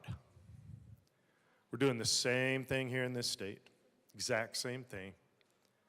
Can we at least have enough compassion that we give the baby some deadening, some pain deadening? Can we have at least a little bit of compassion? Or do we just throw them in the fire and worship our God of death, our God of abortion? Same God from the Old Testament, same God in this room, exact same God. And we're still doing it. Please, somehow, somebody on the left, break away and have a heart. Further discussion. Representative Brooks. Thank you, Mr. Chair. I still getting my freshman head around some of the rules. So I'm wondering, do I have permission to impugn the motives of my own party? You know, as delightful as I think that would be for everybody, I'm going to say no. Okay. I appreciate that. But, you know, let's see where this goes. Thank you for that latitude, Mr. Chair, because honestly, I would much rather just prefer, right? I think, wouldn't we all just to look at this as a piece of paper? I cannot stand, you know, all of this coming up here and trying to humanize and put emotion behind it. It makes it so much more difficult. It's easier when it's just words on a piece of paper. And the motives behind trying to make this an emotional issue, which is darn you. This is, I mean, there have been plenty of times that I've stood in the well and object to, or to be fair, spoken in favor of a particular subject, an amendment, an idea. I don't typically get, even with my own pieces of legislation, get too emotionally involved in them, right? I mean, we know that I knew coming in I wouldn't go 5 for 5. There's just no way that was going to happen, right? And so I don't get emotionally attached to the legislation. I believe in the legislation that I presented. I believe, I know we all do, but I know not to get emotionally attached. This is an emotionally weighty issue. It's the first time that I've stood in the well or that I've sat in the gallery, I've sat here, and I've waited to speak where I feel like there's a weight on my chest. And that's a good thing.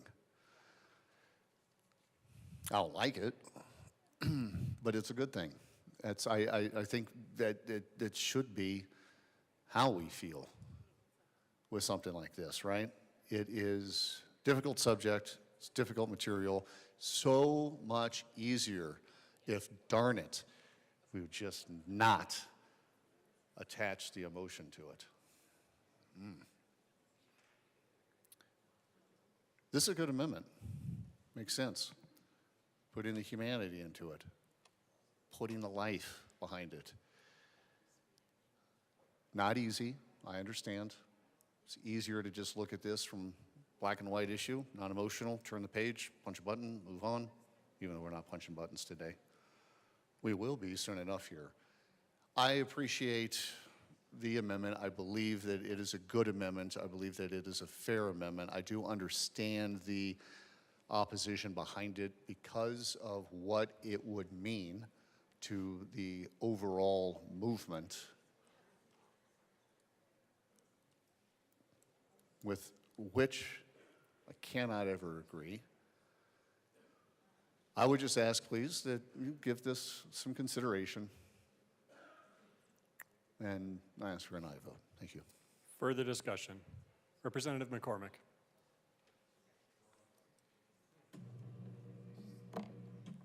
Thank you, Mr. Chair, and I want to thank my colleagues for the incredible compassion that you have expressed. I have been listening, and it means a lot to hear those words of concern and compassion. It really does.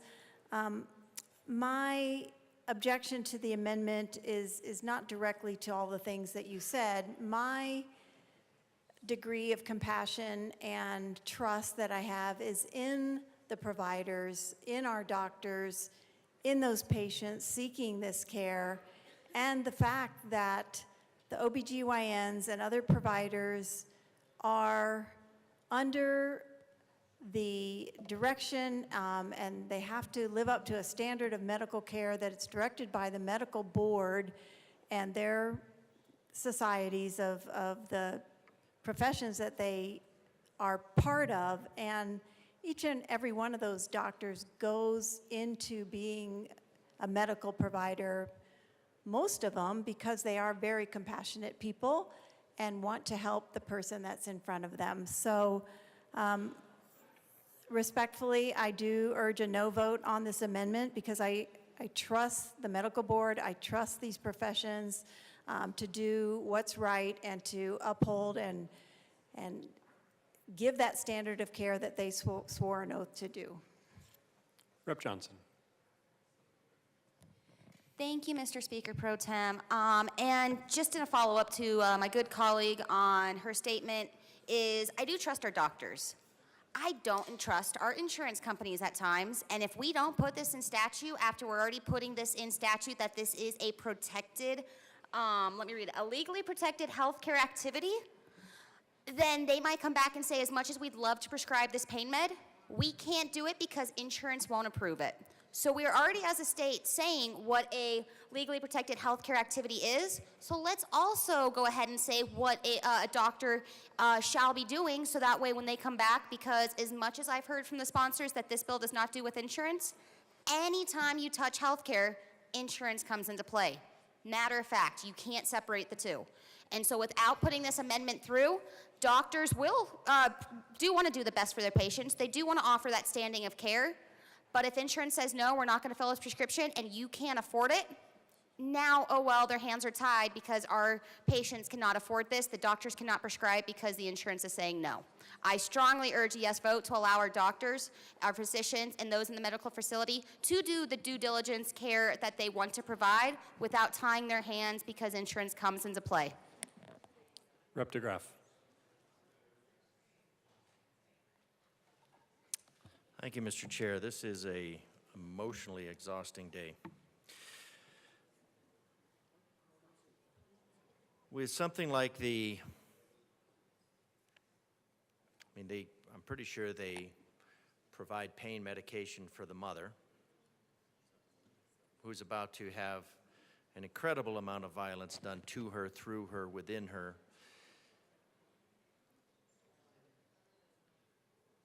And so for those compassionate doctors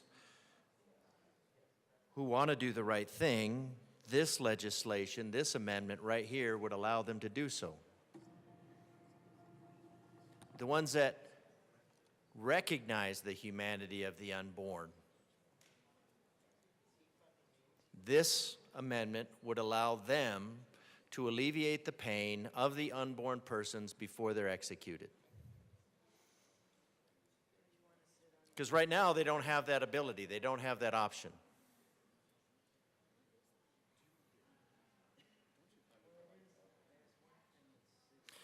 So this solves the problem.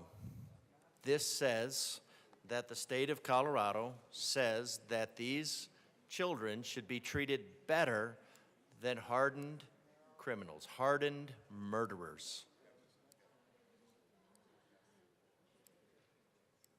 So to the sponsors, I'm asking, why not solve this problem here with legislation that recognizes that the most innocent among us should be treated better than a brutal murderer? This can be done right here, because right now, these compassionate doctors, as you say, I think are probably precluded from this bit of mercy in the killing. They're precluded from this because it's not prescribed, it's not required. So this would solve that problem, and it would say, hey, we at least recognize the humanity of these unborn humans and that they should be treated better. You would never tear a limb off an animal, saw the limb off an animal that was not anesthetized. But that's okay to do to an unborn human. I don't get it.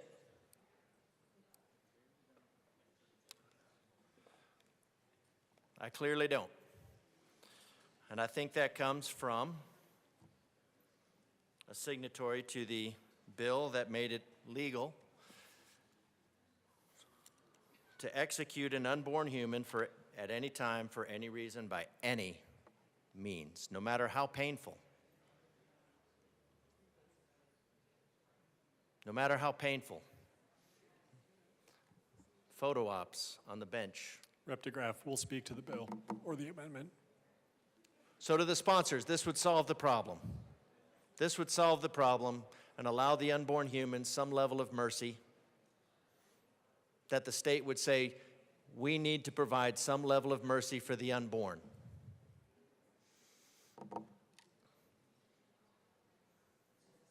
If they make things of the unborn humans, how long, think you, before they make things out of you? Further discussion on L27. Seeing none, the question before us is the adoption of Amendment L27. All those in favor say aye. Aye. Opposed, no? No. The amendment is lost. We are back to the bill. Representative Richardson. Thank you, Mr. Chair. I know we've had quite a bit of discussion of this bill. I'd like to talk to it from a slightly different perspective. While I and 1.2 million people that voted against Amendment 79 may find the practice of abortion abhorrent and the celebration of these procedures distasteful, it's now a practice that is protected by our Constitution. It's our state's supreme law. So let's talk about this bill through the lens of the rule of law. I do oppose it for several reasons. Not because I oppose access to health care or believing in prosecuting patients or persecuting patients, but because this bill crosses a troubling line. At its core, Senate Bill 25-129 seeks to shield individuals and entities in Colorado from out-of-state legal accountability if they participate in what it calls legally protected healthcare activities. But the definition used here seems to be intentionally broad and vague. And the practical effect is to make Colorado a legal island, one that ignores the legitimate laws and processes of our fellow states. So this bill is not simply about protecting abortion providers or gender-affirming care practitioners from overreach. It's about nullifying other states' laws by erecting legal barriers and refusing to cooperate. with lawful investigation or judicial orders, even when serious questions. Rep. Richardson, one second. Members, please take your conversations to the side or off the floor. Okay, Rep. Richardson, please proceed. thank you. It's about nullifying other states' laws by erecting legal barriers and refusing to cooperate with lawful investigations or judicial orders, even when serious questions about ethics, malpractice, or criminal behavior are involved. That raises several deeply concerning issues. For generations, our legal system has depended on mutual respect among states. We honor out-of-state subpoenas, we recognize out-of-state court rulings, and we cooperate with other states on criminal and civil matters, not because we might agree with all their policies, but that's how a united republic functions. This bill flatly rejects that principle. It prohibits Coloradans from cooperating with lawful investigations from other states unless those states meet Colorado's ideological litmus test. That's not justice, that's selective enforcement. It's a law based on political preferences, and it invites retaliation. If we won't respect other states' laws, what will stop them from refusing to respect ours? By prohibiting the disclosure of information, requiring subpoena affirmations under the threat of penalty, and limiting cooperation with other states, this bill could effectively prevent out-of-state families from seeking accountability in cases where their children were harmed, or worse, by out-of-state medical decisions made here in Colorado. What happens when a minor is brought across state lines without parental consent to receive irreversible medical treatment? Or when someone suffers medical complications and their home state wants to investigate? Under this bill, we'd stonewall those efforts. That's not compassion, it's obstruction. This legislation politicizes our justice system. We're granting the Attorney General extraordinary power to intervene in private legal matters, power that could be based and wielded on ideology rather than principle. We are creating special privileges for a certain type of care while ignoring the rights of patients, parents, and other state citizens. And let's not forget the providers themselves. Many medical professionals operate across state lines. The law puts them in legal jeopardy now, protected in Colorado, but potentially facing sanctions elsewhere. We're forcing them to live in a dangerous and uncertain legal environment. There are ways to achieve your goals and protect individual liberties without tearing down the framework of mutual respect between states. There's a way to defend care providers without rejecting basic principles of law and accountability. Unfortunately, SB 25-129 chooses a confrontational, absolutist path. It pits state against state, ideology against law, and politics against reason. I urge you to look beyond the rhetoric and consider the precedent this sets. When we start picking and choosing which laws we'll recognize, when we make Colorado a sanctuary not just for people but for legal immunity, then we're not protecting rights, we're breaking trust. I think we need to just oppose this bill, vote it down today, and return to a path of principle, balance, and respect for the rule of law. I do urge a no vote. Thank you. Rep. Joseph. Thank you, Mr. Chair, and thank you to the good representative who spoke before me. And as he was talking, I was reflecting on what he was saying, because he was talking about full faith and credit under Article 4, Section 1 of the U.S. Constitution, which requires states to recognize and respect the public acts, records, and judicial proceedings of other states. But however, full faith and credit is not limitless. So there are public policy exceptions, right? For instance, and this is a very, very important one as we are engaging and working on this bill, is that in the state of Colorado, the voters have spoken loudly that in the state of Colorado, we will protect abortion rights or abortion access and gender-affirming care. So for us to allow or accept another state to reach into the state of Colorado in order to get information, in order to prosecute and persecute our residents or community members, that's against our state policy. So a state can refuse to enforce another state law if it violates the public policy of our state. So again, I understand full faith and credit is extremely important, but the state of Colorado doesn't have to subscribe to the laws of states that want to persecute and prosecute their own residents, when we know in this state abortion rights is extremely important to our constituents and our community members. So again, based on these, our own public policy, this particular bill must be passed. And we ask for a yes vote. Thank you. Rep. Johnson. Thank you, Mr. Speaker Pro Tem.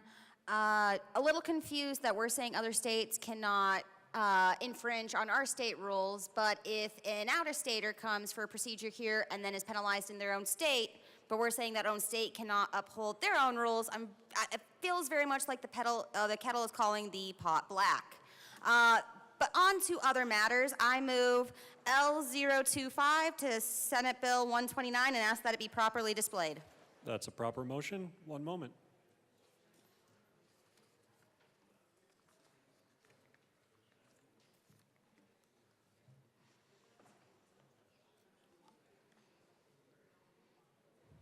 Rep. Johnson, please proceed. Thank you. So this amendment adds the abortion pill reversal onto the list of medications that should be protected in this legally protected healthcare bill, to make sure that, you know, our own state, other own states cannot take this option away from people. They should have the choice. It is a part of the abortion process, and all processes need a how are you going to go forward, but how are you going to exit policy. This would allow for them to have an exit policy in case they change their mind, and I urge a yes vote. Further discussion. Rep. DeGraff. Thank you, Mr. Chair. Yeah, we got back to 79. I think it actually did say that there was no fiscal impact, and then there was a paragraph later. This is still about funding it. The bill, the sponsors, the pretense of the sponsors is that this is about the full spectrum of reproductive health care. Well, the abortion reversal is absolutely inside the realm of the spectrum of reproductive health care. And it's done with progesterone because that's what's undone. Progesterone is blocked. And then the umbilical cord is slowly separated and the baby starves or suffocates. And so the mother is given some sort of a downer to make sure that while the baby is struggling for life, she's not troubled by it. Now the baby is just on his own because the unborn human has no rights. But say the mother decides to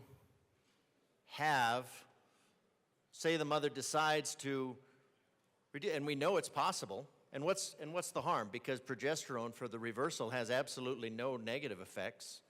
So either the baby lives another day, or the baby dies, as the bill intends. So is this bill really about the full spectrum of reproductive health care? Or is this bill just about the full spectrum of averting humans at all costs? So I think it will be obvious. If the intent of the majority body is to avert all of humans, then you say no.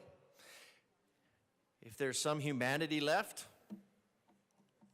that a mother could access something that is completely natural, completely used all the time for this very reason, essentially, to continue to make sure that the umbilical cord stays attached.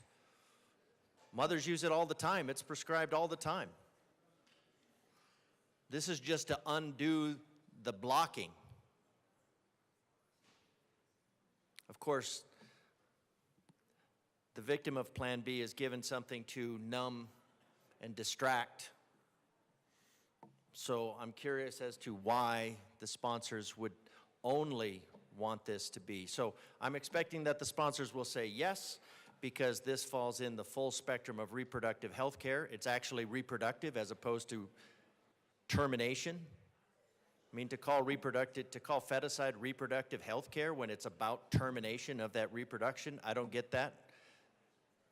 If you can't handle the language of feticide, then maybe there's something morally wrong here. But if you're talking about the full spectrum of care, then I think this is an easy one. It's already prescribed. It's in line. It's not like using it in an experimental way to bodily transition children. This is a perfectly natural way to save a preborn human from suffocating, from starving to death. Some level of humanity in this room, I don't know. Further discussion? Representative McCormick.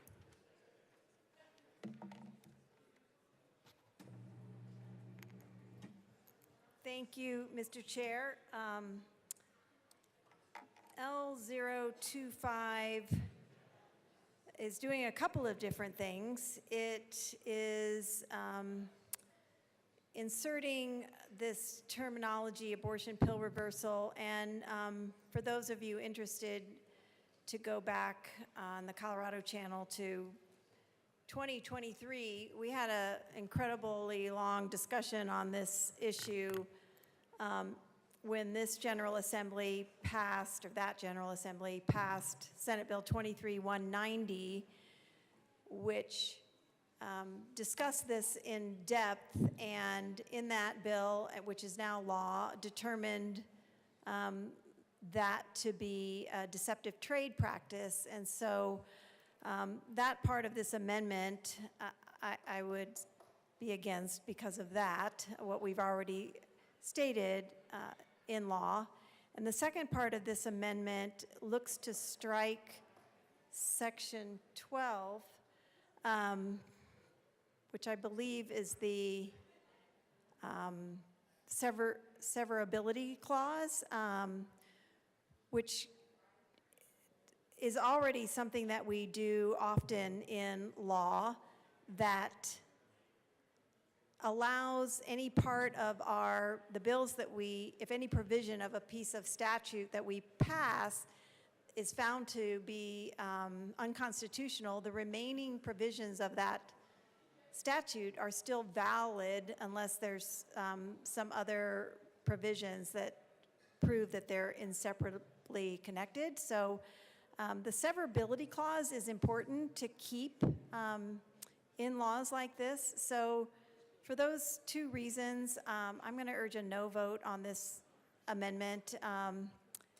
And the other part,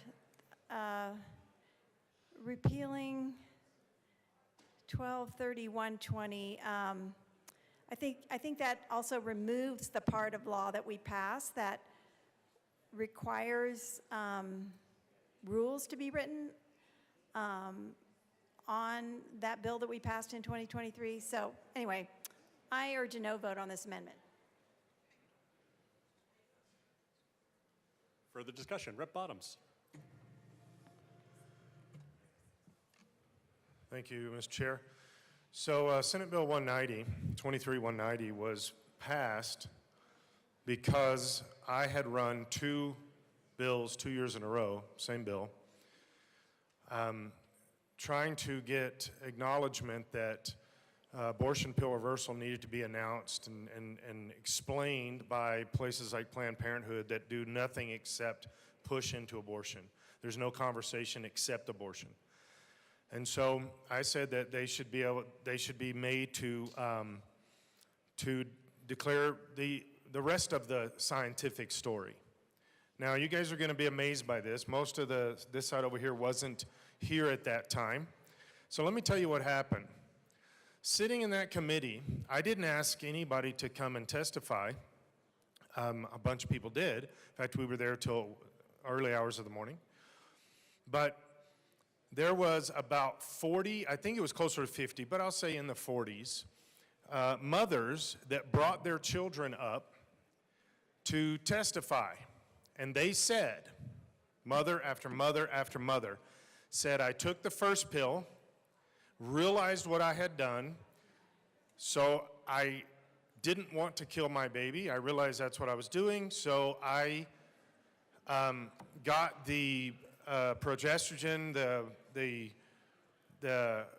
what we call the abortion pill reversal, and here is my child that was born because of that. Next mother, get up. About 40-something mothers got up, and their children were sitting there. I'm not making this up. Their children were sitting there. After all of that went down, one of the representatives in this room screamed at me, screamed, and said, that is gaslighting, that is not true, And Rep. Bottoms. it did not happen. Let's move back to the amendment. Let's do what? Let's move back to the amendment, please. I can't get any closer to it. This is literally the amendment. Unless you can explain to me how it's not, I'll listen. You've made your point. I'm asking you to speak to the amendment, which speaks to the administration of abortion pill reversals and not to recap committee experiences where you might have had a disagreement with a fellow member. Yeah, so what I was saying, which is about this amendment, was this exact amendment was my bill. This was my bill. 40-something kids sitting there, and they say to me, I am making this up because this isn't true. This is not true. This is bizarre to me that we can do this. 40-some kids sitting there. You're making this up. There is no abortion pill reversal. Doesn't happen. Scientifically been disproven. That's why they ran 190. To make it illegal to speak truth in this state. Welcome again to the state that hates truth. The room that hates truth. Welcome. 40-something kids, I made them up. I created these kids out of thin air. That's what this room does. Gaslighting. That was the exact term. You are gaslighting. These are not true stories. How disrespectful to those mothers and to those kids in there. And I really wondered about the kids sitting there. What did they think later? They're like, Mom, what did that mean? Am I not real? Oh, no, you're just a gaslight. Sorry, son. That's what happens in this building. It's disgusting. Representative DeGraff.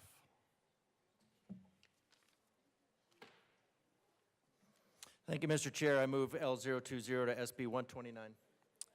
We have an Oh, I'm amendment sorry. in front I'm of us, sorry. Rep. DeGraff. No, I'm done. Further discussion on L25. Representative Luck. Thank you, Mr. Chair. Just really quickly for anyone who might be confused, abortion pill reversal, as stated here, is really just natural progesterone, and it's given to women in all sorts of settings in pregnancy, not just as a result of them taking the abortion pill. Further discussion on this amendment. Seeing none, the question before us is the adoption of Amendment L25. All those in favor say aye. Aye. All those opposed, no. No. The amendment is lost. Representative DeGraff. Thank you, Mr. Chair. I move L020 to SB 129 and ask that it be displayed. One moment, we'll get it displayed.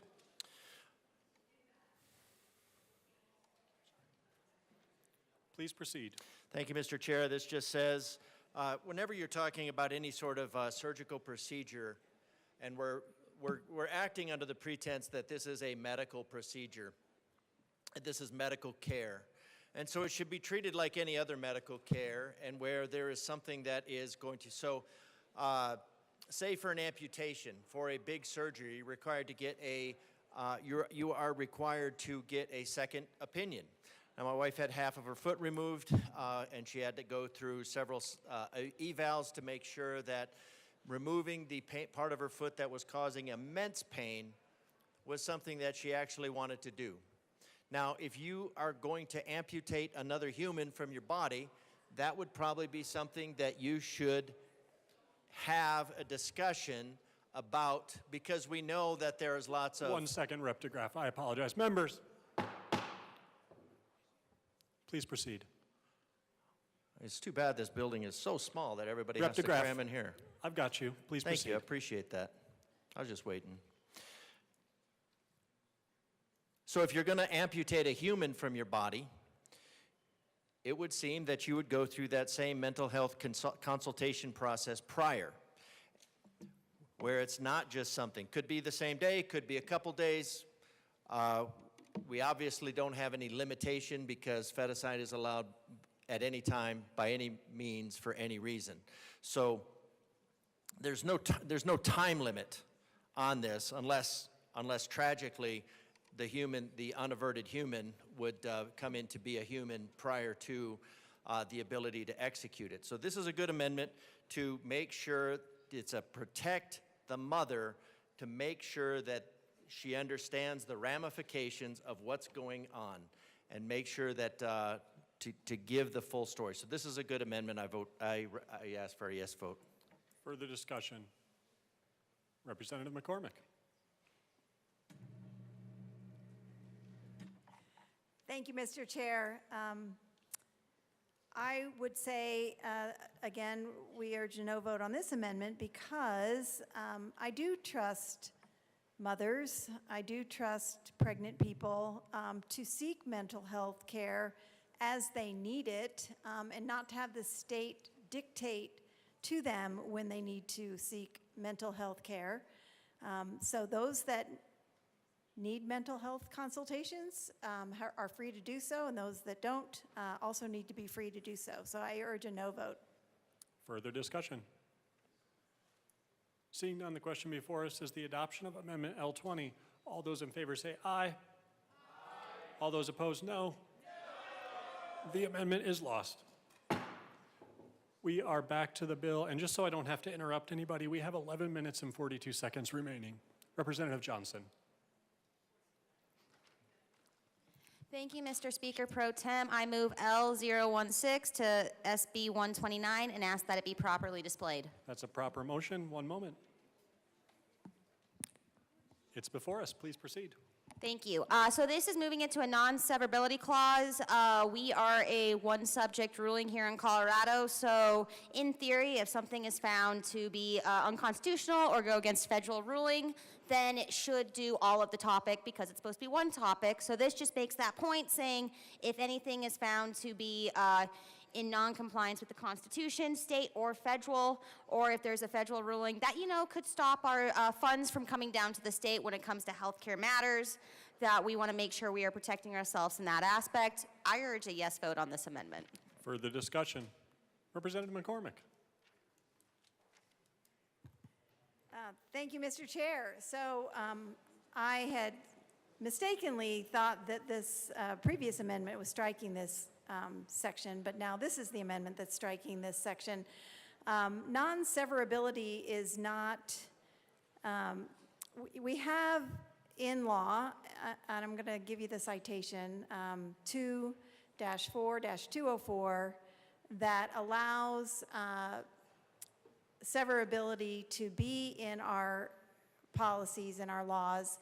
And it says, if any provision of statute is found by a court of competent jurisdiction to be unconstitutional, the remaining provisions of the statute are valid, unless it appears to the court that the valid provisions of the statute are so essentially and inseparably connected with and so dependent upon the void provision, that it cannot be presumed the legislature would have enacted the valid provisions without the voided one. So the purpose of having the severability clause on this piece of legislation is for the very purpose that we already have in law, that if any particular section is found to be unconstitutional, the rest of the bill stands. So I urge a no vote on L016.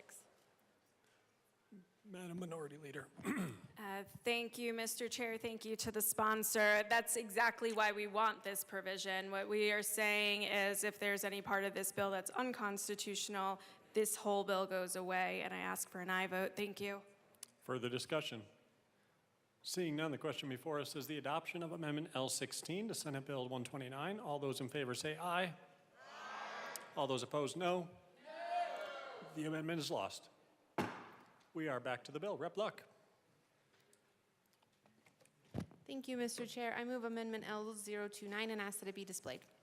That's a proper motion. One moment.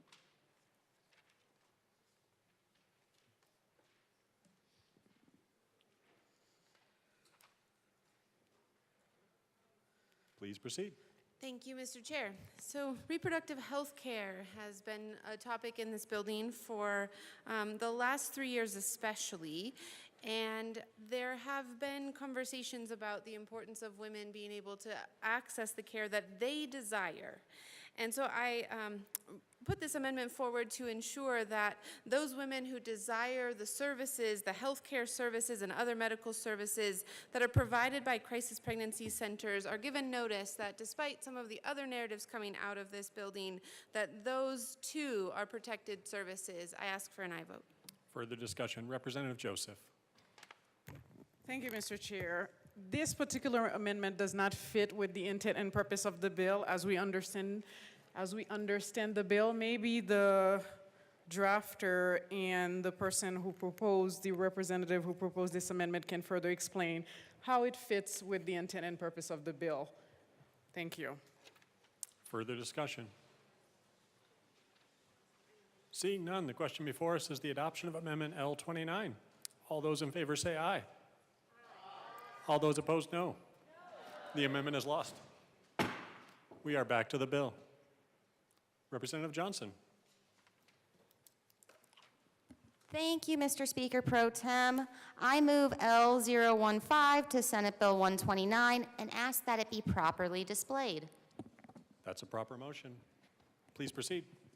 Thank you. So what this amendment is doing is it requires the practitioner to put name of practice on the label. We want to know where those medications are coming from. This is huge when you look at it from a first responder's point of view. You find somebody, something's in their purse, and they're having a reaction. The best way is to call the practitioner who called that medication so you can see what needs to happen next. And this goes for all medications. It's not singling out any of them, but the more information you have when you arrive on a scene, the better. Now, it also works because it's nice to know where the practitioner is when you're going for other medical appointments. Because then when you look at the bottle and they say who prescribed this, it's right there. Transparency in medical care helps for better long-term health of that patient. When you don't have all the information, it can skew or delay or hinder that the health care that that patient is looking for. So we're asking for this to be on the label. Other medications have it on there for the exact same reasons I mentioned. First responders, other medical checkups, and you know what? It's just nice to have that reminder as well so you know where you got it. Should you need a refill? Should you want to go back in a couple years and have something happen again? Very much urge a yes vote on this amendment in the good faith practice of transparency along with making sure we are looking holistically at healthcare to ensure the patient's health. Further discussion on L15. Representative McCormick. Thank you, Mr. Chair. In the bill on page 4, it does say that the prescriptions may include the name of the prescribing healthcare practice instead of the name of the practitioner, provided the practitioner includes the name of the healthcare practice on the paper or electronic form of the prescription. So what the bill's intention is to do is to give the practitioner the option to have their name on the label or not, depending on the situation. And the whole purpose of the bill is to protect practitioners, their name, and the type of medication will still be on the label. So, emergency providers, if they happen to find a pill vial and need to know, it'll be on there, and the clinic information will be on the vial. So all the information that is needed to treat someone, if that were the case, is already allowed for. So because this would potentially make the practitioner have their name on the vial, and the whole purpose of the bill is to protect those practitioners when they decide, I do urge a no vote on L15. Further discussion. Representative Johnson. Thank you, Mr. Speaker Pro Tem. I definitely get the sponsors want to make sure that we are hiding any crucial information. But coming from someone who was in, as a healthcare provider, anything I do, I am open to sharing on the practices of my end. Now, that doesn't go to sharing who my patients are. It doesn't go anything against HIPAA. But if you're going to do a practice because you take the Hippocratic Oath that you will do no harm, then why are we needing to hide or skew any information as if it's something we're doing that's dirty or illegal or immoral? Why need to hide something if it's going within what you're supposed to do, cause no harm, do good for the patient, and you're within the practice of means? And now that we have this legally protected healthcare activities protection, it's protected activities. So if it's already protected, why do we need to hide it? I urge a yes vote. Further discussion on L15. Seeing none, the question before us is the adoption of Amendment L15. All those in favor say aye. Aye. All those opposed, no. No.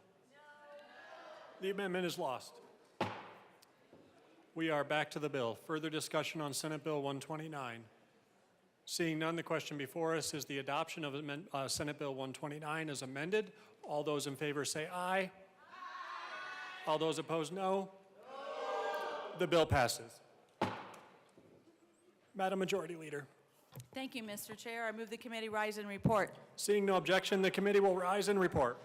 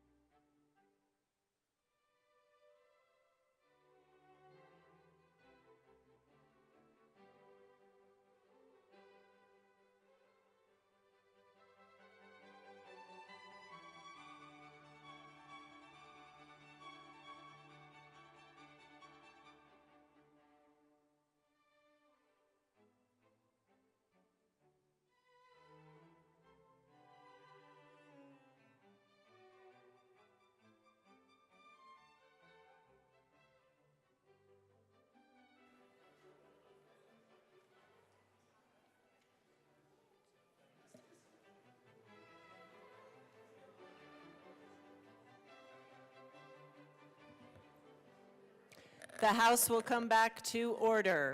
Mr. Shebel, please read the report of the Committee of the Whole. Madam Speaker, your Committee of the Whole begs leave to report is under consideration the following attached bills being the second reading thereof and making the following recommendations thereon. House Bill 1309 and 1312 is amended, passed on second reading or engrossed and placed on the calendar for third and final passage. Senate Bill 129 is amended and 183 passed on second reading or revised and placed on the calendar for third and final passage. And House Bill 1174 laid over until April 7, 2025. Speaker Pro Tem Basenecker. Members, you have heard the motion. We do have amendments at the desk. We are going to go in order. House Bill 1309, House Bill 1312, Senate Bill 129, Senate Bill 183. And I will make note of which bill we are speaking to as we call these up. Mr. Shebel, please read the Bradley Amendment to House Bill 13, the first Bradley Amendment to the Committee of the Whole report, House Bill 1309. Representative Bradley moved to amend the report of the Committee of the Whole to reverse the action taken by the committee and not adopting the following Bradley Amendment L3 to House Bill 1309 to show that said amendment passed and that House Bill 1309 is amended passed. I understand Representative Bradley is excused. Someone else can move the amendment. Representative DeGraff. I move the Bradley Amendment to the Committee of the Whole to reverse the action taken by the committee and not adopting that. And I asked for a yes vote. Let's see, care for an individual who's 18 years of age or older. Yeah. Yes. Seeing no further discussion, the motion before us is the adoption of the first Bradley Amendment to the Committee of the Whole report. Mr. Shebel, please open the machine and members proceed to vote. Representative Camacho, how do you vote? No. Representative Camacho votes no. Representative Ricks, how do you vote? No. Representative Ricks votes no.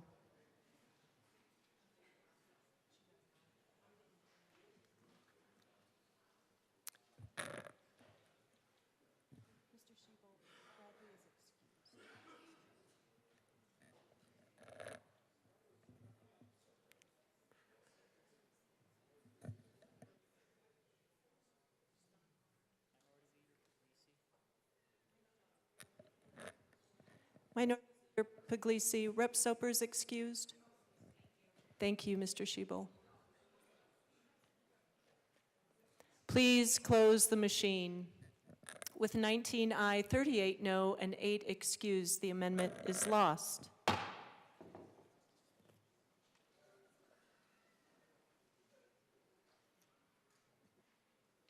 Mr. Shebel, please read the second Bradley Amendment to the Committee of the Whole report. Representative Bradley moved to amend the part of the Committee of the Whole to reverse the action taken by the committee and not adopting the following Bradley Amendment L5 to House Bill 1309 to show that said amendment passed and that House Bill 1309 is amended passed. Representative Johnson. Thank you, Madam Speaker. I move the second Bradley Amendment to the Committee of the Whole and ask that it be properly displayed. Thank you. It is properly displayed. Please proceed. Yes, this amendment here will allow for the reversal of gender transition to happen as well, so we can look at gender affirming care in the whole aspect. I urge a yes vote. Representative Brown. Thank you, Madam Speaker. We ask for a no vote on this amendment. Seeing no further discussion, the motion before us is the adoption of the Bradley Amendment, second Bradley Amendment to the Committee of the Whole report. Mr. Shebel, please open the machine and members proceed to vote. Representative Camacho, how do you vote? No. Representative Camacho votes no. Representative Ricks, how do you vote? No. Representative Ricks votes no.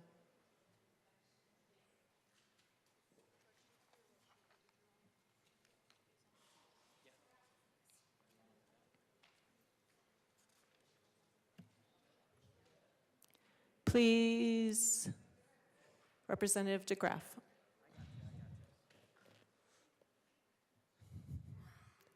Please close the machine. With 20 aye, 37 no, and 8 excused, the amendment is lost. Mr. Shebel, please read the first Johnson Amendment to the Committee of the Whole report, House Bill 1309. Representative Johnson moved to amend the part of the Committee of the Whole to reverse action taken by the committee and not adopting the following Bradley Amendment L3 to House Bill 1309 to show that said amendment passed, that House Bill 1309 is amended passed. Representative Johnson. Thank you, Madam Speaker. I move the first Johnson Amendment to the Committee of the Whole and ask that it be properly displayed. Please proceed. Thank you, Madam Chair. So this is making sure that we are looking at this from 18 and older of age, so that way we are exempting the minors because of the lack of parental control, and I urge a yes vote. Representative Brown. Thank you, Madam Speaker. Medical decisions are best made by patients, their families, and their doctors, and politicians should not be in the way. We ask for a no vote on this amendment. Seeing no further discussion, the motion before us is the adoption of the Johnson Amendment to the Committee of the Whole report. Mr. Schiebel, please open the machine and members proceed to vote. Representative Camacho, how do you vote? No. Representative Camacho votes no. Representative Ricks, how do you vote? No. Representative Ricks votes no.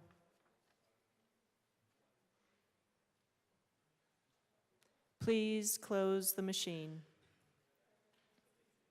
With 19 aye, 38 no, and 8 excused, the amendment is lost. Mr. Schiebel, please read the Caldwell Amendment to the Committee of the Whole report, House Bill 1312. Representative Caldwell moved to amend the report of the Committee of the Whole to reverse the action taken by the committee in not adopting the following Caldwell Amendment L2 to House Bill 1312 to show that said amendment passed, that House Bill 1312 was amended passed. Representative Caldwell. Thank you, Madam Speaker. I move the Caldwell Amendment to the report of the Committee of the Whole and ask that it be properly displayed. It is properly displayed. Please proceed. Thank you, ma'am. Very simple amendment here. We're just asking for a yes vote. Thank you. Representative DeGraff. Thank you, Madam Chair. And then, Speaker, and then along this line with this, again, because what we're talking about is the chosen name is to a gender identity. And quite often, the gender identity is an issue with sexual trauma. And so to take a warning sign of sexual trauma like a name change, and the sexual trauma could be from, as we heard by witnesses in committee, from multiple detransitioners who had this issue, multiple individuals who were in this position in general, in the space in general, that it does come from a position of a experience of childhood sexual trauma, not necessarily even childhood, but especially. So if you have in school, you have a warning sign, you have a cry for help, it seems like parents would be a good place to go because medical decisions should be made by the doctor, the family, and the patient. I think we just heard something like that. I think there was something about family. I think parents, contrary to other bills today, are still considered family. So you have a warning sign of sexual trauma, and to not take this amendment is to just say, hey, whatever happened to you, it happened to you. Just keep going down the path because nobody cares. So I think we ought to care about the experiences of people who have experienced sexual trauma and support them when they cry for help with something like this, instead of just ignoring them and erasing them and pretending they don't exist. I'm sorry it's a cry for help. We heard it multiple times, but it is a cry for help. We should recognize those people, not try to erase them for an ideology that is well-funded by a bunch of porn-addled billionaires. Representative Garcia. Thank you, Madam Speaker. I ask for a no vote. Seeing no further discussion, the motion before us is the adoption. Caldwell Amendment. My apologies. The Caldwell Amendment to the Committee of the Whole report. Mr. Schiebel, please open the machine and members proceed to vote. Representative Camacho, how do you vote? No. Representative Camacho votes no. Representative Ricks, how do you vote? No. Representative Ricks votes no.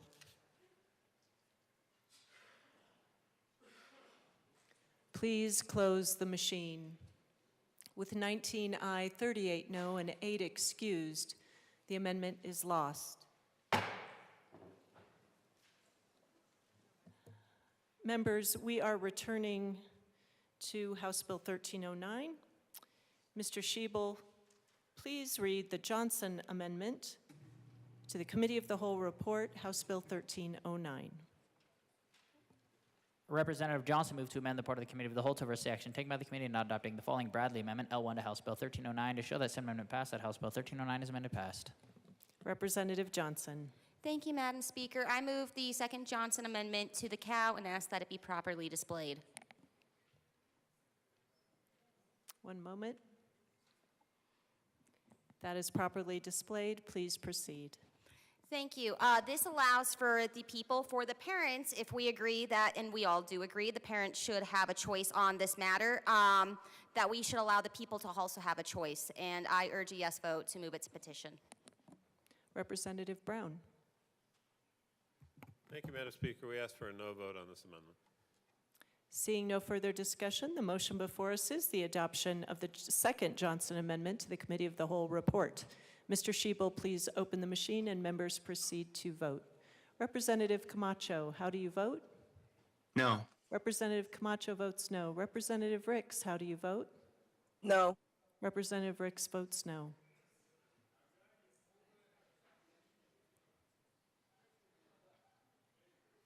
Please close the machine. With 19 aye, 38 no, and 8 excused, the amendment is lost. Mr. Schiebel, please read the first Bottoms Amendment to the Committee of the Whole report, Senate Bill 129. Representative Bottoms moved to amend the part of the Committee of the Whole to reverse the action taken by the committee in not adopting the following Bottoms Amendment, L12 to Senate Bill 129, to show that said amendment passed, that Senate Bill 129 is amended passed. Representative Bottoms.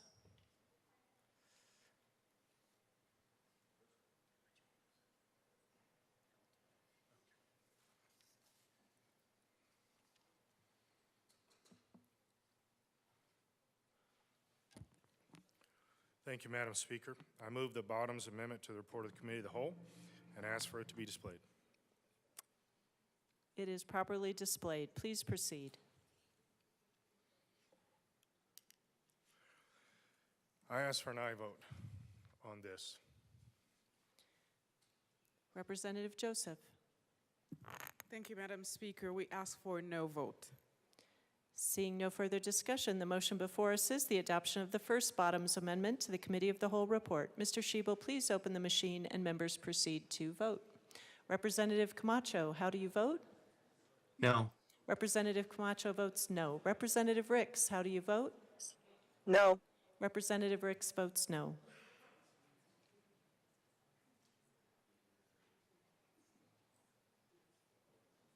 Please close the machine.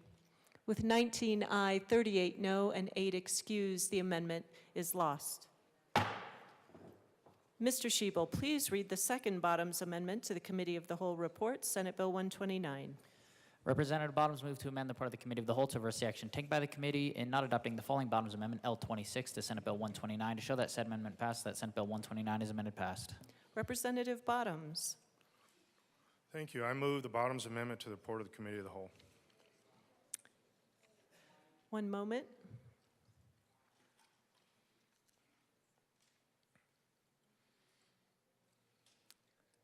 And it is properly displayed. Please proceed. We already have, CDPHE already has rulings on first trimester. It's very clear what those rulings are.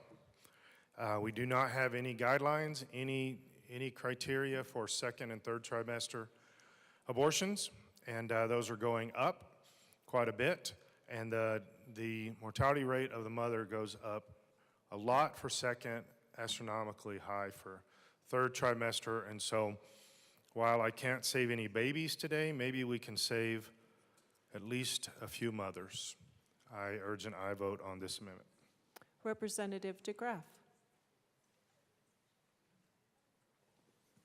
Thank you, Madam Speaker. I ask for an aye vote on this as well. psychiatric hospitals, community clinics, rehabilitation hospitals, nursing care facilities, hospital care, all lower caps, all things that we already regulate, dialysis treatment clinics, ambulatory surgical centers, birthing centers, second and third trimester feticide clinics.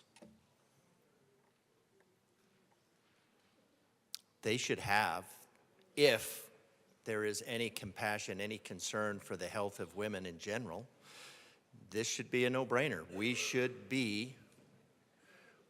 have the oversight that we have for these. When we talked about CDPHE, dog groomers and nail salons have more regulatory oversight than second and third trimester. So, can't save the babies, but maybe.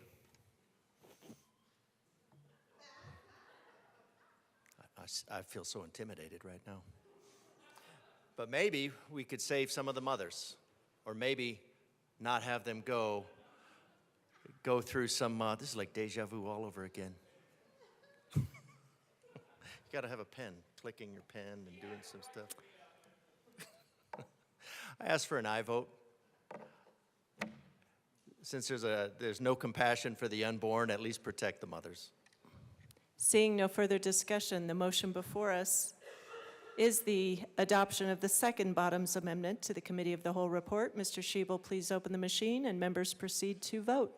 Representative Camacho, how do you vote? No. Representative Camacho votes no. Representative Ricks, how do you vote? No. Representative Ricks votes no.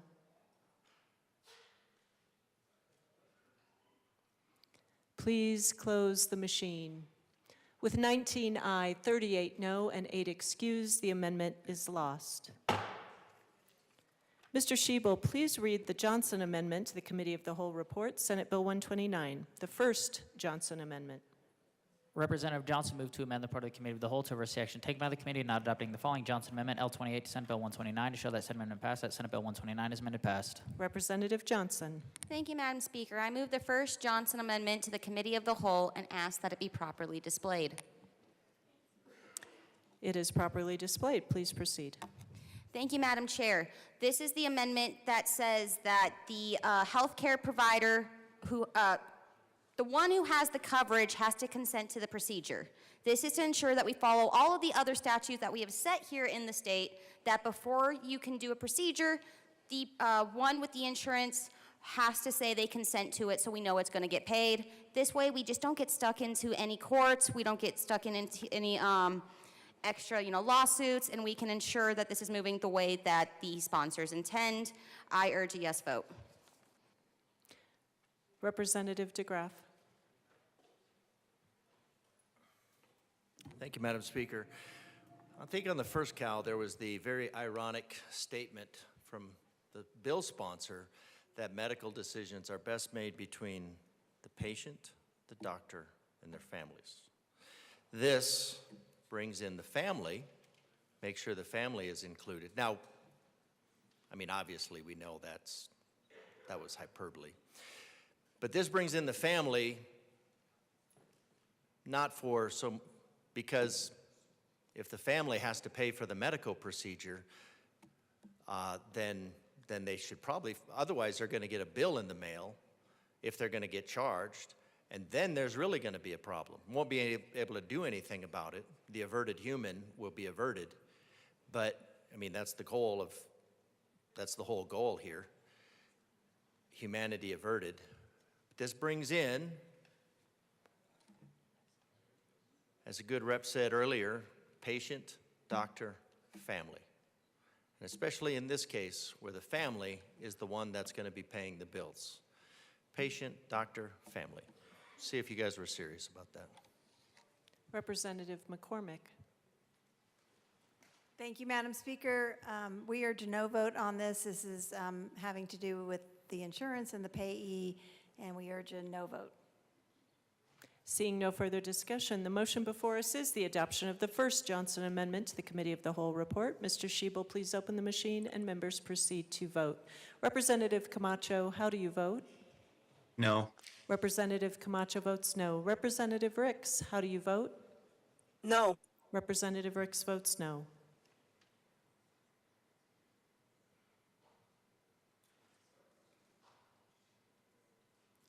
Please close the machine. With 20 aye, 37 no, and 8 excused, the amendment is lost. Mr. Schiebel, please read the second Johnson Amendment to the Committee of the Whole report, Senate Bill 129. Representative Johnson moved to amend the part of the Committee of the Whole to reverse the action taken by the committee in not adopting the following Johnson Amendment, L25, to Senate Bill 129 to show that said amendment passed, that Senate Bill 129 is amended passed. Representative Johnson. Thank you, Madam Speaker. I move the second Johnson Amendment to the Committee of the Whole and ask that it be properly displayed. It is properly displayed. Please proceed. Thank you. This amendment allows for the abortion pill reversal to also be included in this, so that way we're ensuring that our women have all the options available and that they also have, that they're legally protected healthcare activities, and it falls within this realm. I urge a yes vote. Representative DeGraff. Thank you, Madam Speaker. This reversal is progesterone, used commonly, basically, to prevent what Plan B does. So it's not experimental. I know there was the whole thing about creating a bill to make sure that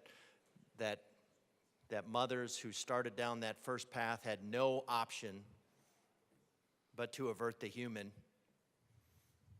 even if they changed their mind. So we say that we want the full realm, the full spectrum of reproductive health care, but the only spectrum you're interested is death. Death care, the death cult.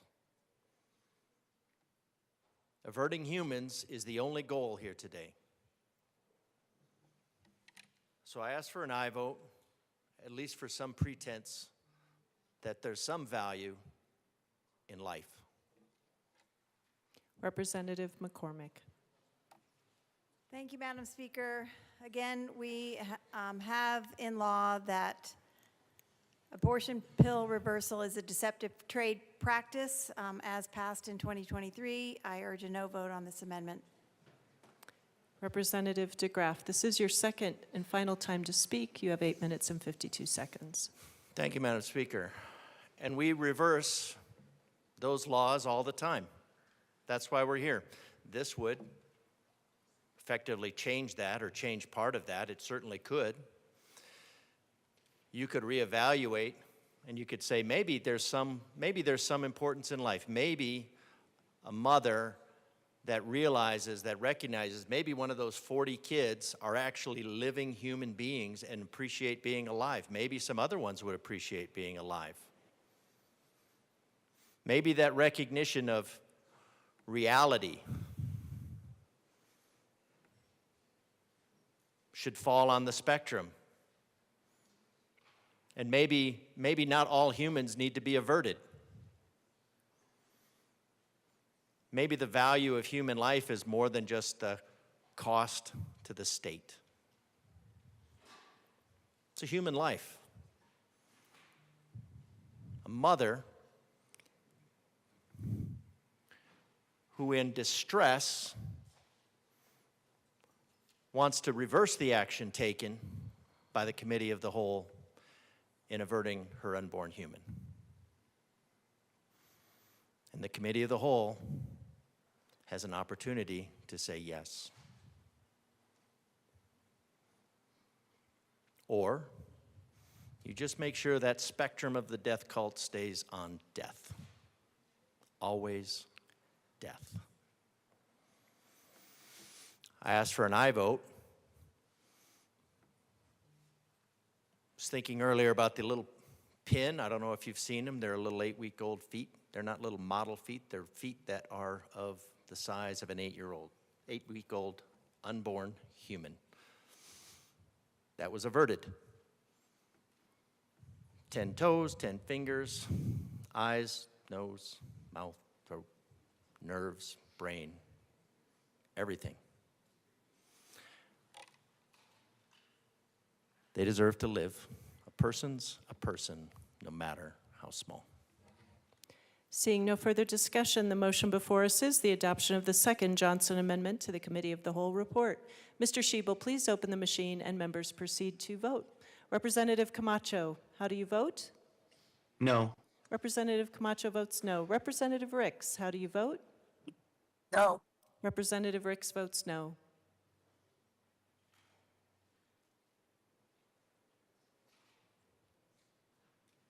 Please close the machine.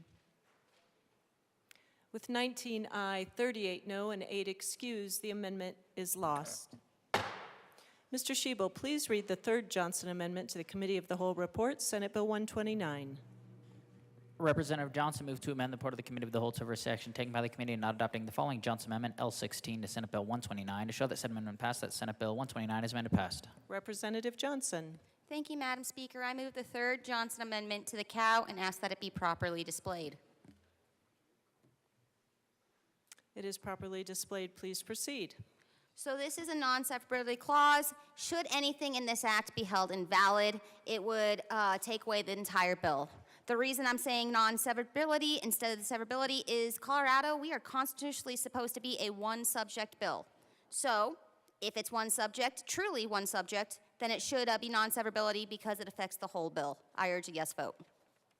Representative Joseph. Thank you, Madam Speaker. We ask for no vote on this particular amendment in the name of government and judicial efficiency. Thank you. Seeing no further discussion, the motion before us is the adoption of the third Johnson Amendment to the Committee of the Whole report. Mr. Shebel, please open the machine and members proceed to vote. Representative Camacho, how do you vote? No. Representative Camacho votes no. Representative Ricks, how do you vote?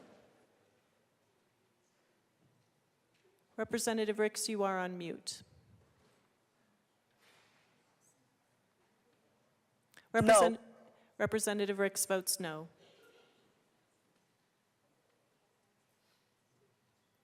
Please close the machine. With 19 aye, 38 no, and 8 excused, the amendment is lost. Mr. Shebel, please read the Luck Amendment to the Committee of the Whole report, Senate Bill 129. Representative Luck moved to amend the report of the Committee of the Whole to reverse action taken by the committee and not adopting the following Luck Amendment L27 to Senate Bill 129 to show that said amendment passed, that Senate Bill 129 is amended passed. And I apologize, this is the first Luck Amendment. Representative Luck. Thank you, Madam Speaker. I move the first Luck Amendment to the Committee of the Whole and ask for it to be displayed.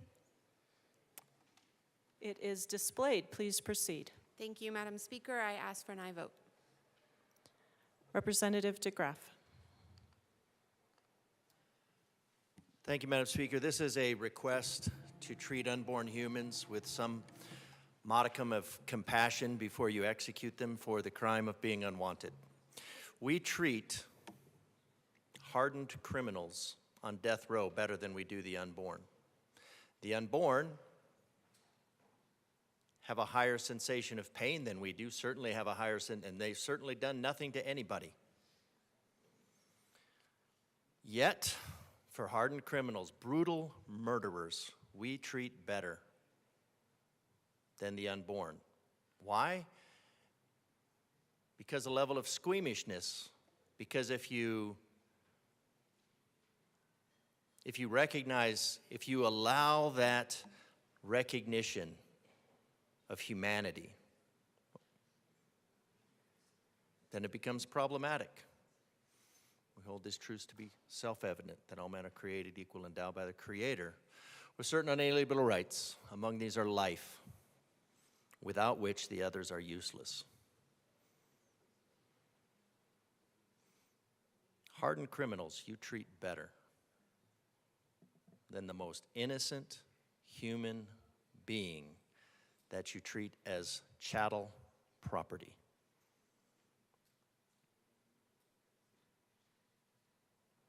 I just can't get over how committed the death cult is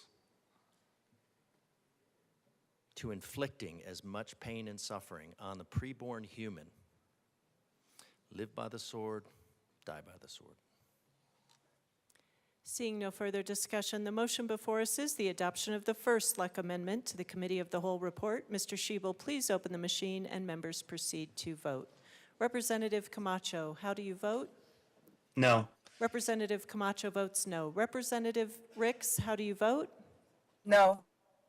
Representative Ricks votes no. Please close the machine. With 20 aye, 37 no, and 8 excused, the amendment is lost. Mr. Shebel, please read the second Luck Amendment to the Committee of the Whole report.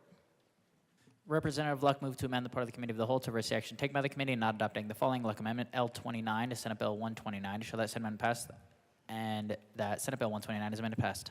Representative Luck. Thank you, Madam Speaker. I move the second Luck Amendment to the Committee of the Whole and ask for it to be displayed. It is properly displayed. Please proceed. Thank you, Madam Speaker. I ask for a no vote.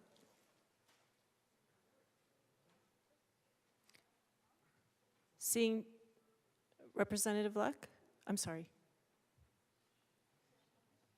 Thank you, Madam Speaker. I was hopeful that the bill sponsors would come up and be contrarians and ask for a yes vote, in which case it would pass, but they didn't take me up on it. So I guess I will revert to the normal request for an aye vote. Thank you.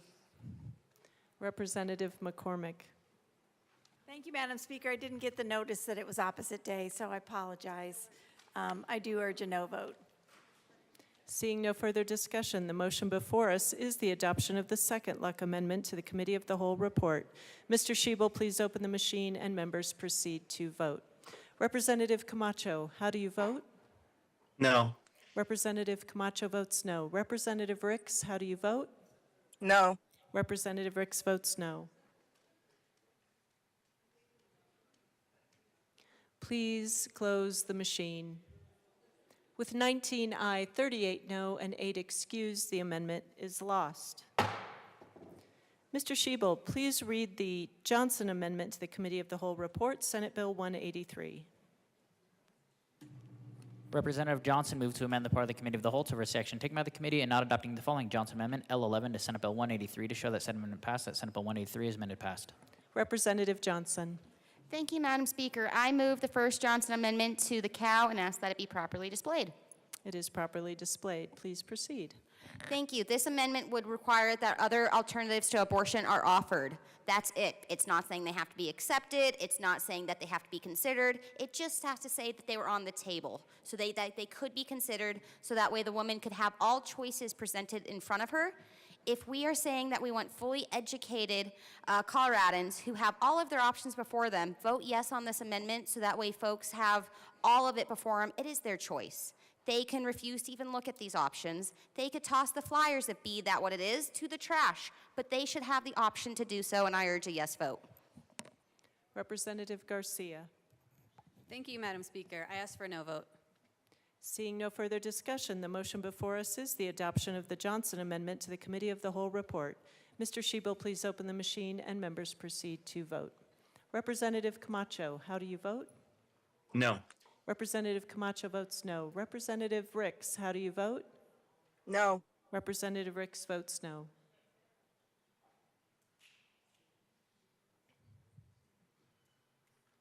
Please close the machine. With 19 aye, 38 no, and 8 excused, the amendment is lost. Mr. Shebel, please read the second Johnson Amendment to the Committee of the Whole report, Senate Bill 183. Representative Johnson moved to amend the part of the Committee of the Whole to reverse the action taken by the committee and not adopting the following Bradley Amendment L9 to Senate Bill 183 to show that said amendment passed, that Senate Bill 183 is amended passed.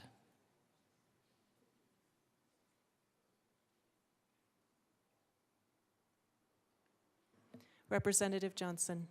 Thank you, Madam Speaker. I move the second Johnson Amendment to the cow and ask that it be properly displayed. It is properly displayed. Please Thank you. proceed. Thank you. So this is offering for transparency. Should taxpayer dollars be used? The taxpayer dollars should know how many abortions are being offered in each term, 1, 2, and 3, and the total cost of the reimbursement for each abortion for the honor of transparency so that our Coloradans can fully know what they voted for and what's going on in our state. And with their taxpayer dollars, I urge a yes vote. Representative DeGraff. Thank you, Madam Speaker, and welcome to my colleague.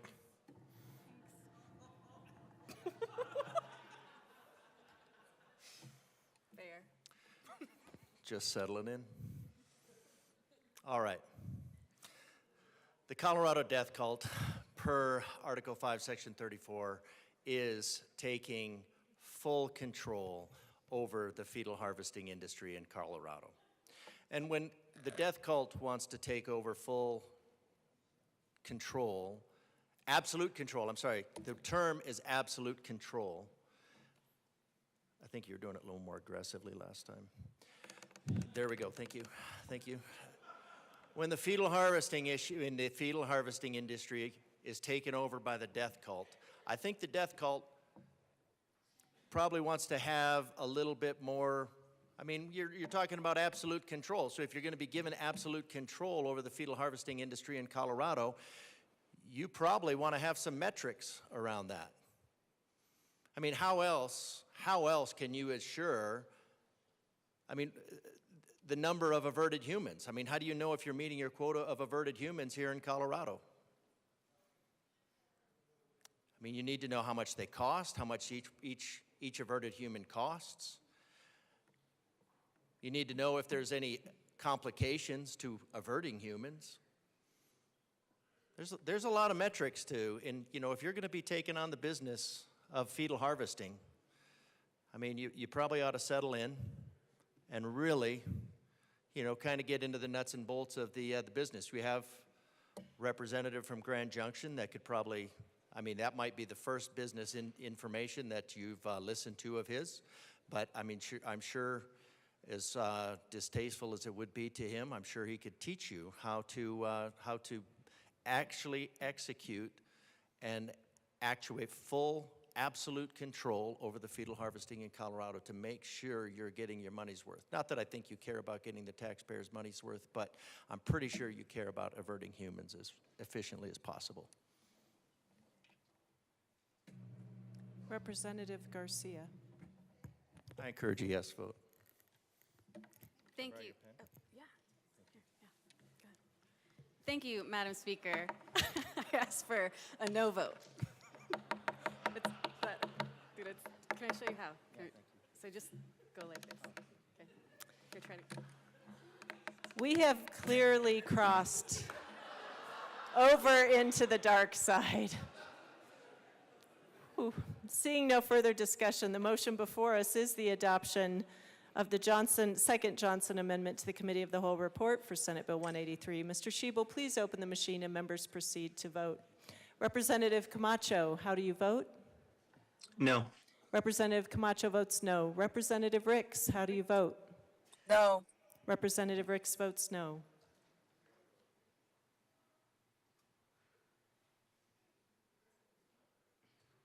Please close the machine. With 19 aye, 38 no, and 8 excused, the amendment is lost. Mr. Schiebel, please read the second Luck Amendment to the Committee of the Whole report, Senate Bill 183. Representative Luck moved to amend the part of the Committee of the Whole to reverse the action taken by the committee and not adopting the following Luck Amendment, L20 to Senate Bill 183, to show that said amendment passed, that Senate Bill 183 is amended passed. Representative Luck. Thank you, Madam Chair. I move the second Luck Amendment to the Committee of the Whole and ask that it be displayed. It is properly displayed. Thank you, Please proceed. Thank you, Madam Speaker. I ask for an aye vote. Representative Garcia. I respectfully ask for a no vote. Representative Luck. Thank you, Madam Speaker. I still ask for a yes vote, but I appreciate the respect. Thanks. Seeing no further discussion, the motion before us is the adoption of the second Luck Amendment to the Committee of the Whole report. Mr. Schiebel, please open the machine and members proceed to vote. Representative Camacho, how do you vote? No. Representative Camacho votes no. Representative Ricks, how do you vote? No. Representative Ricks votes no.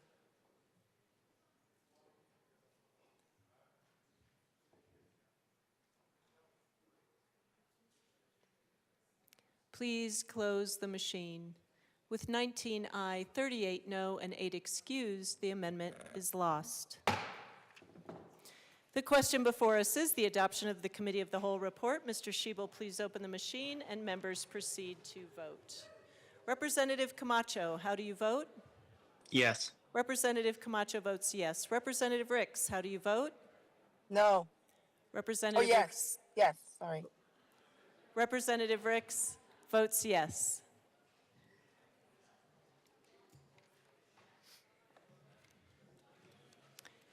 Please close the machine. With 38 aye, 19 no, and 8 excused, the report of the Committee of the Whole is adopted. Madam Majority Leader. Thank you, Madam Speaker. I move to lay over the balance of the calendar till Sunday, April 6, 2025. Seeing no objection, the balance of the calendar is laid over until Sunday, April 6th.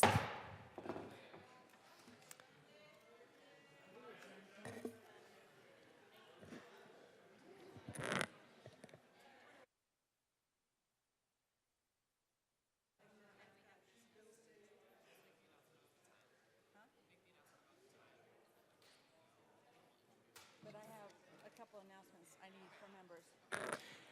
Members, your attention for a few more minutes. We do have a couple of announcements. Madam Majority Leader. Thank you, Madam Speaker. So members, we will be returning on Sunday for third reading on bills from today's special orders calendar and today's third reading calendar. If you need a third reading amendment for one of these bills, please contact the drafter today or Saturday to request your amendment, as this will allow us to limit the OLLS staff that needs to be on site on Sunday. On Sunday, there will be an amendment clerk and one other senior staff on site if necessary to draft any other third reading amendments. So members, let's be thoughtful and get any amendments in today or tomorrow. The second message I have, members, a couple of weeks ago, you received an email regarding various merchandise available for purchase. The merchandise can be personalized with your name and title, and you have a choice of 5 different General Assembly logos that I have right here. The deadline to order was originally this week, but the deadline to purchase has been extended one additional week to Friday, April 11th. Any further questions can be directed to Kathy. Thank you. Members, we have some business to attend to, but you are free to go before we adjourn. And yes. Oh, Madam Majority Leader. Thank you, Madam Speaker. And members, yes, Sunday at 10 a.m. and the dress code will be relaxed. Mr. Shebel, reports of committees of reference. Committee on Agriculture, Water, and Natural Resources, after consideration on the merits, the committee recommends the following: House Bill 1318 and Senate Bills 174 and 176 be referred to the Committee on Appropriations. Senate Bill 49 be referred to the Committee on Finance with favorable recommendation. Committee on Business Affairs and Labor, after consideration on the merits, the committee recommends the following: House Bill 1291 as amended and Senate Bills 3583 as amended and 146 as amended be referred to the Committee of the Whole with favorable recommendation. Signing of bills, resolutions, memorials. The Speaker has Signing of bills, resolutions, memorials will be printed in the Journal. Delivery of bills to the Governor. The Chief Clerk of the House of Delivery of Representatives. bills to the Governor will be printed in the Journal. Message from the Senate. Madam Speaker, the Senate Message has from the passed. Senate will be printed in the Journal. Message from the Reviser. We herewith transmit. Message from the Reviser will be printed in the Journal. Introduction of bills.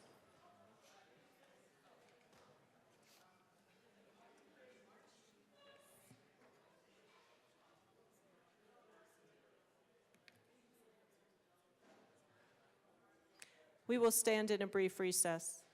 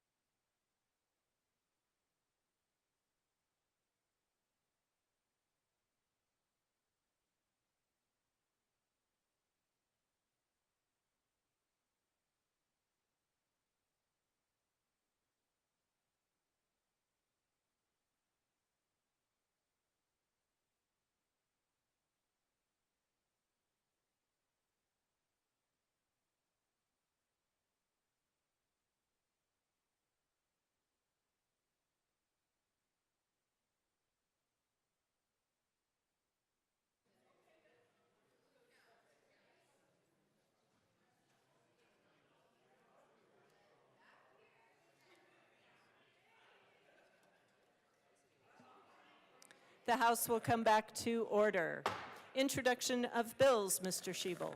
House Bill 1321 by Representatives McCluskey and Byrd concerning use of the Infrastructure Investment and Jobs Act cash fund to support the state's defense against adverse federal action and in connection therewith making an appropriation.